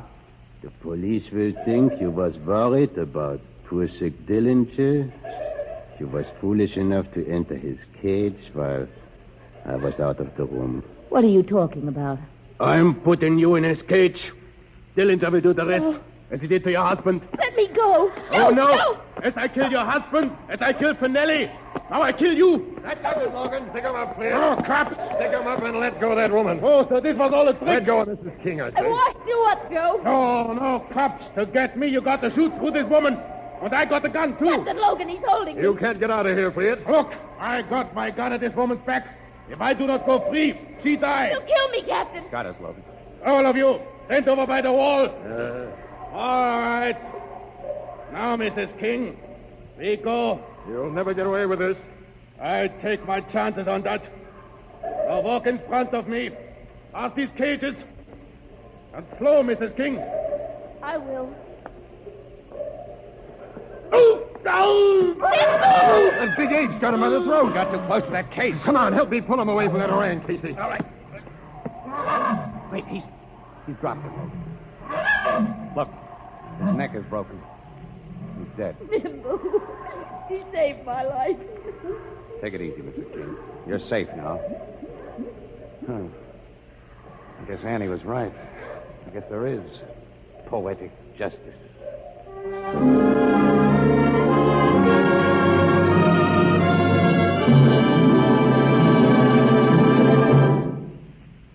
Back to Casey in just a moment. But first, here is a message from Anchor-Hocking.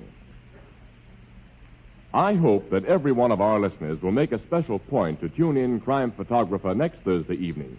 We're going to have an unusually exciting show, and the Anchor-Hocking Glass Corporation will have an announcement to make of the utmost importance. And now, tonight, we're celebrating National Baby Week. And in the interest of better health, retail stores and food packers throughout America are focusing attention on the scientifically prepared glass-packed baby foods which make it so easy to provide a properly balanced and healthful diet. Now, these glass-packed baby foods simplify the young mother's work enormously. You can heat and serve baby food in the same glass container in which you buy it and reseal it safely to store leftover portions. Glass containers are easy and safe to open, and they have no effect on taste, flavor, or purity. All better brands of prepared baby foods come to you packed in glass, in Anchor glass containers protected by Anchor vacuum caps. Both products of Anchor-Hocking. The most famous name in glass.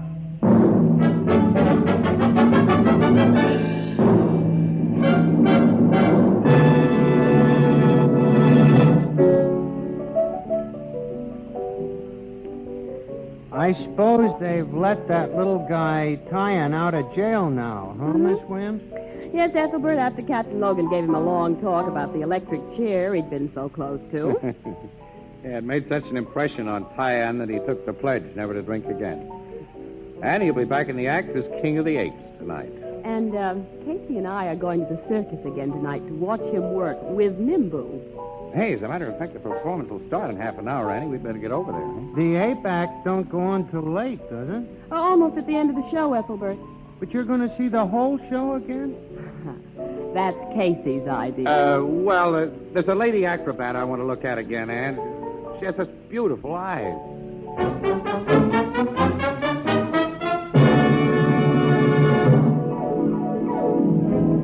Crime Photographer, starring Stotts Cotsworth as Casey, is brought to you each Thursday by the Anchor-Hocking Glass Corporation, makers of Fire King oven glass. Anchor glass containers, Anchor caps and closures. All products of Anchor-Hocking, the most famous name in glass.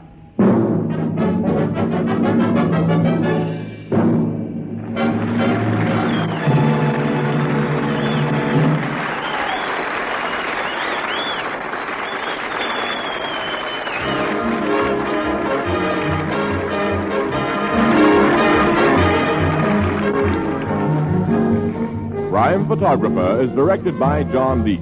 The original music is by Archie Blyer, and the program features Miss Jan Miner as Anne and John Gibson as Ethelbert. Herman Chittison is the Blue Note pianist. Thursday night on CBS is the biggest show in town, so stay tuned for exciting dramatizations on Reader's Digest Radio Edition, which follows immediately over most of these stations.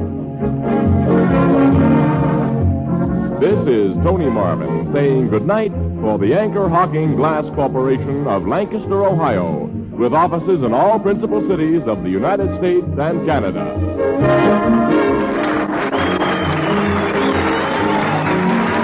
This is CBS, the Columbia Broadcasting System.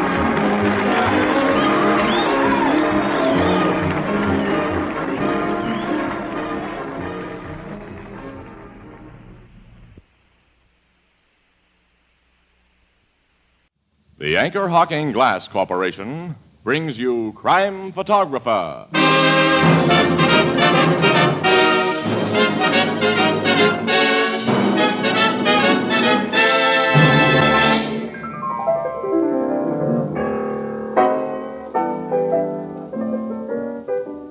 Hello, Ethelbert. What are you reading? Hiya, Casey. I'm just brushing up on the baseball scores. Was that so? I didn't know you were a baseball fan. Oh, sure. I follow the Dodgers every year. Who's your favorite team, Casey? Well, I usually root for the Yankees. How about you, Tony? Who, me? Why, naturally, I root for Anchor-Hocking, the most famous name in glass.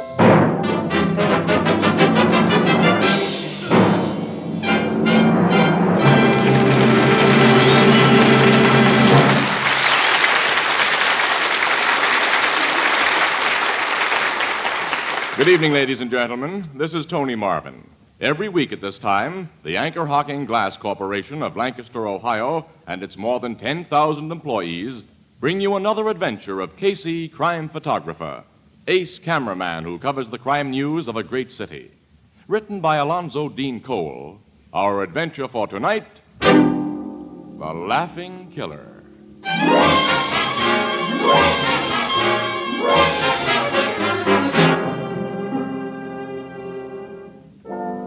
Midnight, and the Blue Note Cafe is doing its usual brisk midnight business. From the service end of the bar, a waiter beckons to Ethelbert, the head bartender. What do you want, Walter? The guy at that table by the wall wants another drink, Ethelbert. How about it? He's lit to the eyes. You better collect his bill and ease him into a cab. Okay. Wait a minute. Huh? His face is familiar. You know who he is, Walter? No, he's a new one to me. I can't place him, but he's a clean-cut looking guy. Yeah. See, he gets a right cab, Walter, with a driver you know, huh? Okay, if I can get him out and into a cab. Hi, Ethelbert. Well, Casey. Hello. Evening, Miss Williams. You two just put the paper to bed? Yeah, nothing to do now but go home and get some shut-eye. Oh, and how I'll go for that. Oh, I'm tired. You and me both, Annie. Ethelbert, give me a pack of cigarettes, will you? Same old brand? Sure, same old brand. What do you think? Pick up what you need. Why you got a bullet mixed up with that silver? A bullet? Oh, Captain Logan gave that to Casey today. Yeah. This .32 caliber shell was in an automatic that killed a guy last month, pal. Casey helped Logan get the killer, so that cartridge is to remember him by. A little slug just like that bump someone off, huh?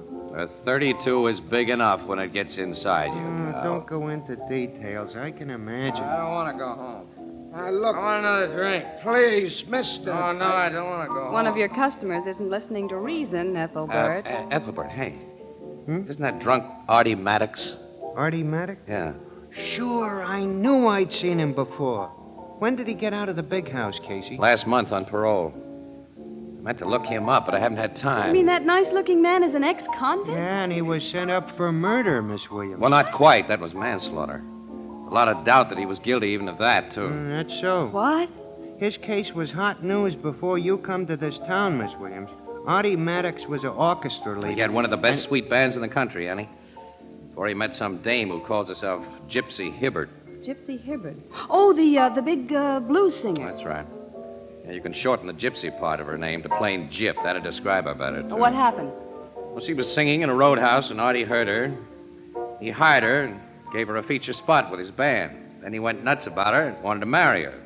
But she just kind of strung him along in order to meet more important guys. One of which was Phil Blaney.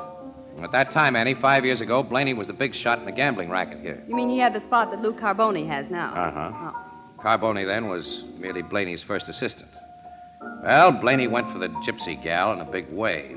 One night, the cops got a phone call from Gypsy who said there'd been an accident in her apartment. When they got there, they found Blaney with a bullet in his head, and Artie Maddox was in the apartment. He said Blaney had pulled a gun on him, that there'd been a struggle. The gun went off in Blaney's direction. Of course, Gypsy told the same story. A lot of folks, including the cops, were more than half convinced it was she who'd really shot Blaney in cold blood. And that Artie Maddox told the story he did to protect her. Yeah. But she came out of the mess undamaged, and poor Artie went to jail. And he hadn't been in the big house 6 months when Gypsy Hibbert married Lou Carboni, who'd fallen heir to Blaney's racket. Nice girl. Yeah. So nice that even a rat like Carboni couldn't stand for her long. They separated a little while afterwards, and Gypsy got a divorce and heavy alimony. Well, Artie Maddox is out on parole now. That's all. I don't want to go home. Except that he won't stay out if the parole board hears he's getting plastered. If those waiters are going to get him out of here, it looks as though they'll have to carry him out. Hey, maybe I could straighten him out. Oh, now, Casey, don't start one of your Boy Scout acts. Walter will put him in a cab, Casey. Yeah, what happens after he's put out of the cab? I'm going over Leave me there. alone. I don't want to go home. Look here, mister. I'll take care of him, Walter. What? You know this guy, Casey? Sure. Remember me, Artie? Sure. You're a cop, ain't you? No. I'm no cop. But you know, it wouldn't be good if a cop saw you right now. A guy on parole is supposed to behave himself. I'm not doing anything wrong. I'm just celebrating something. Something awful funny that's happened. You never guess the funny thing that's happened. Yeah, well, suppose I run you home, huh? You tell me about it on the way. I'm not going to tell you. I'm not going to tell anybody. But you can read about it in the papers tomorrow. Okay, but let me take you home anyway. You can read it in the papers. Hey, say, you work on a paper. I remember you now. You're Casey. That's right. Casey, good old Casey. I'll buy you a drink. No. Wait a minute. Hey, wait a minute. We'll have one later. You got a bottle at home, Artie? Sure, I got a bottle at home. Well, that's fine. Suppose you take me there and we'll have a talk about old times, huh? I'd like to talk tonight. I'd like to talk. Where are you living? Buckingham Apartments. It's 6th Street, number 614. 614. 614. All right, that's fine. Well, let's go then. Come on. You're not just trying to get me out of here. Of course not. Come on, pal. Come on. Okay. You know, the funniest thing happened tonight, Casey. The funniest thing.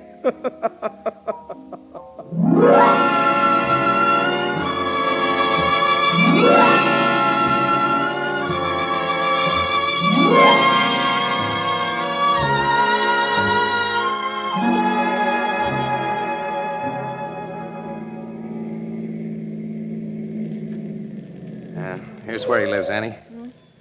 If I can only get him into his apartment. What did he do? Give you the number before he Yeah, passed? 2B, second floor. All right, here goes. Hey, you're not going to carry him. It's the only way he can be moved. But this is a walk-up place, Casey. The Oh, stairs. poor guy isn't heavy. Open the door for me, will you, Annie? Oh, all right, sure. I'd better come along and help you with the apartment door, too. Yeah, if you don't mind, honey. Gee, it's an awful cheap-looking place. Well, guys don't usually come out of prison heavy with dough. Well, I wonder what's he living on? Dixie Trumbull, the songwriter, was always Artie's closest pal. Imagine Dixie's putting him up. Or he hasn't been on the chips lately either. Here we are. Here's 2B. You'll have to go through his pockets and find the key. Yeah, I'll prop him up right here. Annie. Funniest thing happened tonight. Hey, snapping out of it, Casey. Funniest thing. Uh-oh. Passed out again. I wonder where he carries his key. Annie. Huh? Look at this. Automatic pistol. This was in his pocket. This chump's just out of jail on parole. He's toting a gat. Uh-oh. This doesn't look good, Casey. Looks lousy. Hey, Annie. This gun was fired not long ago. Fire? Yeah, smell it. Yeah. Wait a minute. Let's look at the clip. Yeah. One cartridge missing. What do you think? Your guess is as good as mine. Funniest thing happened tonight. Funniest There, I thing found his tonight. key. Here, Annie, unlock the door, will you? Yeah, okay. I'm going to snap this guy out of his daze and ask him a few questions. All right, switch on the lights. Oh, yeah. Here we are. How are you going to make him talk? There now. You find some coffee in that kitchenette, will you, Annie, while I hold this guy up? Yeah. Make a pot of triple strength while you're doing it. I'll be ducking this guy in a cold bath. Okay. All right, now, Artie. You come into this bathroom. Get those clothes off you. The funniest thing happened tonight. Yeah. Maybe it won't seem so funny after you hit this cold water.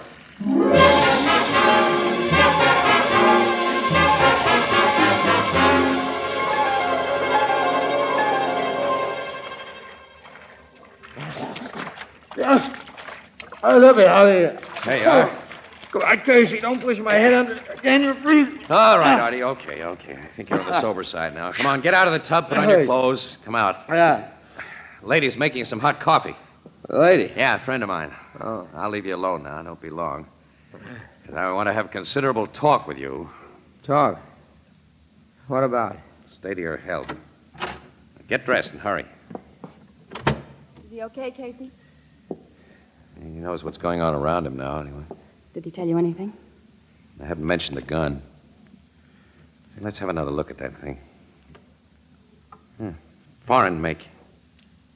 .29.5 caliber. It's got a pearl grip on it. It looks like a woman's gun. Yeah. Say, it's funny. Phil Blaney was killed with a fancy little gat like this. You mean the man Maddox went to jail for killing? Yes. The bullet they took out of his head was a .29.5. I remember because it's an unusual caliber for pistol ammunition. Oh? You see, in this country, we standardize pretty much on 22s, 25s, and 32s. Like the cartridge Logan handed me today, 38s and 45s. Yeah, Casey. What? Someone's trying the outside door. Yeah. Who's there? Open up. We're police. Police? Open up, Maddox, or we'll blast our way in. Hey, that's Sergeant Flanagan's voice. It's the last warning, Maddox. Hold Open up. everything, Flanagan. I'll let you in. Casey, what are you doing here? Mind if I ask you the same question? We've come to arrest Maddox for murder, that's all. Murder? Who? Gypsy Hibbard. Gypsy? Yeah. She was killed about 2 hours ago in her apartment. Now then, where's Maddox? Why do you think Maddox had anything to do with it? He was seen leaving the building she lives in. She was shot with the same kind of gat that killed Blaney 5 years ago. A .29.5 automatic. Hey, Casey, Let me do the talking, Annie. The only talk I want to hear right now is the answer to where's Maddox? He's here, Flanagan. Where? In the bathroom. There. Uh-huh. All right, bring him out, Sam. I'll cover you with my gun. Right, Sarge. Hey, Casey, he killed that woman with a gun. Maybe that you not, got. Ann. Maybe not. Don't mention that Not gun in the now. bathroom, Sarge. He's gone. What? Hey, that open window. He must have swung under the fire escape and got away. Casey, you're to blame for him getting away. I am. You stalled me here while he was going out that window. I wasn't stalling you. We'll see what Captain Logan thinks about it. You know, you've got me in a jam, pal. Well, I'll make Logan see you weren't to blame. Where is he? At the late Gypsy Hibbard's apartment. trying to find out just what happened there. Well, let's go. I want to find out what happened at the late Gypsy Hibbard's apartment, too.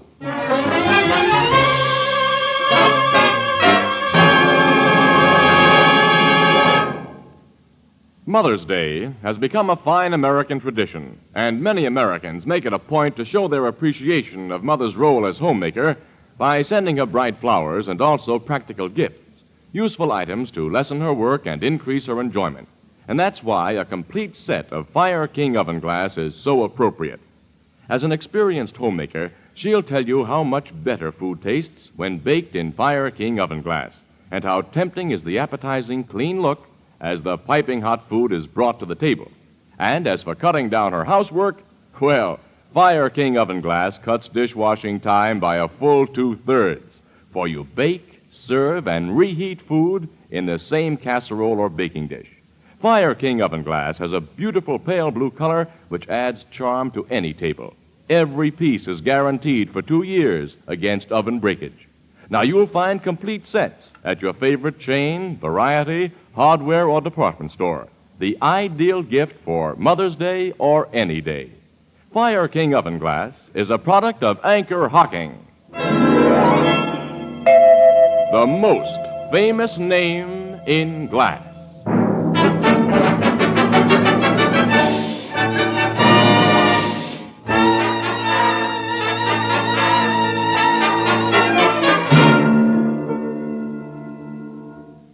That's why we were in Artie Maddox's apartment, Logan. That's all we know about him. When you undressed him before you stuck him in a cold tub, Casey, he didn't run across a gun in his clothes. I wasn't looking for a gun. Casey. Now, suppose you give Ann and me the lowdown on this shooting, pal. Well, a guy called up headquarters. Wouldn't give his name, but he told us to pick up Lou Carboni and ask him why he'd just killed his ex-wife. Ask Lou Carboni why he'd killed Gypsy Hibbard. Yeah. So 2 of my men went to Carboni's home. They found him playing poker with 3 guys who said he hadn't left the house all evening. At the same time he was being checked, I came here to Gypsy Hibbard's apartment. Got the super to let me in and found her lying on the living room floor with a .29.5 slug in her head. And somebody told you they'd seen Artie Maddox leaving the building. Yeah, the superintendent.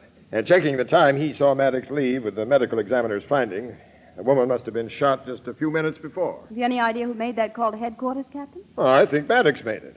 He killed Gypsy Hibbard because she married another guy, Lou Carboni, after Maddox took the rap for her in that Blaney shooting. Maddox hated Carboni, too, for getting the gal he wanted, so he tries to frame Carboni for the murder he's just committed himself. You know, Carboni wasn't on good terms with his ex-wife. He wasn't seen near this building tonight. Maddox was. A real murderer would take good care not to be seen. Yeah. Yeah? Sergeant Flanagan, Captain. Come in, Sergeant. Carboni wants to know if he can go now, sir. Carboni's here? Yeah, I was questioning him in the kitchen before you arrived. I'll talk to him, Sergeant. Yes, sir. Captain wants you, Mr. Carboni. Captain, it's so late. I wonder... Carboni, you can go home now, but don't leave there without letting me know where I can reach you. Very well. Hello, Carboni. Oh. Hello, Casey. Sergeant Flanagan tells me you helped the murderer of my ex-wife make his escape tonight. I don't believe Flanagan told you that. That I didn't, Casey. All I said was... No, don't take me seriously. I was only kidding. Doesn't seem like a good time for kidding. You're in a spot, Carboni. What do you mean by that? Can't you figure it? Why, you... Never mind. Go on home, Carboni. I'll see you tomorrow. Okay. Perhaps you'd better tell Casey about my alibi, Captain. He has told me. It's a very good one. Good night. Oh. Well, Andy and I will be running along too, Logan. It's our bad luck this case had to break too late for a morning paper. That is tough, isn't it? And I expect to have Art Maddox under arrest long before your next edition, so the afternoon sheets will get first crack at that news, too. Where do you expect to find Maddox? There's a general alarm out. We'll pick him up. Say, you used to know him pretty well. Maybe you have an idea where he'd hide out. I didn't even know where he lived until after I ran into him at the Blue Note tonight. Come on, Annie. Casey. Let's go, kid. Good night, Logan. All right.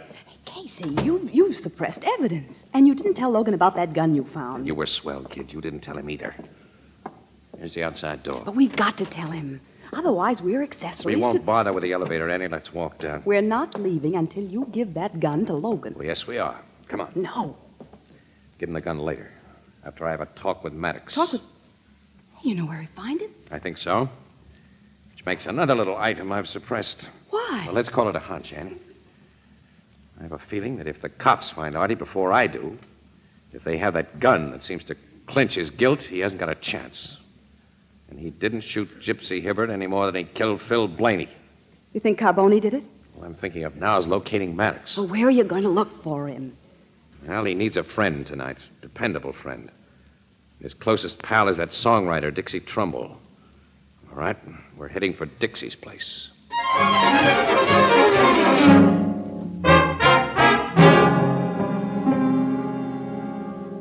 I ain't set eyes on Artie for 2-3 days, Casey. On the level, he ain't here. Oh, listen, Dixie. Miss Williams and I want to help the guy. He needs help. Don't give me a wrong steer. Well, I don't know what you're talking about, and I got no idea where Artie is. It's okay, Dixie. Hello, Artie. Why, you said not to let anyone know you were here. Casey's my friend. Yes. This should convince you of that, fella. Oh, the gun. I figured you'd found it on me. And Casey didn't tell the police about it.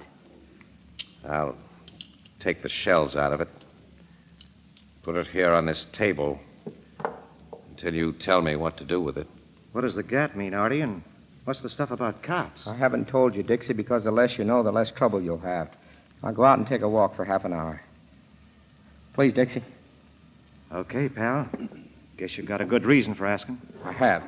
That's all I need to know. See you later. I can't have him mixed up in this case. He's too grand a guy. This apartment of his was the only place I knew of to go after I ducked out that bathroom window. I spent 5 years in prison. I can't go back there. I heard the cop say he was looking for me. I lost my head. What were you doing at Gypsy Hibbert's tonight? You don't think I killed her? I'd have given the cops that gun if I had. And told them to look for you here. Come on, let's have the lowdown. Okay. You know I was crazy about Gypsy before. Yes, I know. Before, yeah. Well, after I came out of jail, she wouldn't see me or even talk to me over the phone. Last night, I made up my mind I'd see her. I had to. Then, it was funny. It's the funny part we want to hear about. Well, I sneaked up to her apartment. A guy in stir showed me how to pick locks, and I sat in the dark waiting for her to come home. Finally, the outside door was opened with a key. It was Lou Carboni. Carboni? Yes, he sat down in the next room and waited in the dark. Then the door opened again. It was Gypsy this time. He told her why he'd come to kill her. Then I watched him do it. You watched Why him? did Carboni kill her? It was funny, Casey. It was so funny I couldn't raise a hand to stop him. Come on, hold on to yourself, Artie. What did he say to her? She had been blackmailing him, threatening to tell the cops it was really Carboni who killed Blaney. Carboni killed Blaney? And I had taken the rap because Gypsy told me she had killed Blaney. She was protecting Carboni then at my expense. Then she married Carboni, and they got to hate each other. And tonight, he killed her while I was there to watch. Wasn't it funny, Casey? Wasn't it funny? Come on, Artie, cut it out. What happened after Carboni shot her? Come on, Artie, pull out of it. Pull out of it. He wiped his fingerprints off the gun. He put it in her hand to look as though she'd committed suicide. But he didn't know I was watching. Then he let himself out the back way. I realize now it was a crazy thing to do, but I picked up the gun. I put it in my pocket. I thought he'd spoil his suicide setup. Then I got out of the place. I phoned the cops to pick him up. Artie, no jury's going to believe the story you've just told us. I know that. But Carboni's not going to be free and alive while I pay for another murder he's committed. What do you mean? I got another gun before I came to Dixie's. You see, I'm going to kill Lou Carboni. Artie, give me that gun. Keep back, Casey. I'm going to kill Carboni today before the cops can find me. Don't be a fool. You've just said no jury will believe my story. Give me that gun. Keep back. You won't shoot me. Not to kill you. But I'll let you have it. He will shoot Casey. Look out. Okay, Annie. Now, you two get into this clothes closet. I'm sorry, but this is the way it's got to be. It's a foolish way, Artie. It's the only way. No! Let me go. Casey! Give me back that gun! Not a chance. I never figured you for a killer, Artie. You're not going to louse me up by shooting Carbone or anybody else. Thanks, Casey. Hey. Drop the gun you just took from him, Casey. Drop it. Carbone. Guess there's nothing else I can do, Carbone. Thanks. Now all of you move back against that wall. You see, Maddox? Like Casey, I figured you'd hide out with Dixie Trumbull. Why did you come here? That gun I planted beside my late wife's body wasn't found there. And I leave nothing to chance. When your bodies are found, Casey, it'll be thought that Maddox killed you and this lady before committing suicide. Same old gag. The gun to be found in Artie's hand. Same as you met that one on the table to be found in Gypsy's. It's always a good gag before a jury. And I'll use the gun on that table, the one that killed my former wife.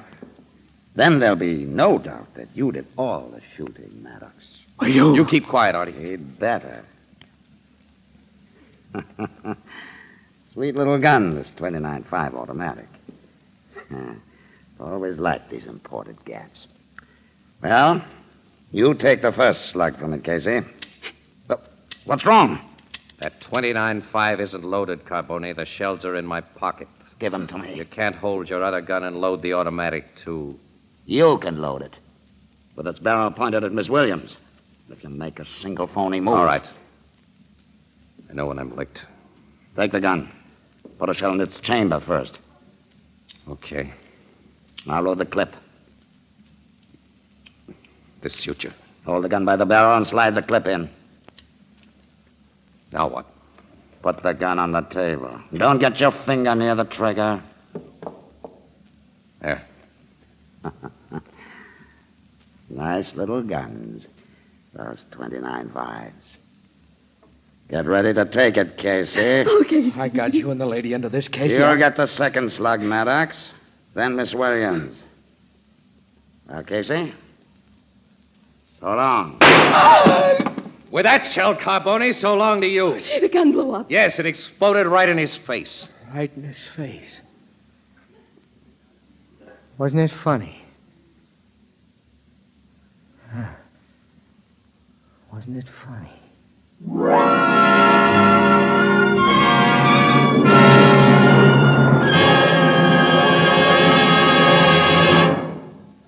We'll join the crowd at the Blue Note in just a moment.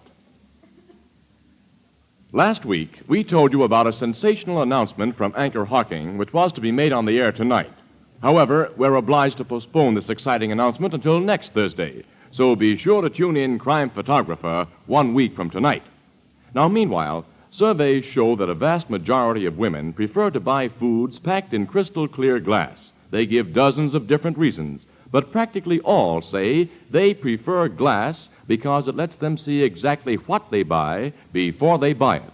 Of the hundreds of young mothers questioned about baby food containers, 8 out of 9 say they not only prefer, but insist on prepared baby foods packed in glass. And their most important reasons are that glass is cleaner and more sanitary, and that leftovers can be resealed and safely stored in the original container.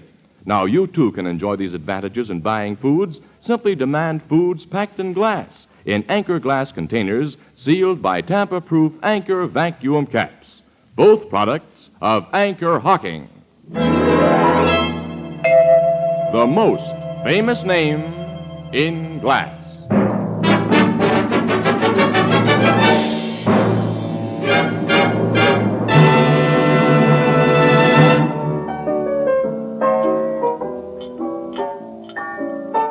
Well, the explanation, of course, is very simple, Ethelbert. You see, I forced the .32 caliber cartridge Logan gave me yesterday into the chamber of that 29.5 caliber automatic. It wouldn't pass through a barrel that was too small by 2.5 hundredths of an inch. You remember Ethelbert, that inventor's machine gun that blew up because the shells were too large? Oh, Yeah. The explosion didn't kill Carbone, huh? No. He'll live to go to the chair. And as for Artie Maddox, well, the criminal record he never deserved is being wiped off the books. So he'll just live again. Funny, wasn't it? Yeah. Funny. Very funny.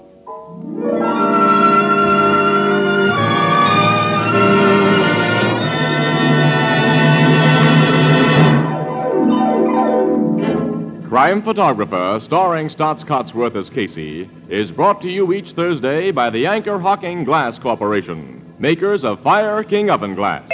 Anchor glass containers, Anchor caps and closures. All products of Anchor-Hocking, the most famous name in glass.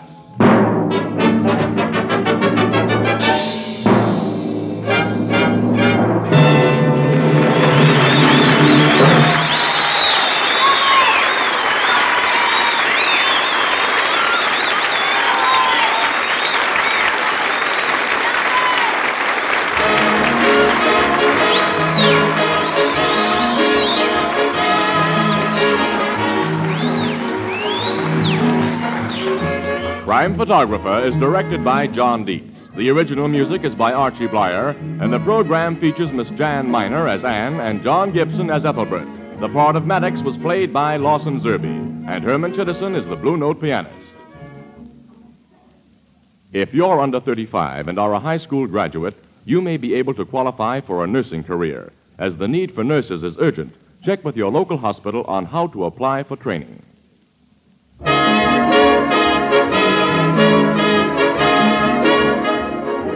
This is Tony Marvin saying goodnight for the Anchor-Hocking Glass Corporation of Lancaster, Ohio, with offices in all principal cities of the United States and Canada. Thursday night on CBS is the biggest show in town, so stay tuned for exciting dramatizations on Reader's Digest Radio Edition, which follows immediately over most of these stations. This is CBS, the Columbia Broadcasting System.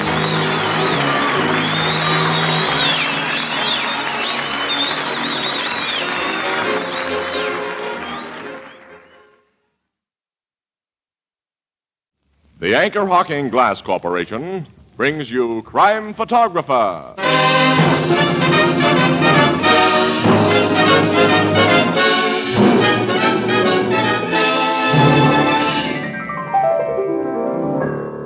Hey, Ethelbert, do you ever take a word association test? I don't think so. How's it go? Oh, it's simple. Look, I give you a word and you answer immediately with a word that comes into your mind, see? Okay, try me. All right, red. Blue. Boy. Girl. Run. Walk. Bottle. Anchor-Hocking, the most famous name in glass.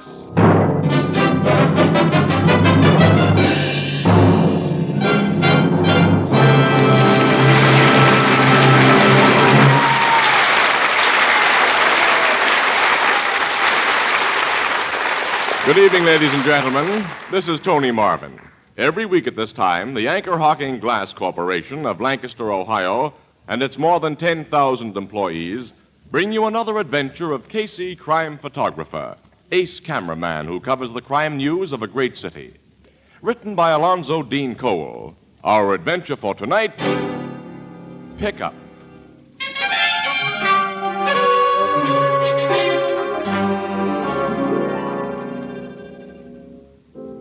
9 o'clock in the evening, the Blue Note Cafe. Ethelbert, the head bartender, is chatting with a customer, a tall, thin, white-haired man with a gentle face, when he hears a familiar voice. Hi, Ethelbert. Huh? Oh, good evening, Casey. Excuse me, will you, Mr. Hutchins? Sure, Ethelbert. I ain't seen you all day, Casey. Where you been? Oh, I've been busy, pal. You told me you were on the lobster shift this week, which means you don't start to work till midnight. Listen, shut-in, this is spring. Miss Williams and I have spent the day in the park. We've been taking pictures of the birds and the bees. Where's Miss Williams? I left her at the office. Hey, look, give me 4 packs of cigarettes, will you? 2 Miss Williams' kind, 2 of mine. Okay. Hey, listen, pal, wait a minute. Huh? Who's the guy you were talking to when I came in? His face is familiar. Oh, he's Britt Hutchins, Casey, the horse trainer. Oh, sure, yeah. So, well, what's he doing in town? His stable is racing out west right now. I got an idea. He's here looking for the murderer of Cass Marlin. Yeah? You know, Cass Marlin was the jockey who got bumped off down in Florida just before he was to ride. Yeah, of course I know. Yeah. Well, did Hutchins say that he was looking for the murderer? No, I just got the idea because he and Cass were such good friends. Uh-huh. All he really said about the killing was what the papers had been saying, that it's still a complete mystery who done it. Well, it's pretty obvious why it was done. With Cass Marlin in the saddle, Fireball will have won the Alderstone Trophy race. I hear the cops have questioned Steve Harold about it. He's supposed to have won a lot of money when Fireball didn't even show. Well, they've questioned all the big bettors who've been known to fix things when they can. But Captain Logan investigated Steve Harold at the request of the Florida police and found that Steve looked pretty clean for once. Listen, I think I'm going to have a talk with Britt Hutchins. He trained Fireball, and as you say, he and Cass were pretty close. You won't get any more out of Hutchins than I did, Casey. That's what you think, pal. Ah. Say hello to him, anyway.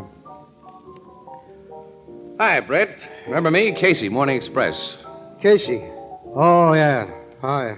About same. We've been hearing a lot about the Cass Marlin killing up here. I knew Cass pretty well, so... If you're going to pump me for inside dope on it, fella, I don't know any. Cass was like a son to me. He worked for me. He's set to ride one of my horses. One of my owners, Mr. Ashley's horses, I mean. When somebody put a bullet in his head, and that's the whole story as far as I'm concerned. I see. Well, guess I'll be going. Got business to tend to. Yeah, okay, Britt. Well, I'll run into you again sometime. So long. So long, boy. I'll see you later, Ethelbert. Going so soon, Casey? Well, I got to take Miss Williams her cigarettes. Didn't I say you'd get the old brusheroo? I hate guys who pull the I told you so gag. So long, pal.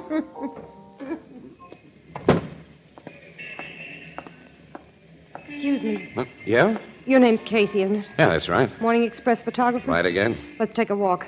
Well, say, it's a little sudden, sister. I don't think I know you. Or do I? You don't. Well, then what's... Call it a pickup. Well, I don't go in for pickups. Well, call it anything you want till we get someplace where we can talk alone. I've got news to sell. You interested? Always. Okay, where are we going? Well, there's a little place around the corner, Farley's Tavern. That suit you? It'll do. But I don't like the place from a social standpoint, sister, so the news you want to sell had better be on the level.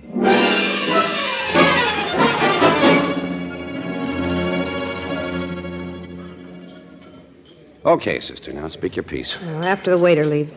Oh, jittery, huh? You'd be jittery, too, if you were in my spot. In a jam? Afraid of being bumped off, that's all. Oh, you're beginning to interest me. Anything else? No, not now. Gee, thanks, pal. All right. Well, he's gone. I'm listening. How much will your paper pay for the exclusive inside dope on a murder? Well, it depends on the murder. Some are in the dime a dozen class, you know. How about the Cass Marlin killing? Cass Marlin? Yes. This is a coincidence. What's a coincidence? Well, I was thinking about that shooting when you picked me up, that's all. The dope on it's worth plenty, isn't it? The real dope is. I can give it to you. Well, I'll have to be sure of that before I go to my city editor and proposition, you know. I can't pay out dough on my own. If I tell you who I am and how I know about the case, will you promise to keep it under your hat? Whether we make a deal or not? Yep. I guess I can trust you. Cass told me you never double-crossed anyone. Cass told you about me, huh? Yeah, that's why I looked you up when I hit this town tonight. I phoned your office first, and they said I might find you at the Blue Note Cafe. I was on my way over there when I saw you come out. I recognized you by a picture Cass had. You must have been a close friend of Cass's. He was going to marry me. Yeah? What's your name, sister? Edith Landau. Edith Landau. It's funny, I've seen most of the police reports on the case, and I've come across no mention of a gal named Edith Landau. You've heard Cass was getting a divorce, haven't you? Yeah? Well, on that account, very few people knew I was his girlfriend. It had to be that way because his wife's lawyers might have made something out of it. Mm-hmm. Well, that's a pretty good answer. Well, give me one for this. If you cared enough for the guy to want to marry him, why didn't you go to the cops with this inside information? You think I'm a phony, don't you? You might be. Well, listen, wise guy. I didn't say I cared anything about Cass. I was going to marry him because he was in the big dough. When he died, I saw myself out of his dough. The cops wouldn't pay me a dime for the information I had, and Cass owed me something one way or another. So I decided to cash in with a big newspaper. A bigger one than there is down in Florida. Yours. Is that straight enough for you? Too straight to like very well. I don't care what you think of me. I've got a story to sell. But you've got to act quick. I can't keep it bottled up any longer, even for dough, because the killer knows I'm onto him and he's after me. Now, any more questions? Only the one for the big prize. Who's the killer? I'll tell you that when I see money. $10,000. $10,000? My story's worth it, and papers like yours can pay it. I've always wanted to see my city editor drop dead. He will when he hears that figure. Well, come on, I'll take you over to him. No. Nobody must know anything about my part in this till the killers are all behind bars. It was killer before, now it's plural. Well, I'm pretty sure there's more than one man mixed up in this. And I'll tell you something else to prove that I'm on the level. The cops' theories are all wrong. They think Cass was killed so he couldn't ride Fireball, but... What's the matter? That big guy just walked up to the bar. He knows me. Yeah, I know him. And you know who he works for. Yeah. Steve Harold. Look, I gotta get out of here quick. Mr. Casey, don't let him follow me. Stall him, hold him by force if you have to till I get away. Promise me you will. This is an act, sister. I swear it isn't. You say you know who that man is. Okay, I'll hold him. And lend me $5. Lend you... I haven't got enough for cab fare, and I've got to get away fast and far, please. All right, I've always been a sap. Here's a fin. Thanks. Look, I'll phone you at your office in an hour and tell you where to meet me, where it'll be safe. And don't let Denver Lane follow me. I'm going. Goodbye. Hi, Denver. Oh, Casey. Noticed your gal friend left in quite a hurry. Yeah. Had to run for a bus. You know her, Denver? Never saw her before. Not a bad-looking bimbo. Who is she? Well, just a pickup I made. Didn't know you went in for pickups. I have my moments. Cigarette, Casey? Yeah, thanks. You, in no hurry to leave here? Why should I be? I just come in. Yeah, Denver, I have my moments.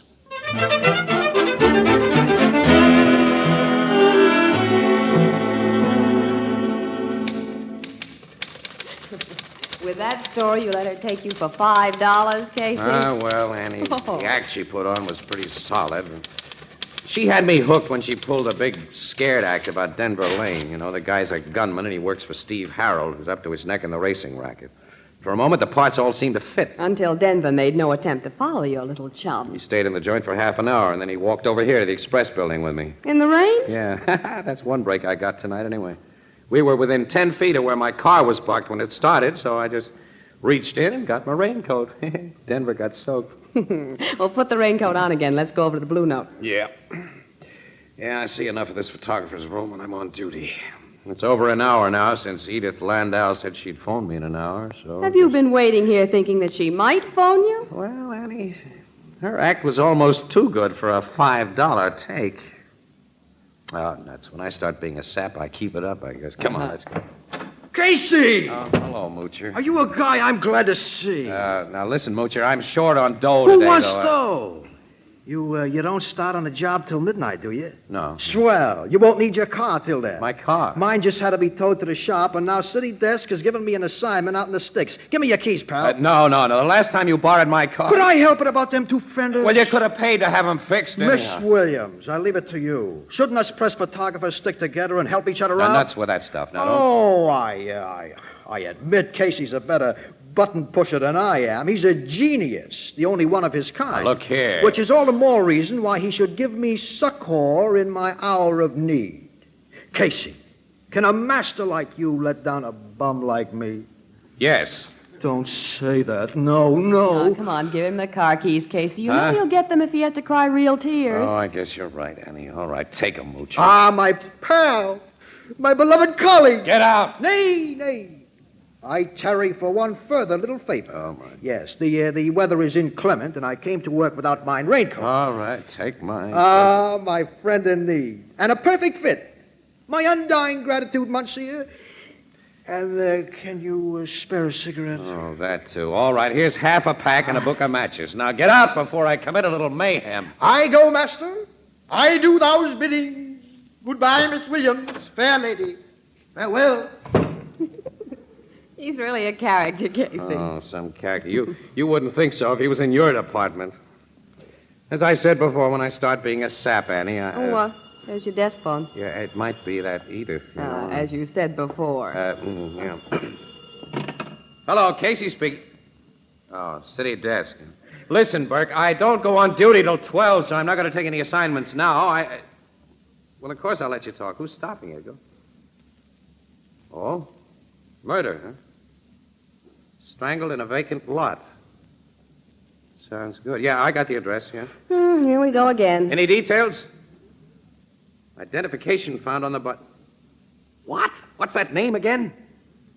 Yes, we'll grab a cab and get out there right away. Hey, what is it, Casey? That dame, Edith Landau, was murdered about 15 minutes after she left me.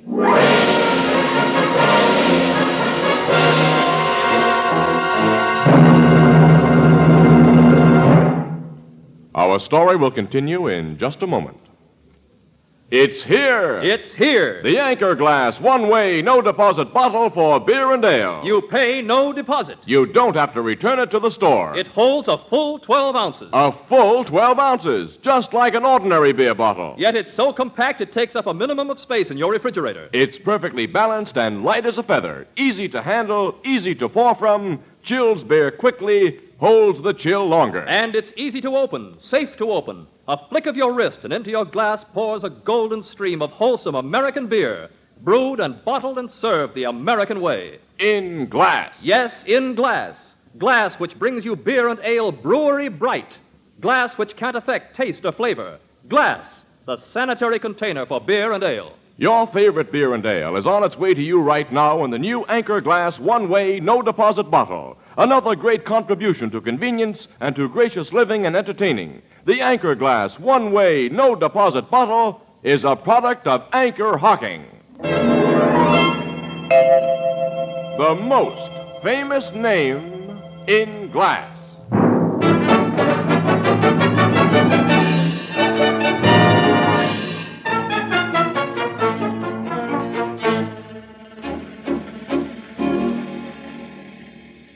Look at that body again, Casey. You're sure it's the woman who told you that story? Definitely. I was sure of it after my first look, Logan. Captain, her story must have been the truth. I told you, Annie, I was more than half sold on that story of hers. And she borrowed that 5-spot to take a cab from Farley's Tavern, huh? So she said. Yeah. This place is about 3 miles from Farley's. Now, assuming her story was true, she might have paid off the cab after the first mile or so to save money and started walking. The killer had been following her, and when she came to this block of vacant lots, he hopped out of his car and strangled her. But Denver Lane was the guy she was afraid of, Logan. And Denver didn't follow her. He was with me at the time she was being strangled. Yeah, but his boss, Steve Harold, wasn't with you. Well, you cleared Harold of suspicion in the Cass Marlin murder, Captain. No, we didn't clear him, Miss Williams. It was simply impossible to prove he had any part in it. Hey, Captain Logan. Yeah, Sergeant? We just got a message for you on the car radio that I... Casey. Huh? What's the matter? Well, stop looking at me as if I was a ghost, Flanagan. Casey, you're dead. I'm what? Well, if you're not, the message that just come in is all cockeyed. What do you mean? Headquarters says that Casey's dead body has just been found in the wreck of Casey's car. The moocher, Annie. Oh, sure, he borrowed your car. And had an accident. Accident, nothing. There's 2 bullet holes in the dead guy's head.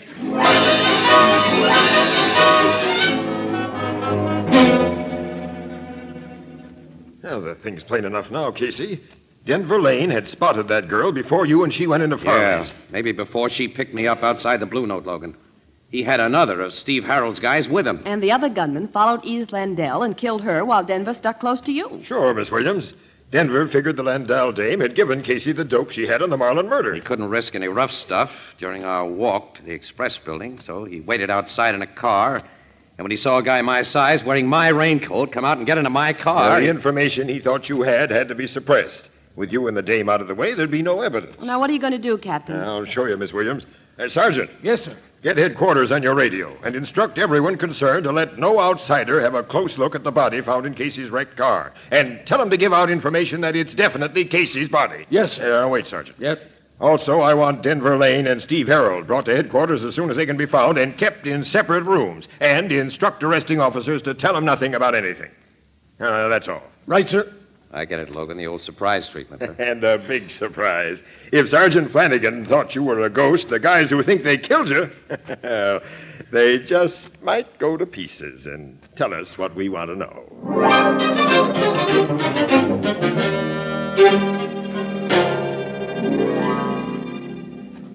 Steve Harold's cooling off in this room, Casey.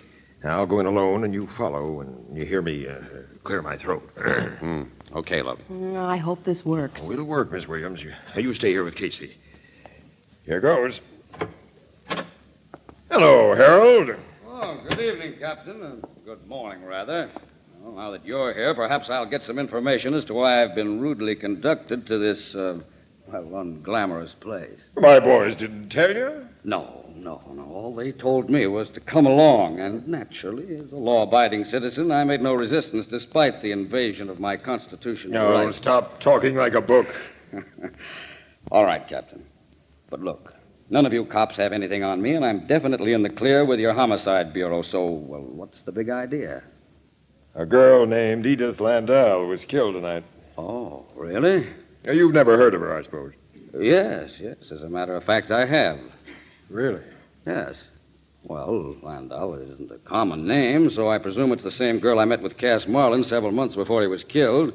He'd fallen rather hard for the little gold digger. Why didn't you tell me about the Landau girl when I questioned you on the Marlin case? My dear fellow, you didn't ask me.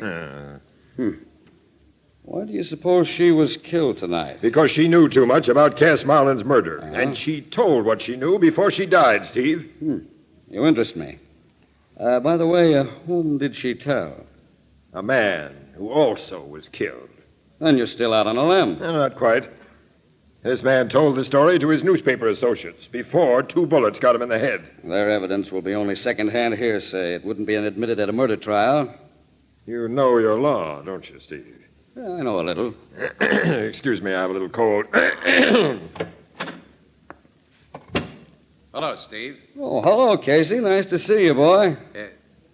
Go on with your story about the man who was killed, Captain.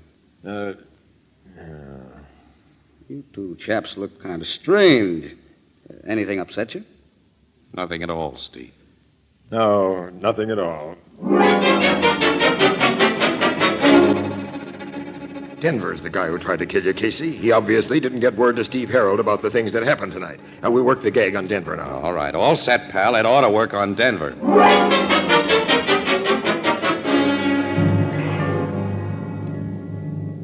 You say this newspaper guy who was shot spilled the dope he got from the Landau dame? That's right, Denver. Well, it's no break for you, Captain. The courts don't accept that kind of third-hand evidence. You're right again. Oh, if only the poor guy was alive. Yeah. Excuse me, a little cold. Hello, Denver. Well, nice to see you again, Casey. Yeah? Casey and I had quite a get-together at Farley's place tonight, Captain. Yeah? Yeah. Maybe I shouldn't spill this on him, but he was in there with the crummiest-looking pickup you've ever seen. Nuts to you and your ideas, Logan. No, Casey, nuts to you.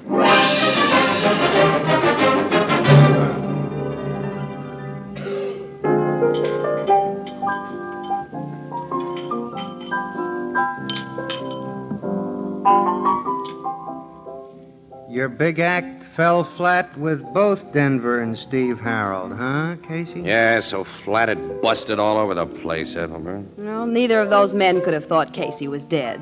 Both of them are ice-cold characters, but no guilty person could have taken the shock of his appearance without some giveaway reaction. Yeah, you'd think so. They didn't even flicker an eyelash, either one of them. Maybe they was tipped off in advance that it was really poor Moocher who was shot. No. Logan went over that angle before we made our play. He says a cop on the scene kept everybody away from the body. Nobody got close to it at all except other cops. Besides, after 2 heavy-caliber bullets go through a guy's head, Ethelbert, it's sometimes pretty hard to tell who he was. Maybe the killer knows by now he didn't get you, Casey, so he'll try again. Oh, that's covered, thank goodness. Captain Logan has assigned 2 bodyguards to Casey. Yeah. A louse. That innocent-looking gray-haired man over in the corner is one, and Sergeant Flanagan is hanging around outside. You know, I just got to find the killer in order to get those guys out of my hair. I can't stand it. Hey. Yeah? Annie, I've just remembered something. You know, I've been a dope. That's a surprising confession. Look, Edith Landau was about to tell me something when she saw Denver. And then she got scared and stopped cold. She said... Wait a minute, let me think. She said the cops' theories are all wrong. They think Cass was killed so he couldn't ride Fireball. And that's as far as she got. Well, the original suspicion of Steve Harold was based on the idea that he didn't want Fireball to win. Sure. Ethelbert! Oh, don't bark at me like that, Casey. I'm a nervous guy. Certainly are. Well, okay, all right, but look, when did Britt Hutchins leave this joint tonight? Tell me that. Britt Hutchins? Yes, the horse trainer who was on vacation while his stable is racing out west. Why, he went out the door right after you did. Ah, then he saw me talking with that girl. He could have seen me going to Follies with her. He could have followed when she left there alone. He even could have strangled her to death and gotten back to the express building in time to see Moocher get in my car. Then Hutchins could have followed him and thought it was me. But Hutchins was a friend of Cass Marlin's. He couldn't have... No. Friendship in a gambling racket seldom goes deeper than the money pocket. And horse trainers should only take vacations when their horses do. Annie, come on. Where? We're going to tell Logan to find Hutchins. Yeah, Casey... See you later, Ethelbert. Now, wait for your gray-haired bodyguard, Oh, Casey. never mind. He's just... Those bodyguards can't keep up with me. I'll be very happy. There's a cab, Annie. Hey, taxi! Oh, Casey! Annie, Casey, duck. I'm shooting at you. Oh, your head. Oh, I'm okay. Oh, no. Flanagan, get him! Get him! We got him, Casey. Go. Let me go. Oh, Casey. Well, hello, Britt. So you were the guy, and you missed me again. No, he didn't miss you. Help, get a doctor. There's blood all over Casey's head. He's dying. Annie, I'll bet you 2-1 that for the second time tonight, the report of my death will be greatly exaggerated.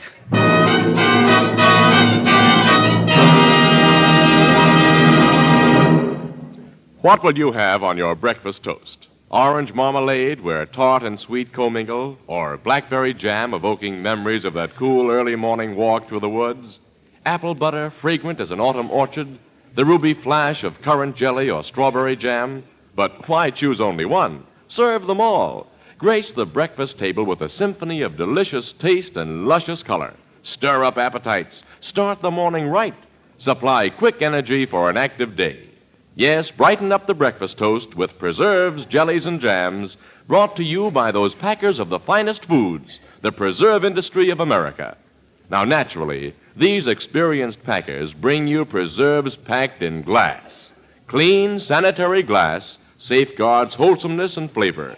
Crystal clear glass provides a rainbow of color on your table. Anchor glass containers and modern Anchor-Hocking sealing methods bring you flavor at its peak. Anchor glass containers and Anchor caps are both products of Anchor-Hocking. The most famous name in glass.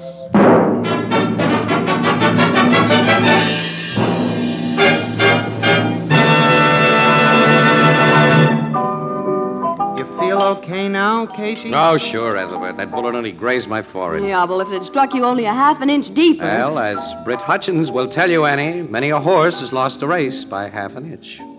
And I think, as a matter of fact, this bandage is very becoming. So is the little hospital nurse who put it on. It isn't, and she wasn't. Annie, you shouldn't be like that, not to an invalid. Tell me, Casey, what did Hutchins have to say when they got him down to headquarters? Well, he confessed that he killed Marlin because his jockey friend had double-crossed him. That was a hard one. You see, he made Cass Marlin a little proposition. Cass was to ride Corn Popper and lose. Yeah. See? Corn Popper? Yeah. Well, that was the last horse Cass rode before he died. Corn Popper was a comparatively unimportant horse, Ethelbert, in a comparatively unimportant quarter-mile race. So attention was centered on Fireball and the big Alderstone Trophy. Well, to cut off the alibis, Ethelbert, instead of riding Corn Popper to lose, as he'd promised Hutchins, Cass Marlin brought him in first. And Hutchins lost every dollar he'd been able to beg, borrow, or steal. So his feelings were hurt, and he killed Marlin. Cass had told his gal about the play, and she witnessed the shooting, so Hutchins had to get her, too. And when he finally caught up with her, she was being confidential with Casey. Well, you know the rest. Yeah, you better be careful about making pickups from now on, Casey. I'll say he had. Oh, I don't know.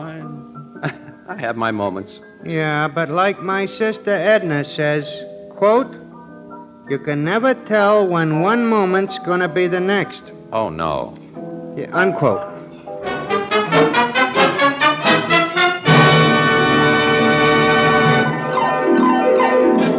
Crime Photographer, starring Stotts Cotsworth as Casey, is brought to you each Thursday by the Anchor-Hocking Glass Corporation, makers of Fire King oven glass, Anchor glass containers, Anchor caps and closures. All products of Anchor-Hocking, the most famous name in glass.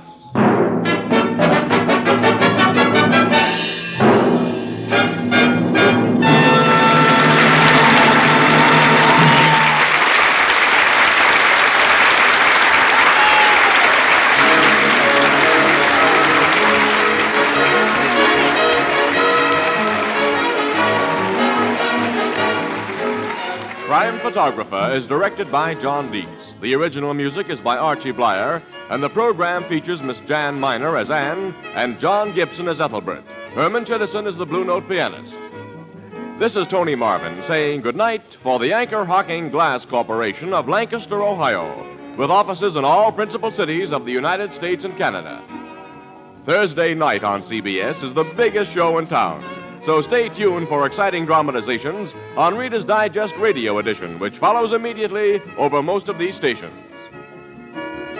This is CBS, the Columbia Broadcasting System.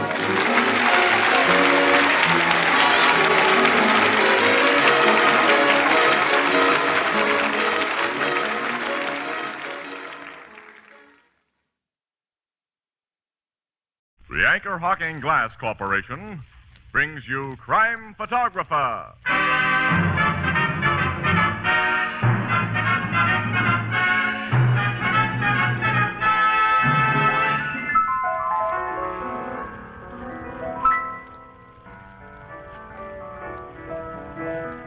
Say, Ethelbert, did you hear about the latest crime wave? What crime wave, Casey? It's a series of crimes that occur regularly every week. What's so unusual about that? Well, for one thing, every one of these crimes is solved in exactly half an hour. Gosh, do they have any idea who's responsible? Why, sure. It's Crime Photographer, brought to you each week by Anchor-Hocking, the most famous name in glass.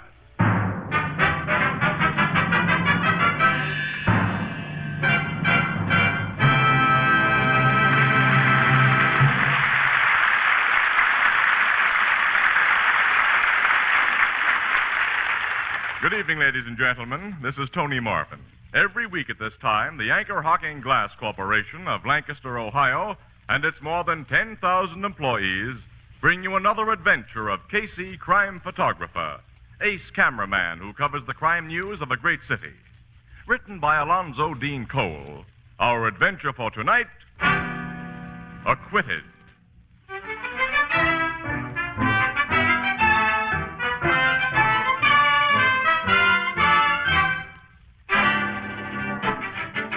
Late afternoon, a sparsely filled courtroom. Opposing attorneys, witnesses, spectators, and the accused stiffen to attention as the jurors file into their box. Then the foreman is summoned to state the verdict. We, the jury, find the defendant not guilty. I told you it'd be that way, Annie. Well, you didn't have to tell me, Casey. I knew. Quiet, please. Quiet. No, Judge Lucas will deliver a few remarks. He always does. Well, I hope they're very few, because I want to get to a telephone. Ladies and gentlemen of the jury, this court thanks you for bringing in a verdict that is altogether in accord with the evidence that was presented to you. And similar thanks is accorded to the defendant's attorney, Mr. Freeman, for his presentation of his case. Thank you, Your Honor. Nuts. Freeman's a louse. You can say that again. But for the police officer who has figured so prominently in this case, the court has nothing but censure. Now it comes, Annie. Mm-hmm. Detective Ryan, evidence has shown that you deliberately and with malicious intent committed an unprovoked assault upon the defendant for the purpose of obtaining the confession that he here repudiated. That isn't so, Your Honor. That dirty crook Wadlow told you nothing but lies. Quiet! How can a man be quiet when he's blamed for doing his duty? That guy tried to escape and I put him under arrest. He fought me and I had to subdue him. Bailiff, preserve order in this court. Mike Rand was sure to blow his top under that one, Annie. And I'll be quiet. And I beg the court's pardon. Detective Ryan, it is in the power of the court to impose a penalty upon you for your disgraceful outburst. But in view of your apology, I refrain. I shall, however, recommend to your superiors that you be called to answer for your conduct in all phases of this case. Prisoner at the bar, Leonard Waldo, you stand acquitted and are hereby discharged from custody. Thanks, Judge. Ladies and gentlemen of the jury, you are discharged. Court adjourned. Well, now I get to a phone and give the city desk the story. Yeah, I'll stay here, Annie, get some pictures. Okay, I'll meet you in the car. Okay, honey. Mr. Allison. Yes? Thanks. Just wanted you to turn around so I could get a shot of it. I got it all right, thank you. What did you want a picture of me? You were the complaining witness in this case. Your property was stolen. And since this man's been acquitted, I never expect to see that property again. You failed to identify him as a thief. I couldn't be positive he was the man I surprised in front of my safe that night. And one must be positive. But you originally identified him as the guy... I said then he strongly resembled the burglar, as I said it again today. I never said more than that. I see. Excuse me, I want to say a word to the Assistant District Attorney, Mr. Yeah, sure. Hey, Freeman. Hello, Casey. Would you and your lucky client look happy for the camera? Okay. Watch the birdie, Lenny. Yeah, sure. Thanks, I got you. But, what did you mean by lucky client? This lad was innocent as a newborn babe. Yeah, you just heard the jury and the judge agree on that, Casey. Sure, Lenny, I heard. I still say you're quite a lawyer, Freeman. Say, look ahead. Newspaper guys are naturally cynical, Lenny, and Casey's right about you having a good lawyer. Yeah, you're a good one, all right. Huh? Oh, Officer Ryan. Yeah. Hello, Mike. Hello, Casey. I hope there's no hard feelings, Mike. You know there's nothing personal. What I did to you on the witness stand, it was all part of the game. Sure. You lawyers can make an honest witness look like a fool and a liar. Take it easy, Mike. I am taking it easy, Casey. I'm not going to blow my top again. I'm just telling this slick mouthpiece I think he's a crooked louse. Look here, Shut up, Ryan. Freeman. As for you, Waldo, you know I didn't beat you up to get a confession out of you. You started to play rough and I took care of you. I should let you have it right now, but, well, I won't. That's all. So long, Casey. So long, Mike. You gonna let him get away with that, Freeman? No. Hey, Ryan. Say, you two guys aren't Keep gonna... out of this, Casey. Hey, Flatfoot. What? We're gonna tell you a few things, copper. Oh, Hey, Freeman, you're supposed to have some brains. Big Mike Ryan is dynamite when he gets started. Ryan, my client and I were going to let you off easy. But since you've decided to be nasty, we'll see that you face not only departmental charges for manhandling a prisoner, we'll slap a civil suit on you for damages resulting from assault and battery. You're not gonna do that, Freeman. That's what you think, you big ape. No dirty thief like you calls me that. Mike! Let go of me, Casey! I'll kill him Hey, both. Allison! Help me hold this chop. He's a slug. We've got him. Hold it, Mike. Hold it, will you? These birds were only trying to make you lose your head. Don't play into their hands. Okay, take your hands off me. I promise not to sock them. What's going on here? Huh? Oh, hello, Sergeant. Nothing's going on. Nothing at all. Casey's made a slight understatement, Sergeant. Officer Ryan just tried to attack my client and me. It was a deliberately provoked attack, Sergeant. I was leaving the room holding my temper, Sergeant, when these two came... Okay, Mike, I'll make no report on it to add to your other troubles. Other troubles? Yeah. Commissioner sent me here for you. You're to report at his office right away. Oh, well, that means... Judge Lucas just talked to him over the phone. You can guess what it means. I'm sorry, Ryan. Yeah. Oh, okay, Sarge. Let's go. So long, ex-copper. You're going to miss that badge of yours. Listen, Waldo and Freeman. I'm going to get you two for this. Just remember that.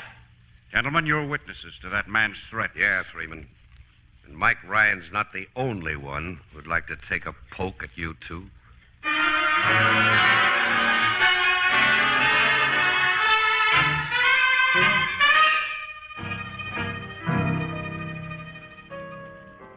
Hey, Walter, serve 2 more bottles of beer to these gentlemen.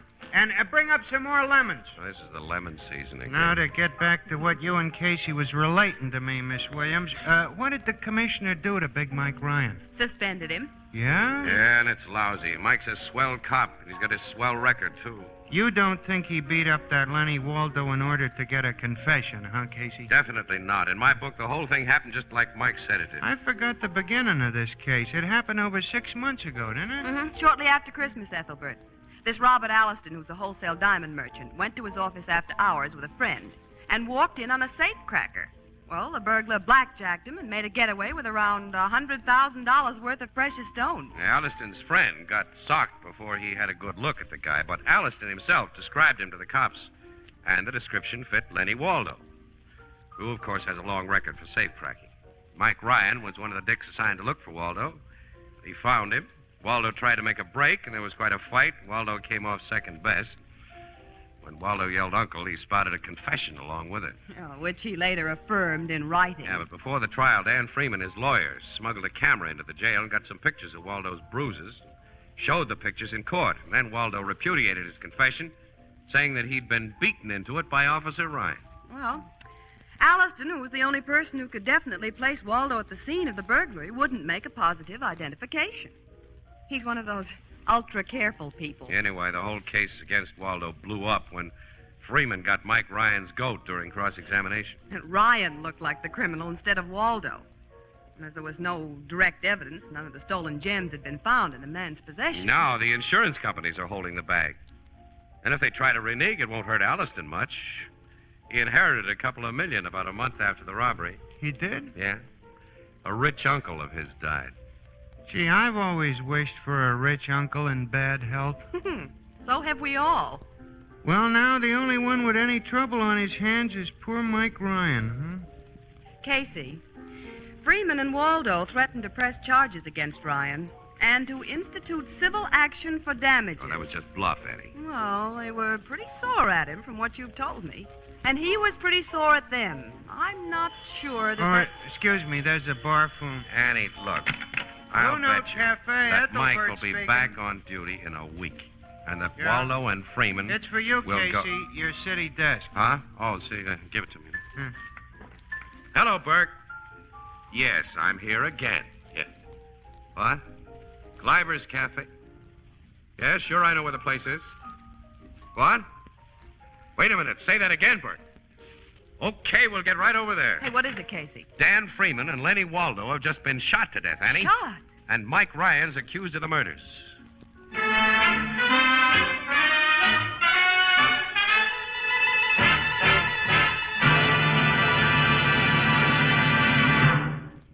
Tomorrow, all over America, cool, frosty drinks will be poured from radiant Sunburst crystal pitchers into sparkling Sunburst crystal tumblers. The radiance of this brand new kind of Anchor-Hocking crystal can be compared to a finely cut diamond, its beauty to the rarest hand-cut crystal. Yet Sunburst prices are incredibly low. Now, here are just a few examples. Sunburst crystal glasses for fruit juice are only 5 cents apiece. Table tumblers, 2 for 15. Big, oversized glasses for iced drinks, only 10 cents each. And to top it all, a magnificent 2-quart pitcher costs only 50 cents. Now, you'd expect to find crystal as beautiful as this only in a jewelry store. But as a matter of fact, all next week, the windows and counters of the retail stores of America will feature brilliant displays of Sunburst crystal, priced from 5 cents up, slightly more in distant cities. Now, you'll recognize Sunburst immediately by its unique Sunburst design. So look for it, ask for it. Sunburst Crystal, a product of Anchor-Hocking. The most famous name in glass.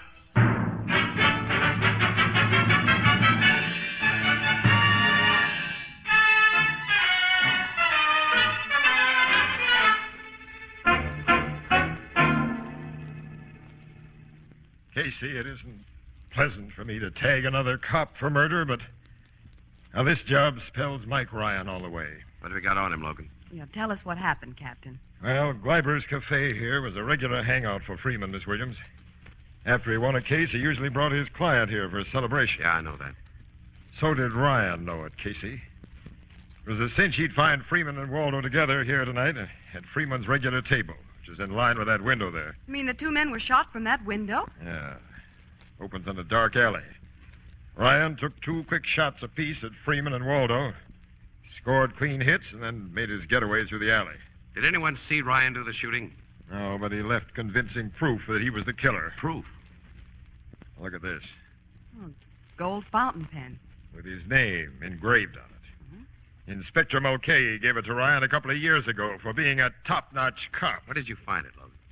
In the alley, a few yards from that window, where it had fallen from Ryan's pocket. Someone may have lifted the thing from Mike and planted it there, you know. I'd like to believe that, Casey, but well, Ryan was seen in this neighborhood tonight. He was. Only a few blocks from here, Miss Williams.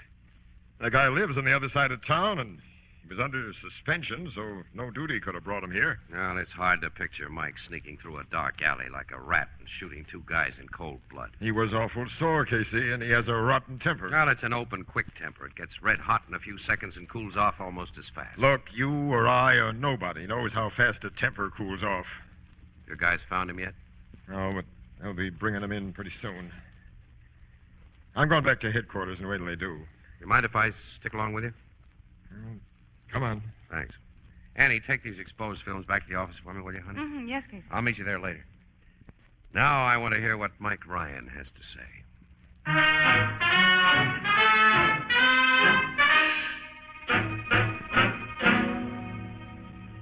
I swear I didn't do it, Captain. I didn't know a thing about it till I went home and found Sergeant Flanagan waiting there for me. What were you doing near Gleiber's Cafe just before the shooting, Ryan? I explained that to the sergeant, sir. I want to hear it. Well, okay. I got a phone call at my home tonight from a guy who wouldn't give his name. He said he'd give me a tip on the Weinstein robbery last week if I'd meet him on Elder Street between Lexington and Grove at 10:30. Now, you've gotten that kind of calls from crooks yourself, Captain. And so have you, Casey. You know that's so, Logan. Keep out of this, Casey. Okay, sorry. So you were in the neighborhood, Ryan, only because you received this mysterious summons to be there, huh? Yes, and that's God's truth. Of course, your man showed up. Well, no, he didn't. I waited a while and then started back home. By way of the alley behind Gleiber's Cafe. I didn't go near Gleiber's. I walked in the other direction. You walked home, huh? Yes, a good part of the way because I wanted to think. Think up the story you've just told me. Well, what do you got to say about this fountain pen we found? Well, I lost it somewhere today. I don't know where. Captain, I've been framed for this job. You've heard that excuse from plenty of crooks yourself, haven't you? Yes, and sometimes it was true. One time in 1,000. Oh, yes, I know that. Captain, the boys gave me the dermal nitrate test right after they brought me in. It proved I haven't fired a gun for days. You know all the tricks, Ryan. You could beat the nitrate test. Well, yes, that's so. Well, where do we go from here, sir? I'm not going to confess to something I didn't do. And you know I won't let my men beat a confession out of you as you beat one out of Waldo. What's that? You heard me. I think Waldo told the truth in court. I think your story about his attempted escape was phony. And you're a cockeyed fool. I think you're a liar, Ryan, and a cold-blooded murderer. No man talks to me like that. Let me go, boys. I'll kill him. I'll kill him. You want to kill again, don't you? Kill, just as you did tonight. When something starts that temper of yours boiling, all you can think of is murder, isn't it? I get it. And I fell for your act, Captain. I know I've got a temper, but I'm not a murderer. Take him away, boys.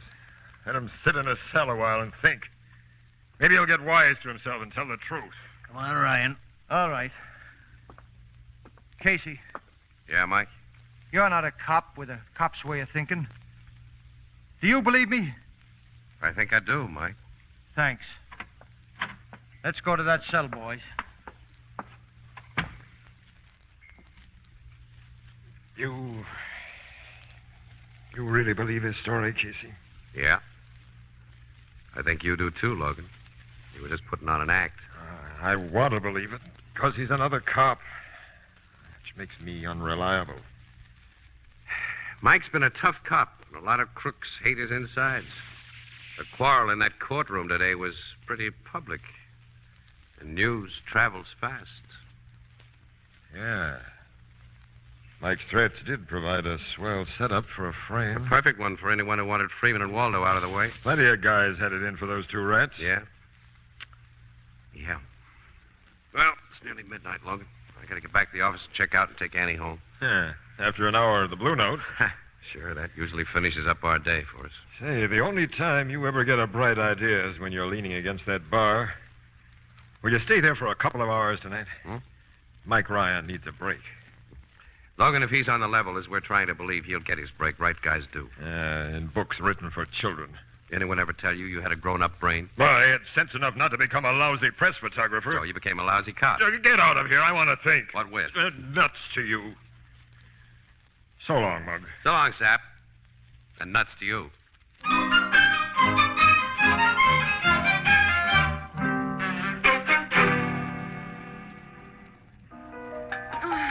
we could only figure out who stole Ryan's fountain pen, Casey. Yeah, sure, that's the key to the whole thing, Annie.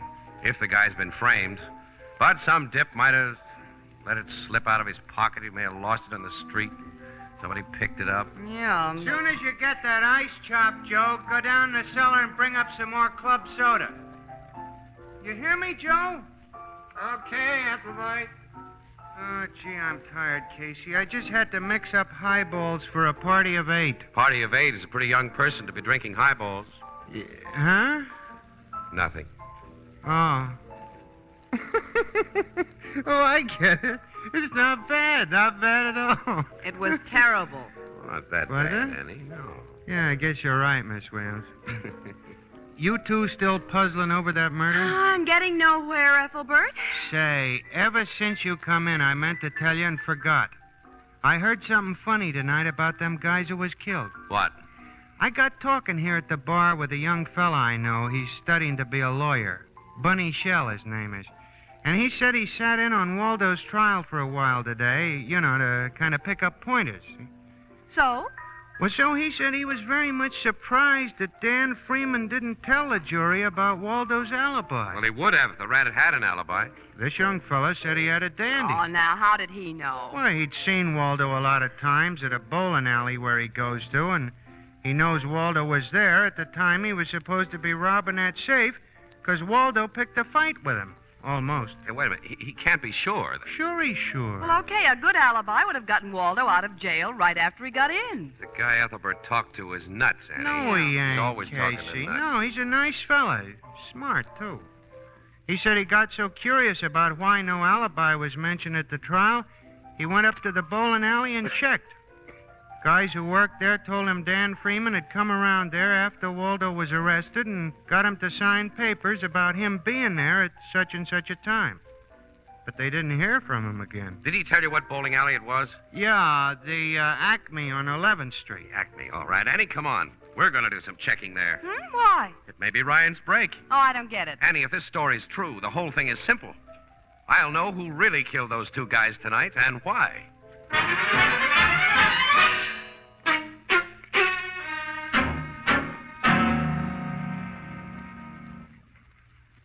Sit down, Mr. Casey. Thanks, Mr. Alliston. To what am I indebted for this visit at this hour in the morning? Are we alone here? My servants are all in bed, if that's what you mean. Why do you ask? I think you'd prefer to hear what I have to say alone. I have no idea of your meaning. The meaning is money. Money? Mm-hmm. Yours. A lot of it. Talk straight, Mr. Casey. Okay. I know that you killed Freeman and Waldo tonight and framed Mike Ryan for the job. You're mad. Am I? And you killed them, Alliston, because they were cutting themselves in on most of the dough you inherited from your uncle. Really? Uh-huh. You're beginning to interest me. Go on. Around last Christmas time, you didn't have your uncle's millions. You needed dough. And you figured that a good way to get it was to steal from your own business. So you staged a fake robbery. This is ridiculous. The police were thoroughly satisfied the robbery was no fake. Sure, you and Dan Freeman staged it so well. And your description of the thief was sure to result in Waldo's arrest. Do I interest you? Go on. Well, to make it look good to the insurance companies, someone had to take a rap for a while. So Waldo was brought into the scheme. He made a confession that he'd robbed your safe after protecting himself with an alibi he never had to use. Your identification of him was just positive enough to hold him, but so unpositive that a jury would acquit him. But these characters double-crossed you. Now they could send you to jail for conniving in the theft of your own insured property. And they're putting the screws on tight now, right? You seem to be doing the talking. All right, I'll go on. When it seemed certain that they'd take most of your new insurance in blackmail, your new inheritance, you watched for a chance to double-cross them. Mike Ryan's threats in court gave you that chance. And when you helped me keep him from socking Freeman and Waldo, you slipped his fountain pen out of his pocket. Later, you made the phone call that brought him to the neighborhood of Gleiber's Cafe. You did a smart job, Alliston. Almost smart enough. And how would you attempt to prove this wild theory? You've heard about the dermal nitrate test, haven't you? Dermal nitrate test? Yeah, that establishes whether a man has fired a gun recently. Oh, of course. Freeman and Waldo were shot less than 4 hours ago. The tests applied to the man who shot them would be conclusive. Shall I call the cops and ask them to test you? You said you came here for money. You're a blackmailer. Another one, just like Freeman and Waldo, only wiser. Purely out of curiosity, how much do you want? $100,000. You're most conservative. Which will it be? The money or the cops? Neither. Oh. Why that gun? You're no smarter than Freeman and Waldo, Casey. And I'm going to kill you, too. And then what happens to you? This is my house. I surprise a prowler in my home and shoot him, as anyone has a right to do. And the shot I'll fire at you, Casey, will account for the result of any dermal nitrate test. So... Nice shooting, Logan. You knocked the gun right out of his hand. Oh, gee, you waited so long, Captain. I was afraid that Casey... This guy would only have shot Casey if I hadn't got him first, Miss Ridger. My pal, Annie. You were outside this window all the time, Captain? Uh-huh. There, Elliston. I put the bracelets on you nice and easy. There isn't a bruise on you or a bump. I'm going to take a picture of him, Logan. Yeah, that does it. Now no shyster lawyer will convince a jury that Alliston's confession before witnesses was gotten by way of anything but simple kindness.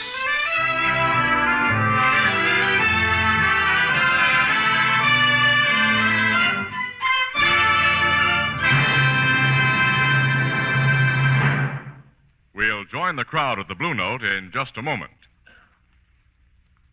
That 4th of July picnic or fishing trip tomorrow will be a lot more fun if it's topped off with a good cold bottle of beer. And be sure it's beer bottled in the convenient new Anchor glass one-way, no-deposit bottle. Light as a feather, compact as a watch, amazingly sturdy, these new bottles can be carried easily and safely anywhere. Yet, like ordinary bottles, they hold 12 full ounces. And best of all, Anchor glass one-way bottles require no deposit, no return to the store. They're made to be thrown away once they've served their purpose. Of course, they're easy to open and safe to drink from. And most important of all, they bring you beer and ale protected by glass. Clean, sanitary glass. Glass that will never impart any foreign flavor. Glass that keeps beer and ale brewery bright. For enjoyable picnics, indoors or out, buy your favorite beer or ale in the new, more convenient Anchor glass one-way bottle. Product of Anchor-Hocking. The most famous name in glass.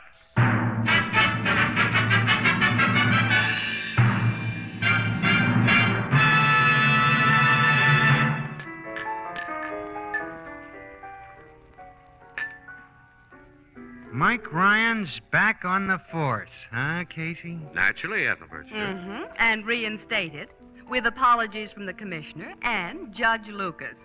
There's a couple of things I still don't understand. Why did me telling you about Waldo's alibi give you the big idea that... Ethelbert, when a crook gets into a jam, the first thing he pulls is an alibi. If he has one, that is. Well, Waldo had one, yet neither he nor his lawyer ever even mentioned it. No, there had to be a reason. Sure. The only reason must be that he wanted to be thought guilty of that robbery. Oh, which was covered by insurance. So they were trying to fool the insurance companies. That's right. And they'd have no point in doing that unless the insured person, Alliston, was in on the deal. And then knowing Alliston had inherited big dough, it was a cinch to figure the blackmail angle. Oh, sure, the whole thing was perfectly simple. Yeah? Simplicity itself. Casey, there's a couple of things I still don't understand. Would you mind explaining that again? Come on, Annie. This is where we came in. Good night, Ethelbert. Good night. Huh?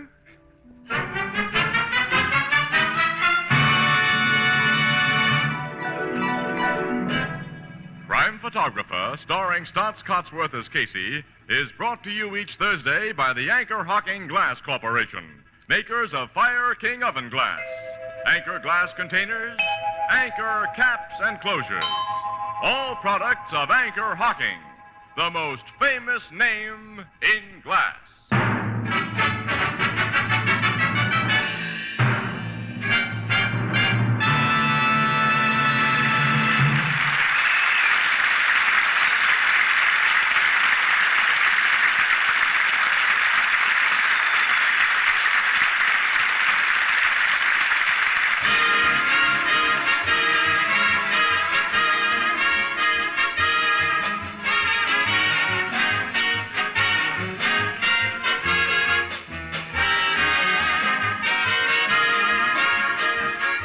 Crime Photographer is directed by John Dietz. The original music is by Archie Blyer, and the program features Miss Jan Miner as Anne and John Gibson as Ethelbert. This is Tony Marvin saying goodnight for the Anchor-Hocking Glass Corporation of Lancaster, Ohio, with offices in all principal cities of the United States and Canada.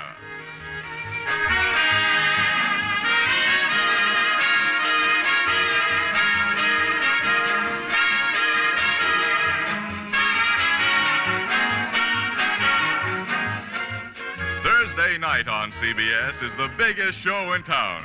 So stay tuned for exciting dramatizations on Reader's Digest Radio Edition, which follows immediately over most of these stations.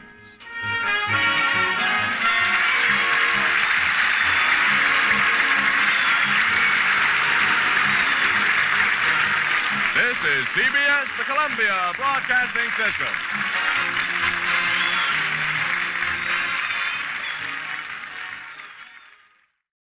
The Anchor-Hocking Glass Corporation brings you Crime Photographer.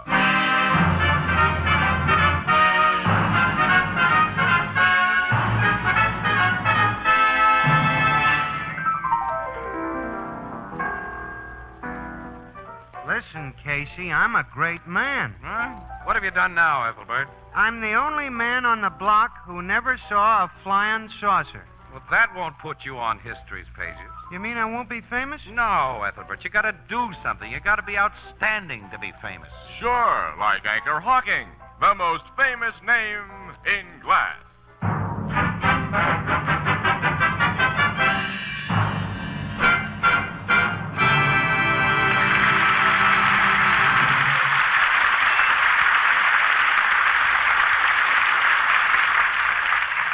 Good evening, ladies and gentlemen. This is Tony Marvin.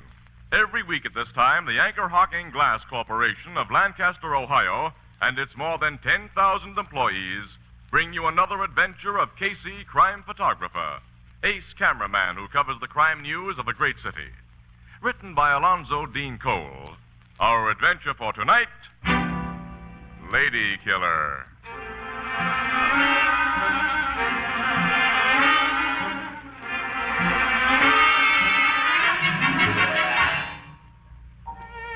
Mid-afternoon, the cocktail lounge of a luxurious resort hotel in Colorado. A man enters, surveys the place with casual approval, and saunters toward the bar. He's about 35, well-dressed and rather good-looking. But there's nothing distinctive about him. As he waits for one of the bartenders to serve him, he hums an old tune. What'll it be, sir? Martini, please. Extra dry. Yes, sir. Say, haven't I served you before, sir? Well, no, I just checked into the hotel an hour ago. This is my first visit to the bar. I don't mean here. Someplace else. Maybe L.A. I worked there last year. I've never been to Los Angeles. Denver or Frisco, then? No, I'm sure we've never met before. I've spent the last 10 years in Europe. Well, I've never been across the water. Yet.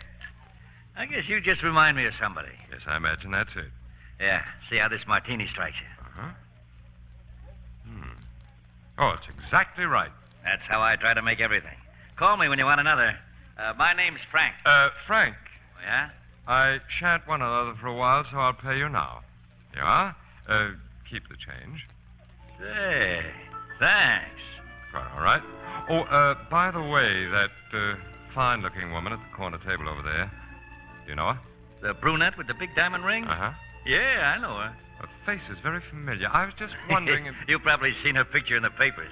There was a big story about her a couple of weeks ago when she got a Reno divorce from her husband, plus $1 million settlement. Oh. She's Madeline Chalmers. Oh, yes, of course. I used to wait on her back in Toledo, where she comes from. I worked there 2 years ago. She and another wealthy lady named Utley used to say I was the only bartender they'd ever met who could make a planter's punch exactly right. This Mrs. Utley, she's a close friend of Mrs. Chalmers? Miss Utley. She was one of them bachelor girls then. Or since she's married a banker named Fisher. Yeah, she and Mrs. Chalmers were pals. Well, I'm acquainted with a banker named Fisher. I believe he married an Utley. Let's see now, his first name is... This one's first name is Douglas. He the one you know? Well, his wife's first name is... Irene. Irene Utley. Uh-huh, they're the people. I'm told they took a trip to Europe last year, where you were. I guess you met him over there. Yes, London or Paris, I think. Mr. and Mrs. Fisher aren't here by any chance? Oh, no. Mrs. Chalmers tells me they're up in Maine this summer. Bar Harbor. Well, since Mrs. Chalmers is alone, I shouldn't be intruding if I introduced myself, I suppose, and inquired about my friends, the Fishers. No, I don't think so. I'll see you later, Frank. Thanks again, Mr. Thank you.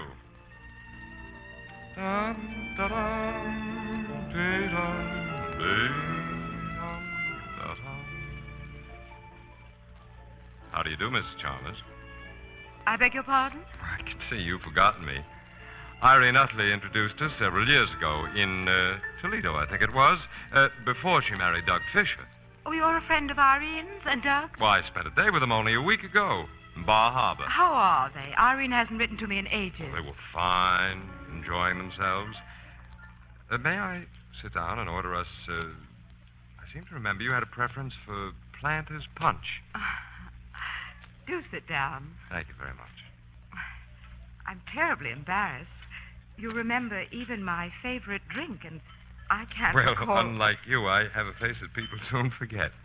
My name is Grammerton, Cecil Grammerton. Cecil Grammerton. You plan to stay here for some time, Mrs. Chalmers? At least several weeks. Well, I'm going to remain about the same period, and if you'll permit our acquaintance to ripen, I'll try hard not to be forgotten again.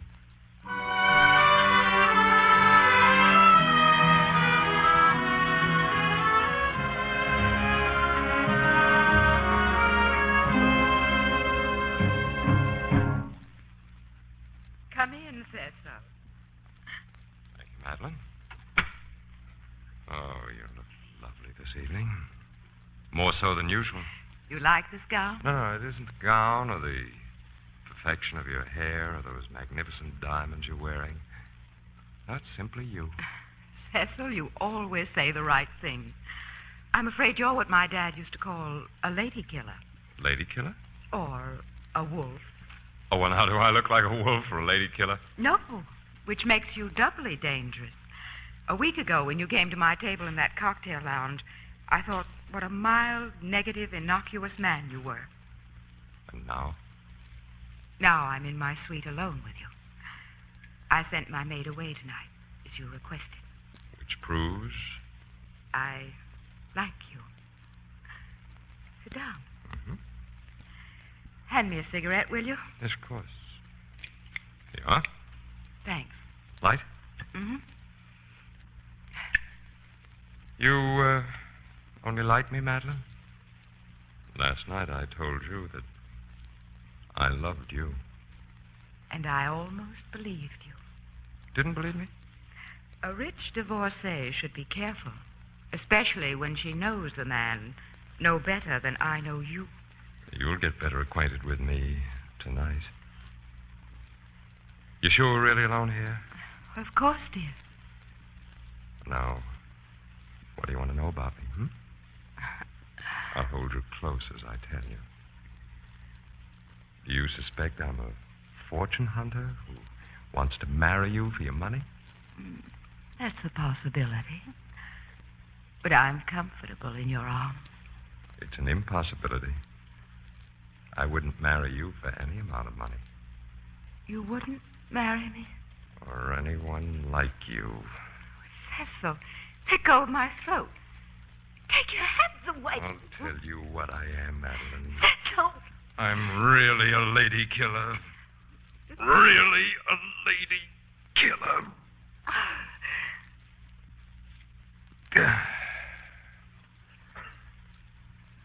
Such nice diamonds you had, Mrs. Chalmers.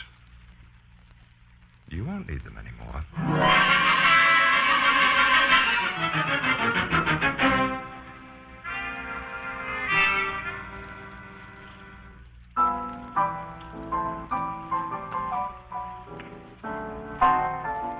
Hey, Walter. Yes, Ethelbert? Don't forget to stack some more paper napkins under the bar. I won't. Speaking of paper, reminds me, Casey, did you see the newspapers this morning? Certainly not. I only work on a paper. I don't read them. There's a deep suspicion, Ethelbert, that no press photographer knows how to read. Yeah, I've heard that, Miss Williams. It's also suspected, Annie, that few reporters know how to write. Oh, yeah? Huh. Well, anyway, your Morning Express had an article saying that fella who's believed to have strangled Mrs. Madeline Chalmers in Colorado last month, is thought to be hiding in this town. Is that true? No, it's baloney. Confidentially, Ethelbert. Papers all over the country got such a swell front-page spread out of that Colorado hotel murder, they're trying to keep it alive. Oh, wait a minute, Annie. Don't be skeptical. The police have pretty definitely tied him up with the murder of 7 other wealthy widows. Well, it's not known for sure that Cecil Gramerton has killed and robbed other women. That's just some more newspaper buildup, huh? Not in my book or in the cops. Listen, during the last 5 years, 7 other rich women have been strangled and their valuables stolen under nearly exactly the same circumstances. Casey, people in that Colorado hotel who saw Gramerton every day don't give a description of him that agrees with the men suspected of the other crimes. Well, they don't agree with each other in their descriptions of Gramerton. He seems to be one of those negative-looking guys nobody ever remembers. The bartender out there remembered him, according to what I read. All he remembers about him is that he was always humming sentimental songs. That isn't very much to go on. Whenever there's a sensational crime, a witness usually turns up who tries to get into the spotlight by telling a lot more than he really knows. Say, come on, we got to get out of here, Annie. Oh, yeah, we're due at the Fenimore Plaza in 10 minutes. That's right. What are you going to do at that swanky hotel? Oh, one of those lousy assignments. The Express has an exclusive tip that the Clara Simmons has broken her engagement to the Charlie Fawcett. And we're getting a confirmation or denial from her before we pass the news to our palpitating public. Clara Simmons is the oil heiress? Yeah. Worth about $20 million. What I've heard, though, she's kind of a wet smack. She doesn't smoke, she doesn't drink, she doesn't approve of modern bathing suits. She's a very nice girl, Casey.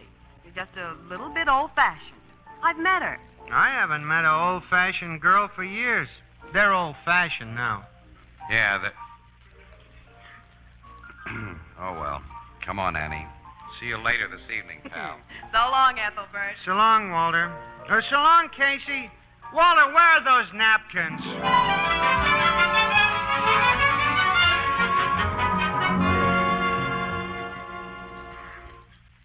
The report you heard is altogether correct, Miss Williams.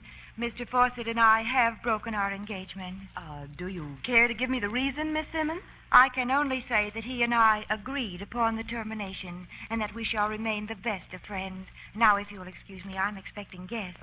May I take a picture of you before we go, Miss Simmons? I'd rather you wouldn't, Mr. Casey. Oh, well, we can run one of your old ones that we have in our files, but you look so nice this evening, I'd rather... You know that no woman can withstand that kind of flattery. Take your picture. Thanks. Will you stand over there by the piano, please? Surely. Casey wasn't guilty of flattery, Miss Simmons. That gown is charming. Thank you.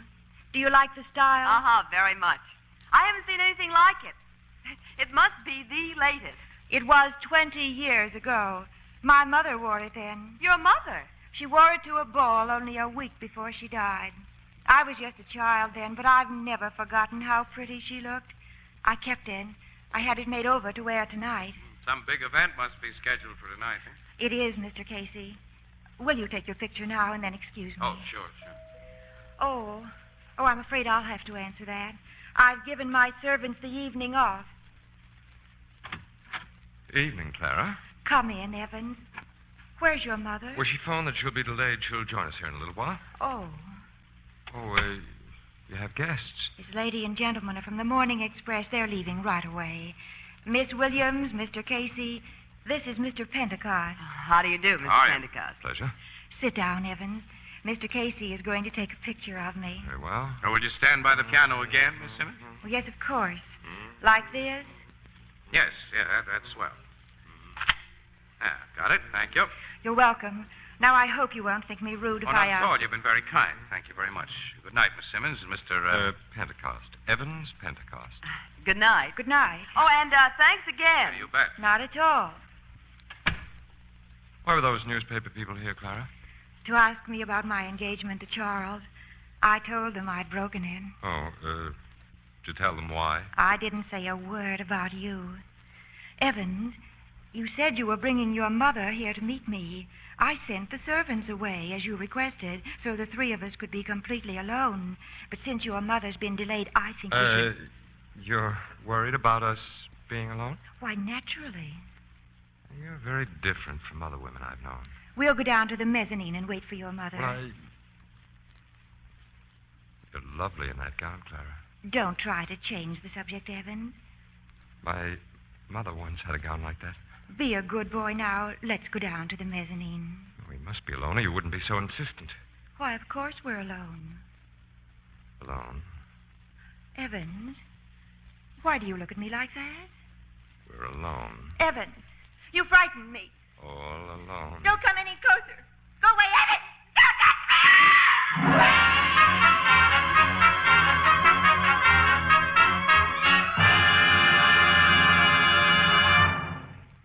At the end of a long, hot summer day, listen for the tinkle of ice cubes on Frosty Crystal. Cool summer drinks are doubly inviting when served in the amazing new Sunburst Crystal. Now, this truly fine crystal has the radiance of a diamond. Its brilliance is like rare old hand-cut crystal. And now, thanks to a revolutionary new Anchor-Hocking manufacturing discovery, you can enjoy this magnificent crystal at unbelievably low prices. Imagine a sunburst crystal glass for fruit juice priced at only 5 cents. Imagine 10-ounce table tumblers, 2 for 15. Big, oversized glasses for ice drinks, only 10 cents each. And a beautiful matching 2-quart pitcher for only 50 cents. That's what you'll find tomorrow and Saturday in the windows and on the counters of the retail stores of America. Prices slightly higher in distant cities. Don't put it off. Enjoy Sunburst Crystal this weekend. Sunburst Crystal is a product of Anchor-Hocking, the most famous name in glass.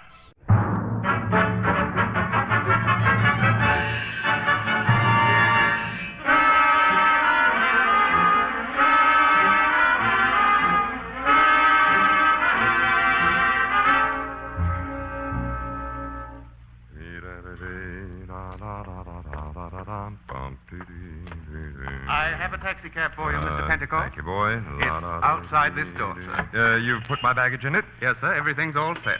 Here, this is for your trouble.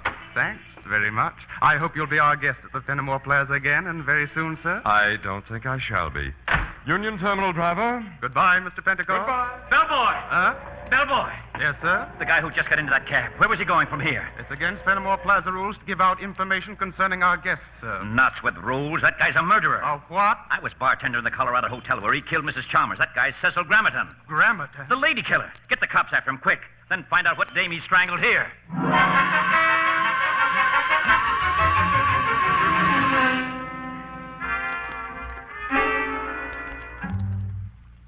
Grammerton got away, Captain Logan. Yeah, he did, Miss Williams. My men located the cab that took him from this hotel, but he'd gotten out of it with his baggage only a few blocks from here. He didn't go to Union Terminal where he told the driver to take him. Oh. Where he is now is anybody's guess, Casey. You said he didn't hurt Miss Simmons, Logan. That's right. She was hysterical when they found her, but otherwise she was okay. Well, she was hysterical because he tried to kill her. Oh, he didn't even lay a hand on her, Miss Williams. What? The thing's screwy the way she tells it. She says she suddenly got terribly afraid of the guy. He started to reach for her, and there was an insane look on his puss. And all of a sudden, he drops his hands, mumbles an apology, and walks out. Oh. Of course, you searched the rooms that Grammerton occupied. Sure. Well, did you find anything that might lead to... No, nothing that looks very hot, just an old photograph. A photograph? Yeah, of a woman. I'd say it was taken 25 years ago. It was in a nice leather frame and obviously slipped out of one of the guy's suitcases. Can we see it?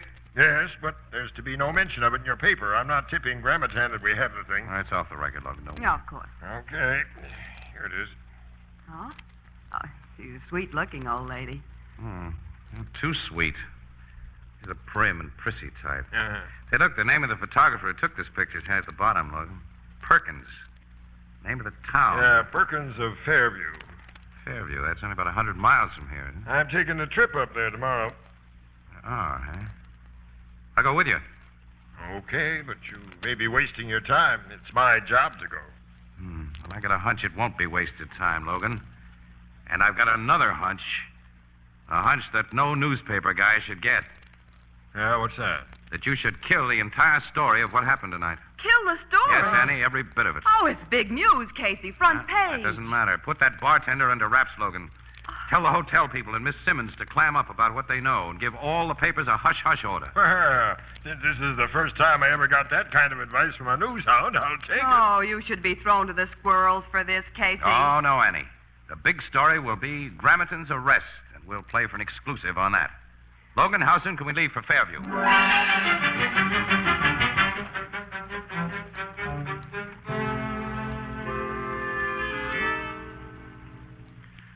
Oh, yes, Captain Logan. I took this picture of the lady, 20 years ago, I'd say. It was shortly before her death. Oh, she's dead, Mr. Perkins. Yes, she died of pneumonia. Well, who was she? Mrs. Asa Bristow, a very fine woman. I was her neighbor for many years, and we attended the same church. Did she have any children? Why, she had an only son, Elmer, an extremely well-behaved boy. They were inseparable, and her death was a great blow to him. He was only about 15 at the time. Now, you know what happened to this Elmer? No. Relatives took him out west to live, and I've heard nothing of him since. Could you describe him, Mr. Perkins? Well, I knew the boy so well I should be able to. You know, that's strange. I can't just seem to remember what he looked like. You can't? Well, there was nothing about him. All that I can really recall is that he had a great attraction for girls and older women, although he seemed to care nothing for anybody but his mother. And he had a habit that was frequently irritating, a habit of humming sentimental old songs. I'm sorry I can't be of greater help to you. You've helped plenty, Mr. Perkins, and thanks a million. Let's go, Logan. Yeah. I'll probably get in touch with you later, Mr. Perkins. Well, I'll be at your service, Captain. Goodbye. Goodbye, gentlemen. Goodbye. He couldn't have given us a better description, pal. Yeah, but what does it get us? Apparently, the lady killer's real name is Elmer Bristow, and he had a doting mother. Now, wait a minute, Logan. I think he developed what the psychological docs call a mother complex. So what? So it finally made him go haywire and start killing gals like Madeline Chalmers. Listen, Logan, all of the 8 women strangled by this guy were direct opposites of his mother. They were unconventional babes who did all the things that Mama had taught her only son to despise. Casey, he did those murders for dough. Those thefts will send him to the chair instead of an asylum when he's caught, Logan. But his real motive, I believe, was hatred of a type. Well, he proved that last night when he didn't hurt Clara Simmons. Because I think she was the same type as his mother. In that old-fashioned dress she had on, he may have seen her all of a sudden as his mother. Yeah, you may be right. And from what you just suggested, maybe we can figure a way to make him walk right into our hands. Of course we can. And by using your dear old power of the press and Clara Simmons.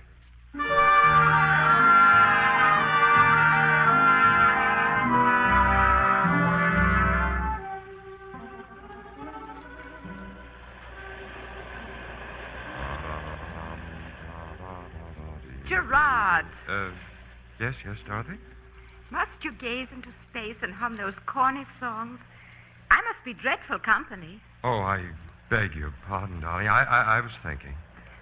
Light me a cigarette. Oh, sure. Shall we get another drink? Oh, not now. Sitting here on the beach has made me lazy. We're going to look out at the beach from your apartment tonight. Alone.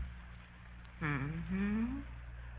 Until tonight, every minute will seem like an hour. That romantic line is pretty old, Gerard. Yeah, well, I'll try to do better next time.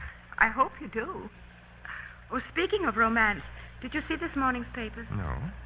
Oh, there was the silliest story about that frightfully rich Clara Simmons. Clara Simmons? Yes. Ever meet her? What? No. I have. She's a drippy little thing. What did the paper say about her? Oh, she's very ill. Ill? Pneumonia. Pneumonia? Brought on by a breakdown. Caused, the paper said, by a wrecked romance. I see. Well, did the paper say where Miss Simmons is? Well, she's in the city hospital, I believe.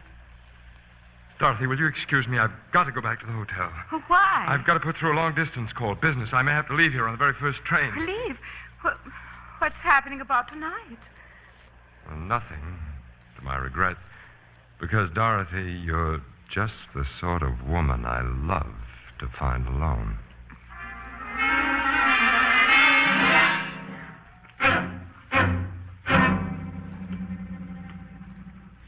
There he is, Captain Logan. The man getting out of that cab. Fine, Miss Simmons. Well, Casey, our cockeyed scheme worked, eh? Pretty sure it would. We knew he'd fallen for it after that long-distance call came through to the hospital. When they told him I was really ill, Miss Williams, he came to me. Well, don't think of what he's doing now, Miss Simmons. Think of what he has done. Yes, I must. Here he comes, Captain. This is it. Hello, Elmer Bristow. What?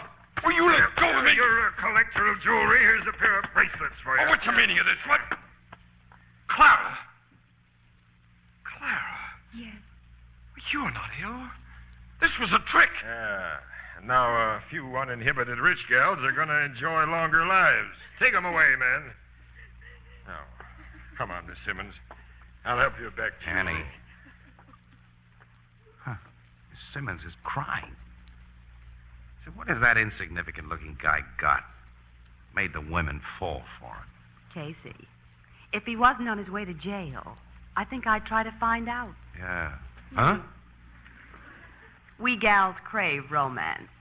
And if we don't get it from overwhelming personalities like yours, well, there are a lot of Elmers.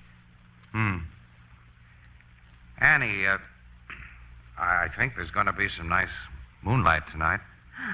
Yeah? Uh-huh. So? Well, poor little Miss Simmons needs comforting. Maybe I should invite her to go out with... Ow! Ow! Oh, I'm so sorry, Casey. I didn't mean to kick you in the shin.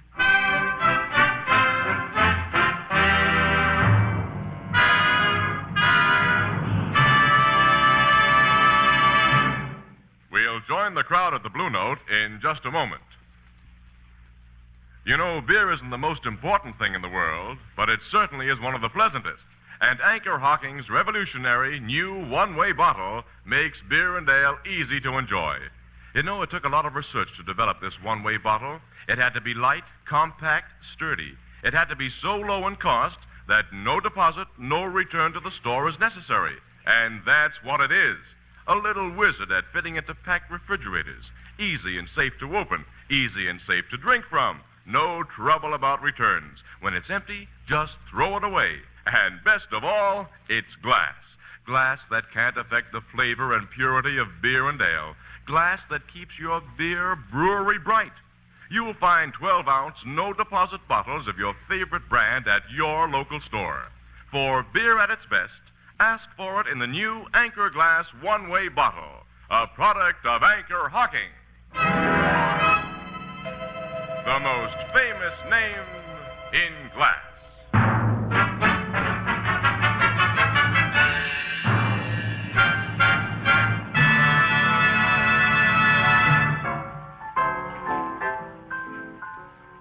This guy, Elmer, admitted all his murders, huh? Casey? Yep, he's a psychopathic case, Ethelbert, and when his kind start talking, they keep it up. You know, that guy's proud of all his killings. He's bragging about them now. A nice, sweet guy. Yeah. And you got him to come back here by figuring Clara Simmons had the engine sign on him just as his mother had, huh? Yeah, he couldn't let her die of pneumonia as his mother died without trying to save her. So clever, this Casey. Expert photographer, consulting psychologist, and eminent authority on affairs of the heart. What?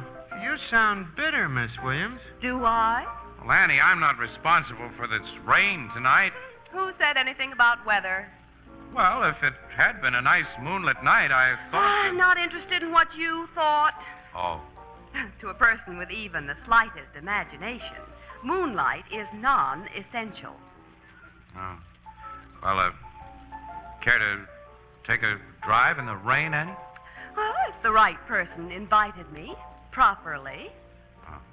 Miss Williams, will you go for a drive in the rain with me? I'd love to have your company. Why, yes, Mr. Casey. Where shall we drive? Poor Clara Simmons must still need comforting. How about calling on her and... Ow, my other shin! So sorry, Mr. Casey. Clumsy of me.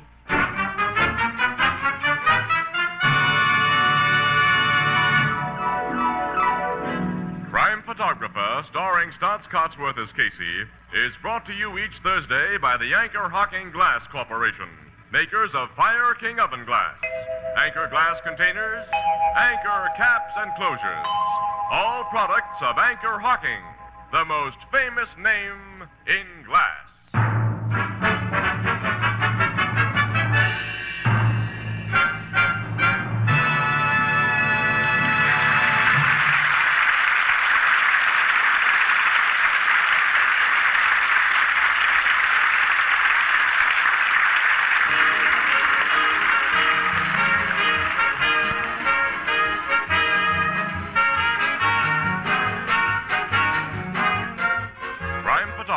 Is directed by John Dietz. The original music is by Archie Blyer, and the program features Miss Jan Miner as Anne and John Gibson as Ethelbert. Herman Chittison is the Blue Note pianist. This is Tony Marvin saying goodnight for the Anchor-Hocking Glass Corporation of Lancaster, Ohio, with offices in all principal cities of the United States and Canada. Thursday night on CBS is the biggest show in town, so stay tuned for exciting dramatizations on Reader's Digest Radio Edition, which follows immediately over most of these stations.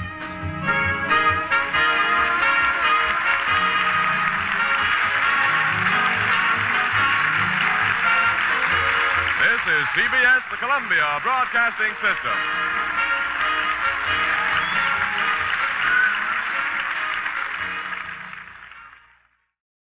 The Anchor-Hocking Glass Corporation brings you Crime Photographer.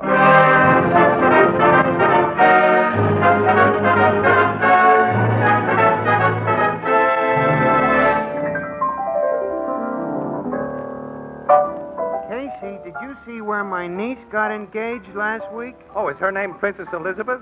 No, her name's Jane. Then I didn't see it. How do you like that? If you're not royalty, no one knows what happens to you. You don't have to be royalty, Ethelbert. You just got to be famous. Sure, like Anchor-Hocking, the most famous name in glass.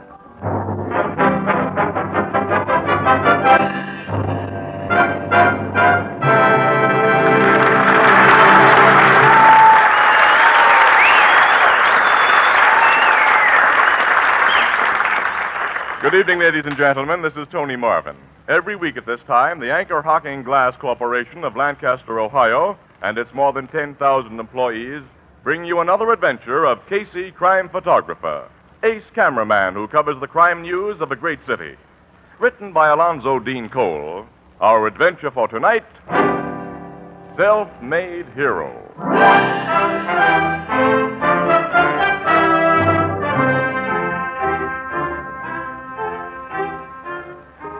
Casey, like most news cameramen, has a radio in his automobile that he keeps tuned to police calls. Tonight, as he and reporter Ann Williams drive leisurely toward the Express building after covering a routine assignment. Calling car 55. Car 55. Come in, car 55. Car 55, Sergeant Brannon. Brannon? Hey, we know Sergeant Brannon. He's a good pal of mine, Annie. I didn't know they had him on prowl car duty. Frisco. Report of shooting there. Proceed to shooting? alleyway Oh, on... Hey, wait a minute. It'll be repeated. Listen. Clark and Frisco. Report of shooting there. No further details. That is all. Oh, more Casey, like we're only a few blocks from there. Maybe there's a story. With pictures. Next stop, 12th Street. Between Clark and Driscoll.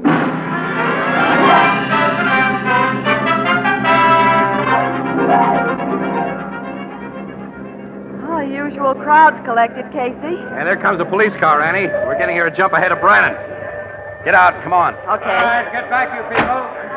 Get back. This ain't no circus. Oh, there's a patrolman over there, The young Casey. fellow beside him must have had something to do with the shooting. Why, he's just a tall, lanky boy, I said Casey. get back, everybody. That means you and this lady, mister. And we're press officers. Oh, you're press, huh? That's right. Because. Well, here comes your sergeant. He knows us. Hello there, Brannon. Oh, hiya, Casey. Hello, Miss Williams. Hello, Sergeant. What's the trouble, Johnson? Why, this young fella here, Sergeant, he says someone took a couple of pot shots at him back in that alleyway. I didn't call for assistance, officer, until I'd done everything possible to help myself. Well, let's get inside this cigar store, then you can tell me what happened. Come on, Casey. All right, move back Come on, there. move. Let us through, will you? Come on, one side. Now, then, let's have your story, Bud. What's your name? The name is Wellington Cliffside. Only one F in Cliffside. At present employed as junior pharmacist at Black's 10th Street Drugstore. Huh? I see you carry a camera, Mr. Casey. Yeah. Well, anytime you say. I believe in cooperating with the newspapers. Now, wait a minute. I'm only a cop, but I still want to know what this shooting was about. Oh, certainly, Sergeant. Well, as I've already told Officer Johnson, During the past month, I became suspicious of two men who've been making telephone calls from the drugstore. Mm-hmm. Well, I made it my business to overhear parts of their conversation. And what I heard, Sergeant, convinced me that they are spies. Spies? Foreign agents. Well, they must have become suspicious of my suspicions. For tonight, they acted. Acted? Yes, sir. A few minutes ago, I was standing there at the corner waiting for a young lady of my acquaintance when these two men passed me. The two men have been making the mysterious phone calls, huh? Yes, sir. I saw them go into the dark, deserted alley back of us. I followed them. Now I know they meant to lure me to my death. For when I entered the alley... He says they grabbed him, Sarge. Let him tell the story, Johnson. Well, they seized me, Sergeant. One of them slashed at me with a knife. Oh, look, you can see the tears he made in my overcoat. There in the left sleeve, huh? Mm-hmm. And here in the front. The knife didn't get stuck into you yourself? No, I broke away, and they ran, with me in hot pursuit. Uh-huh. Then they pulled guns and started shooting. The bullets missed you? I was lucky. I chased them to the end of the alley. With them shooting? Well, I considered it my duty, Sergeant. Then what happened? Then I found that they disappeared, probably into one of the buildings on this street. I knew I couldn't find them all by myself, so I yelled. Huh? I should say I shouted for assistance. This policeman came up and, well, he can tell you the rest. There ain't no rest, Sarge. Except I couldn't find no mysterious strangers around like this young fella described. Okay, Johnson. Did this guy show you where the shooting and stabbing took place in that alley? Yes, I did, Sergeant. I'll show you. You stay here. Roberts. Yes, sir? You keep Mr. Wellington Rockside company while I have a look around out here. Come on, Johnson, and show me. It's Wellington Cliffside, Sergeant. Okay, thanks. You're welcome. Well, Mr. Casey, I suppose you want to take some pictures of me for your newspaper. Yeah, I think you're worth a couple of pictures, fella. Hold up that overcoat sleeve to show the tear in it while I back off and get you in focus. All right. That's a terribly phony story that he told, Casey. Phonies can make good laugh copy, Annie. Kid's an amateur Dick Tracy. I'll hold out the front of my overcoat, too, Mr. Casey, so you can get a picture of the knife cut there. Yeah, that'll be fine. Okay, Wellington, now hold it. Thank you. Wellington, oh, let me through, please. Wellington. Myrna. Look at that girl, Casey. Bobby sucks. Oh, Wellington, they told me how those awful men had tried to kill you. Oh, you're not hurt. Oh, well, I got the best of them, Myrna. But you can see what they did to my coat. Wellington. Oh, isn't it lucky you had on your old one? Excuse me, Mr. Cliffside. Is Yes? this the young lady you were waiting for? Oh, when, yes, Mr. Casey. Miss Williams, Mr. Casey, this is Miss Myrna Adams. Mr. Casey is on a newspaper, Myrna. He's just been taking pictures of me. Oh, how nice. How do you do, Miss I Adams? knew all about those spies Wellington was after, Mr. Casey. I was the only one he told about them. Oh, Wellington, you've been wonderful. If they'd hurt you, I don't know what I'd do. Oh, gee, Myrna, it was... Sergeant Brannon's coming back, Casey, and there's a woman with him. Ah, Sergeant. Did you find any clues in the alley that might help us catch those spies? Plenty, young fella. Is this the guy, Mrs. Levy? That's him, Sergeant. That long string bean of a kid. What? This lady lives in the flat building next to the alley. She happened to be looking out of her window when you were cutting holes in your own coat with a penknife. All the windows were dark in the alley. The alley was dark. I got the kind of eyes what see good at night. And why should I burn electricity when I'm only looking out my window? I mind my own business. I wouldn't tell the cops if they hadn't come asking me if I saw something. And she saw you fire those shots. I didn't fire any shots. No, but you set off some homemade firecrackers that sounded like shots. Here's pieces of them I found back there. Sergeant, look, I saw you light a match to those firecrackers, young man. Firecrackers? Myrna. There weren't any spies. No one tried to kill you. This was all a bluff. Myrna, look, Oh, you cheater, you cheap rug cutter, you firecracker shooter, you faker. You gotta listen to me. I never want to see you again. Don't go away, Myrna, don't. Yeah, you stay here, Let me mister. go, will you? I gotta explain to her. You gotta let me explain, Sergeant, please. She's gone. You've got some explaining to do to the judge after I run you in. Hey, Roberts, make out your report on this guy, and we'll take him to the station. Okay, Sarge, come on, you. All right. Hey, Brannon. Yeah? What, Casey? Don't run that kid in. And why not? Well, couldn't you see he was making a grandstand play for that Bobby Sox gal, and it flopped? Oh, he's already taken one on the chin and hard. Now, look, Casey, we cops have too much trouble with his kind of I phony know, stuff. but Bob, do me a favor, will you, Brannon? I'll do one for you sometime. I don't make trades. But I don't get any kick out of pinching goofy kids either. Look, Casey, you can have Wellington Brookside if you only take him away from here. If you don't, well, That mob out there has heard what's happened, and they'll kid him right. I'll take him away. Okay, thanks, Casey. I'll tell him to get in your car. Hey, what's the idea, Casey? I don't like to see a kid KO'd twice in one night, Annie. Look, and when you get to the office, kid, don't write this story, for laughs or otherwise. I'm forgetting the pictures I took. Oh, I get it. Okay. All right, come on. I'm going to drive the kid home, and I'll drop you on the way.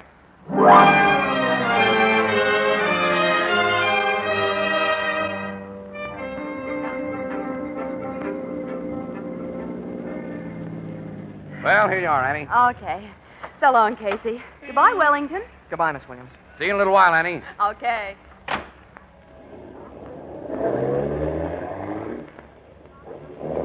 Hey, kid, is that Wellington name, is that on the level? My name is Jack. Jack? Oh, that's my name. Okay, Jack. I don't want to bother you, Mr. Casey. It's nobody. Look, forget that Mr. stuff. Just plain Casey's all I rate. Cigarette? Yeah, thanks. I was too ashamed to open my mouth while Miss Williams was with us. Now I want you to know I think it was swell of you to talk the cops into letting me go. Sergeant Brannon was only looking for an excuse not to run you in. He's a regular guy. I deserve to be run in. I must have been crazy to think I could get away with what I tried to do. Well, all of us are a little nutty at times, I guess. We get over it, though. Here's some matches for that cigarette. Huh? Oh, thanks. Pretty kid, Miss Adams. Yeah. Would you like to tell me about her? Often does a guy good to get things off his chest. Yeah. Mr. Casey, I've got a bum back. You got bum back? I fell down a flight of stairs a couple of years ago, and now I've got to wear a steel corset to keep it in place. Oh. Well, your bum back and the steel corset have anything to do Everything. with the... You see, Myrna, Miss Adams admires guys who do things. You know, like Clark Gable and Gary Cooper in the movies. Oh, I see. Well, I told her about my bum back. But I said it got hurt while I was playing football. I said I'd been the star halfback in high school. Then she found out I've never been a good enough athlete to even get on a girls' softball team. And that I just stumbled over my own feet going downstairs. Since then, she hasn't believed anything I've told her. Except for maybe a minute tonight before the cops called my bluff. She thinks I am, well, just what I am. Big, skinny clown who can't do anything regular guys can do. Outside of my own imagination. Maybe if somebody talked to Myrna, she might look at things a little differently. Miss Williams might do that. No, Miss Williams is another girl. She couldn't do any good. Oh, you might, though. Me? Yeah, she respects old guys. Old? Well, I don't mean you're so very old, but you must be all of 30. Yeah? Pretty ancient, huh? And you're in the newspaper racket. You must know cops and murderers and... Gee, I bet you've even talked to G-men and movie stars. Oh, Myrna will think you're almost as important a guy as Clark Gable or well, even Humphrey Bogart. Oh, now, Oh, wait she'll a listen to you, Casey. Will you go to her and explain that I'm not just a heel? Now, listen, Jack, Oh, please, I... Casey. Well, okay, fella. Oh, gee. Thanks.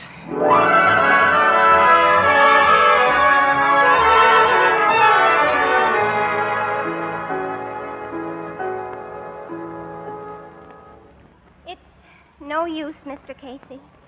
I think it's very fine of you to try to defend Mr. Cliffside, but I never want to hear his name again.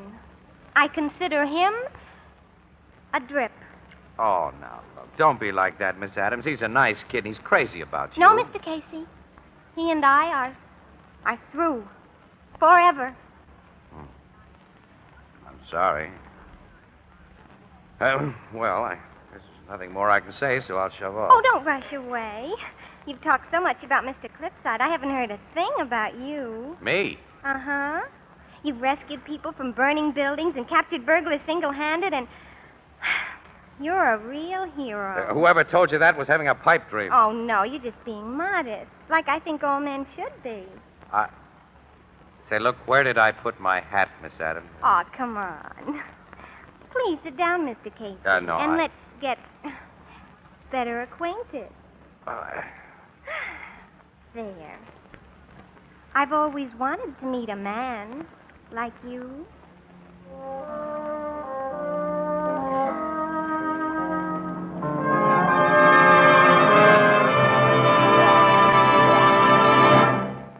We'll continue in just a moment. Good evening, Dorothy. Hello, Tony. What's our subject tonight? Pie plates.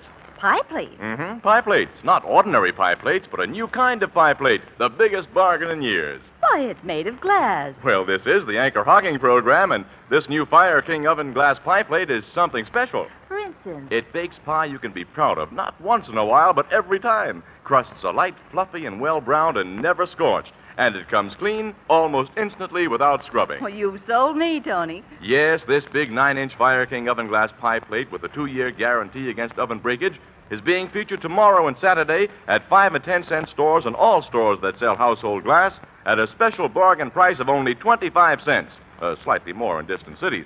Look for the Fire King label. Ask for it by name. Not just an oven glass pie plate, but a Fire King oven glass pie plate. A product of Anchor-Hocking. The most famous name in glass.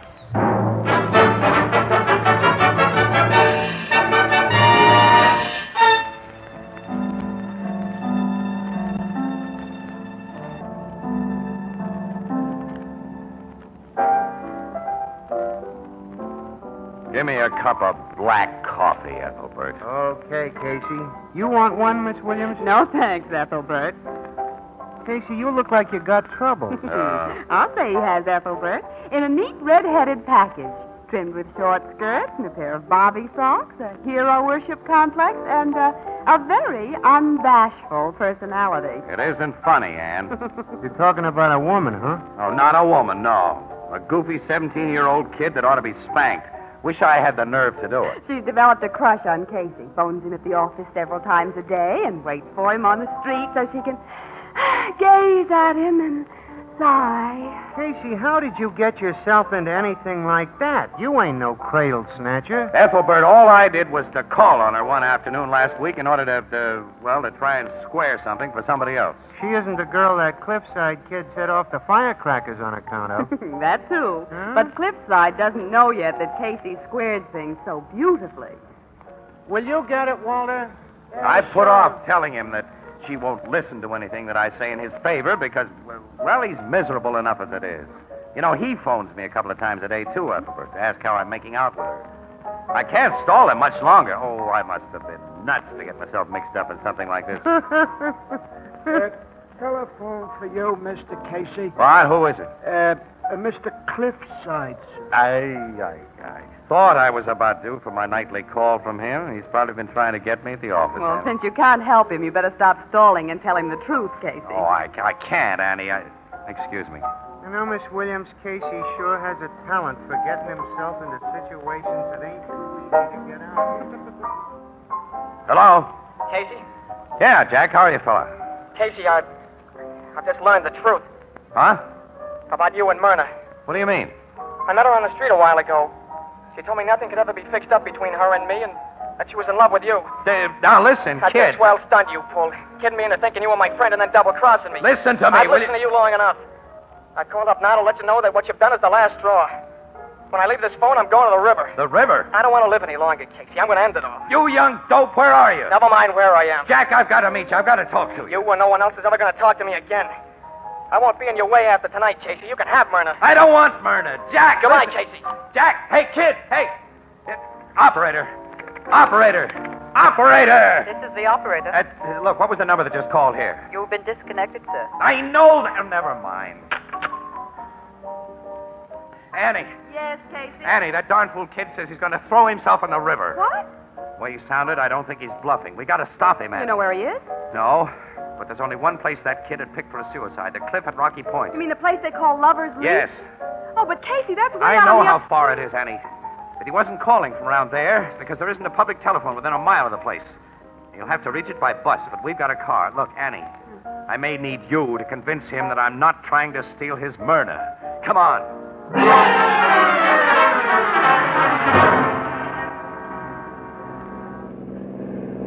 Casey, If that crazy kid has picked another spot on the river to throw himself Oh, I'm in, not you're afraid of that, Annie. What I'm afraid of is we may not get there in time. If he does jump, Ann, I'll be responsible. Now, don't talk like that. It's such a mess of it.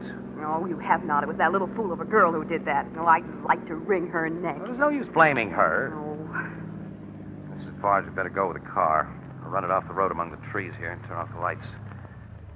If he saw it, he'd suspect I was after him. Maybe he'd get away. That is, if he hasn't gotten here ahead of us Well, now and already... stop thinking like that, Casey. Let me get out of the car and come on, Annie. All right. We'll go out to the cliff through these trees.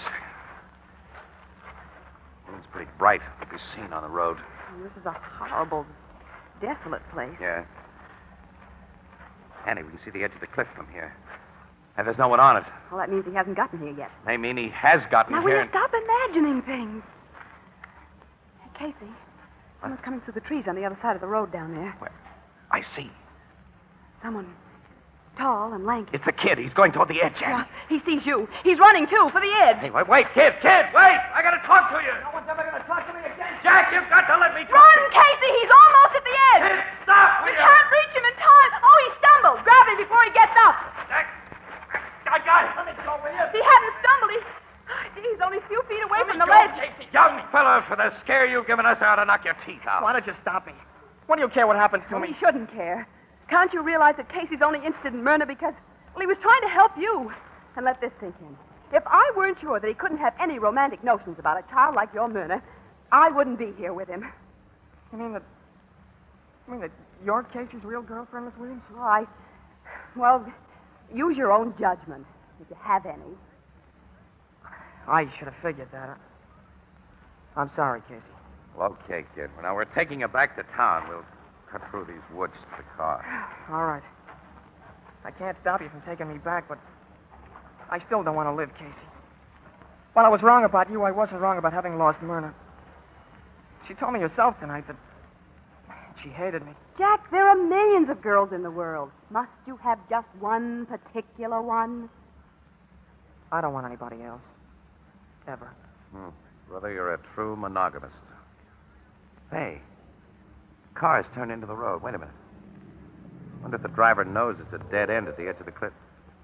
Yeah, guess he's seen where he was heading. He stopped. Say, wait. Let's see who this is. Hey, Casey, that man getting out. Holding his hands above his head. Guy getting out behind him has a gun. Man, that guy with a gun is Blackie Owen. The racketeer? Yes. Don't, Blackie. Give me a chance. Don't. Oh, he shot him. Casey, be quiet, both of you. Keep back of these trees, out of sight. Okay. Blackie Owens is a dead shot, and none of us has a gun. If he knew we'd seen what we have seen, our lives wouldn't be worth a nickel. He's getting back in the car. He's driving away. Wait, don't move from here till he turns off this branch road. Okay. Now let's go over and look at the body. Annie, Blackie Owens is one of the dirtiest gang leaders in this town. The cops have never been able to nail him. What we've just seen will send him to the chair and give us a front-page exclusive. Jack, I could kiss you. We wouldn't have been here if it hadn't been for you. Casey, how can you think of front pages when you've just seen a guy murdered? Get used to things like murder in the newspaper racket. Well, there he is. Oh, do you recognize him, Casey? I certainly do. And that gives me a good reason not to be too unhappy about this shooting. The guy who just had his last ride was Twist Yaco. Well, he was Blackie Owen's chief gunman. That's right, Annie. Blackie gave it to him right between the eyes. He's dead. As a last year's daisy. Never seen a dead guy before. It's awful. Yeah. Remember that the next time you think of bumping yourself off, kid. Now come on to the car. Let me get a camera and shoot some pictures of this. There'll be no What? picture. Casey. Hello, Blackie. Stick up your hands. All of you. Okay. I wouldn't have come back if I hadn't seen your car parked off the road after I turned the bend. It gave me the idea that there might have been witnesses to what occurred here a few minutes ago. And I don't want witnesses. He's going to kill us. Take it Casey. easy, Jack. The young man, unfortunately for all of you, is right. You see, I prepared a very good alibi for this evening that your testimony would kind of spoil. I'll give you all your choice. Where would you like it? Between the eyes, like Yakko? Through the heart or in the stomach? You know, I pride myself that I never miss. If it's all the same to you, Blackie, I'd prefer not to be shot. Casey. Yeah, you should have known better than to stand so close to a guy you meant to plug. You got his gun, Casey. You got his gun. Yes, I Casey. have. Now, Blackie, we'll go to my car and get a camera and take some nice pictures of you. Right. Now, be good. Stick your hands in the air and get going.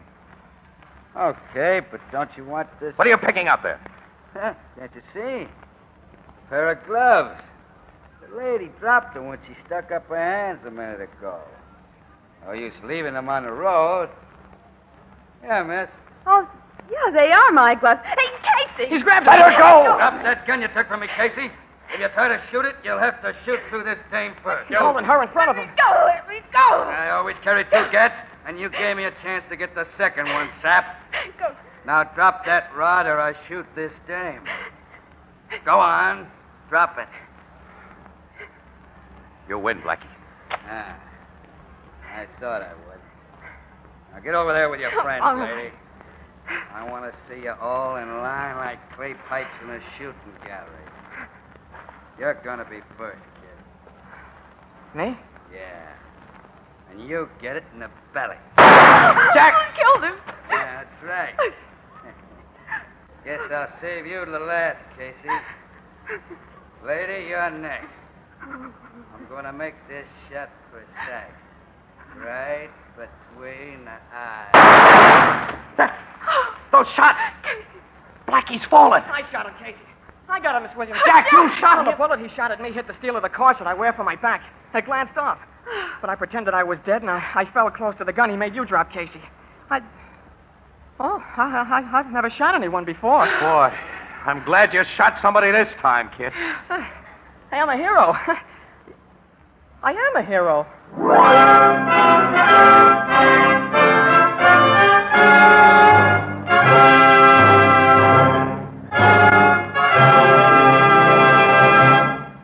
We'll join the crowd at the Blue Note in just a moment. Extra, extra, read all about it. Great new discovery makes beer and ale easy to enjoy. It's a new kind of bottle. A different kind of bottle. It requires no deposit. No fussing with pennies. You don't have to return it. No bother with empty. Just pour out the beer. And throw the bottle away. It's light as a feather. No arm-weary lugging. It's sturdy and compact. Saves space in the icebox. It's easy to open. And safe to drink from. It belongs on the table. It's at home on a picnic. And, brother, what flavor? That true brewery flavor. Protected by glass. As only glass can protect it. Yes, the revolutionary new Anchor Glass one-way, no-deposit bottle is sweeping America. For flavor that's brewery bright, demand beer in bottles.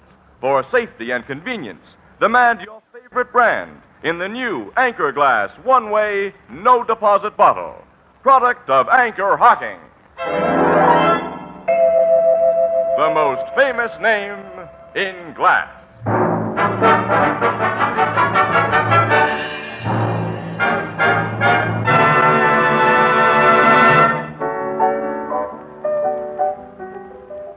Say, Casey, didn't you and Miss Williams kind of overdo that stuff about Wellington Cliffside in this morning's paper? No guy's ever been that much of a nature's noble man. Boy, you'd have thought he was if you'd been there, Ethelbert. I'm standing in our exact spot. Well, maybe you're right. How did it go down with his girlfriend, who wanted to be Casey's girlfriend? Swell. She was barely civil to me when I saw her today with Jack. I understand they're engaged, too.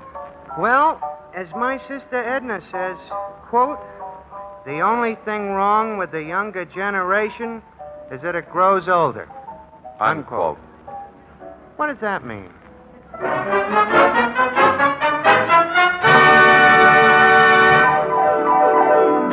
Crime Photographer, starring Stotts Cotsworth as Casey, is brought to you each Thursday by Anchor-Hocking Glass Corporation, makers of Fire King oven glass, Anchor glass containers, Anchor caps and closures. All products of Anchor-Hocking, the most famous name in glass.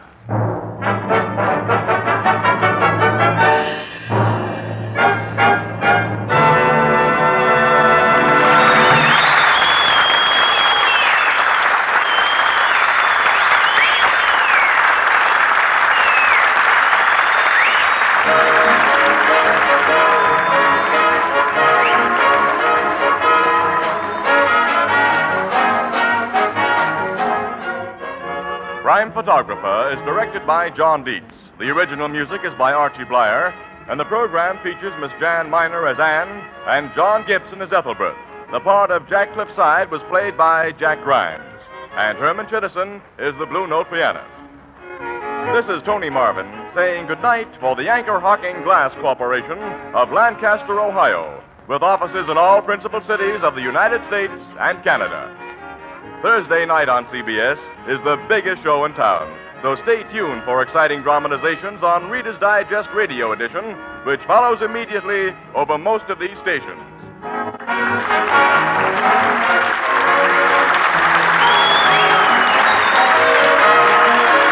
This is CBS, the Columbia Broadcasting System.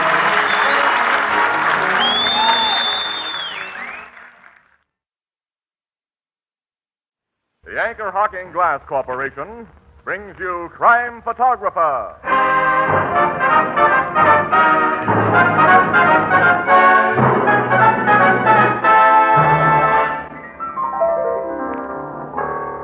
You know, Ethelbert, you and I have a good chance to be famous.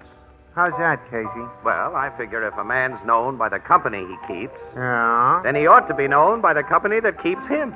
That makes sense. And the company that keeps us is... Anchor-Hocking, the most famous name in glass.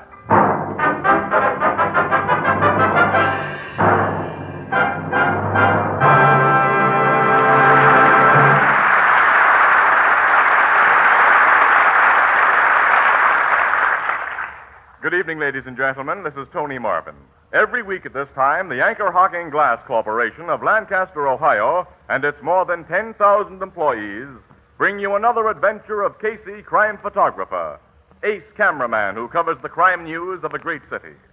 Written by Alonzo Dean Cole, our adventure for tonight, Photo of the Dead.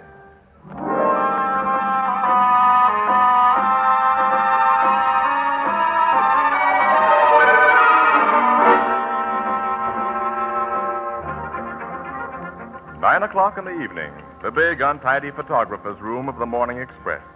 The door opens, and Ann Williams. Gosh, it's hot, Casey. Let's go over to the Blue Note. Oh, Annie, I'd like to get out of this joint for a while, but Dad Phelan phoned about half an hour ago and said he wanted to see me. He's making a special trip down here. Dad Phelan? Sure, you met him. He runs a little stationery and cigar store Oh, uptown. yes, of course. He lost his wife last year, and he That's went to right. her funeral. Yeah, Aunt Maggie, her name was. Well, what does he want to see you about? Well, he said he wanted my advice about something. What? He didn't say. Well, there he is now. Hi, Dad. Oh, Casey, my boy. Hey, it's good to see you. It's Dad. always good to see you. You remember Annie Williams, don't Oh, you? of course. How are you, Miss Williams? Just fine, Mr. Phelan. Now, sit down, Dad. Thanks. I've got something to tell you, boy. Oh, what's on your mind? Casey, I've heard from Maggie. Huh? She's come back to me from the dead. Mr. Phelan. I've heard her voice, and she sent me her picture from the other world. Her picture? Boy, you know that after Maggie died, well, we'd been together for nearly 50 years, and I didn't know what to do with myself. I know. So I started to read books that told how the dead sometimes are able to communicate with the living. Books on psychic phenomena? Yes, Miss Williams. There's a bookshop on 12th Street, Jameson's, that has a lot of those books. Yeah, I've passed it. Yeah, very nice lady runs it. I went in there a lot. We got acquainted, and one day she told me about a man. Man with remarkable powers. So you went to it. Yeah, and last Thursday night, a week ago, boy, Maggie spoke to me while I was there. What did this man charge you? He wouldn't take a penny. Huh? Here, Casey, look at this picture. You see what had happened? Above my right shoulder. Well, there's a ghostly face of a woman, Casey. Yeah. And it's Maggie's face. You recognize it, boy. Yes, yes. Casey, this picture couldn't have been made by a trick, could it? Maggie was really with me last night, wasn't she? Yes, sure she was with you, Dad. The photo's not a fake? You'd know. No, it's not a fake. So glad to hear you say that. Casey. Now, hold it, Annie. Say, Dad, what's the name of this man who took this shot? Well, it's kind of a funny name. Feder Narsi. He's an East Indian fella. He's one of those swamis, huh? He's a fine man. Oh, I'm sure of that. Where does he live? Well, he has a big house on Rankin Avenue, 142. Why? I just wondered. Excuse me, Dan. Yeah. Hello, Casey speaking. Yeah. Okay, Burke, I'll be right up. That was City Desk calling, Dan. I'm sorry, I've got to rush upstairs. Go right ahead, boy. I'll be going. Anyway, you've told me what I wanted to know, and you've made me very happy. Well, I'm very glad. Good night, Miss Williams. Good night, Mr. Phelan. Good night to you, boy. And a million thanks. Good night, Dan. Casey, that photograph can't be on the Of level. course it isn't. It's a crude double exposure. That ghost face was taken from an old picture of Aunt Maggie that this Feda Narcy fella got hold of somewhere. Well, why didn't you tell the old man that? Oh, Annie, how could I? Dad wants to believe that this thing's on the level. He's happy tonight for the first time since his wife died. But, Annie, after I finish whatever assignment Burke has for me upstairs, I'm going to pay an unsocial call on Swami Feda Narcy.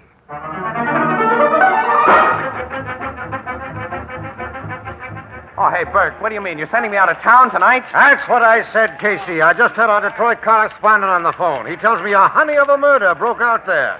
You may be gone 2 weeks, maybe a month. And I'm not going? Casey's on this job alone, Williams. You stay here. Now take this to the cashier and get your expense money, Casey. Your train leaves in 45 minutes. Burke, I ought to see a guy tonight. Here. You can't. Get going, Casey. I want pictures from Detroit tomorrow. Okay.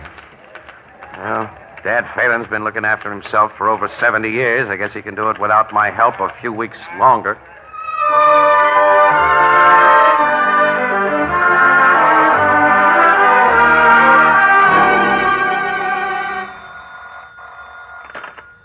Hello. Miss Williams? Yes. This is long distance. I have your call through to Detroit. Oh, thank you. Go ahead, please. Hello? Hello, Casey. Annie, it's great to hear your voice. Anyway, what's up? Look, something's happened that we think you ought to know about. What? I'm at police headquarters with Captain Logan. A few hours ago, your friend, Dad Phelan, was found dead. Dad Phelan? Yes, Casey. And Captain Logan thinks that Swami Feda Nazi was responsible for his death.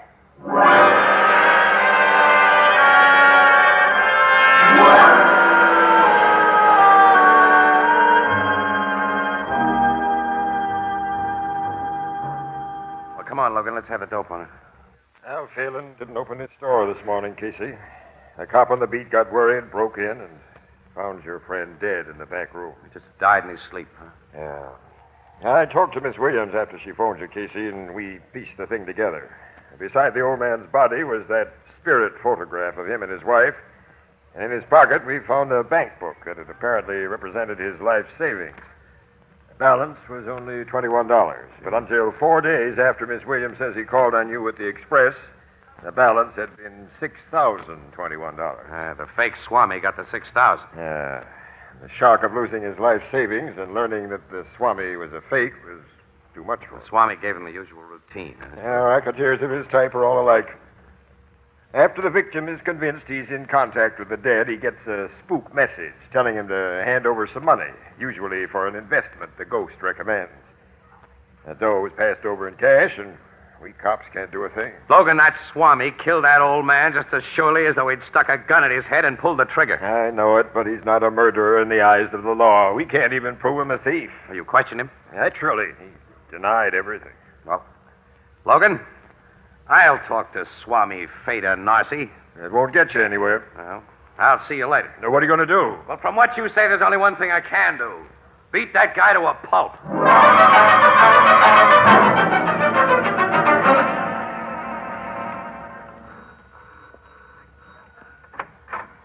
Good afternoon. Are you Feda Narcy? No, sir. Oh, just a servant, eh? Yes, Well, I want to see your boss. What is your name? Casey. You have appointment with the master? No. Feda Narcy received no visitor except by appointment. Will he receive me, big guy? Get out of my way. Wait. Nobody pass Lucky. Lucky. Yes, master. I will see the gentleman for a moment. What is it you wish, Mr. Casey? So, you... I am Feda Narcy. What do you wish? Hasn't your crystal ball told you? As the police have made some baseless insinuations that cannot be proven, I imagine you are about to do something equally foolish. Yeah. I'm going to knock that grin off your face and your teeth along with it. Yes, sir. Take your hands off of me. Let me go, will you? Lukey, my devoted servant is a Senegalese. They are noted for their skill in fighting. Lukey, teach Mr. Casey that it will be very unwise for him to trouble us again. It will be a pleasure, sir. Splendid, Lukey. Now pick Mr. Casey up from where he's fallen and throw him out the door.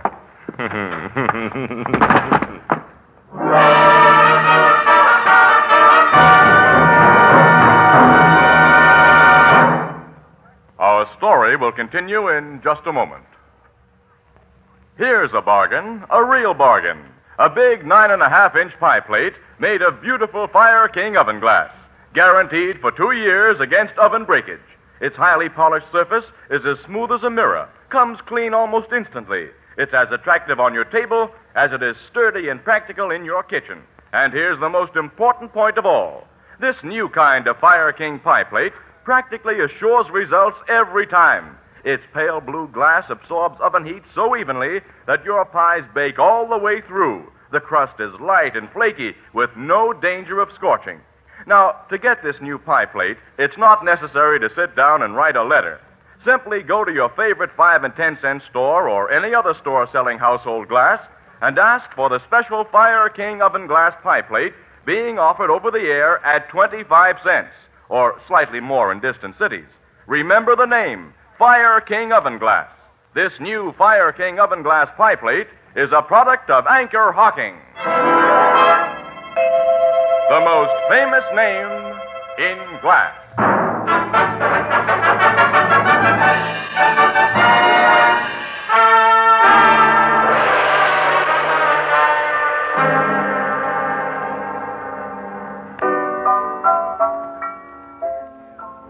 You're certainly a pretty picture, Casey. 2 black eyes, a lump on your jaw. You don't have to give me a bruise-by-bruise description of how I look, Ethelbert. I know how I Ethelbert, look. that big Senegalese prize fighter might have killed him. Oh. I know how you feel, pal, but you've gone at this thing all wrong. Rough stuff will get you nowhere. That's great. You got any suggestions? No. Captain Logan says there's nothing he can do, huh? Well, what can the cops do unless they can prove that Nazi got Mr. Phelan's money and got it under false pretense? Must be some way to get evidence. Why doesn't Logan detail one of his dicks to pose as a sucker and pass this Nazi a couple of marked bills? Well, that's been tried several times, but Nazi's too wise. Casey, I might be able to get the goods on Fata Nazi. But you? Yeah. No one would ever take me for a cop. I could go to Nazi and tell him I'd lost a sister, for instance. And I'd let him believe that I had some money, and he'd work his racket on me, and then I'd pass him marked bills, and we'd have him. Sure, it'd be a cinch, Casey. Oh, yeah. It'd be a complete bust, Oh, that's now what it'd why? be. Do you think anybody gets into Narzi's joint unless he knows who they are and all about them, Annie? You see, it's part of his racket to have the lowdown on people who come to him. Oh, you mean he'd look me up and find out I'm Ann Williams, who works for the Morning Express? Yeah, he sure would. Say, wait a minute. I've got an idea. What? Burke was telling me some of his recent family history a few days before I went to Detroit. He can give us the gimmick we need behind this thing. Burke? Your city editor? Yeah. Boy, and will he do it when he sees it as the build-up for an exclusive feature story. Annie, come on. We're talking to Burke right now.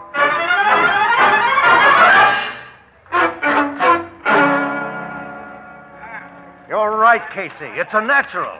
Williams, you'll check into an uptown hotel here tomorrow night as Marilyn Phillips of Portland, Oregon. Which is the real name and home address of your wife's first cousin, right? Yes, as Casey remembered my telling him, Marilyn lost her mother several months ago. Where's Miss Phillips now, though, Burke? Traveling in Mexico, so that'll be all right. She's about your size and coloring, Williams. I'll have my wife tell you enough about Marilyn Phillips tonight so that you can borrow her identity without any chance of a slip-up. When this Fada Narcy checks her, he'll think you're the real McCoy. Well, how'll I get to Nazi? I can't just walk up to his front You door. get to him the same way Dad Phelan did. You go to Jameson's occult bookshop and become a steady customer. The old dame who runs the place is probably a shill for Nazi. Oh, I get it. I pose as a grief-stricken daughter with money and let her and him do the rest. That's the play. After you check into the hotel as Marilyn Phillips, you're not to come near this office, near your apartment, or with anyone you know till this job's finished. Wait a minute now, Burke. You mean... I mean especially that she can't go anywhere near you, Casey. That'd give the whole show away. Oh, I didn't think of that. I'll see that you receive plenty of expense money, Williams. You'll report to me by phone. That's all. She can talk to me by phone, too. Well, what does she want to talk to you for? Yes. Why should I? Well, I thought I might be able to help or something. Burke will attend to everything. Sure, Casey. I'll attend to everything. Oh, that's just swell.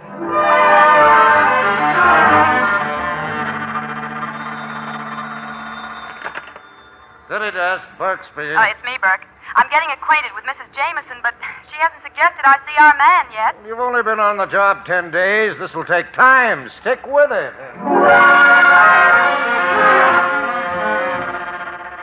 Casey, what on earth has happened to Miss Williams? It's almost 3 weeks since I seen her in here, and Miss Williams is away, Ethelbert. And who cares? Hey, you don't have to bite my head off. You've been coming in here for over a month now, Miss Phillips. I feel that I know you well enough to offer a suggestion that may soften your great sorrow. Well, the only thing that can help me, Mrs. Jameson, is if I could see my mother again or hear her voice. Well, perhaps you can. I know a remarkable man, Miss Phillips. A man of almost miraculous powers. His name is Theta Narcy.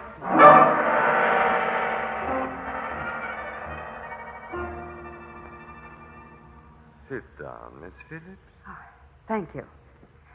I see things in the crystal ball. I see a lady there whom you loved very dearly. My mother? Yes. Her name was Alice. The woman who sent me here must have told you that. Be not hasty in your judgment, Miss Phillips. You were born October 4th, 1922. Your home was 47 Vista Road, Portland, Oregon. Your middle name is Celestine. Your mother's maiden name was McClintock. She's very close to you now, Miss Phillips. Very close. Can you make me see her, Swami? Or hear her voice? Later, perhaps. Come to me on Thursday next. In the meantime, I will pray that the one you love beyond the veil will speak to you and give you comfort. Go now. I'm very weary. Yes, Swami. How much do I owe you? Oh, me? Oh, my dear child, I make no charge for my services, ever. My mission in life is to serve mankind.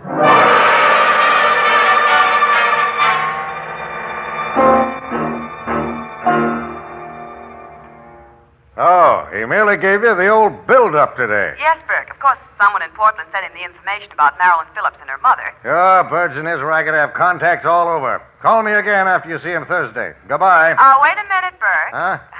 How's Casey? In very bad humor. Goodbye.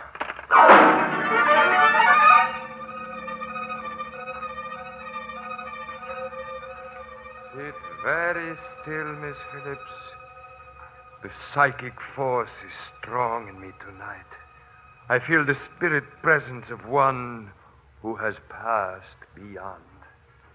You, think, Swami, that my mother... I cannot tell. I am sinking into trance. Hold my hands tightly. Look closely at the crystal, and soon you may hear the voice of the dead. It's so dark in here. Trance. I'm sinking into...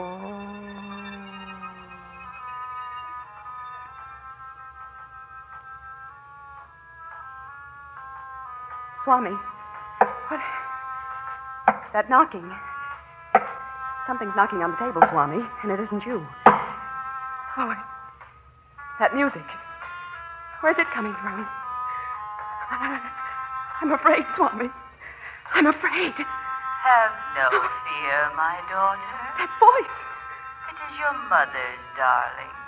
Mother? I'm with you, Marilyn, here. This good man has helped me make the journey from the land beyond to bring you comfort. I can't see you, Mother. I have more to tell you, my dear. Now the force is growing weak. Trust this good man. Trust Fate and Narcy, and I will come to you again through him. Come again, and I will have more to tell you. Oh. Swami Nazi. Swami Nazi. Was it a success, Miss Phillips? Oh, you don't know what happened? I was in trance. I never know. My mother talked to me. She said that she had more to tell me. We shall assist her then. Come to me next Wednesday.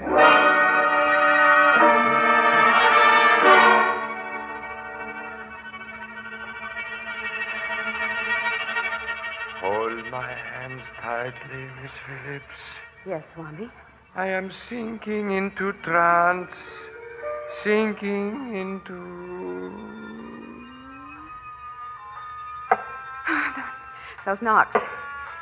And that music again. Mother. Yes, my darling. Come closer and let me really see you. That is beyond my power, dear. I have but little time. I'm so worried about you, my child. Worried about me? I left you so little money when I passed behind the veil. You must have more, much more, and you shall have it. I will point the way. Tomorrow, take your money from the bank. Take my money from the bank. Give it to this good man, Faded Narcy. He will invest it for you. Invest it so it will be doubled, tripled in amount. When that is done, your mother will be happy. You will tell Fata Nasi how to invest my money, Mother? I shall guide his every action. And I know all things, dear. Through him, I will make you rich. Promise, darling. Yes, Mother, yes. I'll bring Swami Nazi the money tomorrow. You've made me very happy. I must leave you now, darling. I must go.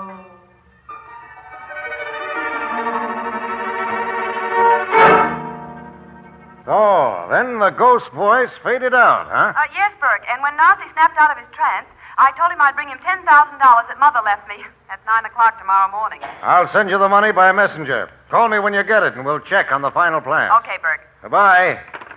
Well, Casey, tomorrow night will be the payout. Yeah? Cops will be posted around the house before Williams goes in.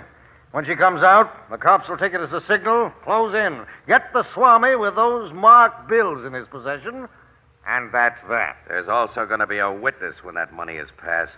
Who? Me. Why, you're the last guy in the world who could get into that house. I've been casing that joint, Burke. There's a big window in Narcy's chamber with a strong trellis leading up to it. The window is painted black inside, but if Ann can get it open just a few inches... You could see and hear what's going on. And I can take a picture of Ann giving that rat the dough. I'll use an infrared bulb that shows no glare. It'll make a swell shot for the paper. And for evidence in court, will you tell Ann to get that window open? I certainly will. Leave it to Williams. She'll get it open somehow.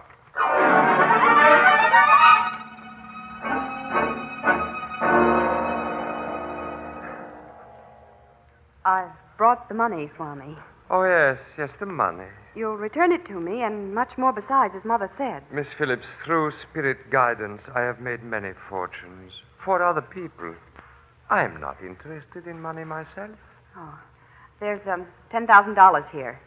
All I have. Well, I will accept and invest it as a sacred trust. Here. Thank you. What was that? I didn't hear anything. We'll see. This window. So, Mr. Casey. Hello, Narcy. Step off that trellis and into this room with your camera. As you see, I have a gun. Yes, I see. Now close the window. Okay. I am always alert for frame-ups. Yes, the guy in your racket has to be. You will give me the film you just exposed? What good will it do you? I saw you take the dough. Your testimony and that of Miss Phillips will be utterly valueless if the money cannot be found in my possession. It's quite obvious that I have been given marked bills, but they're easily destroyed. Casey, if he destroys the papers $10,000, I'll have to pay it back. I'll be in debt the rest of my life. He won't destroy it. Don't move, Mr. Casey. I shoot. Now take the film from your camera and toss it into the copper bowl on this table. Okay. I place your marked money in the bowl with it. Now strike a match, Mr. Casey, and burn them. That gun makes you the boss. Oh, Casey, when we tell Burke you burned the papers money... It is very probable that you will not be believed. There will be a large suspicion that you kept it for yourself. That doesn't bother me so much as the idea that you might beat this rap Nazi. I shall beat it. Now strike a match and burn that evidence. Okay. Money and the film in this bowl beside your crystal ball. Right at you, Nazi. Knock the gun out of his hand. Get it, Annie, quick. Looky. Yes, That big prize fighter. Come here, Looky, help. That's the guy I want to see again. Take this gun. You'll need it. No, I won't. Looky! I am here, master. You weren't expecting that crystal ball in your face, were you? Now, that'll hold you. Now, Swami Nazi, would you like to gaze into your crystal ball? Or can you guess what's going to happen? Don't hit me. Don't hit me. This is for Dad Phelan. This for Annie. This one's for me. And now, Annie, you can bring in the cops.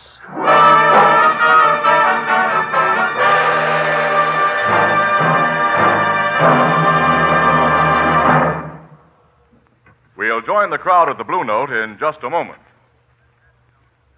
No wonder the new Anchor Glass one-way, no-deposit bottle is sweeping America. Think of all the extras it brings you at no extra cost.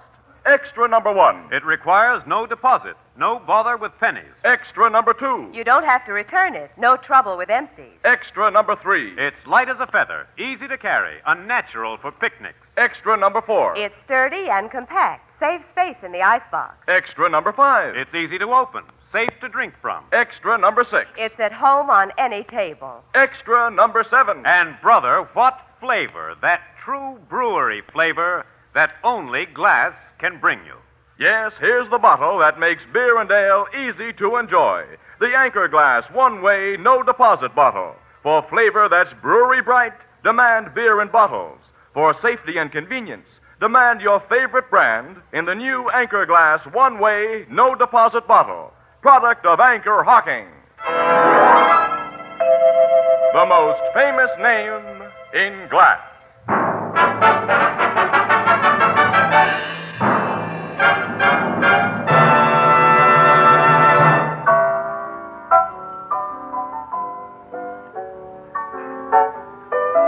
Cops got the whole gang of them, huh, Casey? Yes, Ethelbert. Including Mrs. Jameson, the dame who also impersonated Narzi's spook. That's swell, Miss Williams. And it's swell to see you around here again. I've missed you since you've been away on that case. Oh, thanks, Ethelbert. Yeah, that's right. We've all... say, Annie, it's kind of a nice night. How about you and me taking a walk? Why?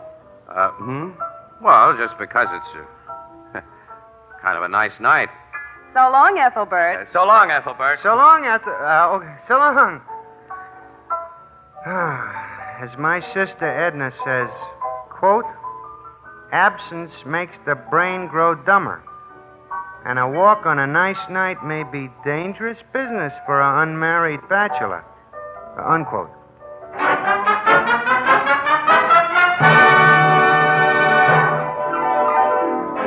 Crime Photographer, starring Stotts Cotsworth as Casey, is brought to you each Thursday by the Anchor-Hocking Glass Corporation, makers of Fire King oven glass. Anchor glass containers, Anchor caps and closures. All products of Anchor-Hocking, the most famous name in glass.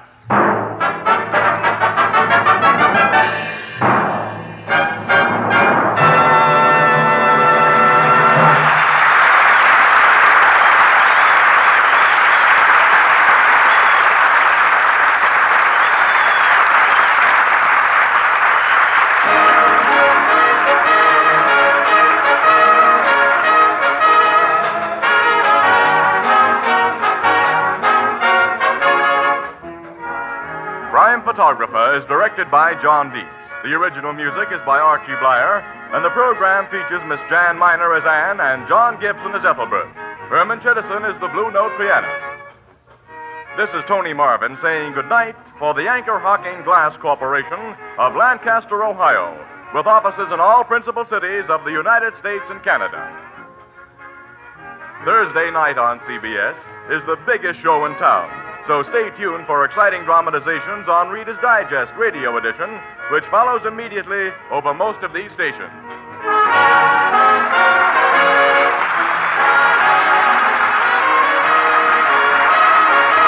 This is CBS, the Columbia Broadcasting System.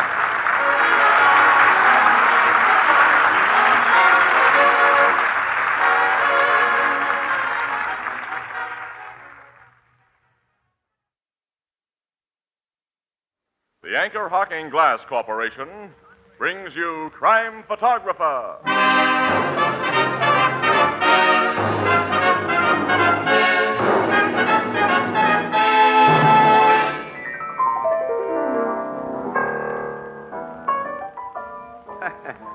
Where'd you get the black eye, Ethelbert? At a concert. A concert? What were you doing? I was just telling this fellow we have better music at the Blue Note Cafe. Mm-hmm. And? He turned out to be the conductor's brother. Ooh, well, that'll teach you a lesson, Ethelbert. When you're with strangers, it's safer to talk about something everyone agrees on. Like what, for instance? Like Anchor-Hocking, the most famous name in glass.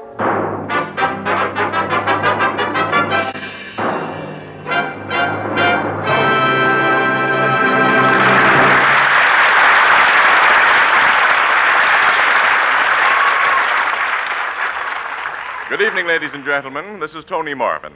Every week at this time, the Anchor-Hocking Glass Corporation of Lancaster, Ohio, and its more than 10,000 employees bring you another adventure of Casey, crime photographer, ace cameraman who covers the crime news of a great city. Written by Alonzo Dean Cole, our adventure for tonight, Bright New Star.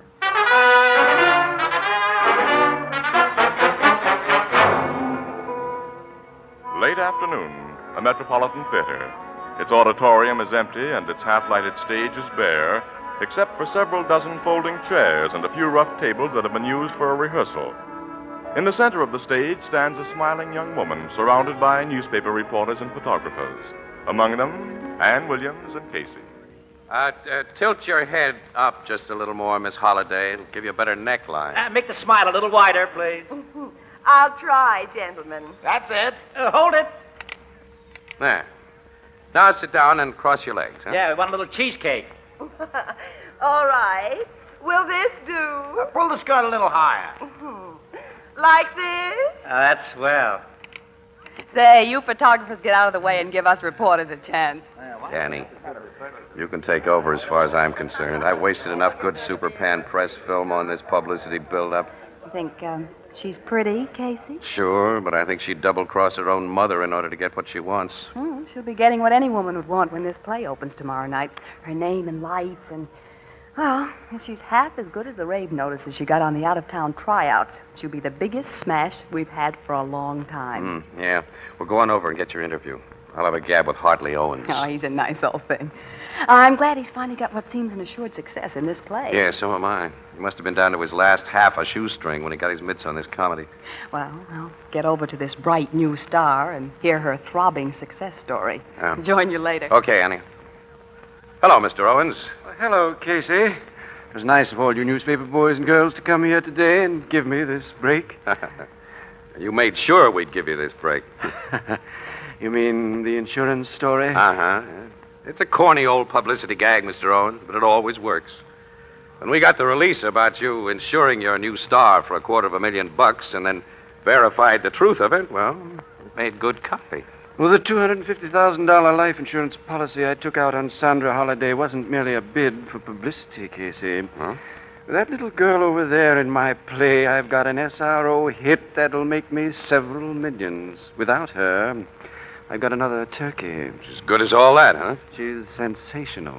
Your press agent said you discovered her in a Chicago night spot, but he soft-pedaled beyond that. What's the dope on her? Well, strictly off the record, Casey. She was entertaining in a pretty low dive when I found her. One of Murray Solano's places. Uh-oh. I knew Solano when he was running a clip joint in this town. It was a honey. So is Solano. I'm very much afraid. Afraid of what? Of complications. Huh? Solano's crazy about this girl. He wants to marry her. Ooh. Well, if she does, the publicity will wreck both her and your show. You know, among other assorted crimes and misdemeanors, that guy is strongly suspected of a couple of murders. Well, she won't marry him. As a matter of fact, Sandra's even more anxious to get rid of him than I am. But Solano has money, Casey. He was helpful to her before I took her out of his place. And I think that she had encouraged him a little too much. Now it's going to be hard to give him a brush off. Very hard. He's followed her here. He even managed to get a suite at the Courtly Blenheim where she's stopping, and on the same floor. Sandra wishes to be completely free of him, and she's temperamental and impulsive. If she doesn't handle the situation wisely, he might get nasty. Yeah, he will. Murray Solano was born nasty. Hello, Harvey. Oh, good afternoon, Bernice. Our dear little Sandra seems to be having a most enjoyable session with the newspaper people. Yes, indeed. Bernice, allow me to present Mr. Casey of the Morning Express. Casey, this is my other great star, Miss Rolfe. Well, it's a great pleasure to meet you, Miss Rolfe. I've admired your acting a long time. Thank you. You're a photographer, Mr. Casey? Yes. Then why aren't you taking pictures of Mr. Owen's sensational discovery? Well, I've already taken some. I'd like to shoot several of you, Miss Rolfe. That's diplomatic of you, Bernice, but my dear, you know. Yes, Hartley. I know. Good day, Mr. Casey. So long, Miss Rolfe. Her nose is out of joint, huh? Oh, she's terribly jealous of Sandra. When this play went into rehearsal, Bernice was engaged for what then seemed to be the stellar role. But when the writers and my other associates in the production saw what we had in Sandra, her part was lengthened and developed, and Bernice's was cut. If I hadn't had her signed to an ironclad contract, she'd have walked out on me. Must be pretty hard for her to take. Bernice Rolfe's an established star, and to have an unknown come in and take all the gravy. Well, it made her rather poisonous, to say the least. Yeah. Bernice has rooms at the Courtly Blenheim, too, on the same floor as Sandra and Solano and me. I'm going to have a time preserving peace there as well as at the theater. Say, isn't that Solano coming in? Oh, yes. I haven't seen him in a long time. He's put on a lot of weight. Owens. Hello. Well, Casey.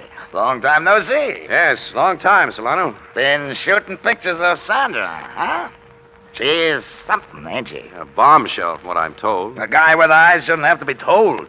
After my first look at her, Casey, I knew she had everything. You've known her for some time? Not long enough. Say, Owens, I figured it'd make Sandra feel good if I threw a party in her honor tonight. You know, give her a big send-off with flowers and champagne to wish her success. So I've made arrangements at the Silver Club. No, Mr. Solano. I told you there'd be no parties tonight. Tomorrow night's our opening, and Sandra must have complete rest until then. Nuts with that rest stuff. That kid likes excitement, eh, Sandra? Yes? I want to talk to you a minute. I'm terribly busy. Excuse me, Casey. I've got to make sure she doesn't... Yeah, I'll go with you, Mr. Owens. Ditch those newspaper characters for a minute and get an earful of what I've cooked up. I'm throwing a big party for you tonight, kid. Mr. Owens doesn't want me to go out this evening. So what? Now, here's what we're going to do, babe. How dare you call me babe? Huh? Mr. Solano, you neither know me long enough nor well enough to call me babe. Of course, this is an act, kid. It is not an act. I want you to leave me alone. I thought your head has been getting bigger and your hat's a little higher. Mr. Owens, please have this man put out of the theater. Sandra. Put me out, huh? Isn't it plain enough that I don't want to see you anymore? Yeah. It is now. So long, babe.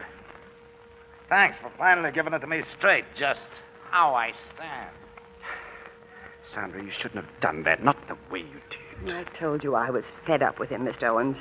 And you wanted him out of the way. Solano's dangerous. I'm not afraid of him.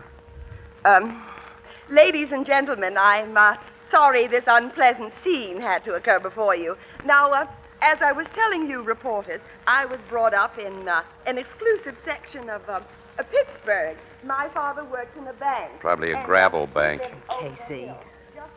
What do you suppose the lowdown is on that Solano person? I'll tell you when we get out of here, Annie. Come on, let's go. Okay. So long, Mr. Owens. Casey. Yeah? Will you excuse us a moment, Miss Williams? Certainly. Casey, you're an old friend, so I know everything I've told you will be off the record. This opening tomorrow night, the success of my new star, means everything to me. The wrong sort of publicity at this time. Yes, I understand. Well, don't worry. Nothing to hurt your show. We'll get into the Express, and the people here from other papers are young in the racket. They don't know Solano. Thanks. You think he might try to harm Sandra? It was pretty rough, the way she gave him the gate. Solano's going to be plenty burnt. Look, why don't you play safe and get her a bodyguard? I shall. That'll be good for publicity. Yeah. You would think of that, Hank. Second nature, my boy. But seriously, until I secure guards for the job, I'll keep very close watch over her myself. Well, that'll be easy since you're stopping at the same hotel. Well, so long, Mr. Owens. So long, Casey.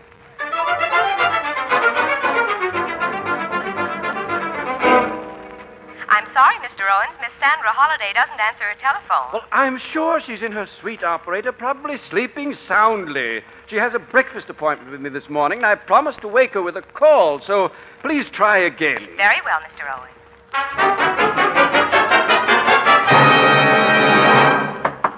Don't waste time knocking at that door, man. Open it. If I use my pass key on Miss Holliday's door, you must take the responsibility, Mr. Owens. Ladies don't usually like it when house detectives barge in. I'll take all responsibility. I tell you, I've been trying to rouse her by phone for almost half an hour. Don't be worried, sir. She may have gone out. I told her not to go out. Open that door. Here you are, sir. But nothing ever happens to people in this hotel. Merciful Lord. Sandra. Her head's all bashed in. She's dead. Dead before she could open tonight. I've lost at least $1 million. You can think of money at a time like this? Yes. And of paying off the man I think has robbed me of it. He's in this hotel, on this floor, if he hasn't run away. Call the police and then arrest Murray Solano.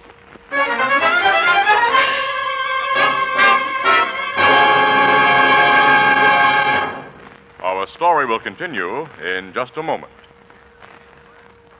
Want to make your folks' mouths water with a surefire dessert? Then let it be homemade pie. And set it on the table in a gleaming Anchor-Hocking oven glass pie plate. Its fluffy, light brown crust will give a tempting hint of the goodness within. Peaches, berries, or creamy lemon meringue. And those delicious pies will be even better when baked in a Fire King oven glass pie plate, because they bake all the way through. And after the last delicious piece is tucked away, that beautiful Fire King oven glass plate washes clean in a jiffy. Now, right now, your favorite 5 and 10 cent store and all other stores selling household glass are featuring an unusual bargain. A big 9 1/2 inch Fire King oven glass pie plate at only 25 cents. Slightly more in distant cities.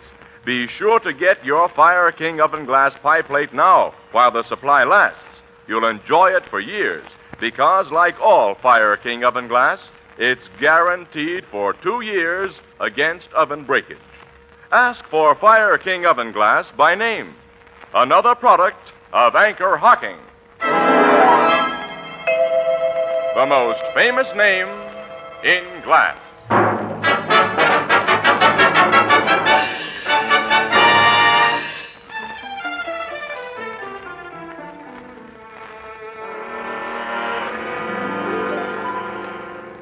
You and this house detective went to Solano's rooms right after you phoned me at headquarters, Mr. Owens? Yes, Captain. Solano wasn't there. The guy left in such a hurry, Captain Logan. He took nothing but the clothes he was wearing. Which means that after he killed Sandra, he lost no time in making his getaway.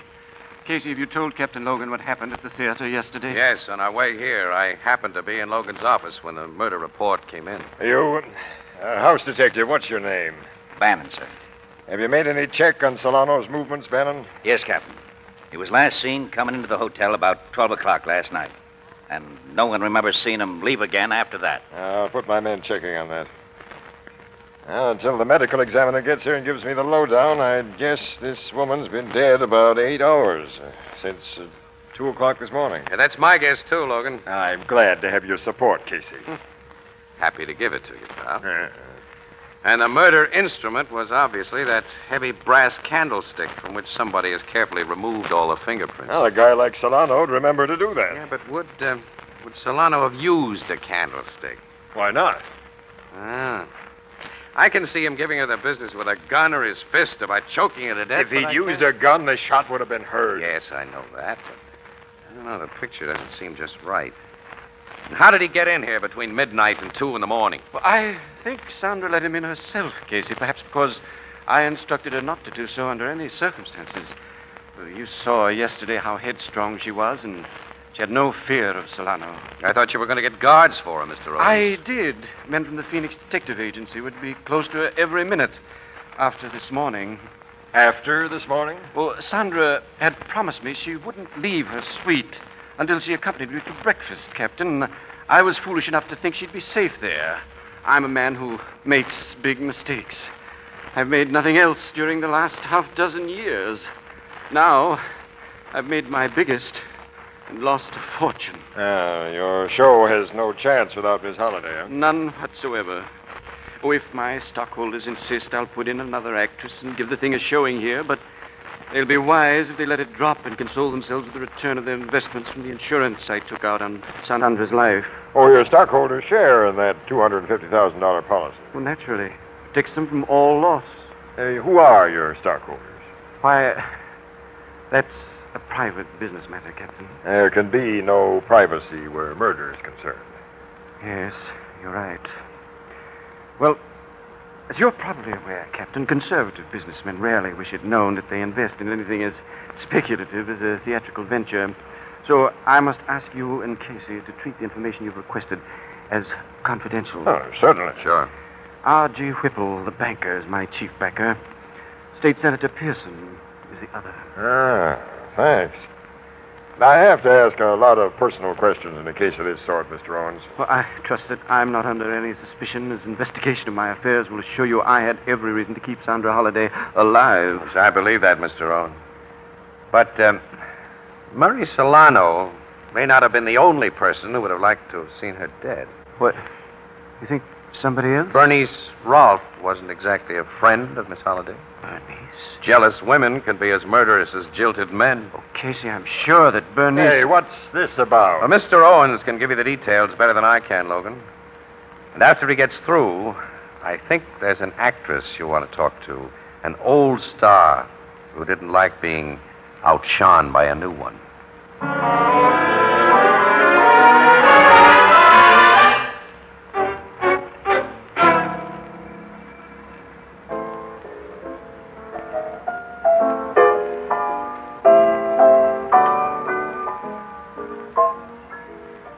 Hey, Joe. Yeah? Colonel Bernstein wants another mint julep, and we're all out of mint. I'll get some right away, Ethelbert. Yeah, make him the julep when you do. Okay. Joe just lets things go behind this bar. Joe does. Well, sure, Miss Williams. I'm not supposed to do everything. Huh? Everything. Now, go on with what you were saying, Casey.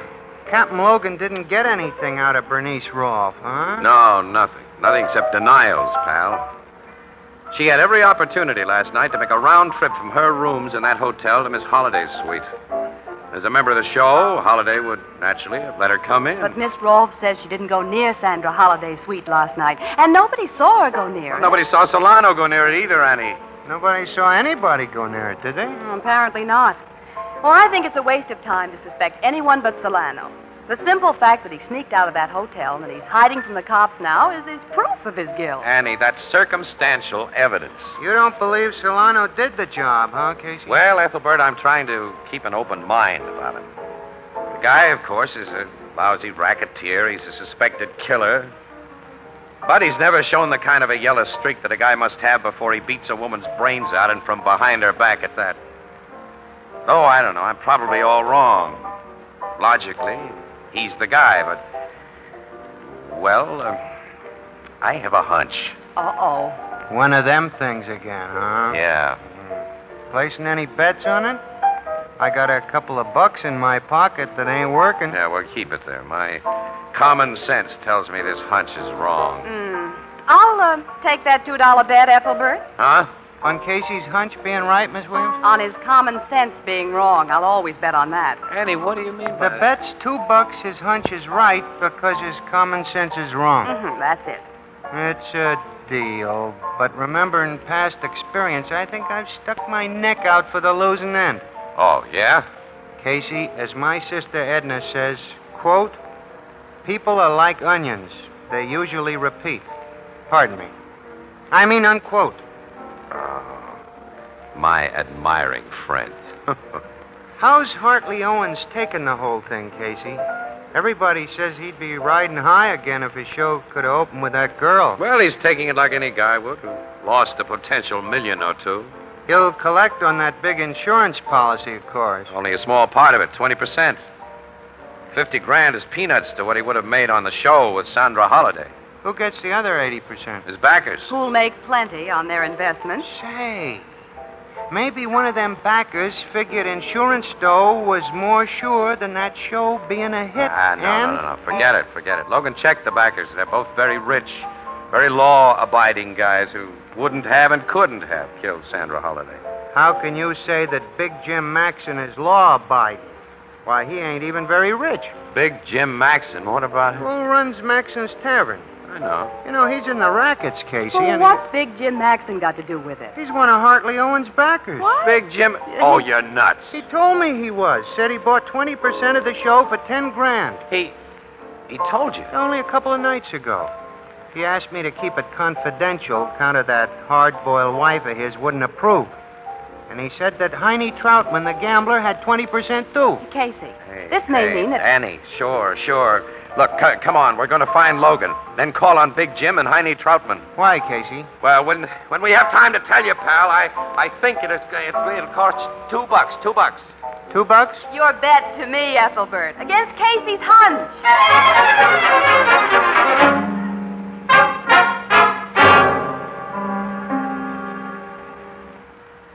Sit down, gentlemen. No, thanks, Mr. Owens. We won't be here very long. Neither will you, Mr. Owens. I, Casey? Uh-huh. Nice suite of rooms he has, Logan. He's going to miss it. I don't understand. This afternoon, I called on the backers of your show whose names you gave me, Mr. Whipple and Mr. Pearson. I'm sure they confirmed everything I told you. They did, 100%. Yeah, but tonight we made other calls on Big Jim Maxon. Maxon? And Heine Troutman. I don't know what you're... Oh, yes, you do. You sold 140% of your show, Owens. You expected the show to be a flop, which would mean no payoffs to anybody but yourself. To make sure it would be a flop, you put an unknown entertainer into one of the big parts. But she made your turkey into a hit. If she'd opened here in the big town, you'd have been called upon to pay out 40% more than the show could bring in. To 2 hard-boiled businessmen and 2 tough racketeers. When you got the bright idea of insuring Miss Holliday's life, the business guys with their lawyers made you sign over an interest in the policy to the extent of the shares they'd bought, 80%.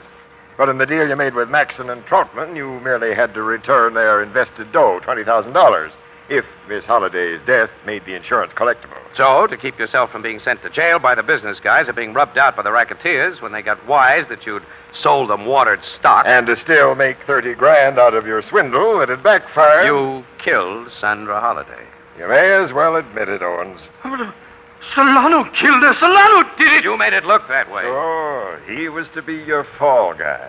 Yeah, stick out your wrist, Owens. I've got a pair of bracelets for you. Oh, no. Look, give me that gun. If either of you take a step, I'll shoot. You think I came here to arrest a murderer without posting 10 men in the hall outside to cover us? Nobody's going to get me. There's an extension roof only a floor below these windows. I'll jump and get away. You're crazy. Maybe I am crazy. So crazy I'm going to kill both of you. He's going to shoot you. Now, wait. No! Oh, it's on the floor. Well, who fired? I shot the rat, Captain. Solano. Yeah, Casey. You're okay. This gat in my mitt won't do you and Captain Logan any damage. Thanks. Yeah, $1 million. Funny. I never thought I'd save the life of a cop and a newspaper guy, but things don't always happen the way we figure. You know, we just found that out. Tell me, how did you get in this room? That's funny, too. I was coming along the hall this morning when I heard Owens and that house dick talking in Sandra's suite. I heard him say she was dead. And Owens said I'd killed her. Knowing how I stand with cops and having no alibi, I did a quick duck through another open door into here. You've been hiding out in Owens' suite? You cops never bothered to look for me in the rooms of the guy who would set you to hunting me. He didn't know I was here. Any more than I knew he was the rat who killed Sandra. Funny all around. Funny. Wouldn't have been funny for Logan and me if you hadn't been here. That maniac had the drop on us. We hadn't a chance. Maniac, huh? You heard him. He was crazy. Owens is coming, too. You didn't kill him, Solano. I'll get a doctor for him. First, give me your gun, Solano. Casey and I are thankful you had one and used it as you did. I'm keeping this gun. Huh? It's got a little job to do. Solano. The rat who turned my girl against me and then killed her isn't going to die of old age in an asylum. Solano! Give me that gun! You fool. You can have the gat now, Captain. You're under arrest, Solano, for murder. Sure, Captain. Funny, ain't it? The way you finally pinned me for a rap in the hot seat.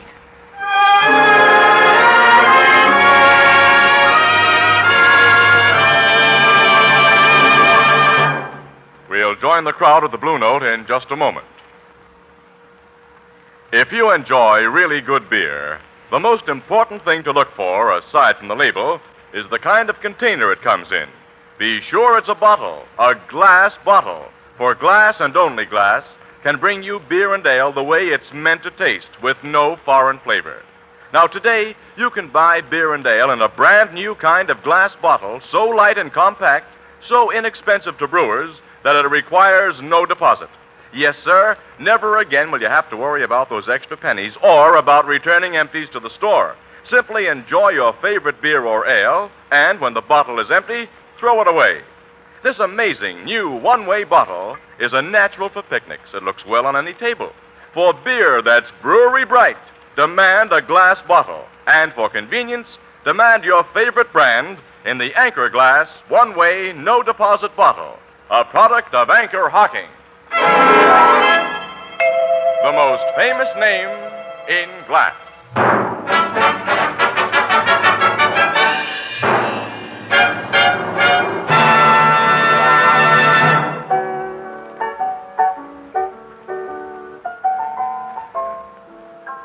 It was funny, Casey, how Solano was finally got for murder. Well, I'm not laughing about it, Ethelbert. No, he saved Casey's life. And Logan's. Well, not only that, Solano's a bad guy. He's deserved a life sentence or the chair for a long time, but... No, nuts, I don't know. Say, Ethelbert, I just remembered. You owe me $2 on that bet. Yeah, my hunch was right.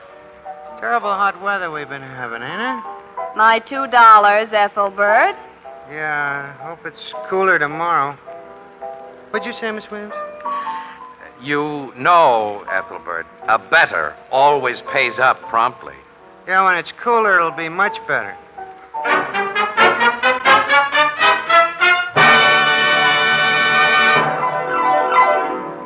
Crime Photographer, starring Stotts Cotsworth as Casey, is brought to you each Thursday by the Anchor-Hocking Glass Corporation, makers of Fire King Oven Glass, Anchor Glass Containers, Anchor Caps and Closures. All products of Anchor-Hocking, the most famous name in glass.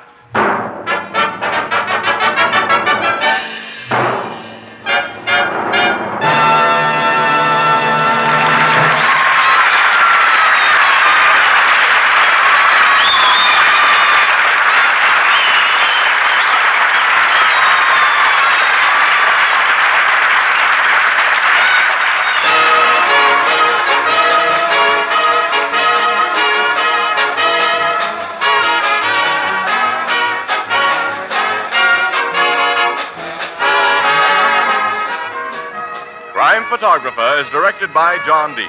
The original music is by Archie Blyer, and the program features Miss Jan Miner as Anne and John Gibson as Ethelbert. The part of Hartley Owens was played by Roger DeKoven. Herman Chittison is the Blue Note pianist.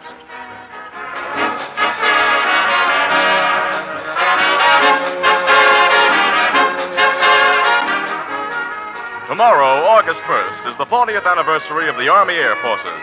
Anchor-Hocking joins in saluting the men of this great organization and in reminding the nation they serve that air power is peace power.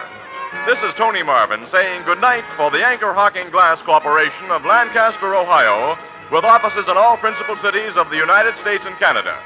Thursday night on CBS is the biggest show in town, so stay tuned for exciting dramatizations on Reader's Digest Radio Edition, which follows immediately over most of these stations.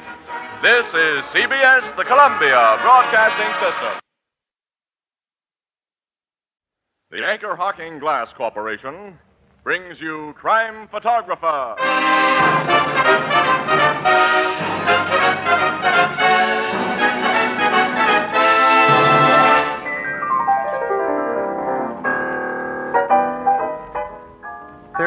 Days has September, April, June, and November. All the rest have 31, and this ain't leap year, thank heavens. Thursday the 7th. Casey! What? Hey, don't scare me like that. Casey, we're famous. Famous? We've been on the air just a year today for Anchor-Hocking, and they're famous. Right, Ethelbert. Anchor-Hocking, the most famous name in glass.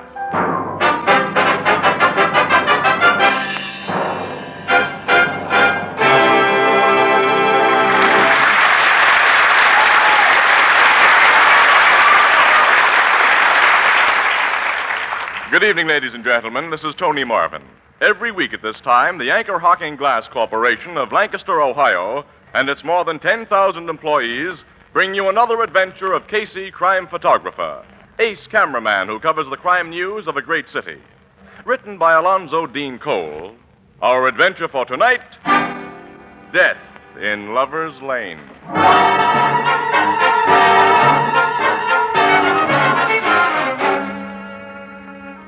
A moonlight night, a lonely road, a parked car in which, close together, sit a man and woman. Ah, romance. And then, from the dense woods that line the road, the sharp snapping of a twig. Bill, Yeah, something's moving behind those trees. a man. I see. He's coming this way. What's your car doing here? Is that any of your business, mister? I think so. I'm a police detective. Bill. Quiet, Nora. What do you want, officer? Stay where you are. He's pointing a gun at us. What's the big idea, fella? If you're a cop, let's see your badge. This gets my badge. Both of you stick up your hands. My hands are coming up, mister. With this! You got him in the arm, Bill. Knock the gun out of his hand. He's running. All right, you phony. Now stop or I'll kill you. I'm a real cop, and this is your last warning. Okay. He made the woods. He's getting away. I'm going after him. Now blow your whistle, Nora, and signal the boys to close in. This guy is the Lover's Lane killer.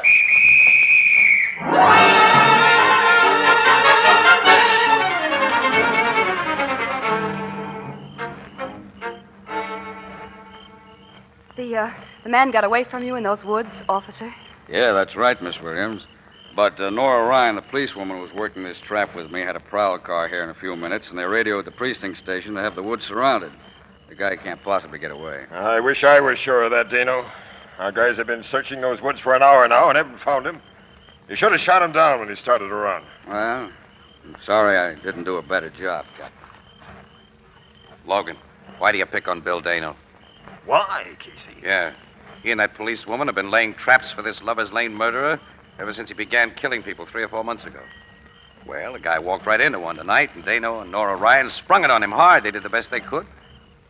Killer's bottled up in these woods, wounded and without a gun. You're sure to find him when daylight comes. If this killer gets away after we had him in our hands... Do you think it's really the Lover's Lane murderer who came after Dano and Mrs. Ryan tonight? Well, we can't be sure, Miss Williams. The only people who've seen the Lover's Lane murderer in action didn't live long enough to describe him.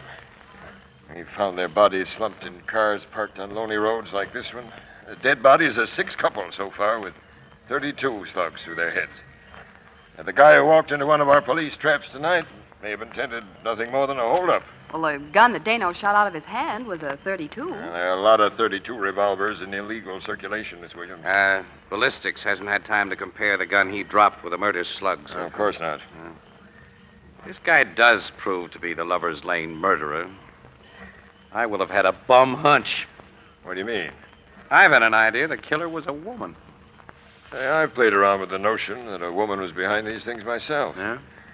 A dame whose love life hadn't been so good and who resented other people finding romance under the moonlight in parked cars. Well, what about the little card with I'm Death printed on it, the one the killer always leaves? And those cards could have been left by either a man or a woman, Miss Williams. Our handwriting experts say they show no definite sex characteristics. I know, Logan, but, well, as I say, my hunch wasn't very strong. Captain. It's a gunshot. Yeah. They must have found him. Now, it came from in there. Yeah, I'm going in. Yeah, so am I. You stay here, Annie. Oh, no, I will not. Kid, look, where there's shooting going on, no woman should be I don't present. call one-shot shooting. I'm going with you. What's happened? Captain Logan, come here. I'm coming, Dano, but what? There's our man, Captain. The same guy who pulled the gun on Mrs. Ryan and me. Good job, Dano. You got him this time. Yes, and for keeps. Huh? Oh, I didn't shoot him, Captain. You didn't? No, I heard a shot and came here in the woods in this direction and found the guy lying here. Well, who did shoot him if you didn't? Our other cops are too far away. They're just getting here now. Well, I don't know. Hey, Logan, there's a clean hole in this dead guy's head, and it wasn't made by a police 38. It looks more like a 32. Captain, beside the body. I see. Casey. A printed card. I'm Death. The sign of the Lover's Lane murderer. Then he just killed this guy. And this guy wasn't the Lover's Lane murderer.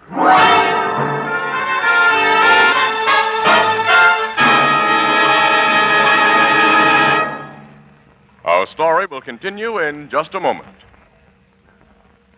Extra, extra, read all about it. Great new discovery makes beer and ale easy to enjoy. It's a new kind of bottle. A different kind of bottle. It requires no deposit. No fussing with pennies. You don't have to return it. No bother with empties. Just pour out the beer and throw the bottle away. It's light as a feather. No arm-weary lugging. It's sturdy and compact. Saves space in the icebox. It's easy to open. And safe to drink from. It belongs on the table. It's at home on a picnic. And, brother, what flavor?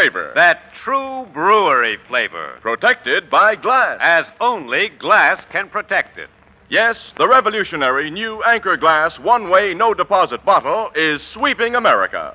For flavor that's brewery bright, demand beer in bottles. For safety and convenience, demand your favorite brand in the new Anchor Glass one-way no-deposit bottle. Product of Anchor-Hocking. The most famous name in glass.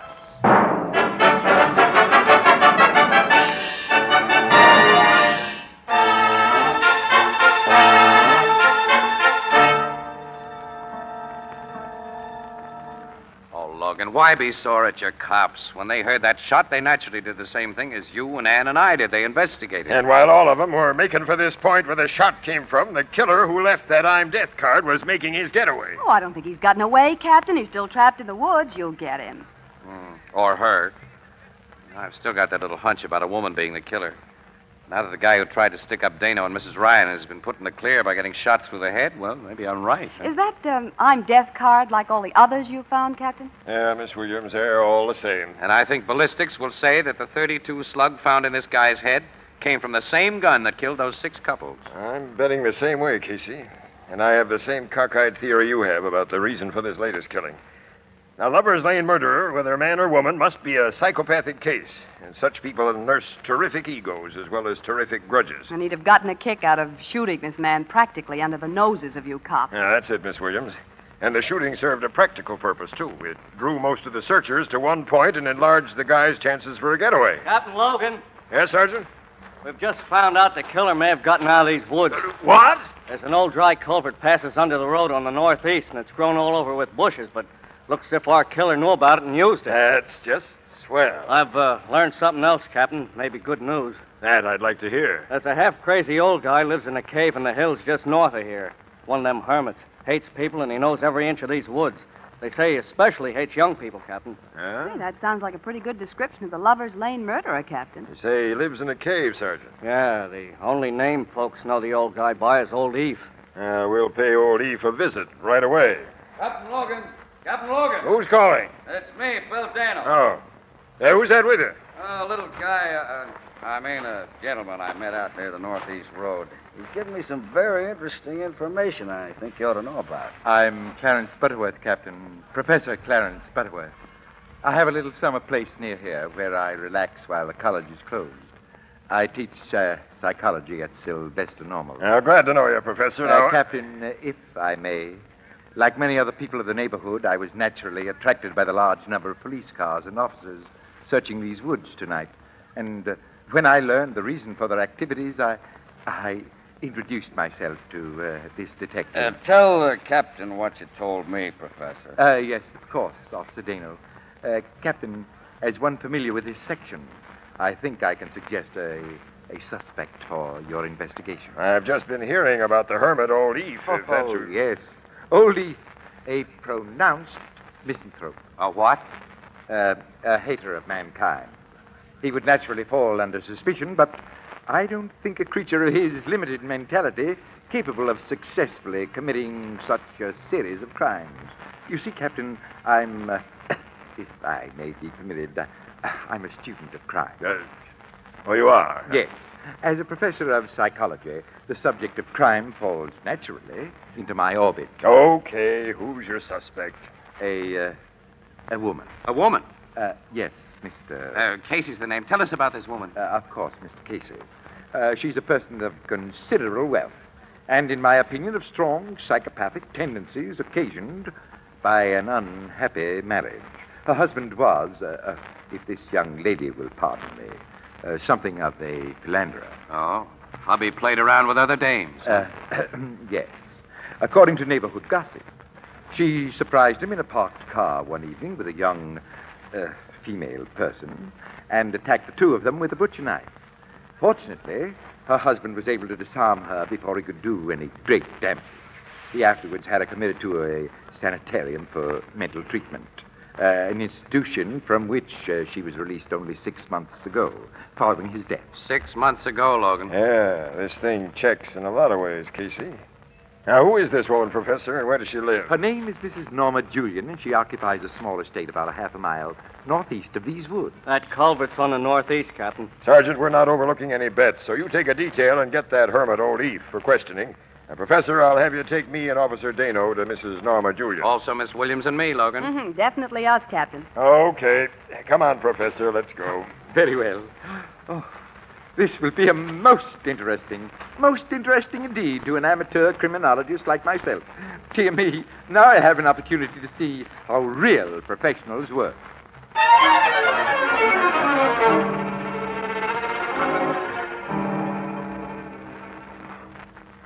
I'm Norma Julian. What do you policemen want? I've just been talking to your servants, Mrs. Julian. They say that you've been away from home most of the evening, that you returned only a few minutes before we arrived. I'm frequently away from home. What about it? Well, I'd like to know where you've been. It's none of your business. But I've been out walking. Alone? Alone. I prefer my own company. Did you meet anyone during your walk? I tried to avoid meeting anybody. Where'd your walk take you tonight? North of here, in the hills. You weren't south of here in the woods? No, I was not. Why? There are burrs in your skirt, Mrs. Julian, and those woods are full of burrs. There are plenty of burrs in the hills. What's the purpose of this questioning? And how dare you policemen bring that young woman into my house? Oh, me? Yes, you. You're the sort of woman that stole my husband, the kind that makes people say I'm crazy. You're the kind that... Stop her, Dino.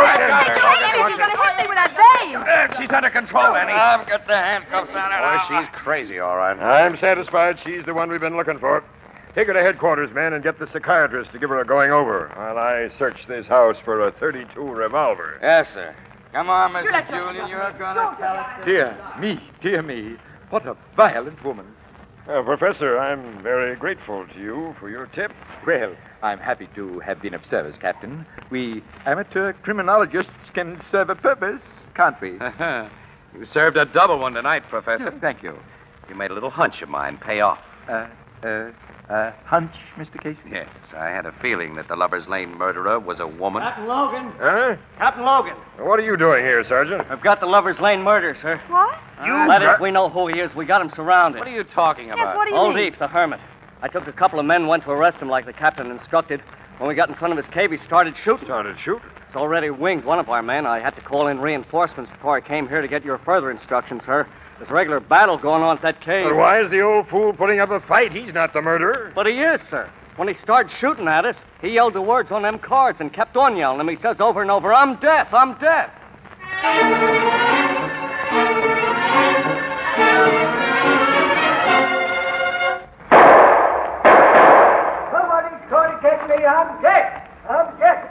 Listen, Captain. I hear, Dano. Hey, that one came close. Annie, keep down behind these rocks. That old guy shoots straight. No, I'm keeping down, Casey. He isn't shooting so often now, Captain. Maybe he's running short ammunition. We got to get up there with a tear gas bomb and smoke him out. Don't look like there's any shelter between here and that cave. He'll kill anybody who tried to climb that exposed hill. We'll go around the hill. Get at him from the rear. But the cave has only one entrance. The opening's in front, and he's watching that. And how? Heads down, everyone. Captain, I'm sure the cave has 2 openings. You are, Professor? Reasonably so. During one of my rambles about the neighborhood last summer, I discovered an opening covered by trees that apparently led downward to the rear of Old Leaf's cave. Could you find it again? I believe I can. Sergeant, you and your men keep that maniac's attention. Start shooting and draw his return fire to exhaust his ammunition. Dano, you come with the professor and me. Yes, sir. I'm going to be a part of that expedition, Logan. And me. Oh, no, Miss Williams. If Casey wants to take chances, that's his business, but I'll have no women. You stay here, Annie, where it's safe. Oh, safe, huh? Well, safer. Now lead the way, Professor, and keep under shelter. Let's go. Very well. See you later, Annie. Oh, I hope so. Nobody gets Leaf. You varmints, I'm dead. How's that hunch of yours now, Casey, about a woman being the Lover's Lane murderer? That hunch, Logan, just ain't around anymore.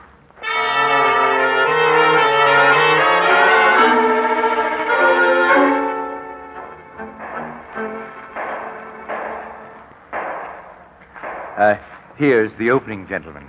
Piece of the cave, Logan. Say, Logan, how are you going to work this thing? Drop in a tear gas bomb? No. Well, this hole's wide enough to squeeze through, so I'm going down. That old guy will put a rifle bullet right through you. Well, he hasn't returned a shot to our guys for a long time now, Casey. He may be out of shells. Anyway, he's being kept so busy watching his front door. It's a big chance, pal. Now, Dano will follow and cover me. So will I. You haven't a gun. So what? So you're nuts. Gentlemen, I think you're extremely foolhardy to venture in there. Well, it's got to be done, Professor. Here goes. Dear me. This is exciting. Now, I'm down, Dano. Come on and be quiet. There's a bend in the cave, and that nut can't see us from where he is. I'm with you, sir. Me too. I also. Professor. I simply couldn't miss this, Captain. And I know you won't let me get hurt. I'll keep quiet then and keep back. Come on, Dano. All right. Hey, Captain. Yeah? Look, there's the old guy now. Crouching behind that barricade. His rifle's on the floor. He's out of ammunition. Hey, Logan, he's got something else in his hands. It's not a gun. It's a bottle. There he goes. Stick up your hands, Eve. We got you. No, keep back, or I throw this bottle. It's full of nitroglycerine. Nitroglycerin? Oh, it's all the conjuration. I'm dead, I'm dead. Don't throw that. He's throwing it. Oh, it didn't explode. It was just a bluff. I got the thing, Logan. Stick it in your pocket, Casey. Give it to me later. Yeah, I'll do that. Oh, you. I clipped this old maniac with my gun butt. Sure did. He's out cold. So is the professor. The professor? What's the matter with him? Yeah. The little guy fainted when he pitched that bottle. Well, I almost did myself. Yeah, you and me both, Dano. Well, maybe you guys think I took it easy. Oh, boy, he might have had the real McCoy in that bottle. But anyway, we finally got the Lover's Lane murderer. I hope.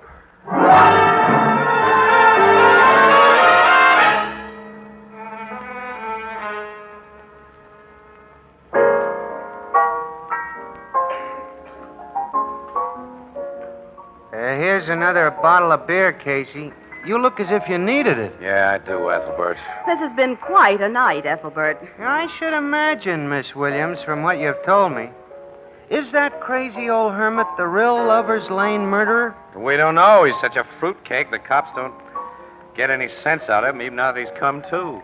We didn't go back to headquarters with him because I had to write my story, and Casey had a lot of pictures to get ready for the engravers. Yeah, I'll have to go to headquarters later and give Logan this bottle of nitroglycerin. Excitement, we both forgot about it. Is that the bottle of stuff the old guy threatened you with? Yeah. Looks like greasy dishwater or cold soup, doesn't it? You're sure it ain't real nitroglycerin, huh? Oh, if it was, pal, I wouldn't be here. When stuff like nitro gets thrown around, things blow up. I've heard it don't stand for rough treatment. That's right. Logan will want that little bottle of dishwater for evidence, I suppose. Oh, sure. Cops always want everything. How about the woman, that Mrs. Julian, who was arrested first? She's another nut. The police are holding her. She may still turn out to be the killer, Annie. Oh, Casey, you certainly hang on to a hunch. I haven't a hunch about this thing anymore, or even an idea. You know, this has been a tough night. Oh, it's not over yet, Casey. We've another job to do. You have? Yeah. City desk wants a lot of personal dope on little Professor Butterworth. We're playing him up as the big hero of this evening's frolic, so we're going out in the sticks again and see him. He snapped out of his faint okay, huh? Sure. He was still kind of white around the gills when we saw him last. Well, come on, Annie. Let's get over it with and call it a day. Okay. So long, Ethelbert. So long. Hey, Casey. Huh? Take your bottle of nitroglycerin. Oh, thanks for reminding me. I wouldn't like it to explode sitting on my bar.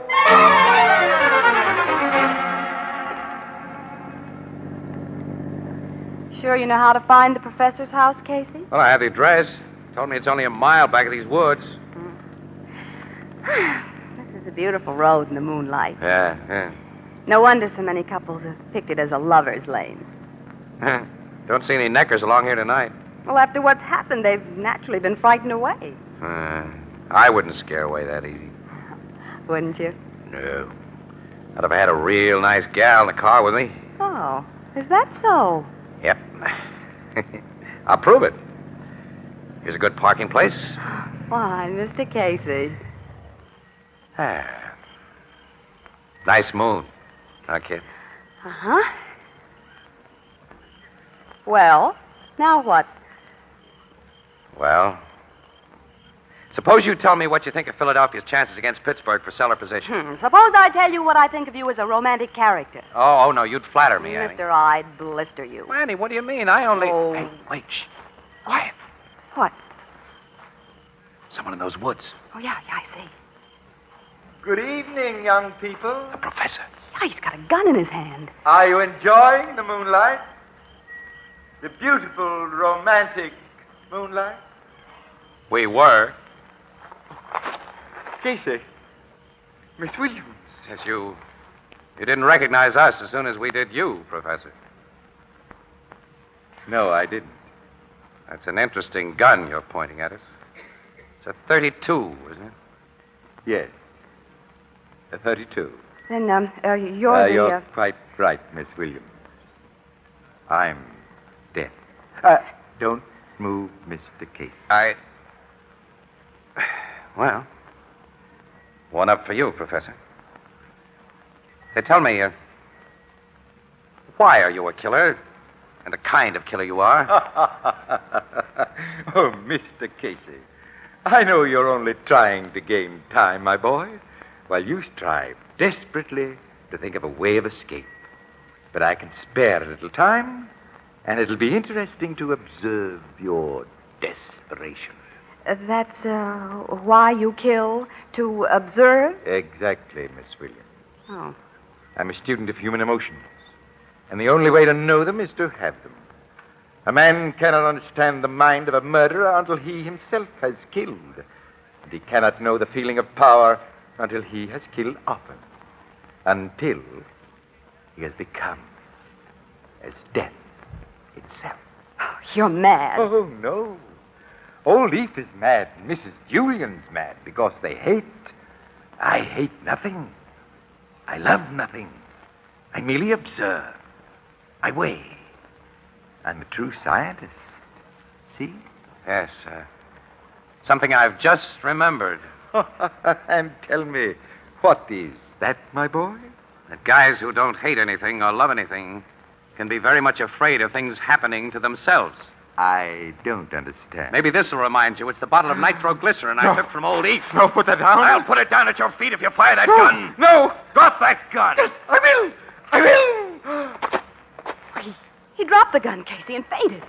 He's out cold again. And I've got his gun. Well, now, why did he fall for your bluff? He knew that bottle didn't explode before. How do I know what makes a madman tick, Annie? I didn't think he'd fall for that nitroglycerin gag. It was all I could think of, though. Hey, Casey, here comes a police car. Yeah, we'll flag it down. Get this guy under handcuffs. Hey, stopping, Casey. Casey, I thought we'd never find you. Hi, Logan. Hey, what are you doing here? For you, too? Your city desk told us you'd gone to the professor's house. When we found nobody there... Never mind about that, Sergeant.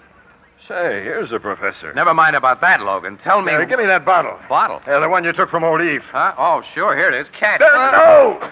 Hey, you take it, Sergeant, and wrap it up carefully. Yeah, I'll say I will. Wrap it up carefully. Yeah. Old Eve swears it's the real stuff, Casey. He told us how he made it. Yeah, the good Lord only knows why it didn't blow us all apart when he threw it. Must have just landed easy. That stuff? Is real... Nitroglycerin? Yeah, I recognize the soupy look of it now. No. Oh, Casey, I think I'm going to faint. Annie, move over. I'll join you.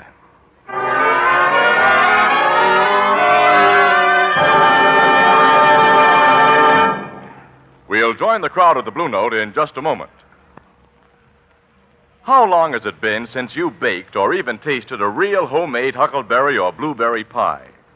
Say, remember the symphony of color as your fork touches the tender golden brown crust and the rich deep purple juice spills out across your plate? My, oh, my. You know, good cooks, and my mother among them, tell me this is one of the hardest pies in the world to bake properly. But there's one way to be sure of results with any kind of pie. Use Fire King oven glass pie plates. Crusts are always golden brown and fluffy. Pies bake all the way through without danger of scorching. And, of course, that beautiful pale blue Fire King oven glass presents your pie at its best when you bring it to the table. Right now, you'll find at your 5 and 10 cent store or any other store selling household glass an unusual Fire King value. A big 9 1/2 inch Fire King pie plate for only 25 cents, or slightly more in distant cities. It's genuine Fire King oven glass, guaranteed for a full 2 years against oven breakage. And remember, its cost is only 25 cents.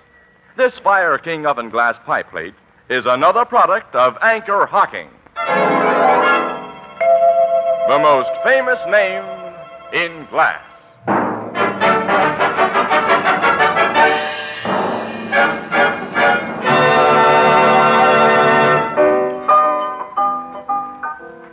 So they got the professor in a nice, solid cell, huh, Casey? Yeah, he's out of circulation, Ethelbert. Gee. And you got him with that phony bottle of explosive that was nothing but greasy soup. Yeah. We haven't told you about that bottle, pal. The professor, having a good knowledge of chemistry, among other things, had recognized it from the first as real nitroglycerin. Real What? Yeah. There was enough in that bottle to blow up a city block. And you had it sitting in front of me on this bar tonight. That's just what we did. Ethelbert! Wait a minute, pal. Hold on. Hold on. I'm trying to, Casey. Casey, he's... Ethelbert! Hey, don't faint. Ethelbert. Anne, he's... Walter! Walter!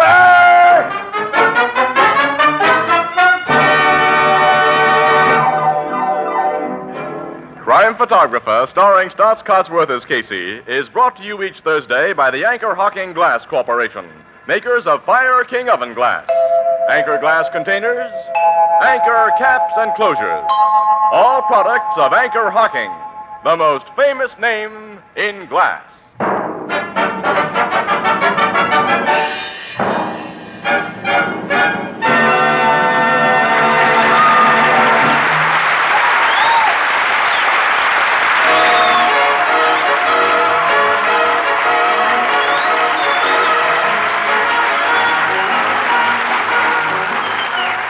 Crime Photographer is directed by John Dietz. The original music is by Archie Blyer, and the program features Miss Jan Miner as Anne and John Gibson as Ethelbert. Herman Chittison is the Blue Note pianist.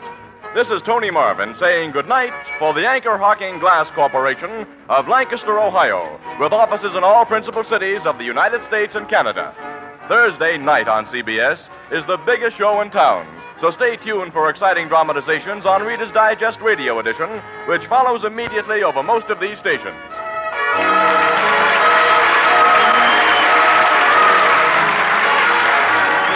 This is CBS, the Columbia Broadcasting System.